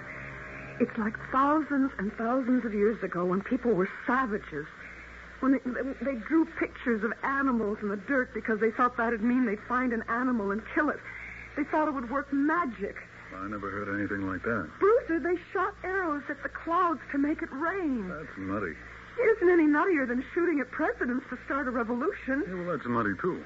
There are tribes today where a girl follows a man and takes the dirt from the ground he's walked on, from his footprint, and she takes it home and plants a flower in it, and she's sure that when the flower grows and blossoms, the man will love her. And don't you see? It's all the same thing. It's superstition. It's craziness. Well, you couldn't grow a flower and a mess of lint out of somebody's pocket. Of course not. There's nothing you could do with it. So what does anybody want with it? But Gwen wanted it. She lied her way in here to get it. She was crying when she asked me, please, could she keep it? Well, you could have her arrested. Oh, I don't want to have her arrested. I just wanted her to get out of here. I want them all to get out. I want to have a life that isn't full of all this craziness. I can't bear it anymore. I don't understand it, and I want it to stop.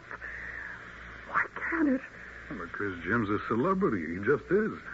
He couldn't stop being a celebrity even if he wanted to. And he doesn't want to. Well, would you want to? Give up all that money and have everybody look up to you and thinking you're marvelous and ask you to endorse things? Helen, baby, that's success. But can't Jim just play football? I mean, just do that without all this other business? Helen, you don't understand what kind of football player Jim is. It's not just that he's fast, and he's very fast, or that he handles his body like nobody else has ever done it before. Jim has, I don't know, intuition. Intuition, I guess you'd call it.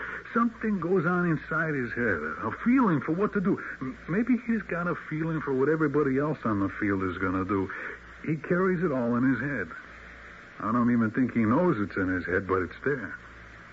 It's mystical-like. It's born in him. He's like clairvoyant, you know? I don't think I can stand it anymore, Bruiser. Maybe you oughtn't to be married to somebody like Jim. Because as long as he's a superstar like he is, people are going to follow him around and scream and yell and carry on. Well, of course, he won't always be a superstar or any kind of star at all. When will that be?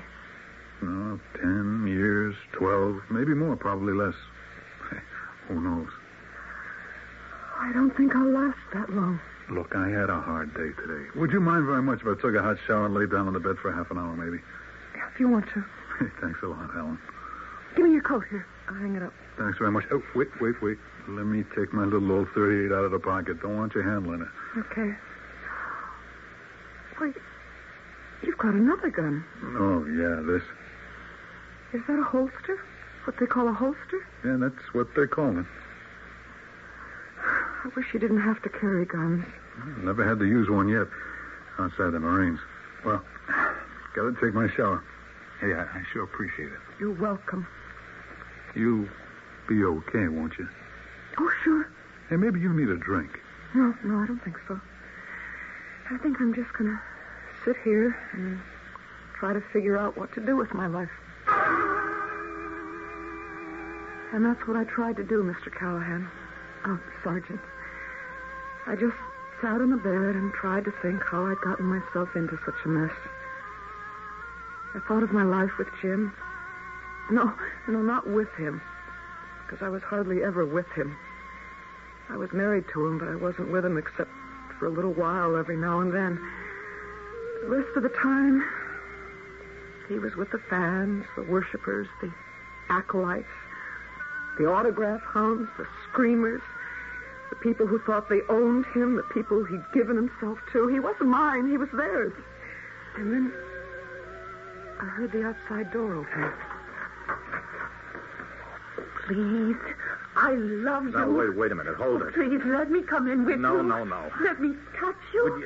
Let me spend 5 minutes with you. 2 minutes. Oh, you crazy woman. Please, you don't know how I feel about you. You're my dream, my Now, life. look, will you get out of here? You're some kind of a nut. Oh, just let me be with you for a minute. Do you want me to have you thrown out? I don't care what you do. Only let me. Helen, that's my wife, you stupid fool. Helen, I...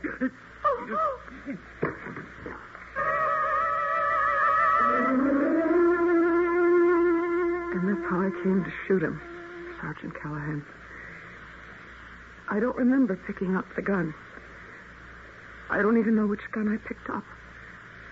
I never had a gun in my hand before. But when I saw Jim and the girl, Gwen, and she was hanging on to him, pleading with him just to let her touch him, I don't know why I wanted to kill him. But I did. I wanted his kind of life to end. Maybe I should have killed her. Maybe that would have made more sense.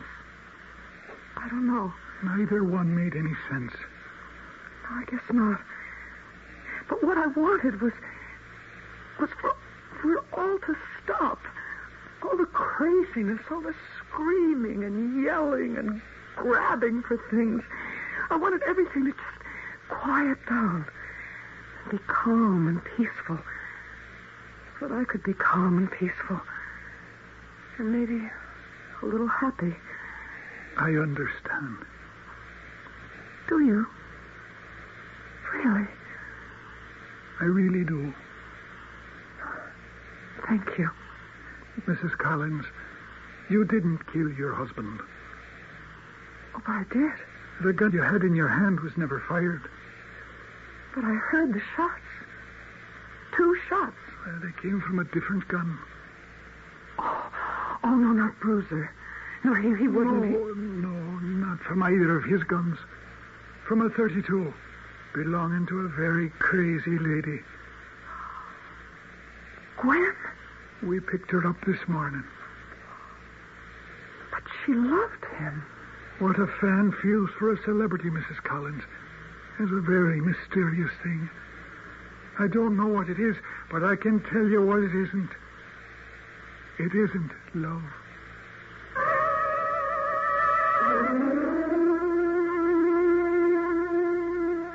If you're interested in knowing what happened to Helen, she returned to the little town of North Pines, went back to teaching, and some years later married the manual training teacher, had 3 children, and a fair measure of happiness.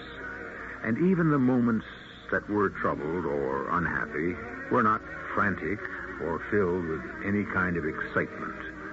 Her days of being attached to a celebrity were over, and she never ceased to be thankful. I'll be back shortly.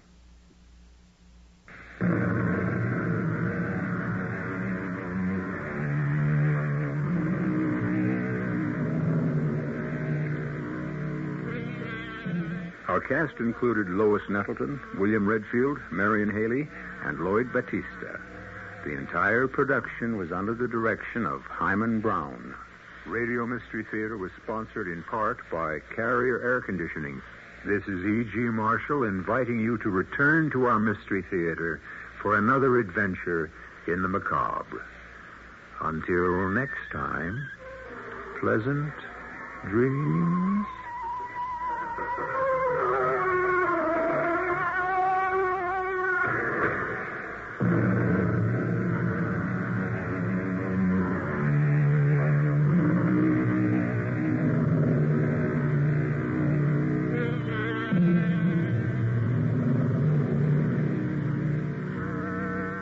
Mystery Theater has been brought to you in part by ShopRite Supermarkets, where you get a lot more for a little less. The preceding program was furnished by CBS Radio. I'm Barry Farber. A lot of mysteries revolve around the telephone. Keep your radio fixed right where it is, because not mystery, but the history of the telephone will be our mission right here on the Barry Farber Show, following the news on WOR New York.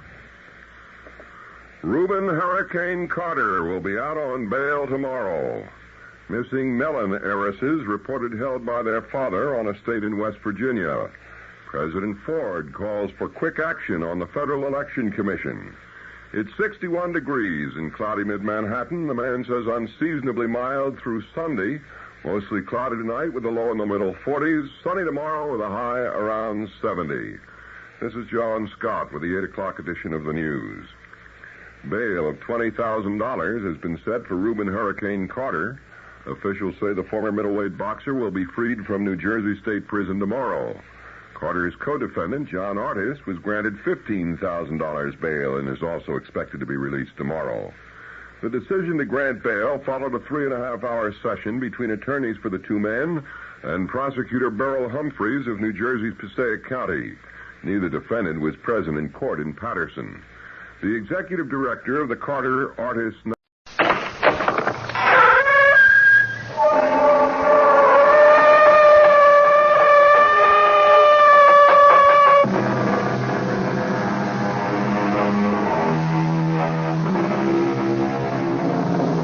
Come in. Welcome. I'm E.G. Marshall. I have a strange and frightening story about an Onyx Eye and the effect it had on the lives and happiness of several people. It is a well-known law of physics that any action has an equal and opposite reaction. If you press down on one side of a seesaw, the other side goes up. If you drop a stone into a puddle of water, the water rises in exact proportion to the displacement of the stone. If good luck is on the face of the coin, wouldn't the other side bring the reverse? It's for you, Kathy. Oh. A birthday present. Now close your eyes and hold out your hand. There. You may open your eyes now. Oh, why, it's beautiful. You don't like it? Oh, yes. Yes, I do. It's very unusual. It looks like an eye. Well, the little man I bought it from said it would bring us luck. It's onyx. The eye in the onyx makes it valuable as an oddity. Oh. Oh! What's the matter? It moved. It moved in my hand. Take it away, Jack. Take it away. Please!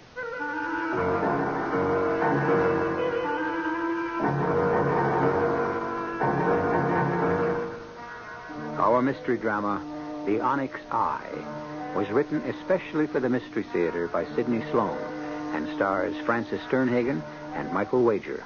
It is sponsored in part by Anheuser-Busch Incorporated, Brewers of Budweiser, and Time Magazine. I'll be back shortly with Act One.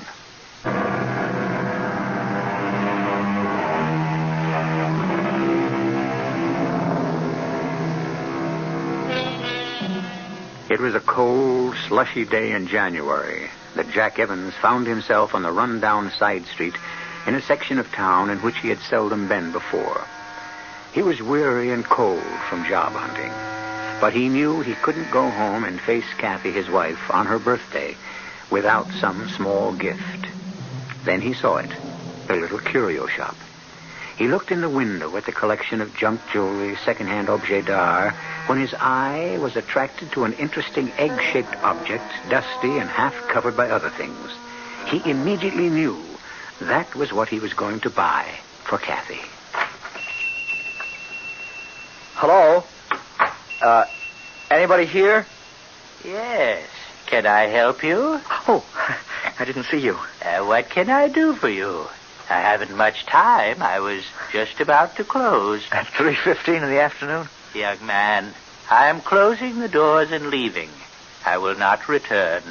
I have been here for over 60 years. Long enough. Long enough, wouldn't you say? Why, yeah, I guess so. So you will be my last customer, and I will be generous. Name your own price for the thing you want. I haven't made up my mind about anything, but I did notice... A white egg-shaped object in the window. Why, yes, how did you know? I knew. I remember my mother had a china egg when she used to darn socks. You know what I mean? Yes? And I thought I'd like to get one for my wife. It's her birthday. Ah, yes. I know it isn't much of a present, but, well, I can't afford more at this time. Oh, it will bring you luck. And if you ask to buy it, I must sell it to you. Huh? Would you like to see it? I'll take it out of the window. Well, yes, please. Here. Here it is. But I must tell you, this is not a china darning egg. It is onyx. Here, don't drop it. Oh, feels heavy.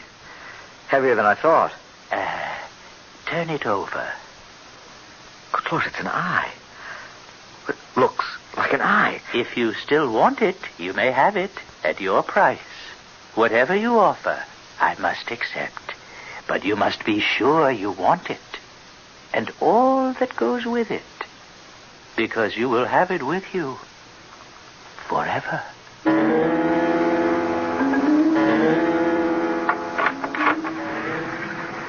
Hello? Is that you, Jack? Home, Kathy. Come on into the kitchen. It's warmer here. Okay, dear, as soon as I get my galoshes off. Oh, it does feel warmer in here. Ooh, the heat's been off all day. I think we've run out of fuel. I've kept the oven on so the house wouldn't freeze. Well, did you call Holder's Fuel and tell them? Oh, a lot of good that would do. We owe them. Well, we're way beyond our credit. Oh, but in weather like this, let me call them. Didn't you tell them you're expecting a baby and that the cold wouldn't... Phone's out too, Jack. They sent us 2 warning notices. Oh, great. Fine thing to happen on your birthday. You should have married a guy who could take care of you, Kathy.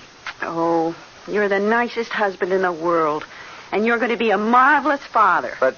No buts. Having you for my husband is enough. Enough for me. What did you do all day, dear? Walked around looking for a job. Any luck? I had one promise from Ellsworth Manufacturing. You think it's a possibility? I wouldn't bank on it. I think the guy in the employment office, Mr. Nazareth, was just trying to brush me off. But, look, I don't want to talk about that. I want to celebrate. Now, kiss me before I show you your real surprise. There. Now, close your eyes and hold out your hand. There. Now open your eyes. Oh, why... It's beautiful. You don't like it? Oh, yes. Yes, it's very unusual. It looks like an eye. The little man I bought it from said it would bring us luck. It's onyx. The eye makes it valuable as an oddity. Oh. What's the matter? It moved. It moved in my hand. Oh, Kathy, it didn't move. That's just your imagination. Take it back and get your money. I don't want it here. There's something... I don't know how to say it. There's something about it that I... Look, I'm sorry, Kathy, but it seems so different, so unusual. Yes, different, but not in a pleasant way. It's ugly. Take it back, dear. I can't take it back. What? I don't want to. The old man said it would bring me luck. Well, we could use a little. I don't believe in luck, Jack, and you know it. I just can't have that evil-looking eye around. Luck or no luck. The phone. It's been off all day. Answer it. Answer it, Jack. Hello? Who? Yes, this is he. Oh, you will? Who is it? It's the fuel company. They're making a delivery in an hour. Yes, we'll be here. I won't have the money to pay you tonight, Mr. Holder. Oh, well... Thanks. They're extending our credit. Mr. Holder said that since we've been a good customer for over 6 years, Kathy, it's the eye, don't you get it? It's really changed our luck. Oh, Jack, that's childish. Well, how about the phone coming on after they'd cut us off for not paying our bill? I still don't believe that thing had anything to do with it. There's the phone again. Get it, Kathy. Hello? What? Yes, he's here. Who? Yes. Yes, I'll get him. Jack, it's Ellsworth Manufacturing calling. Mr. Masrick.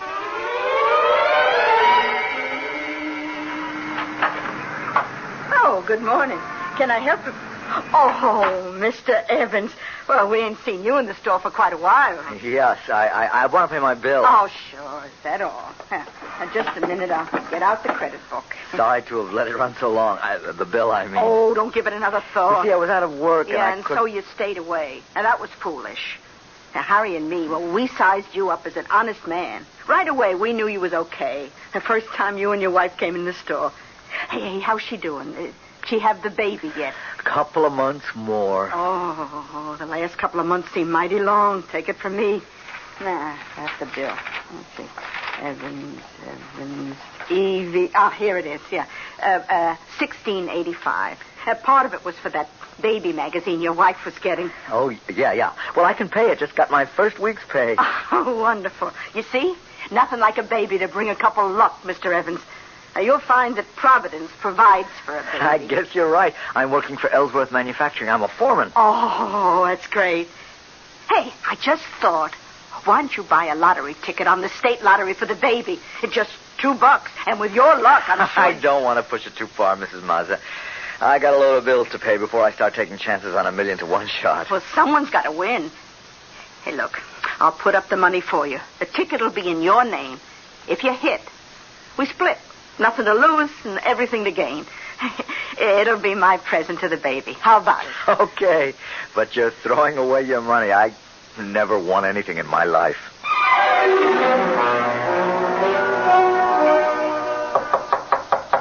Come in. Mr. Ellsworth? Yes? They told me in the plant that you wanted to see me in your office. Your secretary told me to go right in. Yes. You are Mr. Evans. Jack Evans. Oh, yes. I have your name right in front of me on my pad here. Pardon me while I read this memo from your supervisor. I would like to say something, if I may. Yes?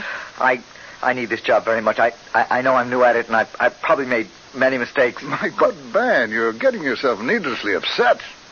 You're in no danger of losing your job. I'm not?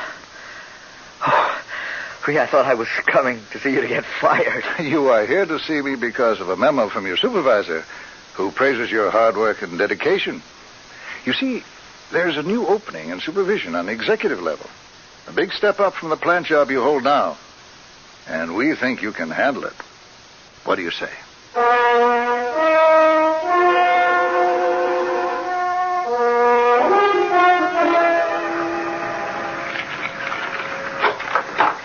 Kathy! Kathy! I've got wonderful news! Kathy! Well, that's strange. She doesn't go out at this hour. Kathy! A note. Jack, dear, I'm getting pains. I thought I'd better not wait. I'm asking Mrs. McCarthy next door to go with me to the hospital. Love, Kathy. Good Lord. It's too early. Too early. Yes? Yes, this is he. Oh, yes, I know. She left me a note. How is she? Yes. Yes, I'll be there in 10 minutes.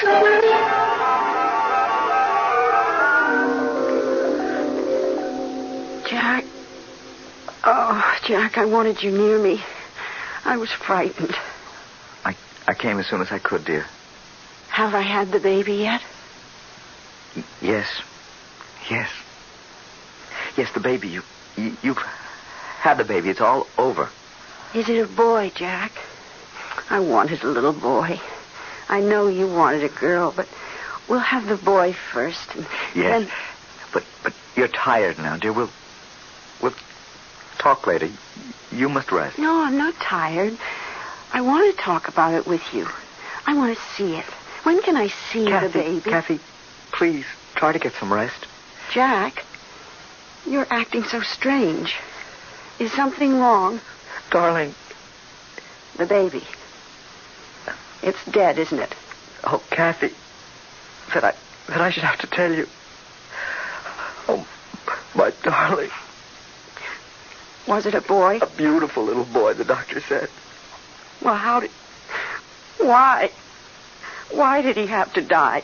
I have no answer, dear. The doctor said everything was going fine, even though the baby was premature. He didn't feel there was any danger. Then suddenly the little heart stopped beating. They did everything they could. It was God's will. No, it was that evil thing. That ugly, frightening thing. That eye. Kathy. That eye. Kathy. Get rid of it. Throw it away.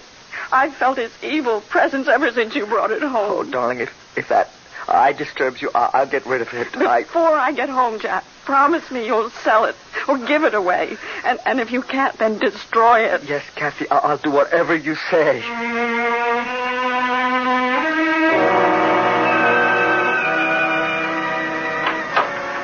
Hey, I was just closing up, mister. It's me, Mrs. Mazza. Oh, sure, Mr. Evans. I hate to bother you so late, but I spent most of the evening at the hospital with my wife. And... Yeah, I heard about that this afternoon. Mrs. McCarthy told me. Because that's a terrible thing to happen to a nice young couple like you two. I sent your wife a card. Yeah, thank you. Listen, what I came in to ask you... You know this neighborhood well, don't you? Uh-huh. I lived here all my life. Do you know Quentin Street? Oh, about 6-7 blocks north. Yeah. Used to be a nice residential street, but it's real run down now. Do you know that little curio shop at the corner of Westerly and Quentin? You mean did I know it, don't you? Oh, it's been closed for ages. Years. No. I was in there last week and made a purchase. You couldn't have. Well, that building's been empty for nearly 20 years. The windows are broken, it's fallen apart. You know, I remember it when I was a girl. There was an old man. A small old man? Yeah, we were scared of him when I was a kid. But I bought something from him, a present for my wife on her birthday. It was just a few weeks ago. But you couldn't have. Well, the building's been condemned for over 5 years. It's supposed to be pulled down. But he was there, I tell you, in the shop. January 29th, my wife's birthday. Mr. Evans, I seen the ambulance come and take him away. Exactly 20 years ago. I think it was in January, too. He was dead. If you seen him, you saw a ghost.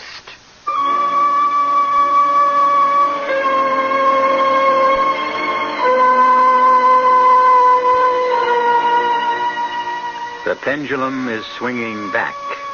Payment is being demanded. What seemed like one piece of good luck on top of another is now being eroded and lost. The payment burden may get to be even heavier.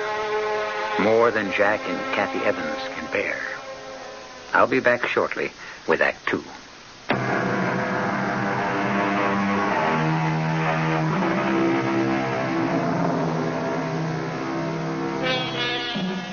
When Jack Evans was told that the little curio shop where he had purchased the Onyx Eye had been closed for over 20 years, he couldn't believe it. The memory of the night when he was in the shop a few weeks before was sharply etched on his mind. The next day he went to find out for himself.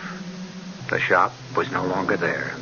The ancient building in disrepair, broken windows, the door hanging on one hinge. It was not his recollection of the shop, but it was as Mrs. Mazza had described it. That evening, as he returned from work... Mr. Evans? What? Are you Jack Evans? Yes? I'm from the Globe, Mr. Evans. Congratulations. Congratulations? Yeah, you won the big state lottery, Mr. Evans. Didn't you know? No, I don't think... Oh, hey, this is rich. You haven't even been told yet? I mean, nothing from the lottery commission, no phone call, no letter, no wire. Oh, wait a minute. There it is. Look, it's right by your door. See, it's a wire. Here you go. Open it. Jack Evans, 38 Mulberry Street. Uh-huh. Well, happy to inform you that your number... a check for $250,000 will be... Oh, good Lord. Hey, are you all right? Yeah, sure.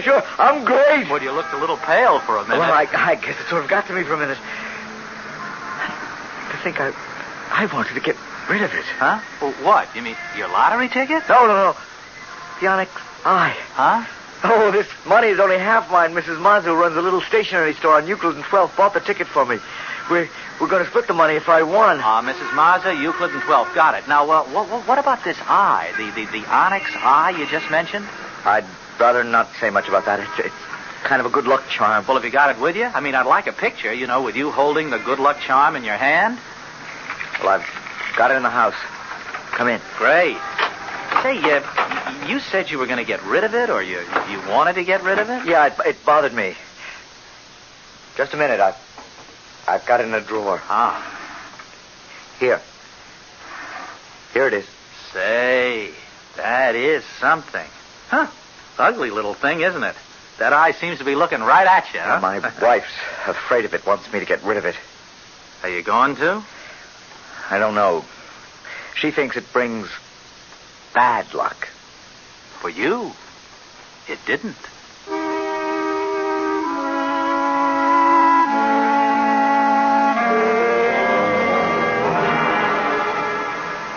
Here we are. Dear, we're home. Yes, Jack, we're home. Up the steps.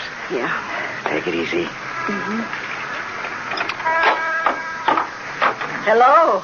Welcome home. Oh, Mrs. Mazza. Mrs. Mazza volunteered to come over and get the house in order for your homecoming. Oh, that was kind of you, Mrs. Mazza. Oh, nonsense. Don't even say that after what you've both done for Harry and me with your good luck charm. Oh, it's beautiful. So many flowers. The entire room is full of flowers. A coming home present from Harry and me. I knew you'd like them. You shouldn't have been so extravagant. Oh, after what you've done for us, it's nothing. You know what we're going to do with our share of the money? We're going to sell the store and move to a warmer climate, which will be good for Harry's arthritis. Oh, that's a good idea. Mrs. Evans, what are you two going to do with your half?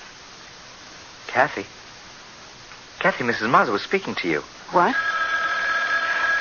Would you pick up the phone, Mrs. Mazza? There on the table. Oh, yeah, sure. Hello? Yes, this is the Evans residence. Oh, just a minute. Oh, Kathy, someone on the phone for you. The man said that the Globe newspaper. Oh, that newspaper reporter again. He called me several times at the hospital. I don't want to speak to him. Oh. Hello? Oh, well, she's busy and can't talk. What? Will she what? Sell? Are you crazy? You asking her to sell her luck? You're out of your mind, mister.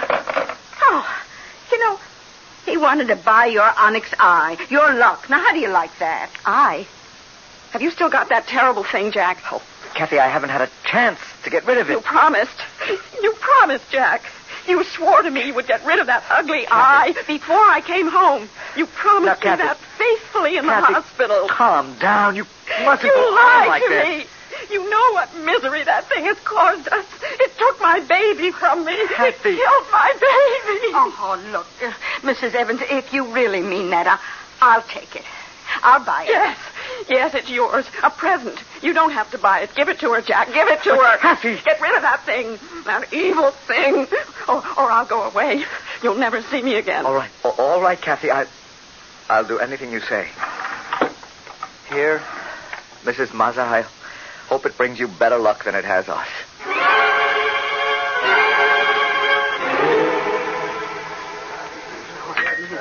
Well, Jack, like my choice of restaurants?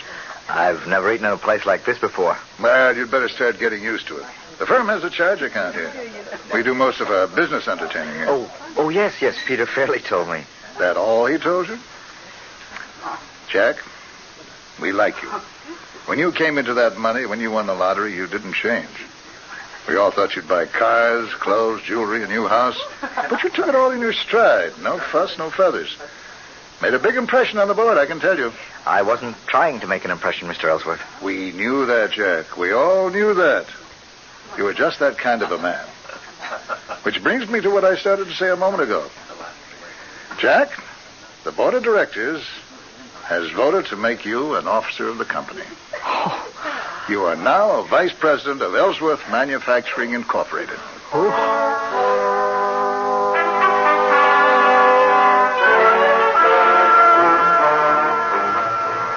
Oh, you deserve the job, Jack. It is so incredible. They hardly know you, and they give you this big position. Kathy, I couldn't believe this was all happening to me, Happened so fast. Oh, I'm so happy for you, darling.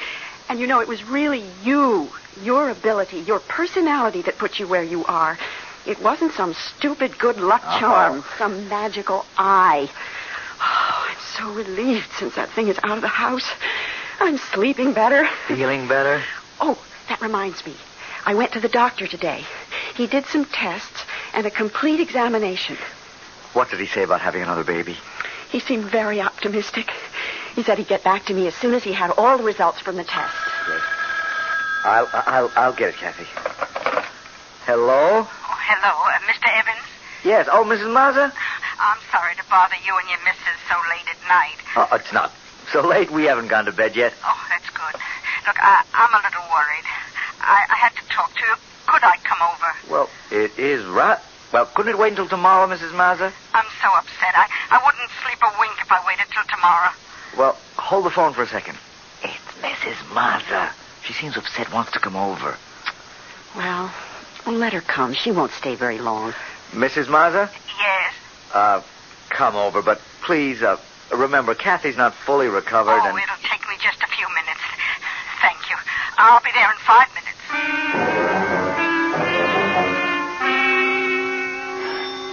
There she is, Jack. Let her in. Okay. I got it. Come in, Mrs. Mazza. Oh, I'm sorry to bother you. No bother for a friend. Come in. Thank you. Hello, Mrs. Mazza. Sit down, won't you? No, I'm only going to stay a minute. I just had to tell you. It's gone. What? The eye. The Onyx Eye. Gone? No. No. Now, Kathy, get hold of yourself. Mrs. Mazza, I think... It's gone, I tell you. I wrapped it in an old piece of chamois in my drawer in the bedroom dresser. Tonight I went to look at it. It was gone, and the chamois was still there. Stolen? Well, what else could it be? What else? It could have come back here. Did you stop to think of that? It could have returned to us. Returned to destroy us. Kathy, that's superstitious nonsense, and you know it. Mrs. Mazza, my guess is that it's stolen. Someone must have known that we'd given it to you. Oh, yeah. I suppose you're right. Oh, what a pity. Harry said that just having it in the house made him feel good. Oh, well, I'm sorry to have bothered you. I'll go now. Want me to walk you home, Mrs. Mazza? It is late. Oh, no, I'm okay. I know the neighborhood. And good night. Good night. You're sure you'll be all right going home alone? Oh, sure. Jack, look. On the doorstep. What?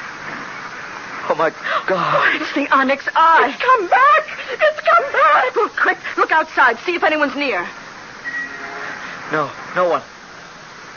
There's not a living soul on the street. It's come back. We'll never get rid of it.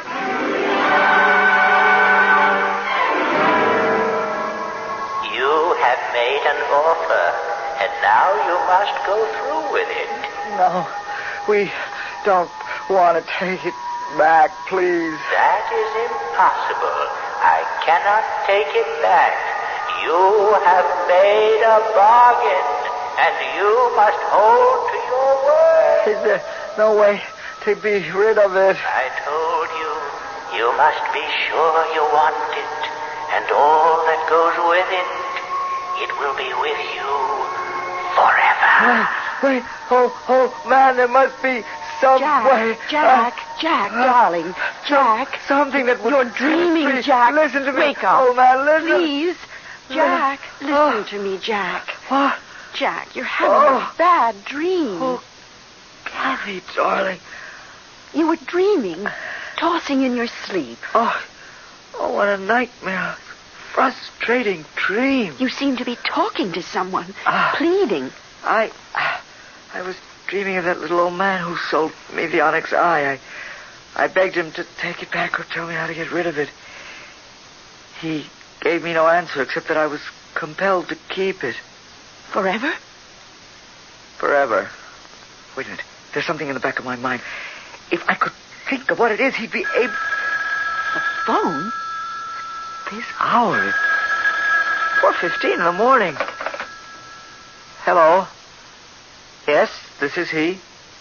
Who? St. Joseph's Hospital. Yes. I see. Asked you to call me. Yes, I'll come immediately. Thank you. What is it? Mr. Mazza. Stroke. Mrs. Mazza asked them to call me. She wants me to come to the hospital. It was that thing. Oh, no. That's becoming an obsession with you. Kathy, can't you forget it? Don't you see? Mr. Mazza benefited from the luck, the lottery ticket. And now he's paying for it, as we have.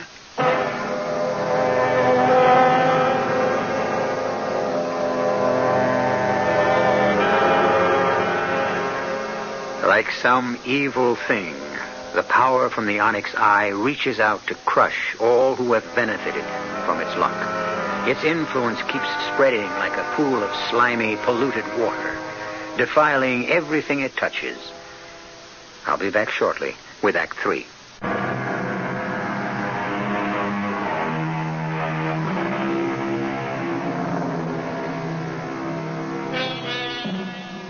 Jack went to the hospital that night and sat waiting with the wife of the stricken man through a long gray dawn.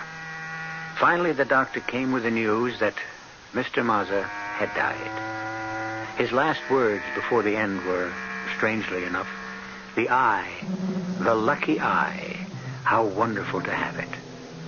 At the cemetery several days later, Mrs. Mazza was heard to repeat almost the identical sentiment. Our Father, which art in heaven, hallowed be thy name. He was so happy the last few days of his Thy life. will be done on earth. Happier than I've seen him in years. Mrs. Mazza, I'm sorry. I'm sorry that we involved you and your husband in our... I don't know how to say it. We feel responsible. Oh, no. No, you got it all wrong. I told you he was happy. You brought us luck. Bad luck. No, it was good. Even if it was only for a few days, a few hours. It was like a dream come true. But, Mrs. Mazza, what will you do now? Oh, what does it matter? I'm not sad. I'll manage. I'm happy to know that Harry got something good, that made him feel good before he passed away. No, you're wrong. I can't understand you. You wish for death. That's not happiness.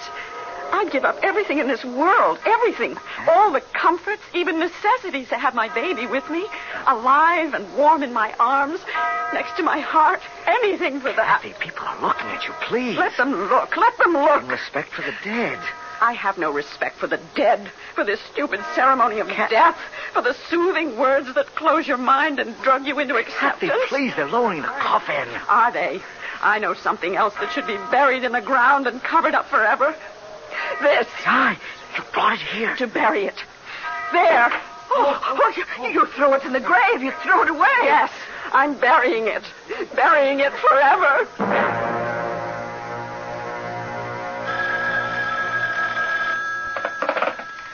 Hello? Hello, Mr. Evans. This is Peter Cawley. You know me. I'm the reporter on the Globe. I'm the guy who interviewed you when you won the lottery. What do you want? I'm in the middle of dinner. Well, I see that you found an envelope on the street with over $2,000 in it and that you turned it into the police. That's right. Well, you don't seem very excited about it. $2,000 seems like a lot of money to me. It's not my money. Yeah, but if the owner doesn't come forth to identify it, it is going to be yours, right? Really, Mr... That's right, isn't it? Is this why you called me to find that out? No. I called you because I see a continuation of the good luck story I did on you when you won the lottery. Sorry to disappoint you. I no longer have the eye. Oh, come on, Mr. Evans. Don't give me that. I haven't got it. That's the truth. It's gone. Buried. You mean, you hid it someplace to keep from losing it? I mean, we buried it to get rid of it. To lose it forever. Jack, your dinner is getting cold. Coming right in. Who was it? Oh, that reporter. You know the one. He wanted to do a story about my finding that money. I told him I didn't want to talk about it. You know, Jack, you found that envelope the morning after Mr. Mazza's funeral. Yes. Well, why should that make you pucker your brows? Well, it's the kind of thing that would happen when we had that... But we no longer had it then. Which only goes to prove what I've said. All that superstition about good luck and bad luck is childish nonsense. Now, let's forget it, shall we? What did you do today? Oh, I did the shopping. Went to the cleaners to pick up your suit. Oh, and I went around to the post office to pick up that parcel. What parcel? Don't you remember last Wednesday when we came home? From Mr. Maz's funeral? Yes. Well? There was that slip from the post office saying that they had tried to deliver a parcel, but we weren't home. Oh, no. Yes, I remember. Well, I went over this afternoon and picked it up. It's over there on the desk. Oh, yeah. Let's see what's in it. Jack, don't open it. What? Don't open it. It's that eye. It's come back. Then I've got to know. I've got to know. Oh, good Lord. I was right. It has come back. We'll never get away from it. Stop it. Stop it, for good. I'll smash it to bits. Grind it into dust.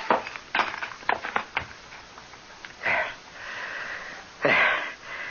It's shattered. We are free of it now.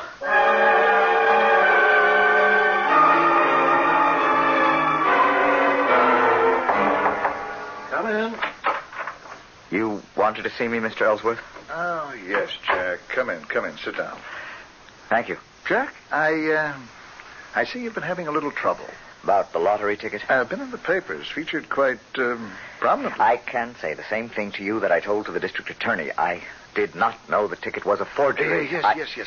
I have returned my winnings to the State Lottery Commission. Mrs. Maza has returned her share also. You have behaved very honorably in the whole matter. I myself have said that to the board. This was brought up to the board? It had to be, Jack. You see, you occupy a very unique, a very sensitive position in our company. I don't understand how this could affect the company. My boy, a company such as ours is only as good as our reputation. I get it, Mr. Ellsworth. Now, I know why you called to talk to me. Jack, try and see my side. You are no longer an asset to Ellsworth Manufacturing. You are a liability. Now, I'll tell you what we are prepared to do. We shall give you a letter with the very highest praise for your ability and character. We shall give you 3 months' salary as termination pay, and your best wishes for my future.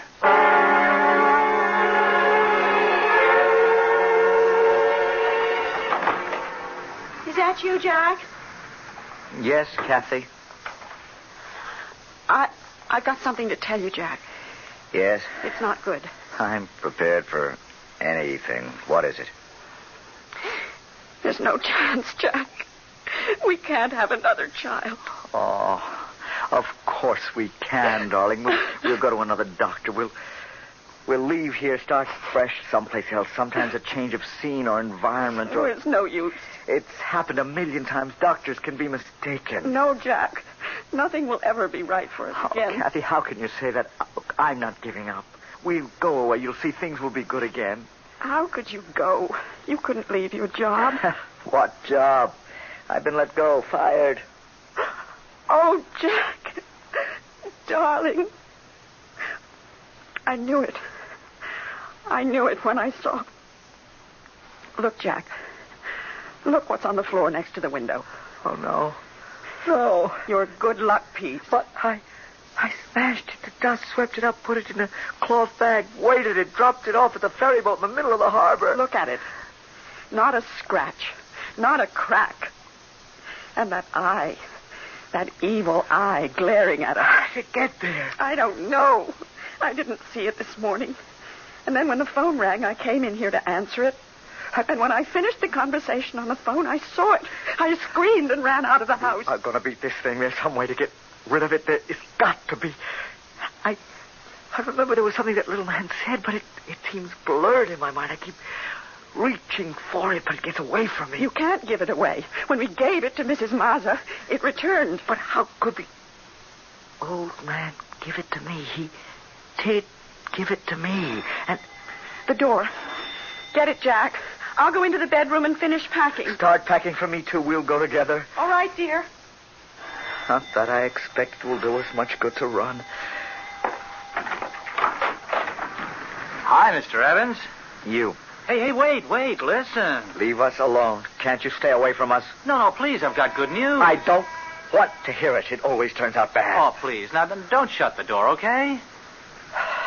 Okay, what is it? Now, first, that money hasn't been claimed. You know the money you found? It'll be released to you at the end of the 30-day waiting period. I won't be here to claim it. Well, why? You going away? Yes. Because you lost your job? That's only part of it. But you haven't lost it. What do you mean?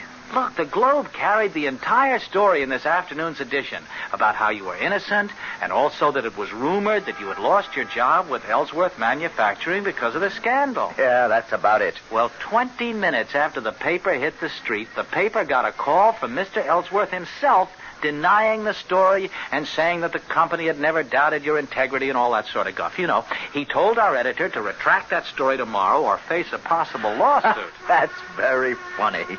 Only hurts when you laugh, huh? You going back to Ellsworth? No, I'm going away. Away from this place for good. You're serious? Dead serious. I want that good luck charm. That Onyx Eye. You don't. I want it.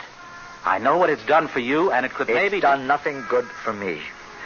We've had nothing but grief and humiliation from it. I want it, and I'll give you $5,000, all I have. I want it. If you offer to purchase, I must accept. That's it. That's what he said to me. Then you'll let me have it? Look, I must warn you, it will bring you nothing, and its gifts are empty. And you'll pay heavily for all you get. Or think you get. I want it. I insist that you sell it to me. Very well. You are sure you want it. And all that goes with it. I'll get it for you. I've got the money with me in cash. Here. Here. Hold out your hand. Yeah. There.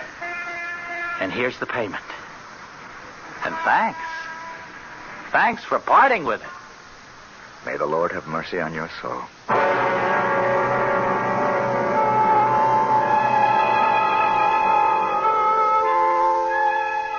And now the Onyx Eye is in the possession of a new owner, a new master. Despite the warning Jack Evans gave him that he would pay for every piece of good luck, pay perhaps with his blood or the happiness of those near him, the new owner steps out into the world clutching the evil talisman in his hand, with his heart full of hope. I'll be back in a moment.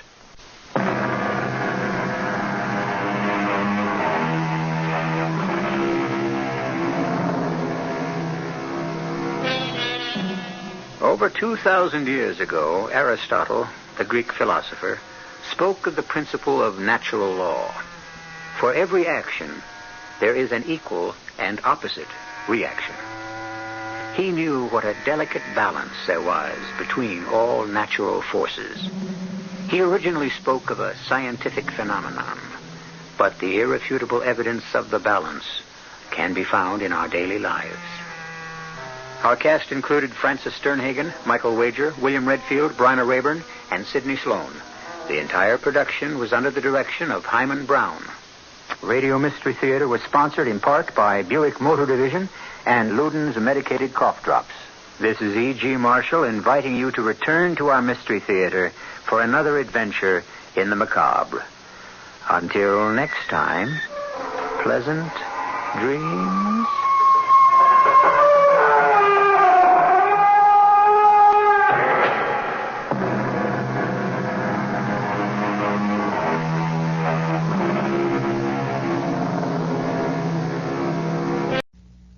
So Mystery Theater presents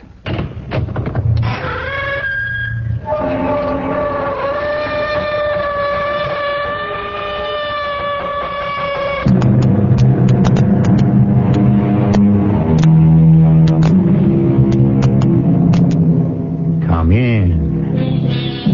Welcome. I'm E.G. Marshall. It was Mr. Voltaire who said that if God did not exist, we should have to invent him. And through the ages, this is what mankind has been doing. Since the dim and distant beginnings of the human race, the gods have come and gone. And each civilization, every society, donates another deity to the ever-expanding pantheon. Or are they all merely extensions of the same one? You have been summoned here for a computer readout. Yes, I know. The computer has decided that you are now divorced. Divorced? Oh, but I love my wife. That is irrelevant. And she loves me. That is immaterial. It is not in the best interests of the social order for you to remain married. But why? The computer is not required to explain.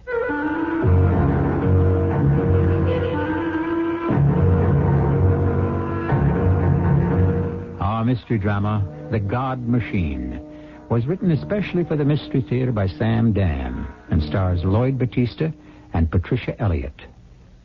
I'll be back shortly with Act One.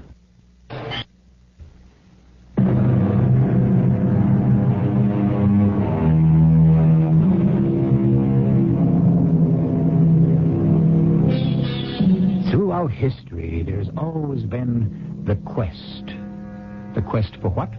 Well, the quest for the secret. What secret? Once again, which particular secret do you wish to know? The secret of certainty? The secret of success? The secret of wealth? Power? Immortality? Thousands of years ago, magicians would sacrifice a cow and claim to read the secret in a study of the entrails. We call that superstition. Today, when we wish to ascertain the secret, we send out people with clipboards who ask foolish questions. We call that research. That's the way it goes. Our story takes place at a time in the future. Please be seated. Thank you. You seem nervous. Well, yes, I guess I am. Why? Well, why not? At a time like this. What is there about a time like this to create what appears to be a state of emotional imbalance? Oh, I'm balanced. I'm perfectly balanced. Absolutely symmetrical. It's just, Yes? Well, nobody exactly looks forward to computer readout time, do they? Why not? It's just you never can tell what the computer has decided. It's sort of like learning your fate. Fate. That's an archaic word.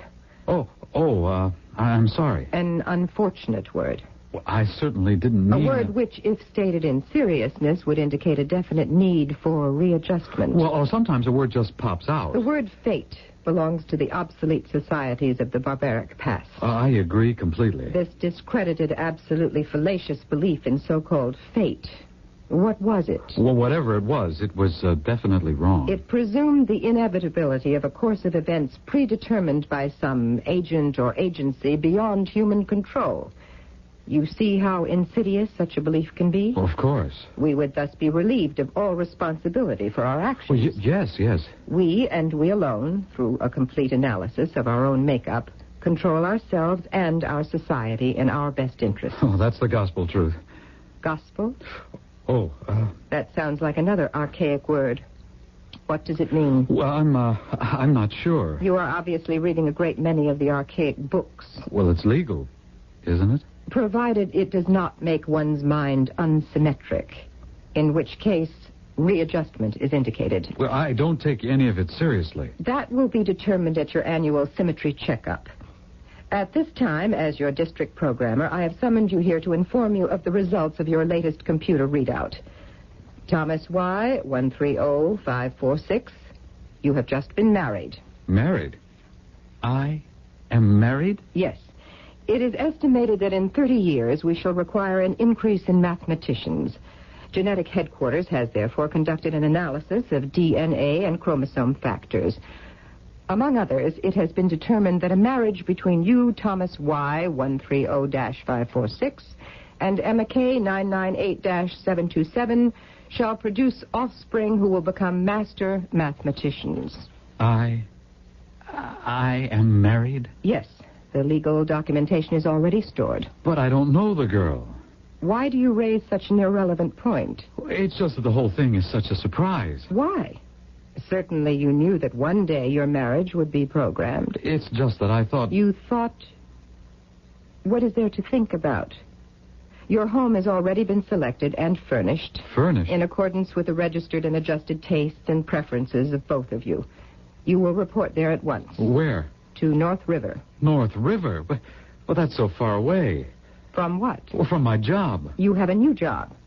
For the next 10 years, you and your married companion shall devote all your efforts and energy to producing your young. Look, I'm very happy with what I'm doing now. The computer has determined that you should be even happier in your new mission. That is, unless, of course, you are out of adjustment. Oh, no. I'm perfectly adjusted. Then let me be the first to congratulate you. Thomas. Oh, it's you, Paul. You're not even ready. You have to be at the port within the hour. Paul, what if I refuse to go? What if you refuse to... Thomas! What if I refuse? We shouldn't be having this kind of conversation. If I can't talk about a thing like this to my brother, to whom can I talk? To nobody. You know what they did to me, don't you? And don't use that word. Which word? They. There is no they. No? No. There's an us, a we. And each of our actions is governed and guided by the wisdom and the experience of all of us. They want me to get married. There's that they again. They ordered me to get married. For your own, and for society's good. How do I know I'll love this girl? Love? Your problem is those archaic books. Now just keep talking and thinking like those ancient authors. And I can't see how in the world you can hope to avoid readjustment. You know what happens to you there, don't you? Suppose I won't be able to love her. Love? Just listen to me. You've been married for 5 years. Do you love Dorothy? I like Dorothy. It's not the same thing. That's just the point. What is love? Love? Why, love is... Well, it can't really be defined. It's an intense and overwhelming feeling. You could also be describing a fever, which is exactly what love is. A fever of unknown origin. A fever of unknown duration. A devastating fever that strikes at random, without warning, reason, or rhyme. It's based on emotion, on passion. That's all right. But it isn't all right. It's not enough of a foundation for a lasting relationship between a man and a woman. It's too chancy for the genetic improvement of the human race. I want the right to choose my own mate. But you have chosen her.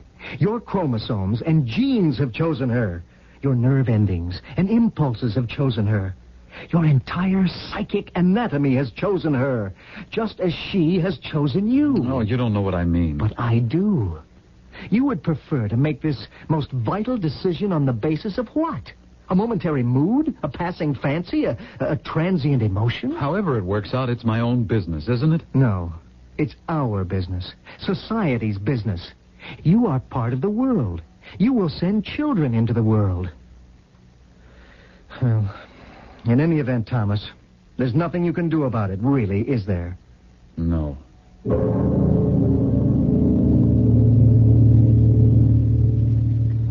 Hello? I'm Emma. I'm Thomas. Yes. Well, I see you got here to the house first. Yes, but I didn't have far to go. I live... that is, I used to live in the valley. Well, you're a K998. I used to know some 998s over in Southfield. That is, I'm -727. I have no relatives in this part of the country. No. Well, do you like the house? Yes, it's all right. Did you want to look around? No, I don't know. Later, I guess. So, here we are. Yes. Here we are. You aren't at all what I pictured. What did you picture? Oh, some very serious-looking person. Oh, why? Well, we're supposed to... We're supposed to what? Oh, I hate to say that word, but... Well, how else can I put it? We're supposed to breed mathematicians. Yeah. Yeah, you don't look very much like a mathematician to me either. I don't know the first thing about mathematics. Neither do I. Then how do they expect us to have children who do? Well, as I understand it, we don't have to know anything, but our genes do. I see. Now, you know how it is. The genes, they sort of mix and match, and well, one thing and another. I suppose it all comes out the way it's supposed to. Probably. Well, I must say, they did fix the place up very nicely. Yes. Well, here we are. Yes. Here we are. Are there any entertainments in town that you know of? I haven't seen any schedules, but, we couldn't go anyhow. Why not? Because we have a personal schedule. Oh? Yes, it was delivered to me as soon as I got here. I read it, and I had to sign it. You will have to sign it, too. What does it say? Oh, well, you'd better read it. All right. The newly married couple, Thomas and Emma, will spend all evenings at home until they've created evidence that the purpose of their marriage has been fulfilled. The officer who delivered this said that the need for mathematicians is, becoming acute. Yeah, that's what they predict. Do you mind if we have some music? But you don't have to ask. It's your house, too. I always like to listen to music. So do I. I brought my tapes. Well, look at this machine we have here. Oh, see what it says? A wedding gift from the computer district. Well, who says the computer doesn't have a heart? I'll just set it in. And now we push this button.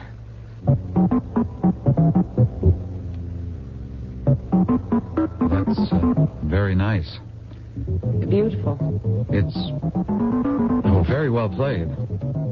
You really don't like it, do you? Why do you say that? Oh, I don't know. I just get that feeling. If you go around saying you don't like it, you could get into trouble. Well, I don't like it. You don't like it? I hate it. What are you saying? I can't stand it. Well, what kind of music do you like? You really want to know? Here, let me stop this trash. I have a lot more on this tape. Here. Listen to this.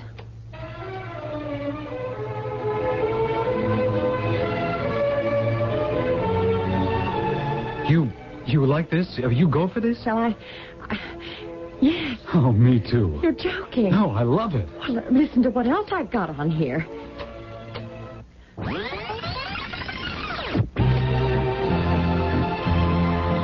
A waltz. By Johann Strauss. The Elder. What else have you got here? I've got Stravinsky and George Gershwin and Gustav Mahler. Then you must be an archaic. Yes, I am. So am I. No. Sure. Rudyard Kipling. Scott Fitzgerald. Mark Twain. Hula hoops. Bubble gum. An archaic. I never dreamed it could happen. I never dreamed it could happen to me. I still can't believe it. Is it real? Well, we're not dreaming, are we? Are we? No. No, it isn't a dream. It's real. We're here and we're in love. We're in love. We've fallen in love the way it's supposed to happen. At first sight.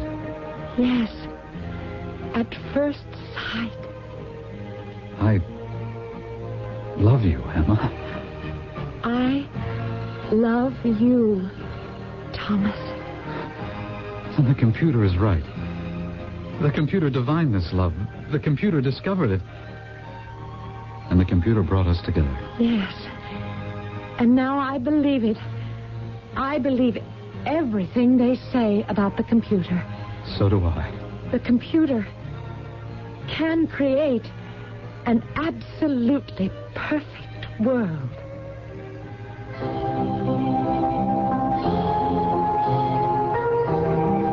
Of course it can. And seemingly, it has brought together two people of similar temperament and taste. So why shouldn't this marriage be a most happy success? Why? Well, for one very good reason. We are only just past the first act. And besides, how can you have a Garden of Eden without a serpent? I'll be back with Act 2 shortly. I'm Susan Anton.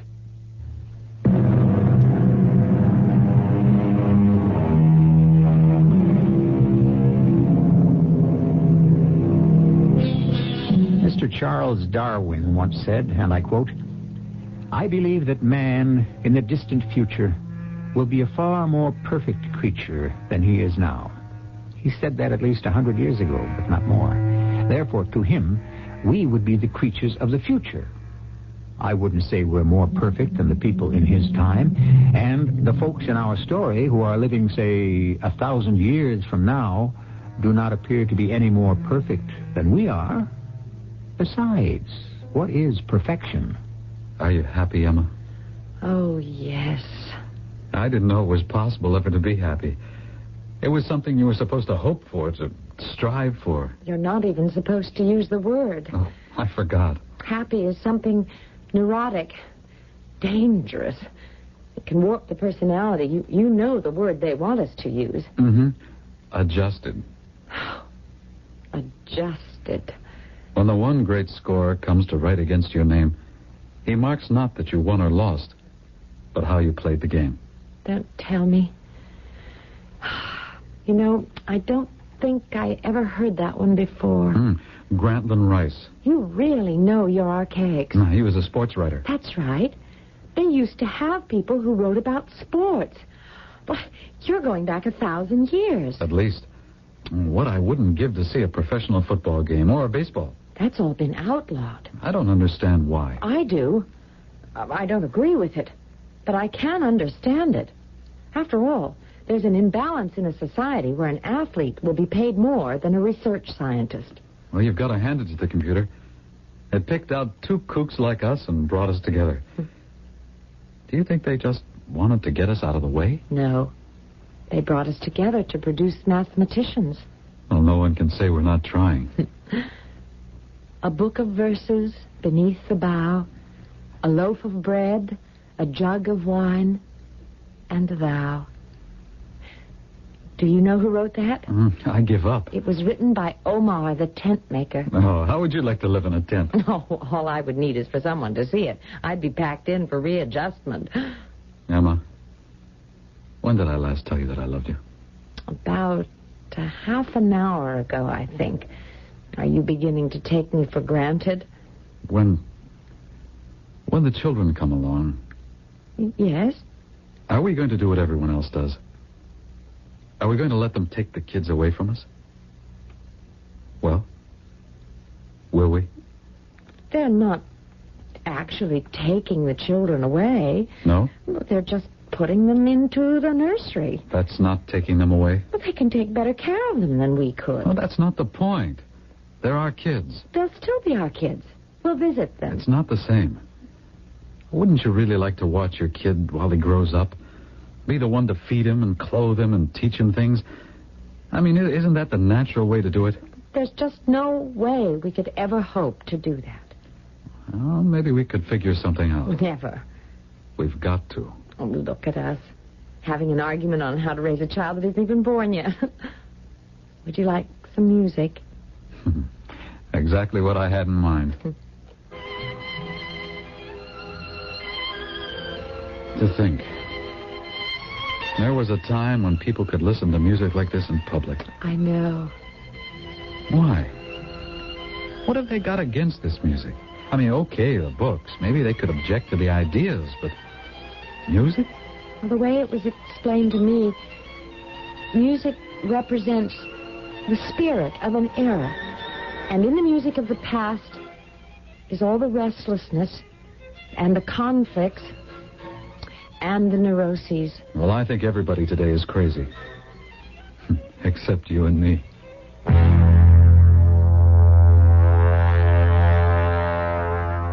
Thomas. Hello, Paul.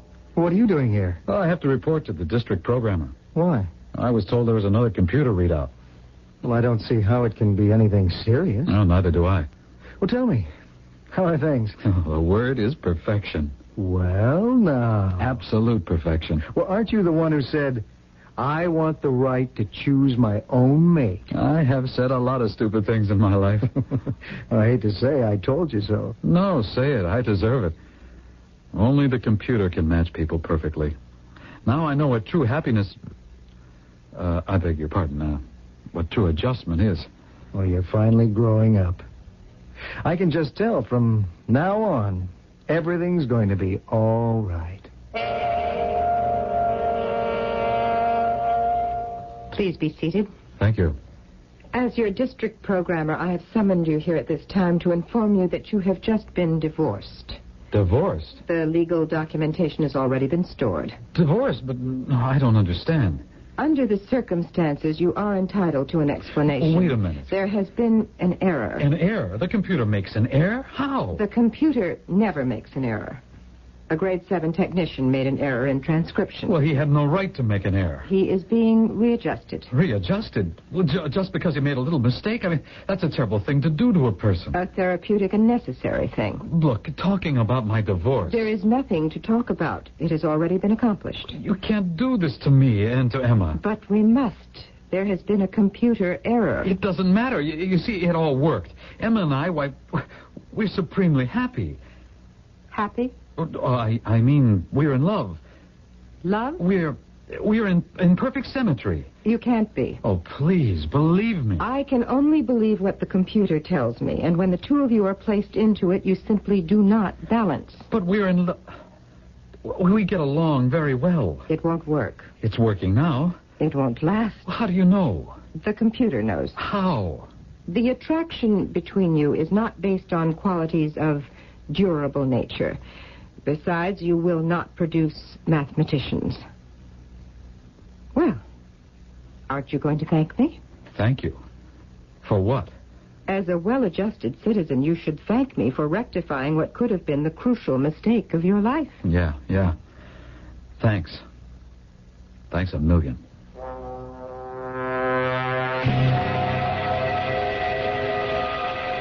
Emma. Thomas, what are you doing here? You know about it?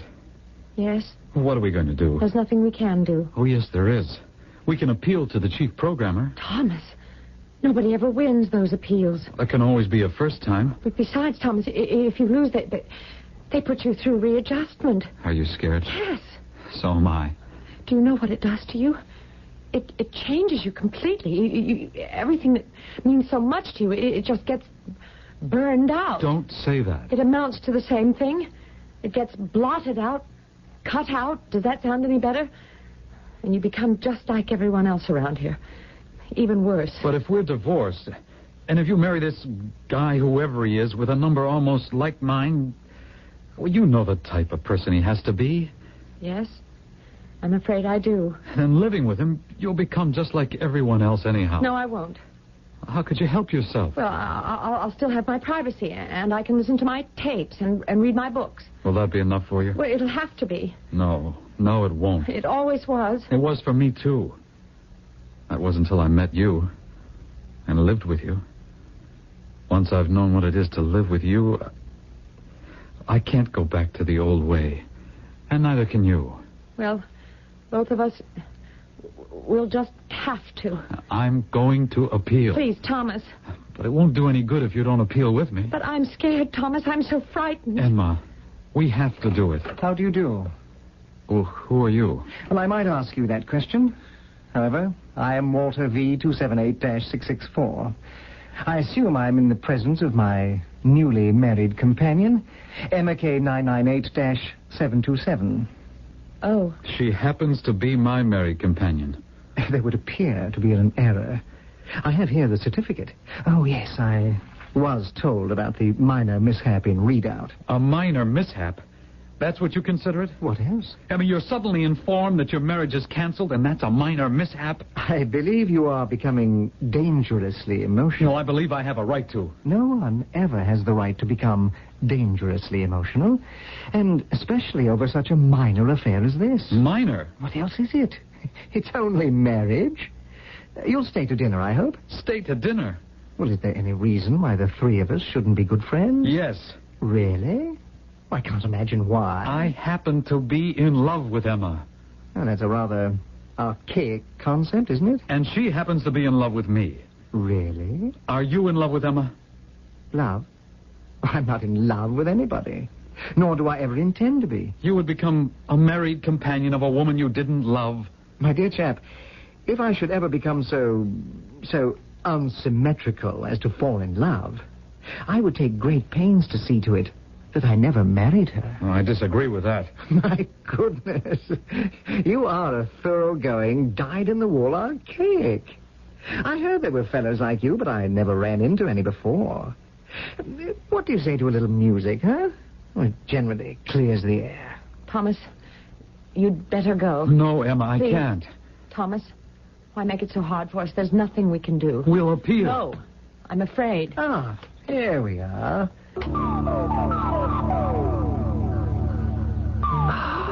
Isn't this absolutely fantastic?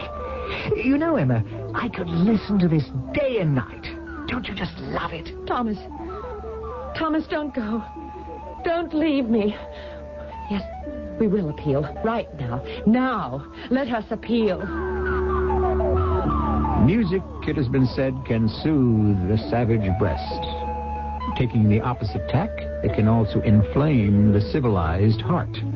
And so, now we learn about another facet of this futuristic society. There is an appeal procedure. But is it like the situation that is all too familiar in our time, the one that's known as Fighting City Hall? This shall be clarified shortly in Act 3.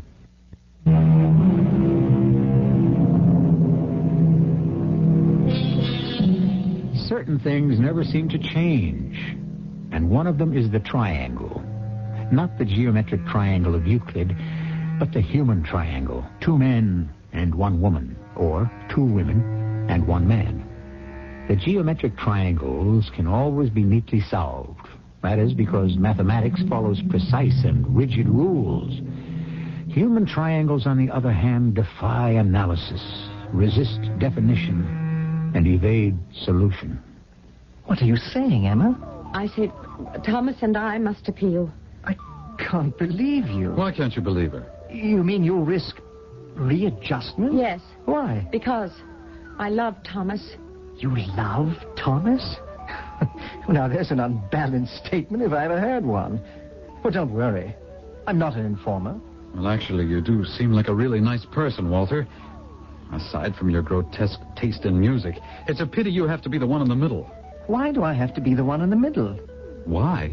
Well, for that matter, why does anyone have to be in the middle? Believe me, the whole business isn't worth risking readjustment. You keep saying that. It's true. We're in love, but you couldn't understand that. I sincerely hope I never understand what love is or feels like. I want nothing to do with it. I said it before. There's no reason why we all can't be friends. I like Emma, sure, but I like quite a few other girls, too. Just a minute. Are you implying what I think? Are you saying that you and I should share, Emma? Share? Now, that should be the greatest of all archaic words. Just answer the question. The answer should be self-evident. I refuse to share Emma with anybody. How can you be so selfish? Do you realize what an antisocial attitude you have? Suppose everyone felt that way about their married companion. We'd have violence in every street, in every home. But just a moment. I should have something to say about this. I was waiting for you to interject something reasonable and sensible, Emma. I only want 1 man. I really think the 2 of you deserve each other. You may only want 1 man, Emma, but society requires you to have more. Then society is wrong. Genetically, society is right. It's the only way to bring the proper children into the world. Emma and I want our own children. Children are never your own. We're going around and around. I'm only saying, be sensible. I happen to know an archaic phrase or 2 myself. And you recall the one that applies here? Don't make waves. You wish to request an appeal? Yes. Have you thought about it? Yes. Carefully? We are determined. It is my duty as your district programmer to warn you of the implications of this act. We're already aware of them. You have filled out the necessary forms? Yes, and we wish to present them here officially. The law provides for a 20-day cooling-off period. That isn't necessary. We know our minds. Nevertheless, it must be followed. Your request for appeal is now tentatively acknowledged. Tentatively? At the end of this period, if you are still determined to go through with this procedure, you will report to the chief programmer. Otherwise, your request will be null and void. We'll be there.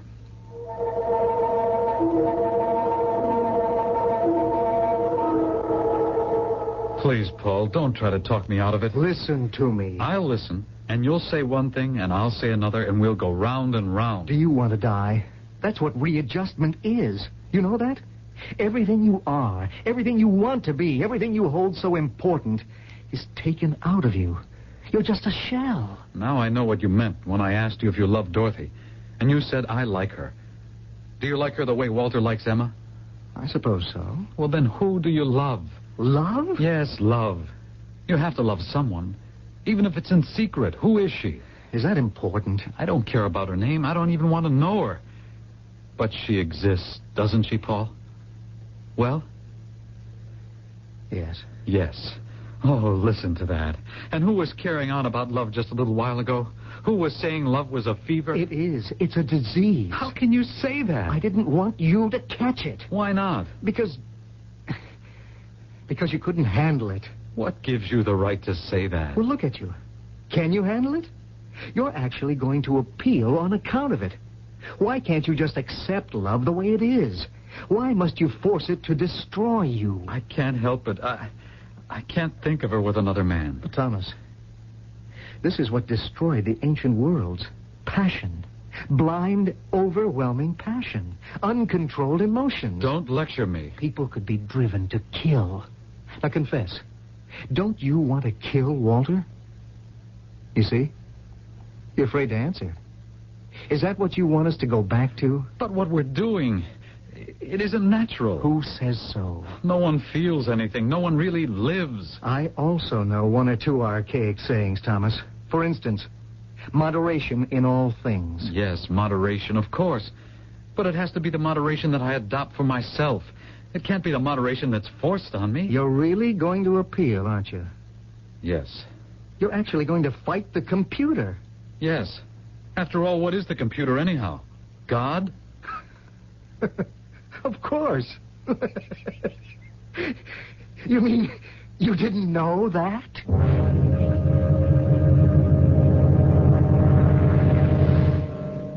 We only have 15 more days. Do you want to change your mind? We're going to lose. I know. Do you know why? Because you can't fight the computer. And do you know why?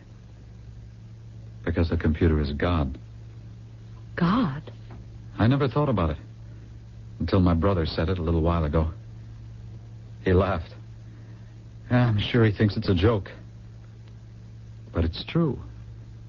The computer is God. But how? What was God to the ancients? Something or someone infallible?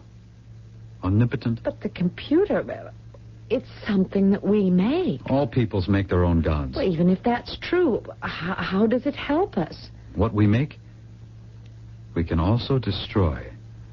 How can we destroy the computer? Easily. Blow it up.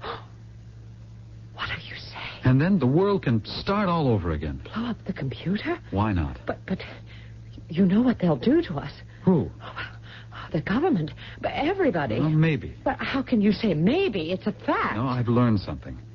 I learned that most people live by fooling the computer, by finding ways to get around it, by paying lip service to it. Well, how does that help anything? We'll be doing a service to humanity.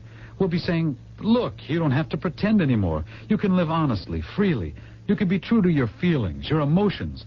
The people won't allow the government to readjust us. We're going to start a revolution. Thomas, do you believe that? Don't you? Well, I don't know. And believe me, I'm right. I know I'm right.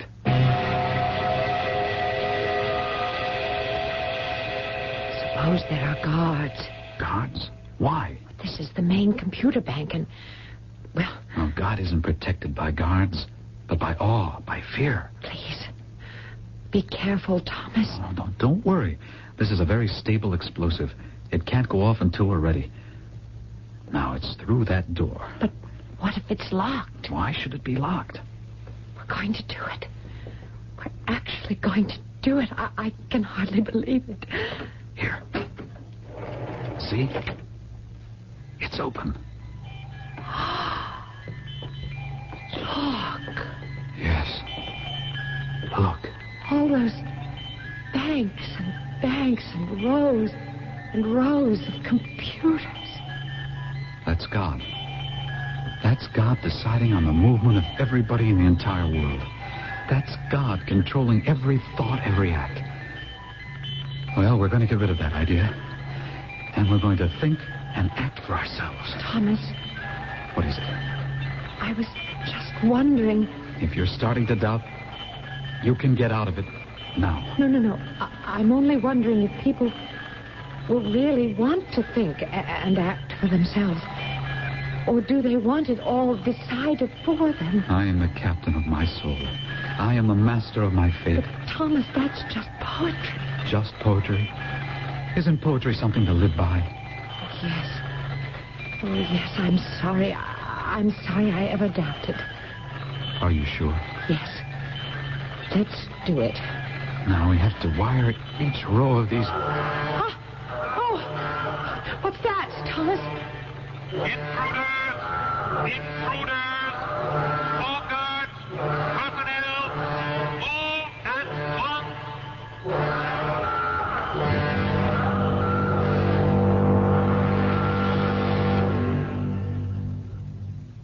They did attempt to destroy the main computer bank. Since they are obviously too unbalanced, too unsymmetrical to speak in their own defense, who does appear for them?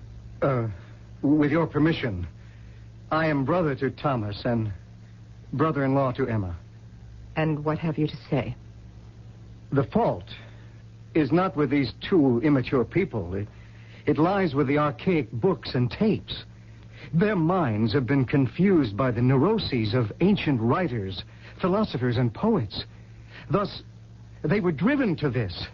Yes, it is a most serious crime, but readjustment is a most serious punishment.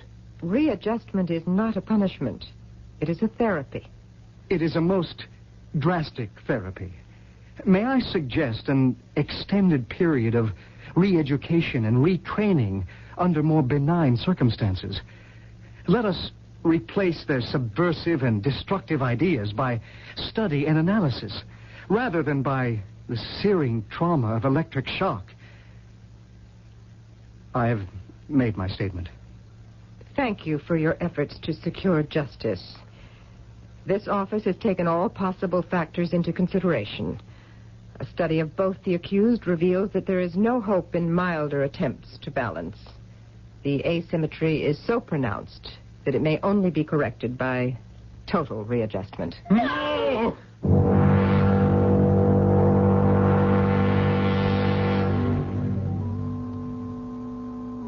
I do believe we have a visitor, Emma. A visitor? Oh, it's Thomas. Thomas? Sit down, Thomas. Let me turn this thing off. I must say, you're looking good. Thank you, Walter. Hello, Emma. How are you, Thomas? Well, what can we do for you? I was just out walking. I'm married now. Yes, we heard. We're supposed to produce marine biologists. Well, it's the coming field, I understand. Well, why don't you bring her over sometime? She's very busy. I hardly get to see her myself. Well, that's the way it goes. I understand. Oh, Emma, my dear, I have an appointment. Are you leaving? It won't be for long. And besides, Thomas will keep you company. Why did you have to rock the boat? Well, I'll see you later. What did he mean by that? Rock the boat? I don't know. Thomas, do I know you? I think we know each other, but I'm not sure. There are things I simply can't remember anymore. Yes. I feel that way, too. Sometimes my head hurts. Mine does, too. And I get the feeling that I'm being punished, but I can't seem to remember why. Neither can I. If only I could remember why I'm being punished. If only.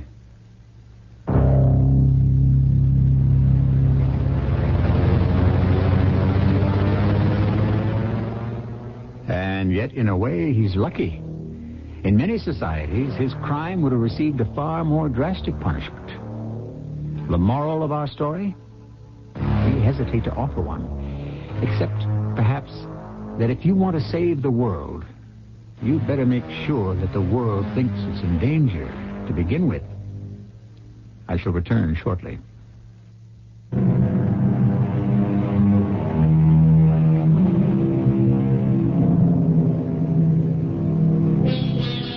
We began our little session with a discussion of the basic similarities between ancient and modern man.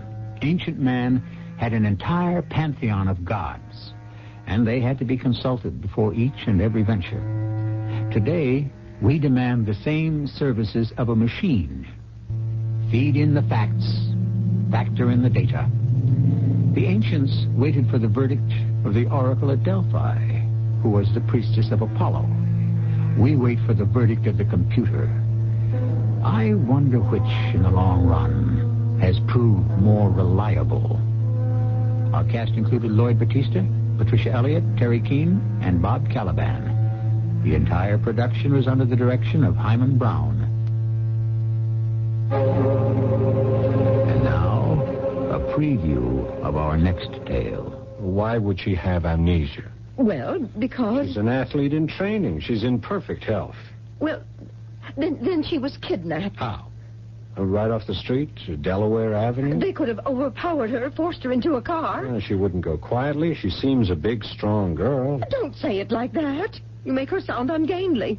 She's beautifully built. Well, you can't rule out the possibility of kidnapping, Sergeant. Well, you'd have received word by now about a ransom. Well, maybe it's the kind of kidnapping where girls are sold into, slavery. Oh, please, Molly. Sergeant, we're desperate. Yes, I understand. I just wish you knew a little more about her. Oh, Sergeant, find her. Please. She's our little girl. And we love her. This is E.G. Marshall inviting you to return to our Mystery Theater for another adventure in the macabre.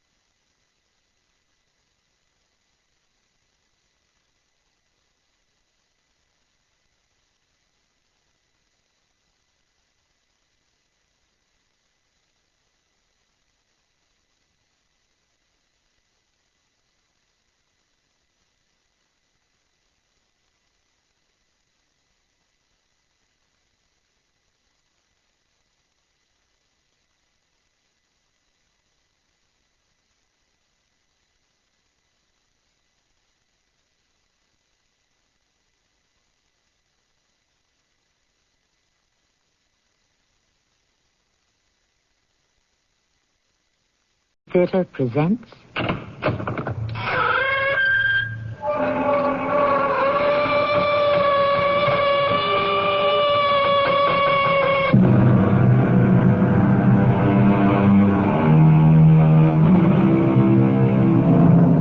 Come in. Welcome. I'm Tammy Grimes. Have you ever stopped abruptly, partway through a piece of work, and wondered why you were doing it? Have you ever looked at a friend or loved one and thought, who is that? Have you ever looked in a mirror and seen a stranger? If you have done any of these things, or all of them, and probably you have at least once, then you may respond with sympathy and perhaps a touch of horror to the story we bring you now. He's a spoiled, rotten brat, your brother. Jessie, I don't think we should talk about him. I've known the two of you since you were born. Who's got a better right? Even so. It's all very well to love your children, but it's got to be tough love. You ever hear of that? Tough love? No, I don't believe I have. It's what you use on people who indulge themselves. You love them, but you don't go soft on them.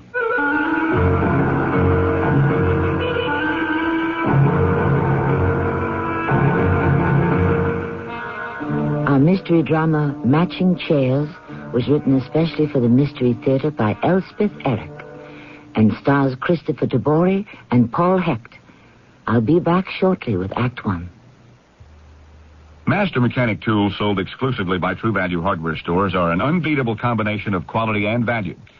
Hi, Pat Summerall to say you get both with the Master Mechanic 45-piece tool set, now just $27.49. It's versatile, with both 1/4 and 3/8-inch drive sockets, reversible ratchet and speeder disc. Plus, it includes a hacksaw with 10 assorted blades, sturdy toolbox, and it's backed by the Master Mechanic promise of satisfaction or a free replacement. Get it now at participating True Value hardware stores and home centers. Lots of friends are dropping by, summer fun's in store. With picnic time and camping time, it's country time for sure. Before you all get thirsty, here's a tip that should be made. Get a drink that tastes like good old-fashioned lemonade. Country time, country time. Get down to your store for plenty of Country Time lemonade-flavored drink. Look for the Country Time coupon in this Sunday's paper. Tastes like good old-fashioned lemonade. Announcing the opening of a new eyeglass factory in Farmington Hills. The Eyeglass Factory, where you have a selection of almost 2,000 different eyeglass frames in stock with savings of 30 to 50% below what you normally pay at optometric centers. In addition to those savings, extra discounts for senior citizens, eye examinations at only $18, a complete repair service department, and the acceptance of all major vision insurance plans.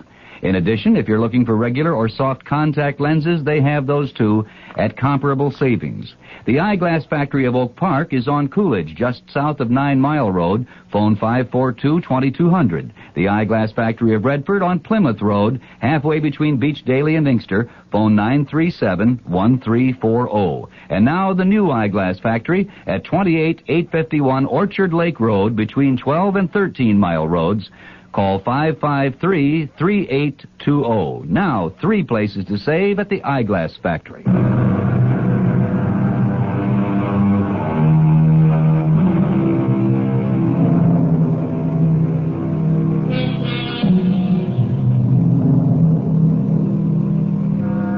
This is the story of 2 brothers, Carrie and Troy. 2 siblings. You've heard of sibling rivalry, I suppose. That inevitable competition between children to stand first in the affections of a parent? Well, what happens if this fierce competition is stifled, forbidden, branded as sin? Listen now to the story that follows. A story called Matching Chairs. Perhaps you'll find out.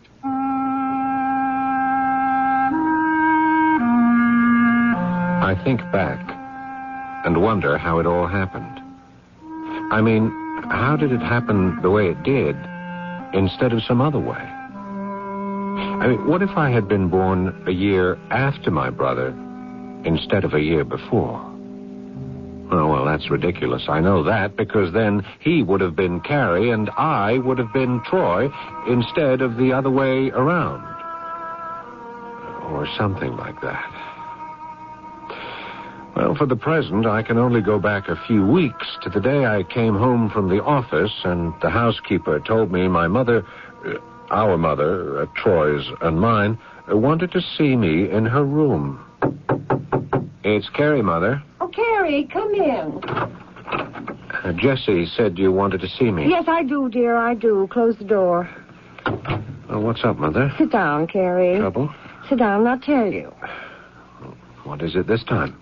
It's the little one. Oh, it always is. He's been naughty again. What did he do? Forged my name to a check. Oh, boy. Did it so clumsily, too. The bank caught it right away and phoned me. What do you want me to do? Talk to him. What should I say? He feels awful. Tell him it's all right. Oh, Mother, he always feels awful. Every single time he feels awful. Well, every single time you're able to talk him out of it. Now, darling, remember he's your brother and he's younger than you are. Only a year? 1 year? Well, still, he's younger. And you've always looked out for him. He expects it of you. When you were little and the two of you played together, you kept him from smashing his toys. And if he did smash one, you always fixed it for him. And wiped his eyes and made him happy again. Oh, you were so sweet together. Your father and I never had any fear of leaving the two of you alone. We always knew you'd be all right. Take care of the little one. Hmm? That's what you used to say, Mother, when you went out for the evening. Take care of the little one, Carrie. And you always did, you see? Oh, it was easy for you, Carrie. You were always so level-headed, so responsible. Troy was flighty and, yes, undependable, I admit it. But charming and handsome and very sweet when he wanted to be. You know that's true, Carrie. He could wrap you around his finger when he had a mind to. What do you want me to say to him, Mother? Well, just tell him he's been a bad boy. Yes, but he must know that. And he must never do it again. That's all. Well, that should be enough, don't you think? Of course, you'll put it in such a way that his feelings won't be hurt. He won't feel too guilty. How guilty do you think he should feel? Well, he did do a naughty thing. But he knows that, and he's already told me he's sorry. Oh? And what did you tell him? I said as long as you're sorry, and as long as you promise not to do it again. But that's what you want me to tell him. No, I want you to tell him much more. I want you to tell him not to brood about it, and that it's all right.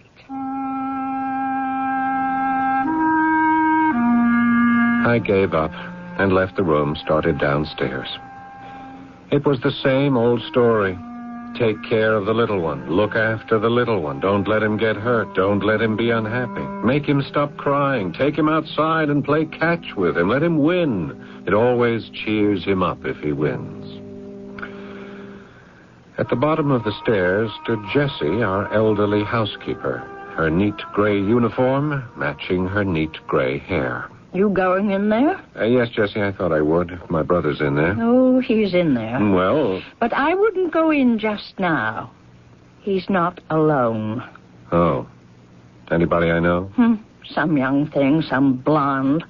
I think her name is Maida. Oh, I never heard him mention anybody named Maida. Well, that's what I heard him call her just now. I took him a fresh bottle of brandy, which he asked for. Yes, all right, Jessie. Well, I'll wait. The other bottle was half full. Okay, Jessie. It's not like he pays for it, the brandy. You do. No, in point of fact, my mother does. You work for your mother. I manage her affairs. Well, that's more than he does. He don't do anything. Now, Jessie... Never has done anything except live off the fat of the land. All right, now. Spoiled, rotten brat. I don't think we should discuss this, Jessie. I've known the two of you since you were born. Who's got a better right? Even so. It's all very well to love your children. I'm all in favor of that. But it's got to be tough love. You ever hear of that? Tough love? No, I don't believe I have. It's what they use on people who indulge themselves. Oh? You love them, but you don't go soft on them. Well, I've said enough, I guess. Yes. Yes, Jessie, I think you have. Jessie had worked for the family for better than 30 years. She'd helped raise Troy and myself. She'd run the house for my mother. She was a good, gray presence in the house and felt free to voice her opinion on anything at all. But this was different. She didn't know, couldn't know, that I had lived all my life with the high injunction, take care of the little one. I moved closer to the living room door till I could hear voices from the inside. What do you want from me, Maida? Well, I don't want anything, Troy. Oh, yes, you do. Yes, you do. Well, only for you to love me, that's all. That's all?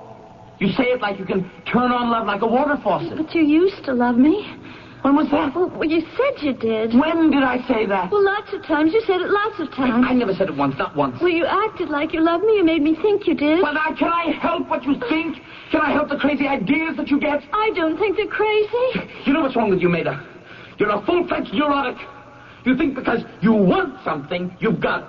Well, wake up, my dear, because it's a far trip from wanting to getting. Huh? You catch my meaning? Have I penetrated that very small brain of yours? Has an idea finally seeped in? Huh? Has it? I started to move away from the door. Troy had girls, I knew that, and he didn't always treat them well, but this was the first time I'd overheard such violence. But before I could escape, the door burst open and the girl rushed past me. I doubt she even saw me, and out the front door. After a minute or two, I went into the living room. Troy was opening the fresh bottle of brandy. Hi. How are you, Troy? Not too good. Sit down. I'll pour you brandy as soon as I get this thing open. There's a clean glass on that little table between the chairs. Maida didn't want any. Okay. And while you're there, you might touch a match to the fire, huh? All right. Mother asked me to talk to you. About the check? Yes, that's right. Oh. I don't know why I did that, Carrie. Here, hold out your glass. Okay. Just a drop or two. I asked Mother to buy me a new car. She wouldn't. And? Well, I got mad. Mm-hmm. That's all. I just got sore at her, and I did it. Yes, but Mother says you didn't do it very well. It was a very clumsy forgery, she said. Yeah, I guess it was. I guess I was too angry to do it decently. I just went ahead and I did it. No special reason. I just did it. She says you're upset about it. Well, wouldn't you be? Oh, never mind. Don't answer that. You wouldn't have done it in the first place. Probably not. It's only me that it happens to. You think you're the only one who gets angry? Well, nobody gets as angry as I do. I don't know about that. Wanting to strike out and hit back. I imagine other people do. Maybe, huh? I doubt it, but maybe. It's a nice fire, isn't it? Very nice. Good brandy, too. Yeah. Bill Wadsworth's wife left him. Did you know that? No, I didn't know that. Yeah. It's funny.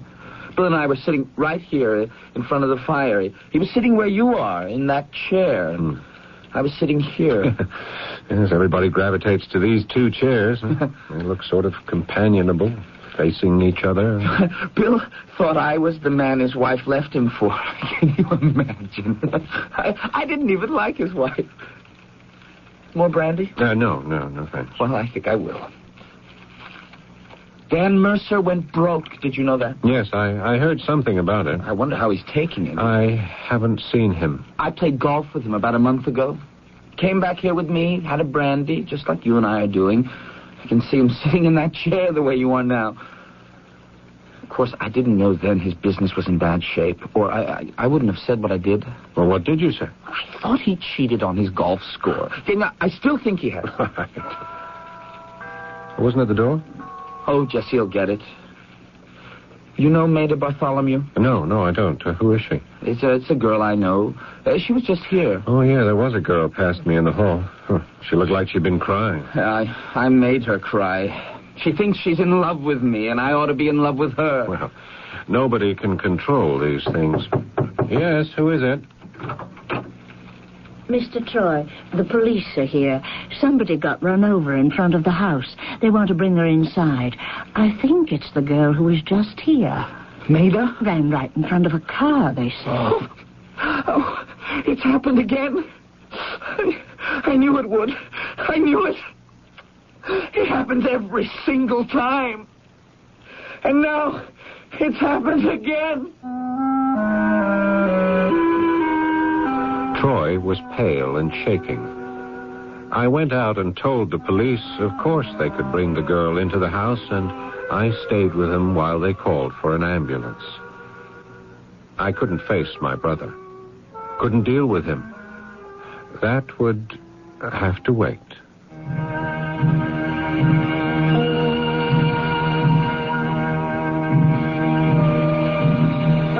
There are those times when someone we know well suddenly shows us a face that we have never seen before. That person becomes an unknown creature, foreign, remote, inaccessible, beyond our reach. Much as we might like to help, we are immobilized, and we are mute. I'll be back shortly with Act 2. I'm at 25 to give 30 now. 5. Bavaria on the Water auction sale. Millions of dollars worth of brand new 1- and 2-bedroom condominiums will be individually auctioned Sunday, July 18th. Don't miss this great chance to bid on a new condominium with your choice of 7 floor plans, covered parking, central air, carpeting, and more. Special 11% bank financing available with only 5% down, as low as $2,750. Models open every day, including weekends from noon till 7 p.m. Located north of the I-75 Dixie Highway Waterford exit. Enjoy the lake, clubhouse, pool, tennis courts, fishing, and lots more. Come on out, take a look, and register. Just north of the I-75 Dixie Highway Waterford exit. For information, call 625-6233. Here's Bavaria your on the chance Water, to an save equal housing thousands of opportunity dollars on a presented new by Abbey condominium at Lawson the Bank-approved Incorporated. Bavaria Call on the Water auction sale July 625-6233. 18th. Call now. 625-6233. About $90 on the band there. I'm at 25 to give 30 now. 5. Another 40. Why do 100,000-mile flyers choose United? If I can make all my connections on one airline, I don't have to run all over the airport. With United, I'm a businessman, not a marathon man. To Boston, Denver, to Philadelphia. I'm in business to make money, not waste it. And United's got some good deals. Seattle, Portland, Pittsburgh, too. We got this flag United for you. Spread your wings, fly away. East or west, United flies wherever business takes you. We've got convenient schedules and connections to over 65 business centers throughout the country. Chances are we're the only airline you'll need. To Los Angeles, San Francisco, New York, Washington, Chicago. Wherever you want to fly. People who fly for a living by United's friendly skies. Fly United nonstop to Denver for as low as $149.50 each way with round-trip purchase. Seats are limited and some restrictions apply. Call United or your travel agent today.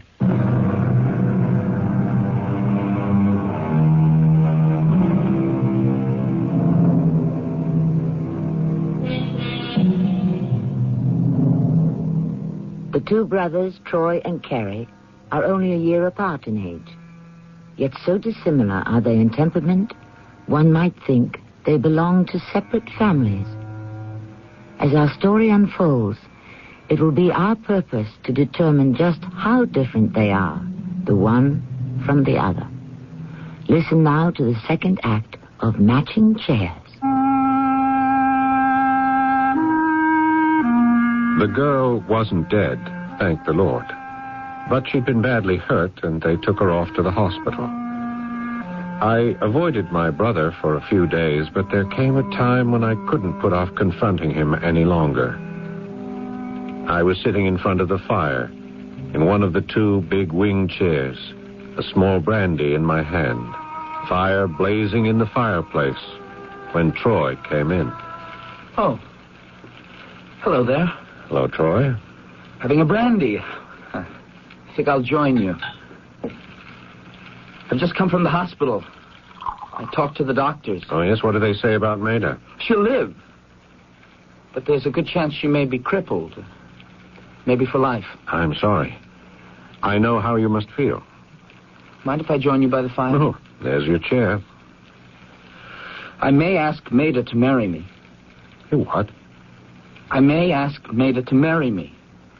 Does that surprise you? Well, yes. I mean, when she gets out of the hospital, of course. Or maybe we could get married while she's still there. I mean, have the ceremony by her bedside. They could do that, I think. Well, why on earth do you want to marry the girl? It's the least I can do. Well, how'd you figure that? It's my fault. What's your fault? That she's lying in the hospital. That she may be a cripple for the rest of her life. Oh, I think you've gone clean out of your mind. The girl ran in front of a car. I mean, there were witnesses. No, but you don't know what happened before that. I don't care what happened before that. But it's the key to the whole thing. Don't you see? No, I don't. I most certainly do not see. We were sitting in front of the fireplace. Nada and I. Just the way you and I are sitting now. And I started to yell at her. So what? I said terrible things. Awful, cutting things. Things I knew would hurt her. And what? I meant to hurt her. I wanted to hurt her. You lost your temper, that's all. No. It was more than that. It was just like the time with Bill Wadsworth. He was sitting in that chair, right there, when he said I'd stolen his wife away from him. Well, you didn't even like his wife, you told me. Maybe I did like her. Well, don't you know? Maybe I thought it'd be fun to see if I could get her away from Bill. I could have thought that. Yes, but you didn't do it. She left him for somebody she met in New York, some stockbroker. Well, that's why I got so angry when he said I'd done it. But why did I get so angry? Well, it is kind of insulting. But I didn't have to get as angry as I did. I could have told him he was nuts and let it go at that. Yes, you could have. Yeah, but I didn't. I called him all kinds of names, and I threw him out of the house. And when he got home, there was this note from his wife saying she was going to New York, and she did. And she's still there, and she's filing for divorce. Yes, well, at least he knows it wasn't you she left him for. Still, if I hadn't yelled at him... Look, and then there's Dan Mercer. When I thought I caught him cheating on his golf score, now, I was really sorry about that, because, well, I could have been wrong. Maybe he didn't cheat. Maybe he just counted wrong. I don't know. All I know is he went broke a month later. Yes, but what's that got to do with you? I yelled at him. Don't you see? I was really furious, Carrie, and I yelled at him. He was sitting across from me where you're sitting, and I leaned across this little table between us with the brandy on it, and I screamed into his face, right into his face. And you think that's why he went broke? It's happened too many times. And now it's Maida. Oh, Troy, you mean to sit there and tell me that every time you lose your temper with somebody... Something awful happens to that person. Oh, that's ridiculous. There have been others, Carrie. People I haven't told you about. It's ridiculous. It's absurd. It's stupid. I mean, you think you have some magic power over people, that you can influence their lives, control what happens to them? Well, my temper can. My anger. It puts a sort of blight on them, a curse or something. Boy, it's just not so. It's happened too many times. Now, listen to me. I mean, it could be anything. It doesn't have to be you. It could be this chair I'm sitting in. I mean, and the way you tell it, all those people were sitting in this chair. I mean, why couldn't it be the chair and not you at all? You think it could? Now, listen, Troy, I don't know about these things, but it's just as reasonable as your temper, your anger. We have to get rid of the chairs. What? No, I don't know what Mother would say to that. Yeah, no, not both of them necessarily. Maybe just the one you're sitting in. The other one can stay. Ask her, Carrie. Please, ask her. I remember feeling a bit foolish as I climbed the stairs to my mother's room. What had I got myself into? I'd only said the first thing that came into my head. I had to say something because from the look in my brother's eye, I had an idea he was on the edge of a breakdown. Anyway, I kept on climbing the stairs and hoped I'd know what to say to my mother. Who is it? It's Carrie, Mother. Oh, Carrie, do come in, dear. I'm so glad you're here. I've been wanting to talk to you. Oh, what about? About the little one, dear. He's got me worried. Yes, me too. Oh, you've noticed? Noticed what? How he mopes around the house, never goes out anywhere. Well, he's been going to the hospital to see that girl. He feels responsible in a way. He's even talking about marrying her. Marrying her? Well, that's morbid. Yes. Mother, May I ask you something? Well, of course, my dear, anything at all. You know those two chairs? The wing chairs facing each other in front of the fireplace? Well, of course I know them. They're heirlooms. Would you consider getting rid of them? Getting rid of... Whatever for? Well, it's a little hard to explain. Do you realize what those chairs mean to me? They belong to my grandmother, to my mother. They both worked on the needlepoint they're covered in, and I finished it. The flowers were done in pettipoint. The wool was dyed specially. I'd rather die than get rid of those two chairs. I'd no idea, Mother. I thought... No. What's the matter? Don't you like those chairs? The most beautiful chairs in the world? Or is it Troy who's taken a dislike to them? He never paid any attention to them before. Why now? No, it isn't Troy. It isn't me. Well, then what is it? Well, never mind what it is. Just put it out of your mind, both of you. Dismiss it. Those two precious chairs stay right where they are, facing each other in front of the fireplace, just as they have for years. Why, I'd rather die than get rid of those chairs. I'd never seen Mother so agitated. If I tried to explain to her the odd obsession that Troy had seized upon, that it might be one of the chairs that brought misfortune to the people on whom he vented his anger, not the anger itself, what would she think? What could she think? That Troy had gone quite mad? That I had? For the truth was, the notion of the malevolent chair had originated with me. Troy was still in the living room when I came back. Well? Sorry, Troy. I'm afraid it's no good. She won't throw the chairs out. I did my best. Oh. Did you tell her how important it is? Well, I didn't really get a chance. The minute I brought up the subject, she got hysterical. Then you didn't tell her? She went on and on about her grandmother and her mother and how they'd all worked on the needlepoint and how the yarn was specially dyed to get the right color. You didn't tell her? Boy, what could I say? Well, you could have said that those chairs... No, not those chairs. That one right there. It's responsible for terrible tragedies in the lives of 6 or 7... Oh, I don't know how many people I've been fond of. Troy, I couldn't tell her that. She wouldn't believe me. We don't even know if it's true. If it isn't true, then I'm responsible. Not necessarily. Yes, necessarily. It's happened too many times. Coincidence. Since I was 6 years old.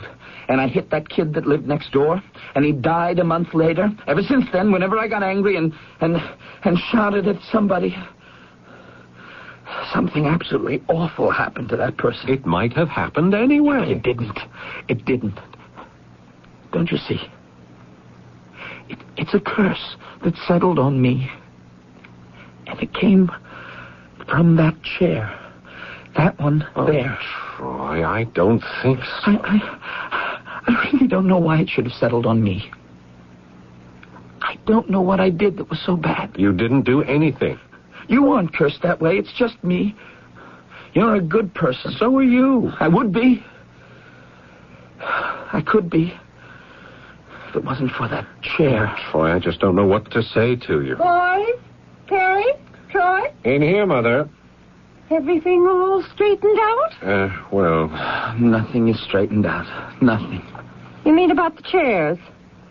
I don't know how either of you could have even considered such a thing. Now, let's not discuss it any further. I'm going to sit right here by the fire, and we're all going to have a nice hot cup of tea. Don't sit there. Perry, tell Jessie we're ready for tea and some little sandwiches. Mother, throw don't. her put a log on the fire, will you? You terrible woman. You wicked, terrible woman. You selfish, self-centered, awful woman. You don't care what happens to me, or Carrie, or anybody. All you've ever done is think about yourself and your awful chairs and all your other possessions. Yes, like Carrie, like me, like Father. Father was one of your possessions, too. You owned him. He belonged to you till he couldn't stand it anymore, and he died. Well, I didn't kill him. Nobody can say I killed my own father. No. Nobody can say that. Troy, no. cut it out. Because you did that. You cruel, you stupid woman. You sitting there so smug, so pleased with yourself. Troy, stop it. Stop but it. She's dead. Are you all right, Mother? What? Yeah, she's all right, isn't she? I don't know. Why is she just sitting there? Troy, I don't know. Mother? Oh, do something, Carrie. Do something. Shut up, you little idiot. Don't you see I don't know what to do? Do something. Do something, Carrie. I can hear him now. And sitting here, thinking back, remembering the old admonitions that I heard all my life sound monotonously in my head. Take care of the little one, Carrie. Look after the little one. Don't let him be hurt. Don't let him be unhappy. Go on, Carrie. Help him. You're always so good with the little one. Well, this was one time when I couldn't do a blessed thing for the little one.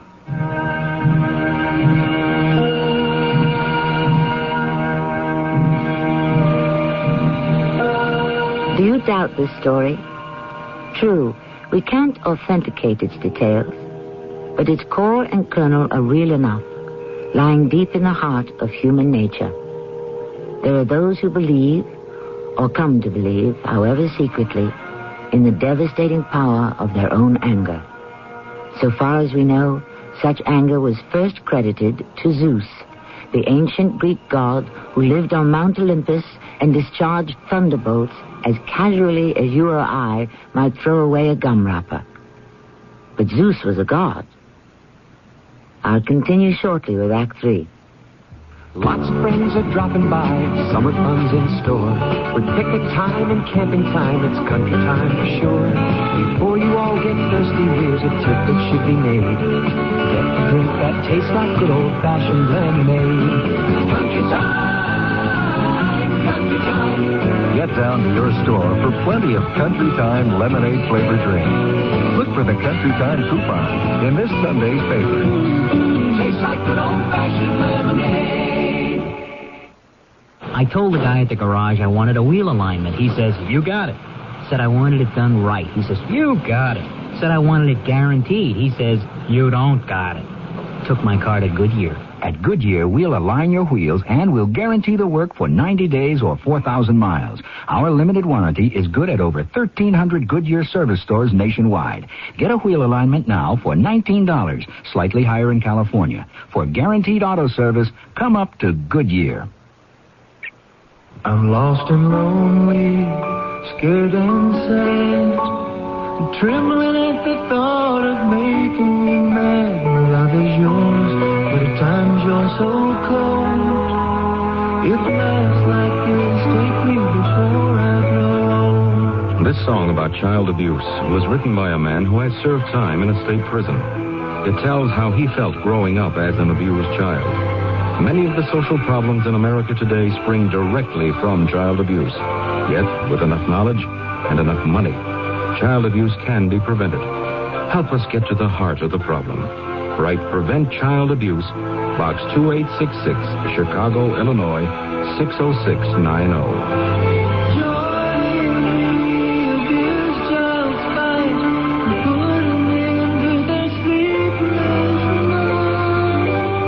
A message of the Ad Council and the National Committee for Prevention of Child Abuse.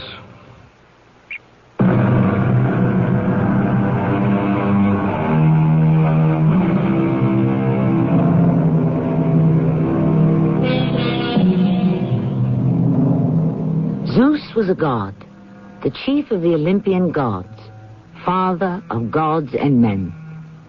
Who was it gave him his power, handed him his thunderbolts? Why, it was man, of course. And is it not possible that when those men conceived their image of a god who could maim or kill with his anger, they were carrying in their souls the image of a very human father who could change the color of the world with his rage? The fire sputters in the grate. The brandy sends up its piercing fragrance. I lean back my head and stare into space, remembering my mother sitting upright in the other chair, looking straight ahead, even as I do now. Looking without seeing and not speaking a word. Well, she was not dead, as you may have feared, as I feared, as Troy feared most of all. No, she had merely suffered a stroke, a cerebral hemorrhage, an insult to the brain, the doctor said. Will she be all right, Carrie? In time. It was the chair that did it. It'll take time. She'll be all right. I told her not to sit in the chair. We're going to have to get another therapist for her speech. I mean, you heard me, didn't you? I mean, you heard me tell her not to sit in that chair. Oh, if she'd listened to me. Jessie wants us to hire a maid. She could have taken the other chair, the good one. Yes, it's too much for Jessie running up and down with trays 3 times. Are you listening to me, Carrie? Yes, certainly I'm listening. No, you're not. You keep going on about therapists and Jessie and maids and things. What is it you want to say, Troy? Never mind. No, I mean it. Sorry, I got so much on my mind, maybe I wasn't listening. Go ahead. What were you saying? You don't care? Yes, I do. I asked Maida to marry me. You what? She said she would. You can't mean that. She's going to have to be in a wheelchair for quite a while. But just where do you plan on living, you and this girl, once you're married? Where? Why, here. In this house? Where else is there? You can't marry a girl you don't even love and bring her here to live. Well, I don't see why not. Troy, there's a sick woman upstairs. She's got a physical therapist. She's going to need a speech therapist. Jessie is 68 years old. She's got to have help with the housework. Well, Maida could help with the housework. In a wheelchair? How much help do you think she could be? Well, we'll get a regular maid. Oh, and who's going to pay for all of that? You? I mean, were you planning on going to work to support a wife and 2 therapists and a maid? There's plenty of money. There won't be if you don't start to shape up. It'd be all right if you get rid of those damn chairs. Oh, Troy. See, that's what's driving me crazy. You heard what Mother said about the chairs. Well, you didn't explain to her what they're doing. Anyway, it's just that one there. It's not both of them. It's just the bad one. The one she sat in and Maida sat in and Bill Wadsworth Troy, and Danny you sat in. You think she'd believe that? That chair has cast a spell over you, whatever you think it's done? It was your idea. No. I just said that. And you didn't mean that? I don't know. I just said it to get your mind off the idea that it was you yourself that caused all those things. Carrie, please. Get rid of the chair. Just the bad one. Well, I can't discuss it with Mother. Well, not now, because she can't speak yet. All right, I'll tell you what. I'll talk to Jessie about it. Oh, thanks, Carrie. Thanks. I remember, sitting here, how very tired I felt. More than tired, depleted, drained of my last ounce of energy. Still, I heard the echo of those words. Take care of the little one, Carrie. And I dragged myself out to the kitchen, where Jessie was preparing dinner. She looked tired, too. You're going to get me some outside help, Mr. Carey? Yes, Jessie, I will. What with the live-in nurse? I'm feeding 5 people, not counting myself. You have my word, Jessie. I'm too old for this sort of thing. Jessie. I want to ask you something. What's that? What would you think if... Jessie, do you think we could get rid of those chairs? What chairs? The chairs, the 2 chairs in front of the fireplace. You don't mean those 2 wing chairs? Yes, Jessie, I do. You're crazy. What can you be thinking of? Well, Troy has sort of taken a dislike to them. And you? What about you? Well, I'm not crazy about them either. They don't bother me as much as they do Troy, but... They're beautiful, those chairs. I know, but... I polish them every single day. But nothing. Those chairs are the apple of your mother's eye. She sets such store by those chairs. I know, She's not going to be bedridden forever, you know. One of these days, she's going to be up and around and coming downstairs. You want her to have another stroke and die? No. Well, that's what you'd be doing. You'd be killing her. If we got rid of just one of them. Mr. Carey, they're matching chairs. That's the whole point of them. They're exactly alike. They match. I know. Well, then. All right. All right, Jesse, I'm sorry I made a mistake. We won't get rid of the chairs. Either of them. I was close to the end of my rope. I couldn't grasp the meaning of what I'd got myself into. And surely it was my own fault that I was caught up in something so idiotic as the disposal of a couple of harmless, beautiful chairs sitting innocently before the fireplace. Well, I couldn't face my brother. Not yet. So I did the common, ordinary thing men do when they don't know what to do. I went out and got drunk. However, the next day, inevitably, I came home where Troy was waiting for me. Where you been? Out. You look it. I feel it. Did you talk to Jessie last night? You said you were going. Yes, I talked to her. Well? No, look, Troy, let's go and have a brandy. I need something to pull myself together, if such a thing is possible. Did you talk to Jessie about the chairs? I told you I did. Well, what did she say? Sit down, Troy. I'm going to have a brandy. No, I'm not going to sit in that chair. That's the bad chair. Sit wherever you like. Okay, I'll sit in the good one. Well? Do you mind if I pour myself a brandy first? Go ahead. Thank you. Oh, come on, Kerry. What did Jessie say about the chairs? She said it's out of the question to get rid of them. Yeah, but why is it? I mean, they're just chairs. She says it would kill our mother. Oh, Mother doesn't have to know. She doesn't come downstairs. Who's going to tell her? One of these days, she's going to be able to come downstairs, and you can bet she'll make a beeline for this room, and the first thing she'll see is no chairs. Well, we can say we've sent them out to be, I don't know, reupholstered or something. Troy, you're being childish. I mean, the needlepoint on those chairs was made by a grandmother or a mother in herself or something. I mean, I told you all of that. You didn't try, did you? You didn't even try. If you'd tried, Jessie would have thought of something. No, she wouldn't. Well, then why didn't you think of something? And then why don't you think of something now? Because you don't care, that's why. No, you've never cared. Oh, Troy, take it easy. As long as the chairs are in this house, I am trapped. I'm doomed. And you don't care. You'd see me in hell before you'd lift a finger to help me. What are you talking about? I mean, I've cared about you since you were born. Take care of the little one. Look out for the little one. Don't hurt the little one. Had that drummed into my ears for as long as I can remember. Well, now it's high time the little one learned how to take care of himself. I'm tired of doing it, and I'm not about to do it anymore. Do I make myself clear? It's not much I'm asking for, Kerry. It's a lot. Now, you've got me running around trying to get rid of two harmless chairs just because they upset you. No, not two, just one of them. It's stupid. It's idiotic.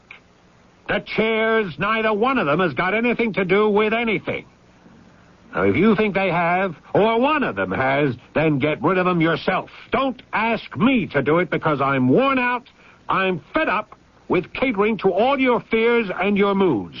I am fed up. Have you got it? And I'm through. I'm through with you.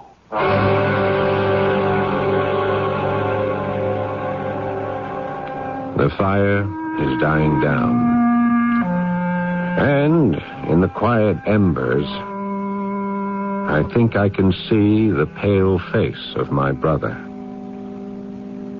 That was a week ago. And that was the last time I saw him, or will ever see him. He left the house that same day, and the next morning the police told me that he'd been shot in some brawl in an upstate town. Shot by a complete stranger, someone shooting wild out of who knows what private rage and anguish of his own. Mr. Carey? Yes, Jessie. What is it? Will you be wanting anything before I go out? You going out? It's my regular night to go to the movies. Oh, yes. Yes, well, go ahead. I don't need anything. Or if I do, I'll get it myself. Mr. Carey, I'm so glad you didn't get rid of those chairs. Yes. the chairs? You know, when you talked to me about it, I was scared you might. Well, there really wasn't any chance of that. But after you left the house, I came in here and I looked at them. They're so beautiful. Yes. Yes, they are, aren't they? Well, I did something I should have done a long time ago. I switched them around. You what? I switched them. You see, they'd been in the same place for so long, the feet were wearing into the carpet, leaving marks. So I changed them around. Nobody will notice because they're exactly alike. You don't mind, do you? Why, no. I don't think I mind. Well, good night, Jessie. I hope it's a good movie.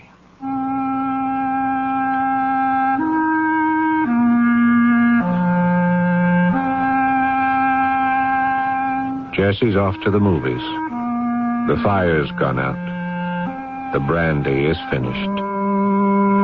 And it turns out I'm sitting in the bad chair, as Troy used to call it. It's true that since he left, I've always been careful to sit in the good chair.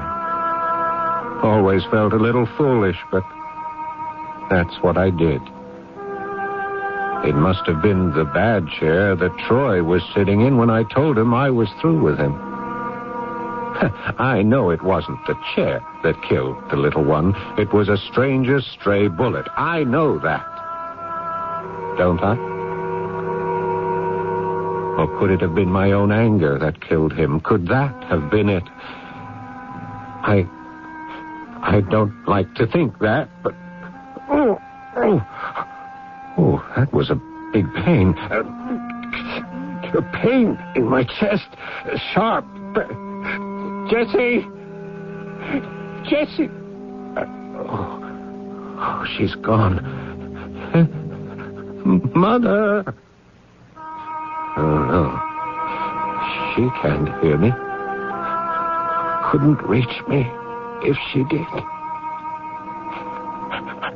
Am I dying? Is that it? Am I dying? Really, really dying?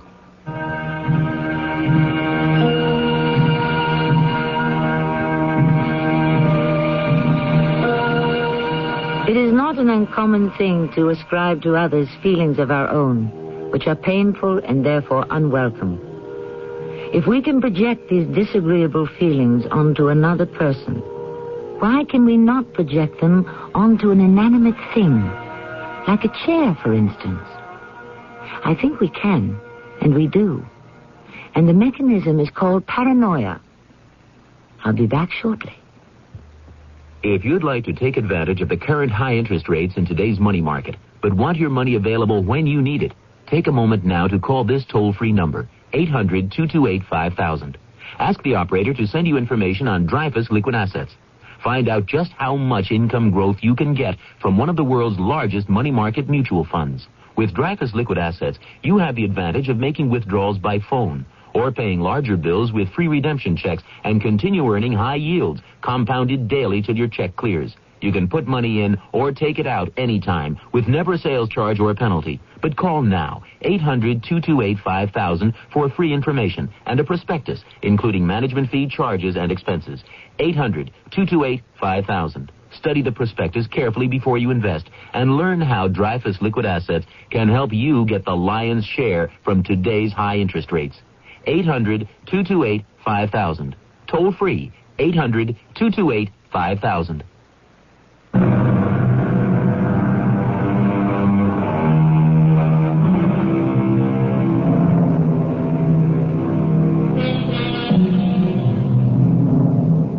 Did Carrie die in the chair his brother called the bad one? If he did, was it the bad chair that killed him? Or was it his own anger, his guilt at having loosed it?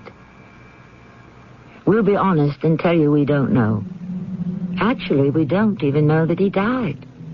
We hope he didn't. It would seem such a pitiful waste. Our cast included Paul Hecht, Christopher Tabori, Elspeth Eric, and Carol Teitel. The entire production was under the direction of Hyman Brown. And now a preview of our next tale. Come in. Thank you. I'm counting a card for every year. Star, moon, sun. I'm up to 12 cards, one for each of my 12 married years, Pierre. Yes, but you've been married for 13. What have you heard from my husband? Victory in Vienna. It's true. 13. But I don't dare turn over the last card, even though, I can almost see through the back of it. Oh, Josephine, what games you play? It's no game. It's a warning of the future. So be it. I am not a coward. I've told a lot of untruths in my day, but I was never a coward. Of these 3 cards, the first one I will turn over will be either justice, the hanged man, or death. This is Tammy Grimes inviting you to return to our Mystery Theater for another adventure in the macabre. Until next time...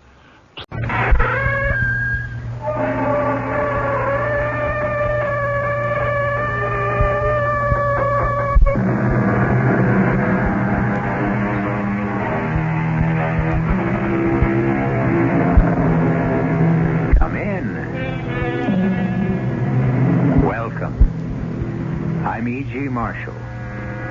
Welcome to the sounds of suspense. To the fear you can hear. Horror that makes the flesh crawl as with maggots. Terror that turns the brain to jelly. These mark the work of Edgar Allan Poe. For nearly a century and a half, readers have wondered at the mad creations of his fevered brain, even as their blood ran cold with fear. As shall yours.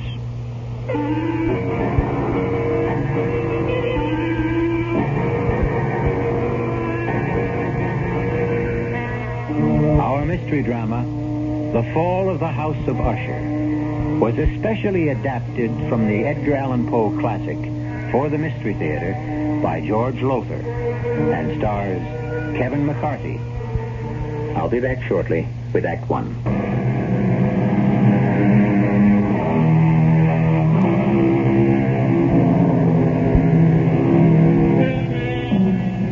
I must warn you that there lies ahead for you a tale so gruesome that when it ends, you will know beyond doubt that never in your life before have you experienced such revulsion. Are you prepared for this?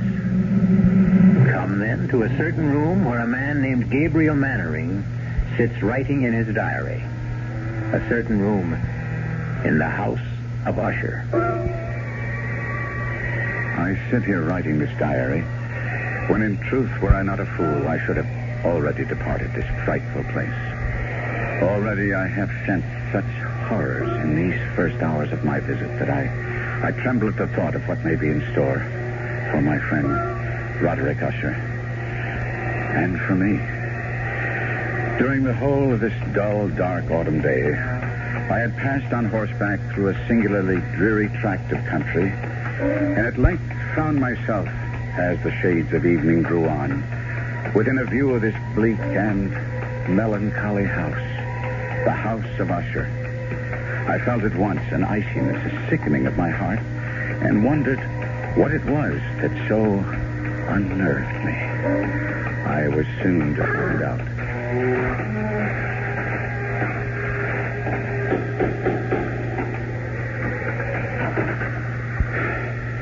You would be Mr. Mannering, sir? Yes. My master waits you. One moment, my horse. We'll be well cared for, sir. Oh, that carriage standing there. That black carriage?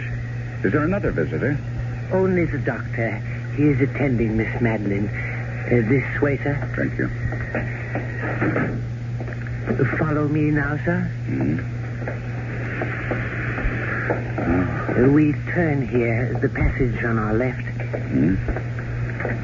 Now, this to the right. I had no idea the house of Usher was so vast. Oh, yes. Vast. Above and below. Below? There are chambers underground, vaults, dungeons that even I have never seen, and I have lived here as servant to Mr. Usher more than 30 years. Here we are, sir. Come. Mr. Gabriel Mannering, sir. Oh, Gabriel. My dear good friend, you've come at last. Roderick, I came immediately on receipt of your letter. It gave me cause for concern, deep concern, after all, Roderick. Not having seen each other in years, nor corresponded even, to receive a letter from you was in itself a surprise, but the contents, Roderick, the contents were a shock. How ill are you? Ill? I'm not ill. Not ill? But in your letter... I am not ill. Oh, I may have mentioned something of the sort in my letter, but... More than mentioned, you spoke of acute bodily illness, of oppressive mental disorder, of a malady, dear friend, so strange you could not bear to face it alone. Now, that is why I'm here. That is why I came at once. The terrible agitation in your letter. Oh, mood. It was nothing but mood. Mood of the moment. Nothing more. Come now. Cato, the port. Good. Thank you. I'll pour. And, Cato. Sir? Dr. Wyndham is with my sister still? Yes, sir. I would speak with him before he takes his leave if he feels I can bear to... Sir? Nothing. Just say I wish to see him. Yes, sir. The vintage Port Gabriel. You'll enjoy it. Its aroma, its fragrant bouquet will delight your nostrils. Its taste will fall sweet on your tongue. Your health, good friend. And yours, Roderick. Well, now, tell me about yourself, Gabriel. How has life gone with you all these years? Oh, as all lives go, I suppose. Has been the good, the bad, indifferent. Yes, well, mine has been mostly bad. I've prospered. My importing business in Baton Rouge. Ruination, that's been my lot, my fate. The fate of the House of Usher. Well, if you are financially in need... No. I speak of another kind of ruination. Decadence. I speak of the evil that molders within my body, my mind, my house. House? Oh, no house this. A tomb that houses the living dead. You are ill. Yes, I lied. I am ill with what? With what? With fear. Fear? Of what? I know not. Well, what do we all fear, each of us? What living thing has not known fear? It lives within us, this fear. It rots within us, as I rot within this house. But mark you, good friend, whereas with others fear rides like a restless maggot only now and again, with me, it's ever present, a colorless slime growing within me, spreading, engulfing, drowning me. Roderick. No. I'm all right now. I'm all right. You must go. Go? Well, you shouldn't have come. I shouldn't have asked you. You must leave this house of death, this tomb. Stop that. Now stop. I tell you to... Enough. Enough now. Here. Sit down. Compose yourself. Now hear me, Roderick. I came a great distance through the foulest time of the year to be with you, and here I shall stay until you are well again. Oh, you don't understand. I shall never get well. Of course you will. No. She is dying, you see, and I... Your sister? Is it she who is dying? Yes, Madeline. But it's she who is dying. If it is... No, you don't understand. Come in. Dr. Wyndham. Fine. Come in, Doctor. Thank you, Cato. May I introduce myself, Doctor? Mr. Usher, as you see, is not himself. I'm a friend of his, Gabriel Manning of Baton Rouge. Oh, how'd you do? Louis Wyndham. I entreat your pardon, both of you. Now, Roderick. My nerves sometimes. Yes, I know, and I'm sure Mr. Mannering understands. You've been taking the laudanum I prescribed? I used the last only yesterday. Well, I'll see that you get more. Oh, thank you. My sister? There's no change. How long? How long? Before death. I don't know. Your sister's malady baffles me. I don't know what is killing her, nor do I know what keeps her alive, when in truth, she's all but dead. Oh, would it be an impertinence, Doctor, for me to ask you what you mean by that? Well, no, Mr. Mannering. Quite simply, there have been times when Miss Usher, Madeline, has been devoid of all vital signs. Well, by this, I mean I've been unable at these times to detect a pulse, blood pressure, any respiration whatsoever. Yes. And yet, moments later, she's opened her eyes and returned to the world of the living. Strange. Yeah, I've encountered nothing like it in years of practice. It's not too far from the truth to say that she is dead, and yet she lives on. Yes. Like the house itself. Now, Roderick, you mustn't harp I tell you, we are like this house. My sister and I, we are this house. The house is us. The house is dead, and yet it stands. Your aberration about this house... It is no aberration. It's the truth. The house of Usher crumbles, yet it will not fall. Madeline is dead, yet she will not die. And as for me, oh, heaven, the horror that awaits me. I'll send the laudanum as soon as possible, Mr. Mannering. There's little else I can do. Yes, I have other patients to attend. Thank heaven it's a moonlit night. I have many miles to travel. Good night. Good night. Roderick. Yes. Roderick, I want to help you in every way I can. That's why I'm here. But now, you must do your part to help yourself. What do you mean? Well, I could be wrong, but it seems to me you let yourself go to pieces all too easily. This talk, this wild talk of your sister Madeline being dead and yet alive. Well, now, that's nonsense, you know. No. Yes, I'll agree with you with one thing, and one thing only. In a way, you have become this damnable house. No healthy, sane man could live here for long without beginning to lose his sanity, without serious damage to his nervous system. I've never seen such gloom, inside as well as out. This very room reeks of dejection, despondency, undusted cobweb furnishings, black drapes covering the window. Here, let me throw them back and at least get some moonlight, if not sunlight, into this place. There. That's... Roderick. What is it? There's a graveyard. I can see it in the moonlight. The family graveyard, yes. Who would be walking in it at night? What do you say? Well, where do you see that? There. Amidst the headstones. Oh. It's Madeline. What is she doing out there? We'd better go and find out. Good Lord. In the doorway. What is it? Madeline! Am I that horrifying to look upon? Dear brother.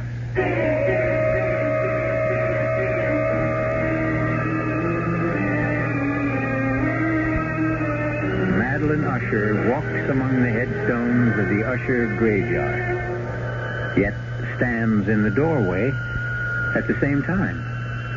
Does her spirit walk abroad? Is she that close to death? I'll be back shortly with Act 2.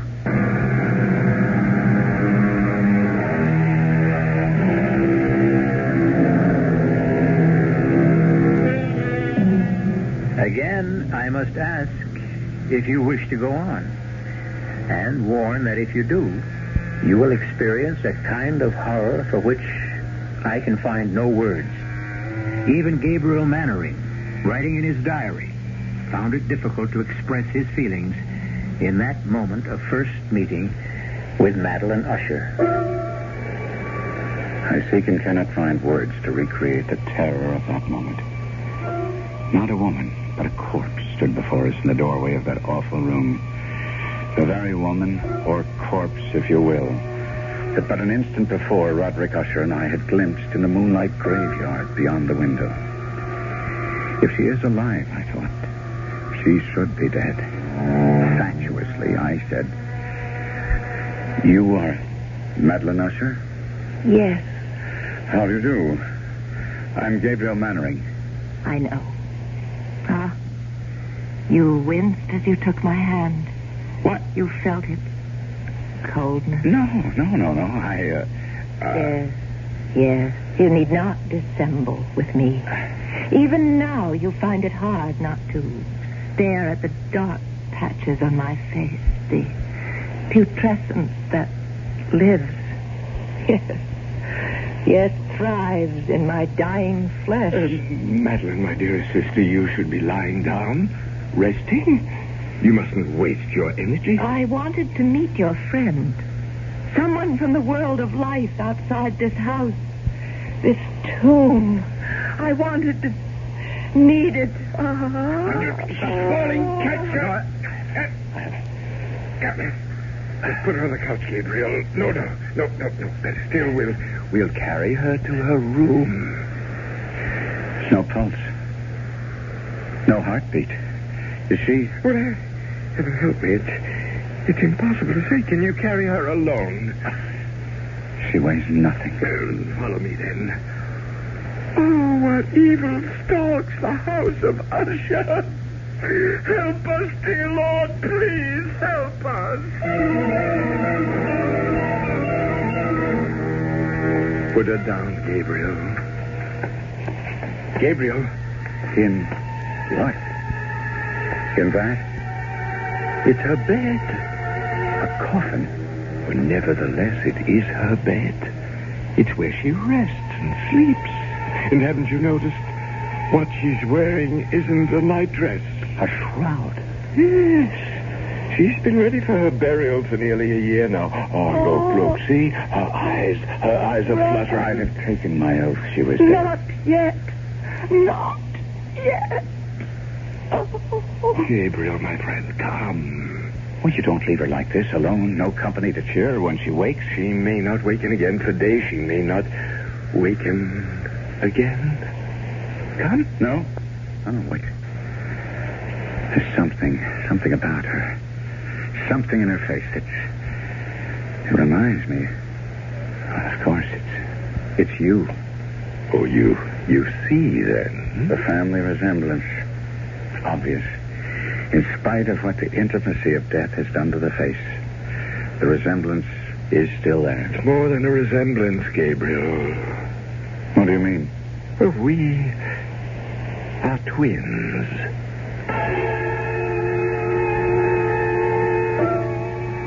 As my friend spoke those words in that chamber of death, a curious change came into his face. It floats before me even now as I write, a complexion gone so suddenly cadaverous, his eyes large, liquid and luminous beyond comparison, thin and pallid lips gone thinner, paler. For a moment, he seemed scarce human. I had tried to calm his fevered nerves by telling him it was his sister, not he, who was dying. And he had cried out, You don't understand. You don't understand. And now, in an instant, I did understand, or at least the shadow of what he meant touched me, and I was filled with a dread, a loathing of what was to come that I cannot fully express. Had I known the full truth of what lay before us, my loathing would have increased 100-fold, and I should have fled the house of Usher then and there. Certainly, I should not have found myself at breakfast with Usher the following morning. Another helping, Mr. Mannering? No more, Cato. Then I can give you the message. A message from whom? Miss Madeline. She wishes to see you at your convenience. Well, then I'll go to her, of course. Now, why do you look at me like that? And now why do you turn away? Cato, face me. Look at me. What is it? Cato, is it the odor? Yes, sir. You'd best not go, Gabriel, or if you do, another time. I don't understand. The odor, the stench of putrefaction. It's stronger at times than at others. And you mean that she... Take me to Miss Madeline at once, Cato. No. It will sicken you, nauseate you, even infect you. Well, it can kill me and be damned to it, but I'll not disregard a last wish of a dying woman. Unlike you, Roderick, I do not fear death.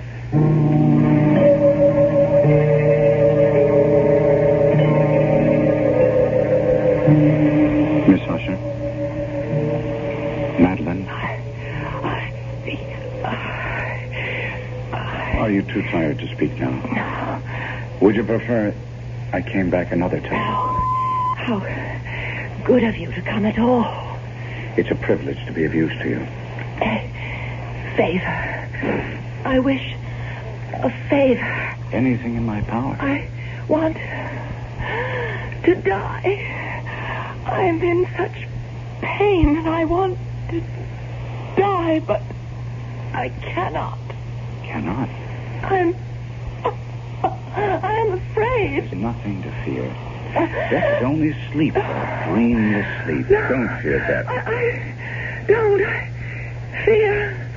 I fear. You fear what? Burial alive. Why would you have such a fear? What makes you think you might be buried alive? My mother. She?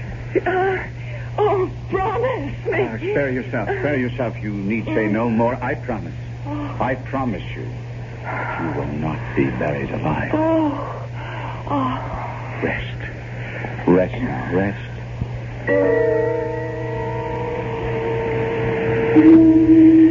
That is what you meant, Roderick, is it not? Like her, like your twin, you don't fear death so much as you fear being buried alive. Right, part of it. Yeah? Yes. Only part? Well, I fear... Oh, God, more than I can tell you. I fear what happens in death. Another aberration. As with the house, so with this. You are a man given to aberration. And what of that? You make as little sense as Wyndham. You think because you call a thing an aberration, it'll go away, that it will cure itself if you but name it? Reason. Common sense. Reason, common sense. When you speak to me and Usher of reason and common sense, Do you not know of the madness that has tainted this family through its history? From the beginnings of the house of Usher, this house, this family, until now, until Madeline and me, the last of the Ushers, from beginning to end, from rise to fall. Roderick. Rise to fall. Roderick. From rise to fall. I had not thought on it before, but that is what it will be when she and I are dead. It will be the fall of the house of Usher. Yes, Cato. The laudanum, sir, from Dr. Wyndham. Oh, thank heaven. It has come none too soon.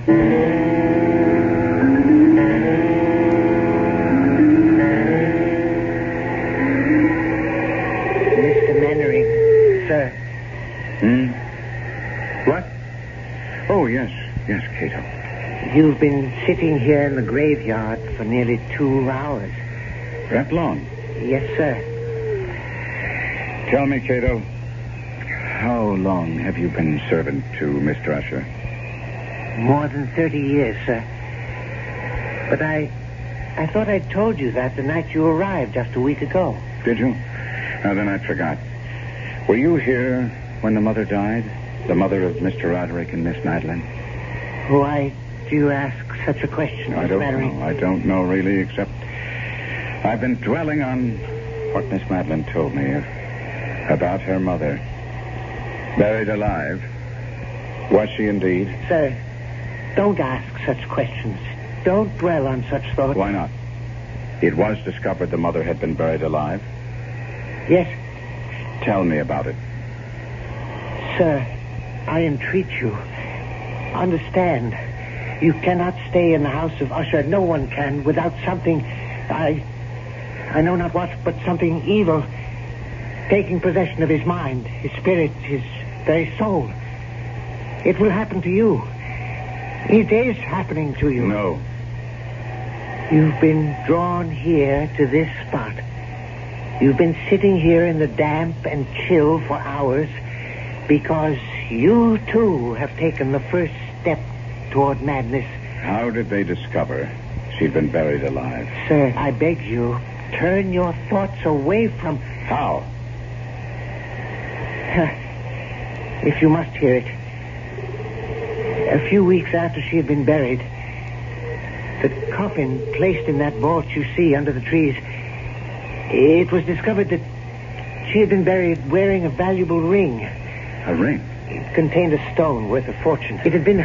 Tell me about it. She had always worn it, and when the undertaker encoffined her, he neglected to remove it. He had no idea of its worth, or surely he'd have inquired whether the family wished her to wear it to the grave. And as you will understand, such was Miss Madeline's and Mr. Roderick's grief.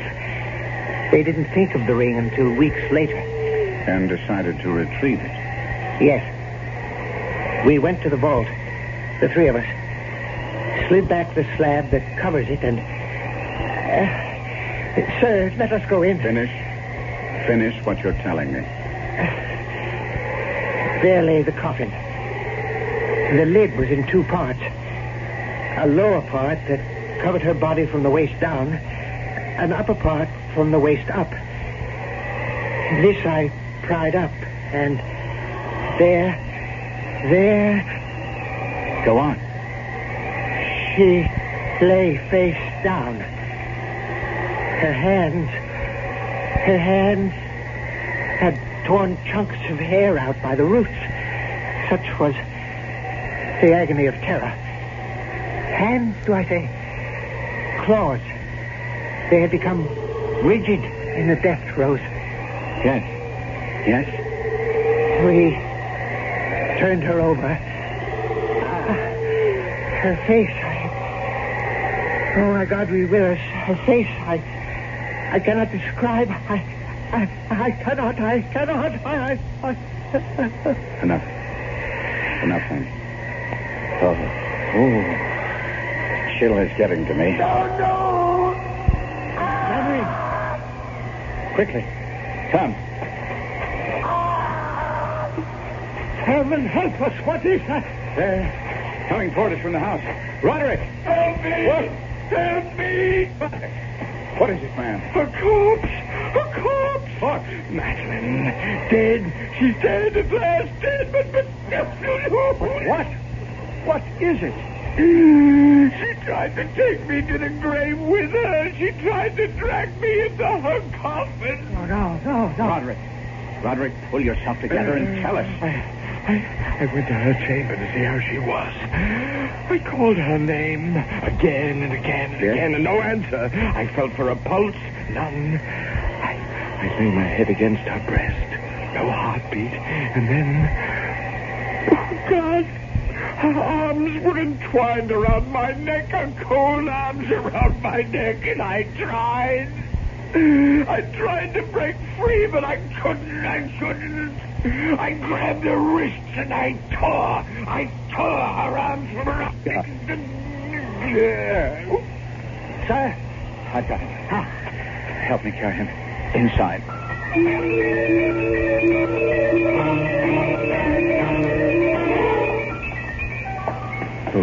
Oh, no. Now be calm, Cato. When Mr. Usher tore himself free, he must have dragged her half out of the coffin. Come. We must put her back in. Cato. I dare not touch her. Very well.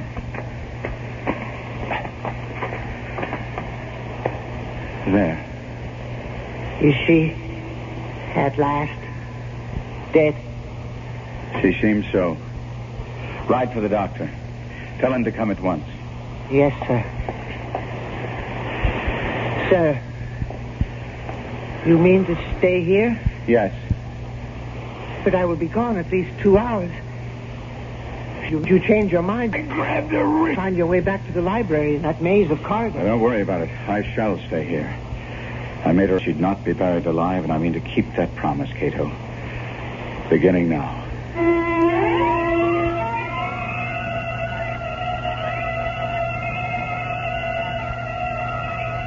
Alone in that chamber of death, within the house of Usher, Gabriel Mannering seats himself beside the coffin of Madeline Usher to keep his vigil and his promise, and wonders if he himself may not be going mad. I'll be back shortly with Act 3.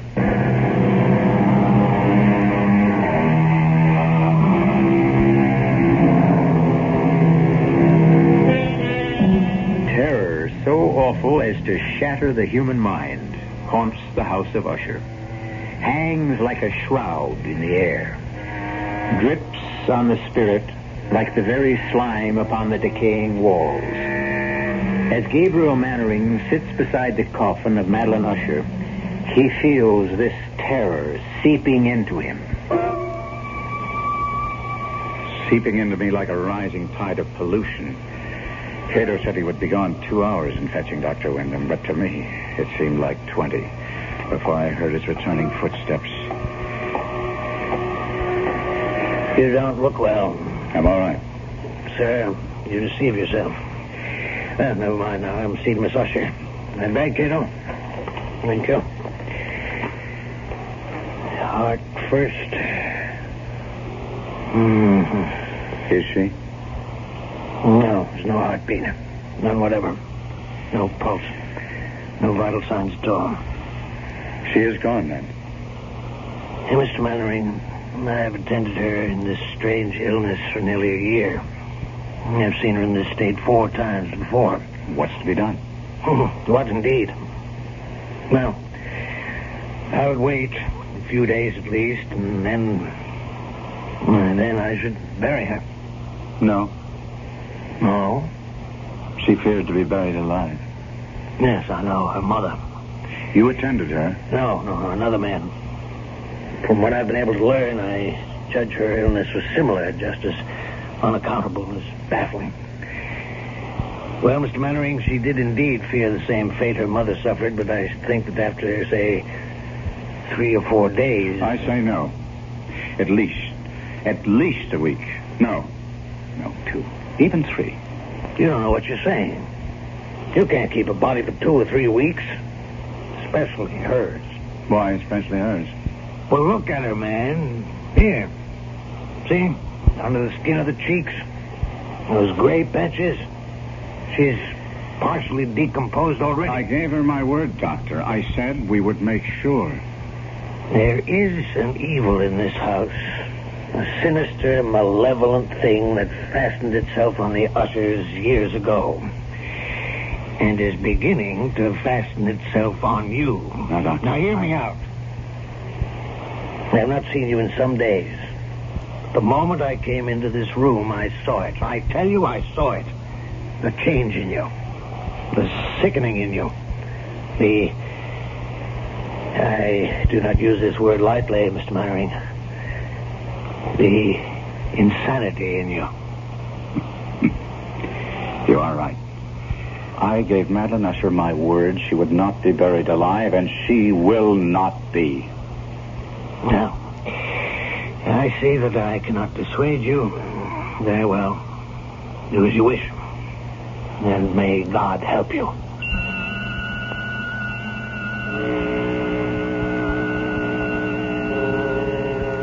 I stayed by her coffin for yet another hour or so, making sure there were no signs of life. Then I returned to the library, led there, of course, by Cato, for I could never have found my own way through that maze of corridors and passages. I found Roderick Usher seated bolt upright in a wing chair, staring at I know not what. Roderick, I must talk to you. Do you hear me? Yes. Now, Roderick, as I told you, I promised your sister to take every precaution against her being buried alive. She is dead. I know it in my heart, my soul. I know it. I believe so, too. But we must be certain. Now, that presents a problem. Roderick, are you listening? Problem? Yes. Decomposition. If she is dead, she will decompose. And after a period of days, well, you could imagine. Days? Days of what? Of visiting her coffin at least every 12 hours, say, to make sure she's dead. Are you mad? We must keep her body. 1 week, 2. And the question is, where? Where? We'll have to leave the coffin open in case she should regain her senses. On the other hand, if she is indeed dead, Well, there are vaults deep down beneath the house. We could put the coffin in one of those. Good. We'll do that, then. Yes. We'll do just that.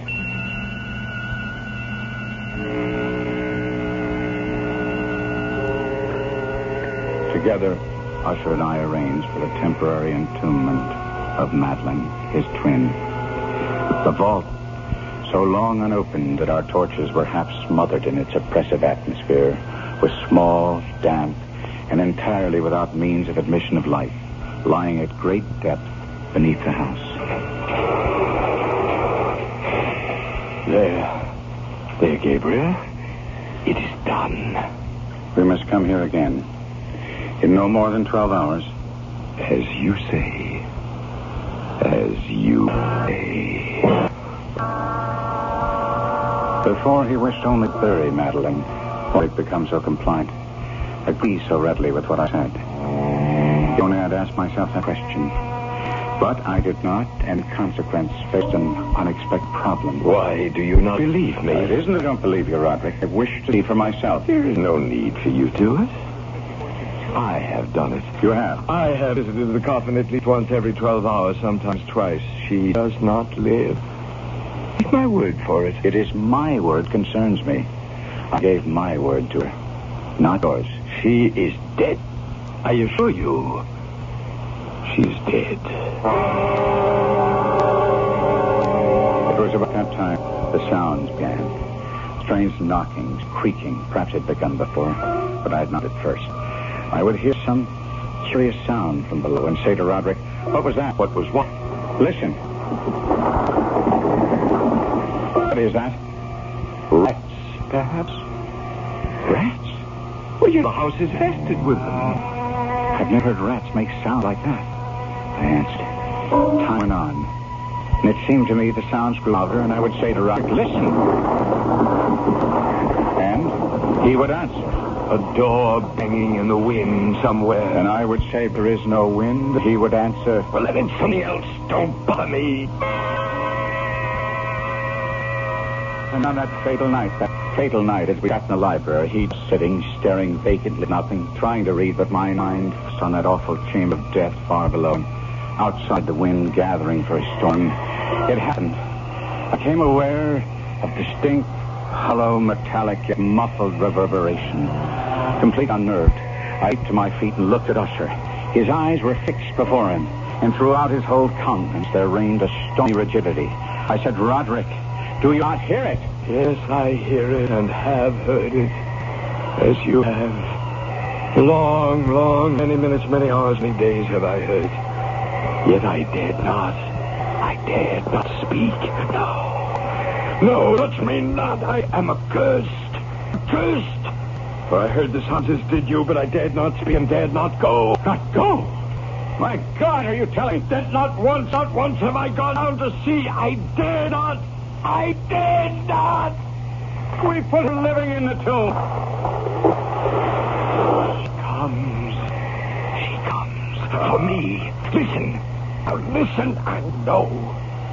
We've heard the rending of the coffin, the grating and iron hinges of a prison, struggles within the covered archway of the vault. And now, she comes. For me. The moment she'll be here. I hear her footsteps on the stair. I I hear the horrible beating of her heart. She comes for me, she comes. I tell you, she stands outside the door.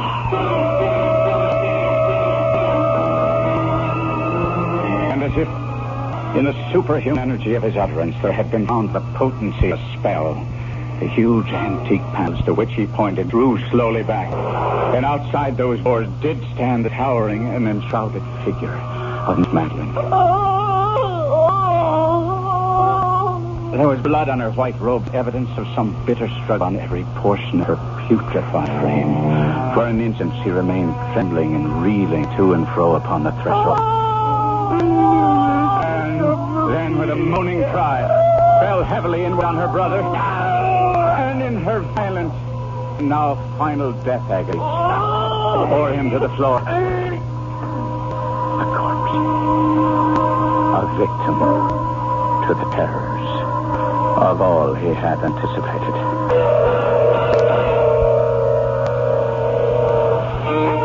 This is E.G. Marshall. I shall return shortly.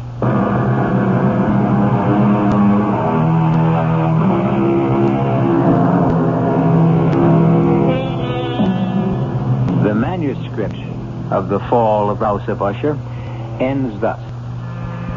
I fled from the house, leaving all behind me. As I ran, I heard a sound so horrendous it made me stop and turn. My brain reeled as, looking back, I saw the mighty walls of the house burst asunder. And in a few moments, the moon, breaking through scudding clouds, a blood-red moon, revealed the end. The fall of House of Usher. Our cast included Kevin McCarthy, Arnold Moss, Marion Sotis, and Robert Biden.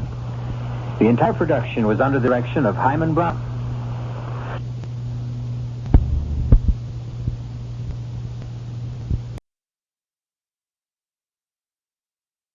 The CBS Radio Mystery Theater presents...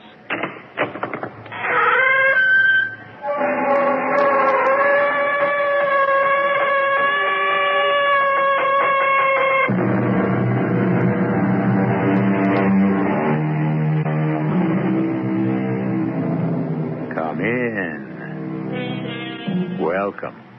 I'm E.G. Marshall. This tale isn't for the easily scared or the faint of heart.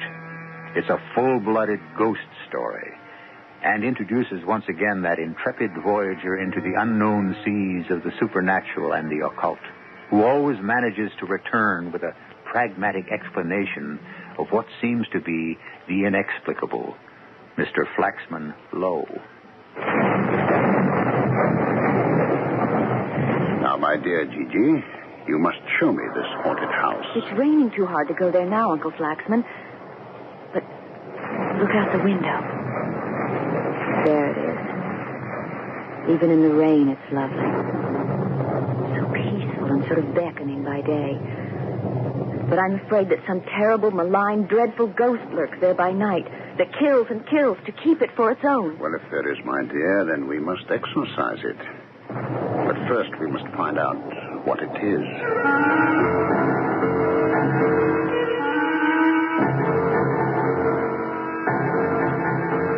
Our mystery drama, The Shining Man, was based on the short story by E. and H. Herron and written especially for the Mystery Theater by Ian Martin and stars Bob Caliban and Morgan Fairchild.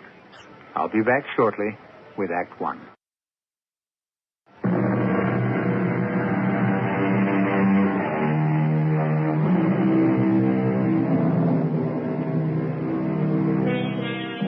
I don't know about you, but to me, it seems a pity that haunted houses have gone out of style. Perhaps it has to do with the uncompromising utilitarianism of modern houses. After all, what self-respecting ghost would feel at home without a turret room, a sliding panel or two, and a host of shadowed, twisted corners? So to enjoy our story, let's retrace our steps back to the turn of the century, when walls were wainscoted, ceilings were high and ornate, and the clanking of chains and groans from the grave were enhanced instead of smothered by insulation and acoustic tile. Oh, I hope he's on this train, Uncle Flax. He was due last night, and he wasn't on the morning train. Well, whatever held him up, it must have been a very important something indeed to keep my nephew Donald away from your side for so long. Oh, it doesn't matter anymore. There he is. Don? Oh, darling Gigi. It's been 1,000 years. A million without you. Was the trip worth leaving me abandoned here in London? Oh, just wait till you hear. Hello, Uncle. Hello, Don. Did you take the position? I did. You are now looking at the brand new headmaster of the Girvan Academy for Boys. Not only that, but I found us a house. Oh, I knew the trip would be worthwhile. I just knew it. Congratulations, my boy. Oh, I must talk to you about the house, too, Uncle Flax. Oh, there's time enough for that at home tonight. Now, it's a matter of financing. No, nothing to do with that. Well, I'll explain later. Well, whatever it is, you know you can count on me.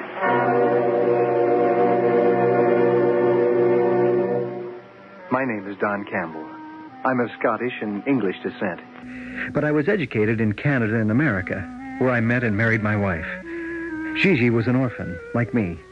And in 1900, being at that time unemployed, we were overjoyed to accept an invitation from my only relative, Mr. Flaxman Lowe, to visit him in London. While there, I suspect through my uncle's pulling a few strings, I had been offered an interview for a job as headmaster of Girvan Academy in Scotland. The job sounds marvelous, Don. But I know you. Why do you keep avoiding talking about the house? But that's marvelous, too. Well, do we need a house? Surely it couldn't have been too difficult to rent something furnished. But the house is furnished, too. And Gigi, it was too good a thing to pass up. The bargain of all time. Well, what sort of bargain? What sort of house?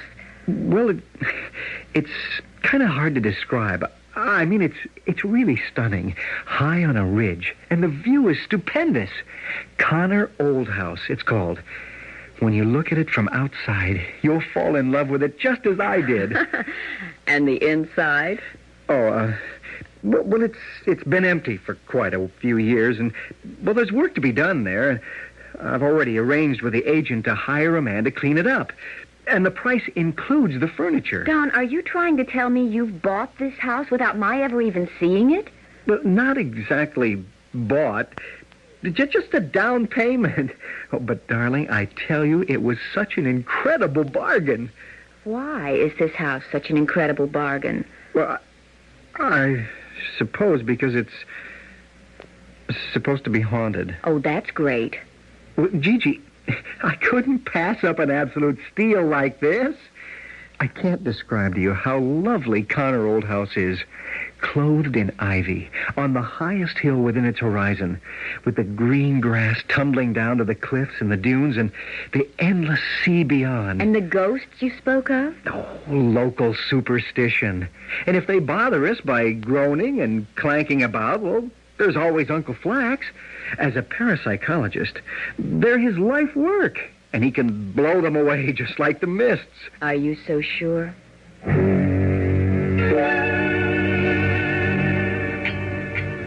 Brandy, Uncle Flax? Yes, thank you. You're not joining me? No, thanks. I only got you away from Gigi so I'd have a chance to talk to you about the house. All right. What's troubling you? The house is supposed to be haunted. By whom? What they call the Shining Man. The Shining Man? Uh-huh. What does that mean? Oh, a lot of talk, gibberish, but I honestly don't know. The moon on the windows reflecting, something like that. I see. Who was the former owner? Sir James Mackay, who had retired from abroad, Central Africa, I think. He lived there with his daughter and a gigantic black who apparently was devoted to him for saving his life in Africa. Why did they leave? Well, they didn't. The daughter, it seemed, had contracted some virulent disease from her African sojourn, and she died while her father was on some business in London. And the father? The shock of finding his daughter dead on his return was too great for him, and he settled into a sort of melancholy and eventually died. It's not a very pretty history. What happened to the slave? Slave? Yes, the black man. I didn't say he was a slave. Oh, yes, that's right, you didn't. What happened to him, anyway? Oh, I don't know. Well, let me see. In the local gossip, there was something about Sir James accusing him of being responsible for the girl's death, but, well, it never came to anything because the black had disappeared, and not long after, Sir James was found on the living room couch, dead of apoplexy, his face covered with horrible livid patches. And this is the home to which you expect to take that pretty young American wife of yours? Oh, don't be ridiculous, Uncle Flaxman. The tragedies of others have nothing to do with us. A house is not a person. It can't affect us. And even if there are any malign influence hovering around, well, I have the best protection in the world, don't I? Oh, yes? What is that? You. Aren't you the foremost ghost detective in the world? If we run into trouble, can't I coax you to tilt a couple of tables or at least exorcise any demons if they're wandering about? My dear boy, you know I am always at your service, but I wouldn't joke about the unknown, Don. Why this house instead of any other? Because it's the only one I can afford. And I've already made a down payment. So, there we were, Gigi and I, with all our worldly belongings off for Scotland as soon as we could pack. Of course, I should have stopped to write first and waited for a reply, but that isn't my way. I had made a decision. Why waste time? Especially since London was expensive and almost all my money had gone for the payment on the house. And it would be a month before I could expect my salary at the academy to begin. We had to take the train north to Ayr, and then debark and retrace our steps south some 30 miles to Girvan, the nearest town to what I now thought of our home. It was a good 25 miles by road, and it was after dark on a blustery, drizzly evening when we arrived at Lanark Inn, where I had stayed before. Happily, the landlord remembered me and had accommodations. Hey, hello there, Mr. Campbell. It's good to see you again. Will you be staying? Oh, just for a night or so, Mr. McTavish, with my wife. We'll bid you good welcome, too, Mrs. Campbell. Oh, but you're a bonny lass, and I can't blame Mr. Campbell for making you his own. But you look a wee bit chill. Now, come on, Ben, and you'll warm yourself by the fire, the two of you.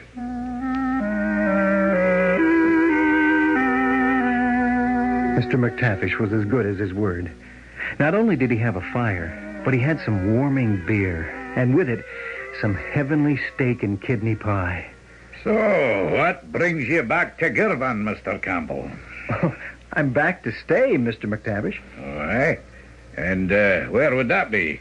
At our new home. I'm going to buy Connor Old House.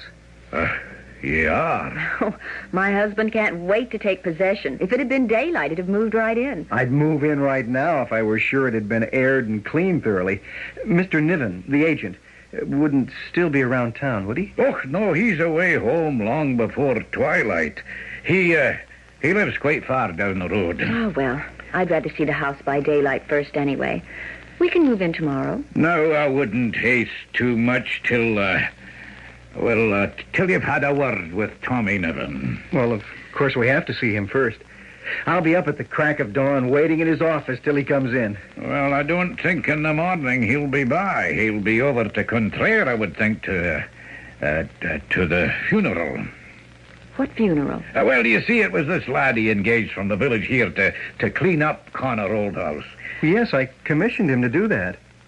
What about him? Well, it's not all that easy to get folks hereabouts to go near Connor Old House, even in the daylight, after all that's happened there. You mean Sir James and his daughter and their unfortunate deaths? Aye, and then over all that, there's the... the Shining Man? Aye, him. Oh, and in front of the lady, I didn't want to... Oh, that's quite all right, Mr. McTavish. Don has told me all about the history of the house. It's sort of exciting, but Well, I don't really believe in ghosts. I'm not scared. That's my wife. Hey, I don't know but what I'd be a wee bit canny if I were in your shoes. It wasn't only the doctor and his daughter. But there was what happened to the tinker as well, and poor Slow Jock. Oh, now, wait a minute. Who's the tinker? And who's poor Slow Jock? Well, here, one at a time. The tinker was a nobody, a tramp, or a bum, I think you'd be calling him in the States. And a couple of years back, he moved himself in. It looked to be as if he lived in the kitchen, quite comfortable and happy for a few days. But then he moved into the library, and they found him on the library couch. Sir James's couch, that was. Stark, raving mad and at death's door, and his face all over with great black marks like he'd been in a peat bog. He just had a dirty face. He probably got caught in the rain and went into Connor Old House for shelter and died quietly of pneumonia. Raving, with the DTs, just like poor Jock. What happened to him? Oh, only the good Lord could maybe answer that. But he was just like the tinker, lying on the couch. Only he was dead. Oh, and an expression on his face only old Clootie himself could have written there. Old Clootie? The devil. Well, don't tell me Jock's face was blackened, too. Just like the others. Oh, here, now, I hope I'm not upsetting you. Oh, no, nothing of the sort. Just the right thing to make us sleep like tops. Well, the toddy should take care of that. But, I just thought you ought to be warned.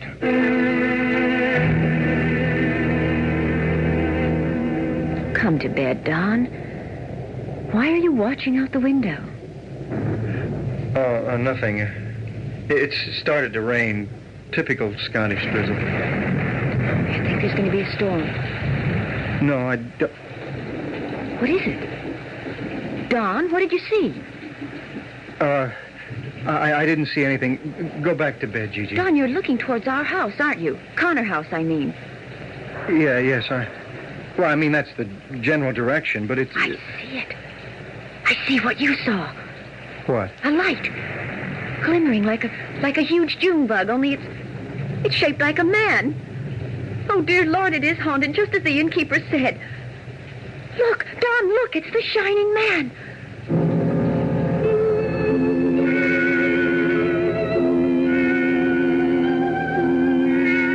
Now, wouldn't you say that's a fair beginning for a story of a haunted house?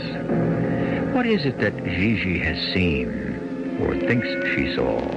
Some trick of refraction of the light from the inn windows against the misting drizzle of the rain? Or a real light carried by a real person who has no business in Connor Old House?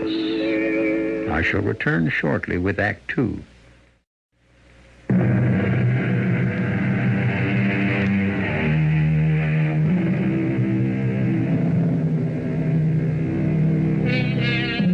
From ghoulies and ghosties and long-leggedy beasties and things that go bump in the night, good Lord deliver us. An old Scottish saying, and one that shivered through Gigi's mind that night, trickling in icy waves down her spine, till at last Don coaxed her to sleep. But with the coming of morning, all the night fears seemed ridiculous, particularly in the face of Thomas Niven's cheerful scorn. The real estate agent was a giant of a man, an all-Scotland rugby player who boomed and beamed and bubbled with good cheer. Oh, pack of tommy rot, the whole thing. Old wives' tales and gossips gabbling, eh? That tramp was sheer coincidence, and Sir James and his daughter, well, that was tragedy, if you will, but nothing supernatural about it. Well, what about this boy, Jock, Mr. Niven? Oh, yes, well, Jock.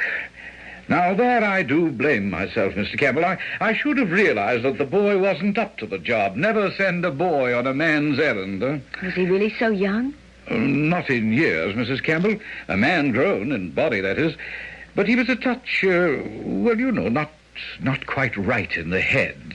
Mark you, that would never have interfered with the clean-up job. It was just the sort of thing for him under ordinary circumstances, and he and his mother could always use the money. You say ordinary circumstances. I thought you were telling us that there's nothing extraordinary About Connor Oldhouse? No, I don't believe there is. Well, then what caused the poor fellow's death? Oh, I don't know, Mrs. Campbell. It couldn't have been the shining man, could it? Oh, good heavens. They've gotten to you with that old gibberish, have they? Well, whatever you've heard, forget it. There is no such thing. I'm afraid there is. What? I saw it. We both saw it. Last night. Where? Well, he seemed to be in Connor Oldhouse. Oh, and you were looking from the village? From our window at the inn, yes. And this would be after dark? Yes. Oh, yes. Well, I've seen that myself. Whenever it's misting very heavily. That was no ghost you saw, Mr. and Mrs. Campbell. That was Ignis Fatuus, Friar's Lanthorn, if you wish. What? What we'd call will-o'-the-wisp, honey. Caused by swamp gas, I think. Yes, just the way of it. Sulfurated hydrogen, actually, rising from rotting vegetation and such, and spontaneously ignited in spite of the damp, so that it glows in the dark. Well, you think that's what the boy saw and that it frightened him to death? Oh, yes, very like. What did the doctors say caused his death? Sheer physical fright, acting on an already faulty brain. I say hello, that's overdue. It's been on the way for a couple of days. I'm afraid we're in for a bit of bad weather. Shouldn't bother you too much, though, since I'm sorry to say the house isn't ready to receive you as yet. I haven't been able to find anyone else to get over there. Mr. Niven, before we take any further action, perhaps I should let my wife see the property. Well, now, look, you're not thinking of backing out on me, man. Great heavens, you have the bargain of the century in that house. What I'm beginning to wonder is, why? Oh, I can tell you that. Idle tongue, sheer and simple. How I picked it up myself. You mean the house is yours? Well, you didn't tell me that, Don. I didn't know, dear. I thought Mr. Niven was only acting as an agent for the original owner. Oh, well, you see, actually, I bought it from Sir James' estate for my grandmother and put it in her name before she died. Never had a chance to move in. So it has stood empty the last few years. I will say, however, that if you're considering backing out on the sale, in my opinion, you'd be a fool, young man. Well, it isn't the house, Mr. Niven. It's its reputation. Well, then, Mrs. Campbell, I tell you what I'll do. I do feel a little put out that I didn't have it ready for you, as I promised you and your husband. So, as soon as the rain lets up, since I can't find anyone else, I'll go out and clean the house myself. Well, I shouldn't think a man would want... Oh, my dear girl, I'm a sailor, and you've only to look at my boat to see what a first-class housekeeper I am. I promise you she'll be shining like a new pin. And not only that, but I'll want to set your mind at rest. I'll spend the night there, too, and show you there isn't a single solitary thing to fear in Connor Oldhouse.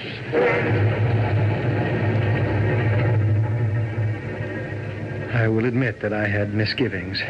I'd even partially allayed them by sending a wire that morning before we had gone to Mr. Niven's office, asking my Uncle Flaxman to come up to Girvan, post-haste, by the next train. But Mr. Niven was so obviously physically powerful that I pushed them aside. If I had known the terror that awaited him and us, I would never... But that is only hindsight.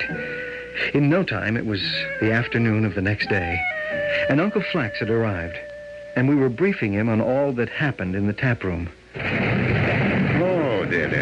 Just listen to that rain. It's pity. I'm really very anxious to have a look at this strange house of yours. You don't think it really can be haunted, do you? I mean, you can prove it isn't, can't you? Well, I don't know, Gigi. It may very well be. But I thought you were a ghost detective. I mean, an investigator who proved that they were fakes.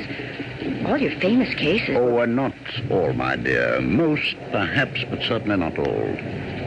Are you trying to tell me that there really are such things as ghosts? I think there is such a thing as the human soul, dear girl. A spirit that has its own life independent of the body. I've seen too much evidence of it in my investigations not to believe in it. But it does not necessarily follow that there is some lost soul haunting Connor Oldhouse. I don't know. Now you're really beginning to scare me. I'm really afraid, terribly afraid, that there's some awful, malign, dreadful thing that lurks there by night that doesn't want anyone disturbing it, that kills to keep it for its own. Well, if there is, my dear, then we must exorcise it. But first, we must find out what it is.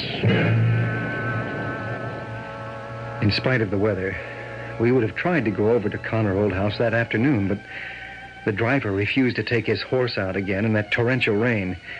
And by the time the rain had slacked off, it was too late, for the long Scottish twilight was beginning to fall. Gigi was lying down before supper when I came downstairs to find my uncle gazing out the window through the peculiar half-light. Donald, come here. Yes, Uncle. Over toward the house, you see that? That light patch in the darkness? Where? Framed by the house, as though it came from one of the windows. Yes. Yes, I see it. The darker it gets, the more that light glows. And seems to be taking on shape. Is that what you saw last night? Yes, I think so, but could that be a candle or lamplight from the house? No, the color is wrong. It's not soft and yellow, and there's no flicker, just a steady blue efflorescence. You think it might be Will-o'-the-Wisp? No, it's too steady. Hello. There goes some lamplight. Moving from room to room, it seems. And the other glow is gone.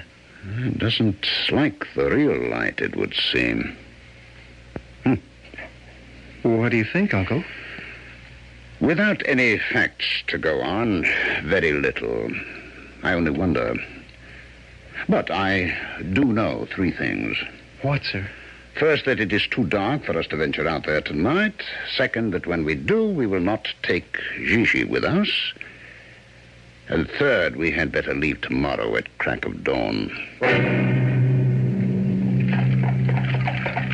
With the first rays of light, and with Gigi still fast asleep, we were off by carriage for the long drive to the ridge. When we pulled up in the cobblestone yard in front of Connor Old House, it was as silent as a tomb. Only the gulls screaming out to sea. Could your Mr. Niven have left already? Do you suppose he missed him? Well, I don't see how. He came out here by carriage, so he'd have had to use the road. We'd have passed him.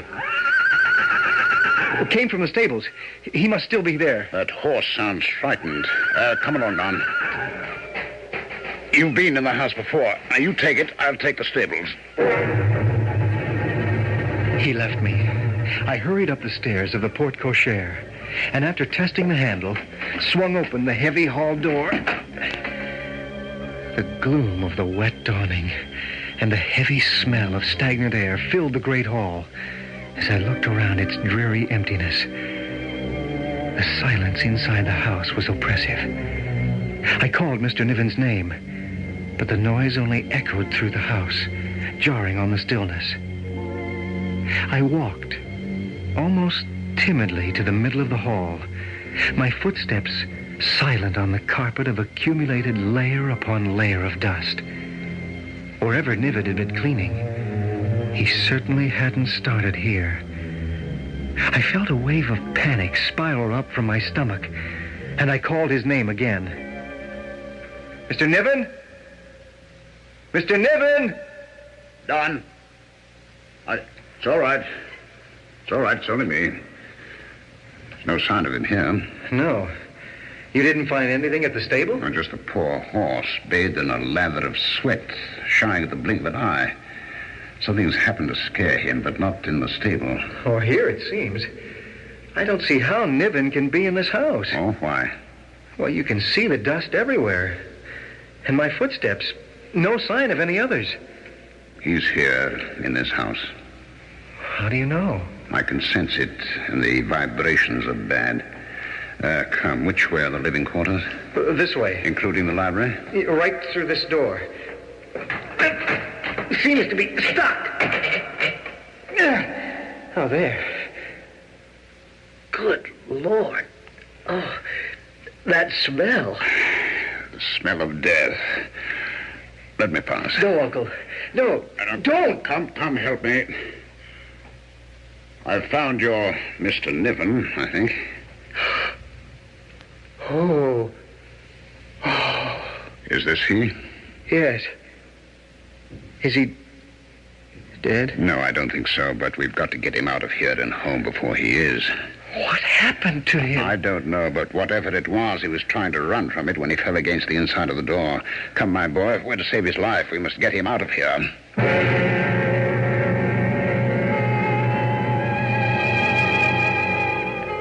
I hope you're not listening to this alone. Not that I want to scare you. Yet. After all, we still have no idea what else was inside that room that drove a strong, healthy athlete in the prime of life to the edge of death, do we? For that matter, we don't even know if it is still here. I'll be back shortly with Act 3.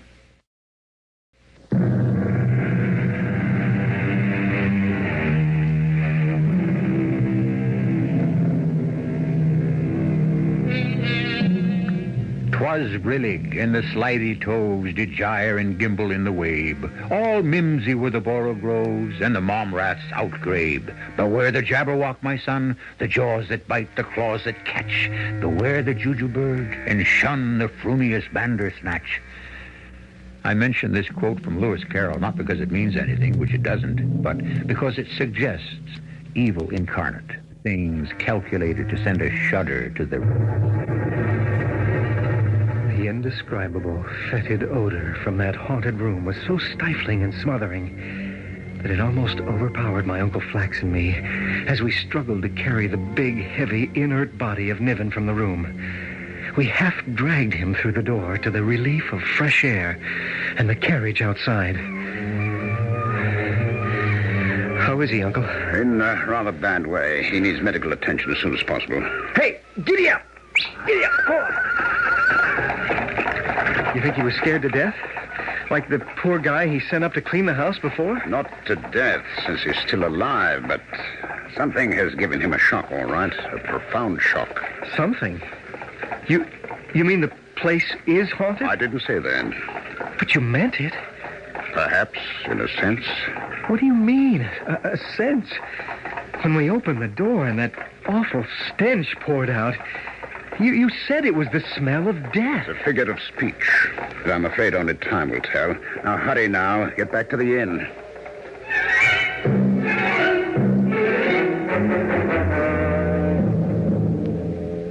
Oh, Mr. McTavish, what's going on? Where is my husband? Oh, he's scrubbing from top to toe with lye soap, as Mr. Lowe himself did first. And my uncle? Well, after he carried all the clothes out and started them burning... he went back to the bedside of Mr. Niven. Burn the clothes? Well, what was the matter with the clothes? Oh, I don't know. Contaminated somehow from that evil house of warlocks and ghoulies. Don, darling, are you all right? Well, I feel a little as if I'd been skinned alive.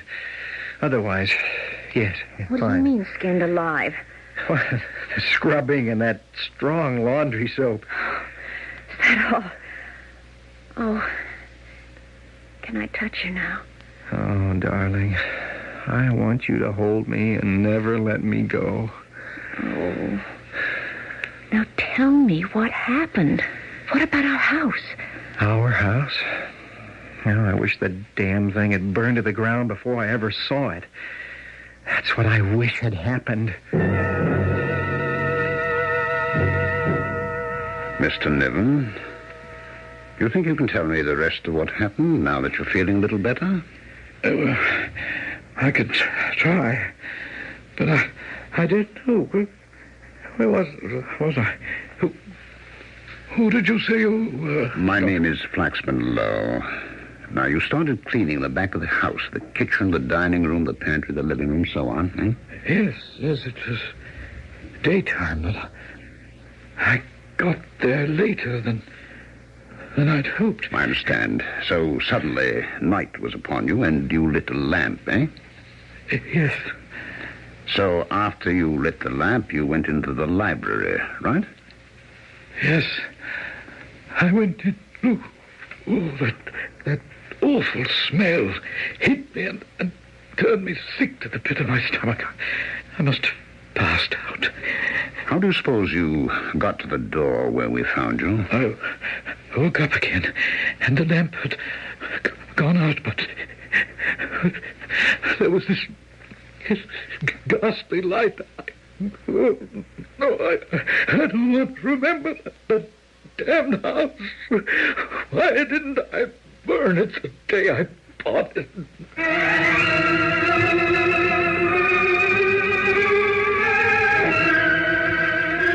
And when he came to, Mr. Niven told me the lamp had gone out, but suddenly he was aware that the darkness was clearing. A feeble light was filtering down through it from above. He looked up at the ceiling and saw there an irregular patch of pale phosphorescent luminescence which grew gradually brighter and brighter. The shining man. When he had the impression that through the radiance above someone was looking down on him, and through the thickening atmosphere of drowsy horror, choking and revolted by the growing odor, he looked up again. To see what? To see the brightness dim and dark smears show through it, all running together into something that swelled out and downward like a fat, green, white, evil face from which great drops of black, dripping fluid fell like rain. Oh, good Lord. And suddenly, fear and loathing broke his chains enough for him to run to the door, where he plunged forward into a dark, red vacancy to remember no more. So the place is haunted. By whom and why? Yes, Uncle, why?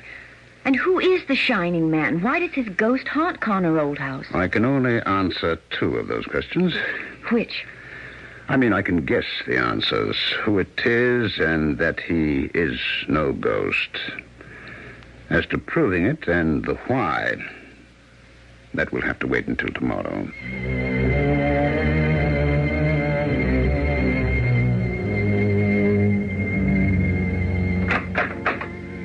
So, here we are again, back at the library. At least it smells a little better today. Nevertheless, put your handkerchief over your mouth and nose, as I'm doing, before we enter it. Now, come over to the couch. Why the handkerchiefs? Oh, it's simply that I believe the dust in this room to be poisonous. Niven inhaled too much of it, hence his condition. It is literally piled up around the couch here. Uncle, look. Above on the ceiling, a long, discolored stain. You see that? Yes. So I should have expected. I think that explains everything.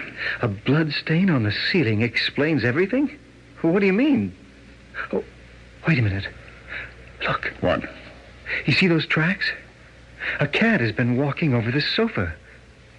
Can you explain that? And what do you mean about the blood stain? My dear boy, the stain on the ceiling has nothing to do with blood. It is simply a patch of mold and fungus. As for what you call cat's footsteps, look at them more carefully and you will see they look more like raindrops. Raindrops?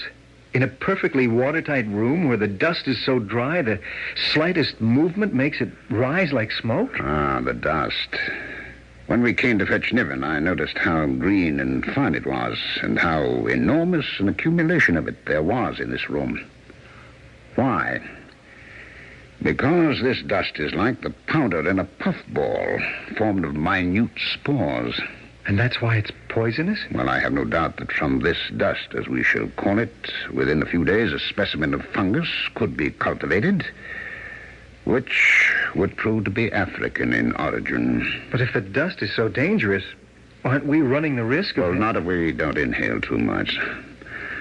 And last night, incidentally, I saw that Niven's coat was covered with it, and that above the collar and along the upper part of the sleeve, as though they had dropped from above, was a spatter of gummy marks which corresponded to these so-called raindrops.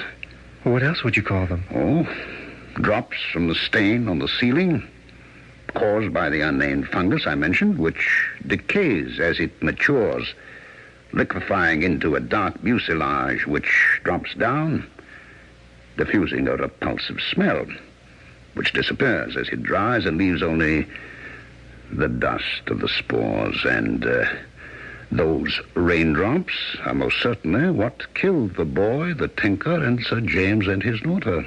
How? Well, I would guess that the fungus is singularly malignant, acting through the skin to the brain, then interpenetrating all the tissues of the body with terrible rapidity, and causing a violent and horrible death. Which Mr. Niven escaped because the drops touched only his clothing and not his skin. Exactly. Ah, I see. But what about the light? The ghost must have caused all this? Well, why don't we go upstairs and perhaps we can find out.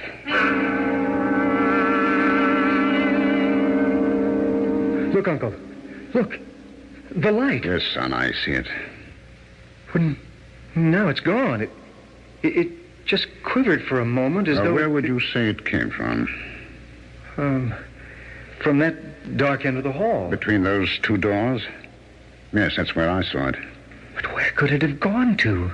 What actually come from? Which room? You take the left, I'll take the right. We searched both of the rooms with a fine-tooth comb, but there was no sign of anything. Then Uncle Flaxman had a brilliant idea. We paced off the width of each room inside, then the total yardage outside in the hall. Between the rooms was a common wall which must, by our measurements, be some 3 feet wide, but no door in either to a closet. In the hall, we looked at the seemingly solid wall between the doors. Then Uncle Flaxman said, "Close your room door while I close mine, Don." "Right, Uncle." Now that it's shadowed again in here, back up toward the stairwell. You see that? A glimmer of light as though it were behind the solid wall. Which means the wall can't be solid. Come here. Hello. Well, there must be some sort of secret room or closet there. Let me see. Uncle. What is it? There's some sort of a catch here to the upper panel. Probably a means of opening it to ventilate the space between the walls. Try it, my boy, try it. I have it. Oh, that smell again. And look. Good Lord. What is it? I fancy it is the body of the missing black man who was supposed to have worshipped his master and his mistress. Black? But he's white. What's that shining white stuff all over him? A fungus. The fungus. The shining man, whose phosphorescent glow on damp evenings sometimes shone through the little window at the end of the closet and scared everyone in the countryside half to death. Not a ghost, but just a poor man who met a terrible death in a coffin of his own making.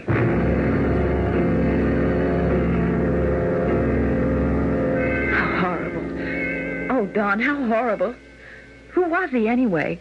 Sir James Mackay's faithful servant. But remember, I said slave, and I think not so faithful. What do you mean, Uncle? I have always intended to devote myself to the study of Obeah. Obeah? What is that? Voodoo, a fetish-worshipping religion of sorcery and conjuration. In the dead man's hands were the remains of two crude figures, a man and a woman, coated with the fungus. You mean he was responsible for the deaths of Sir James and his daughter? Or for wishing his gods to take vengeance on them for the virtual slavery in which he had been held all his life. Poetic irony, isn't it, that the monster he called into being in the end was the means of his own destruction? Oh, that house.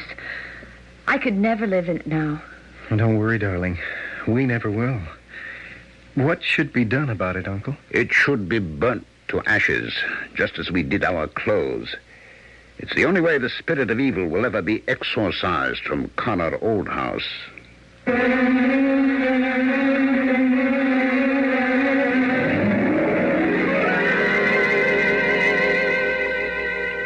That same night, Connor Old House went up in a pillar of smoke, its funeral pyre lighting the Scottish night.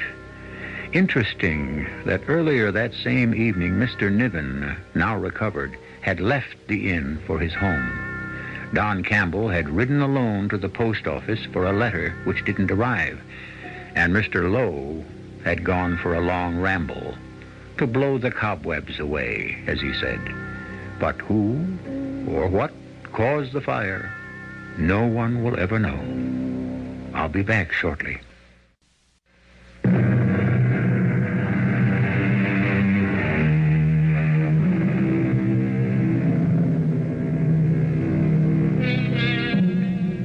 Mr. Flaxman Lowe has proved and demonstrated that the shining man in Connor Oldhouse was not supernatural, that he wasn't a ghost.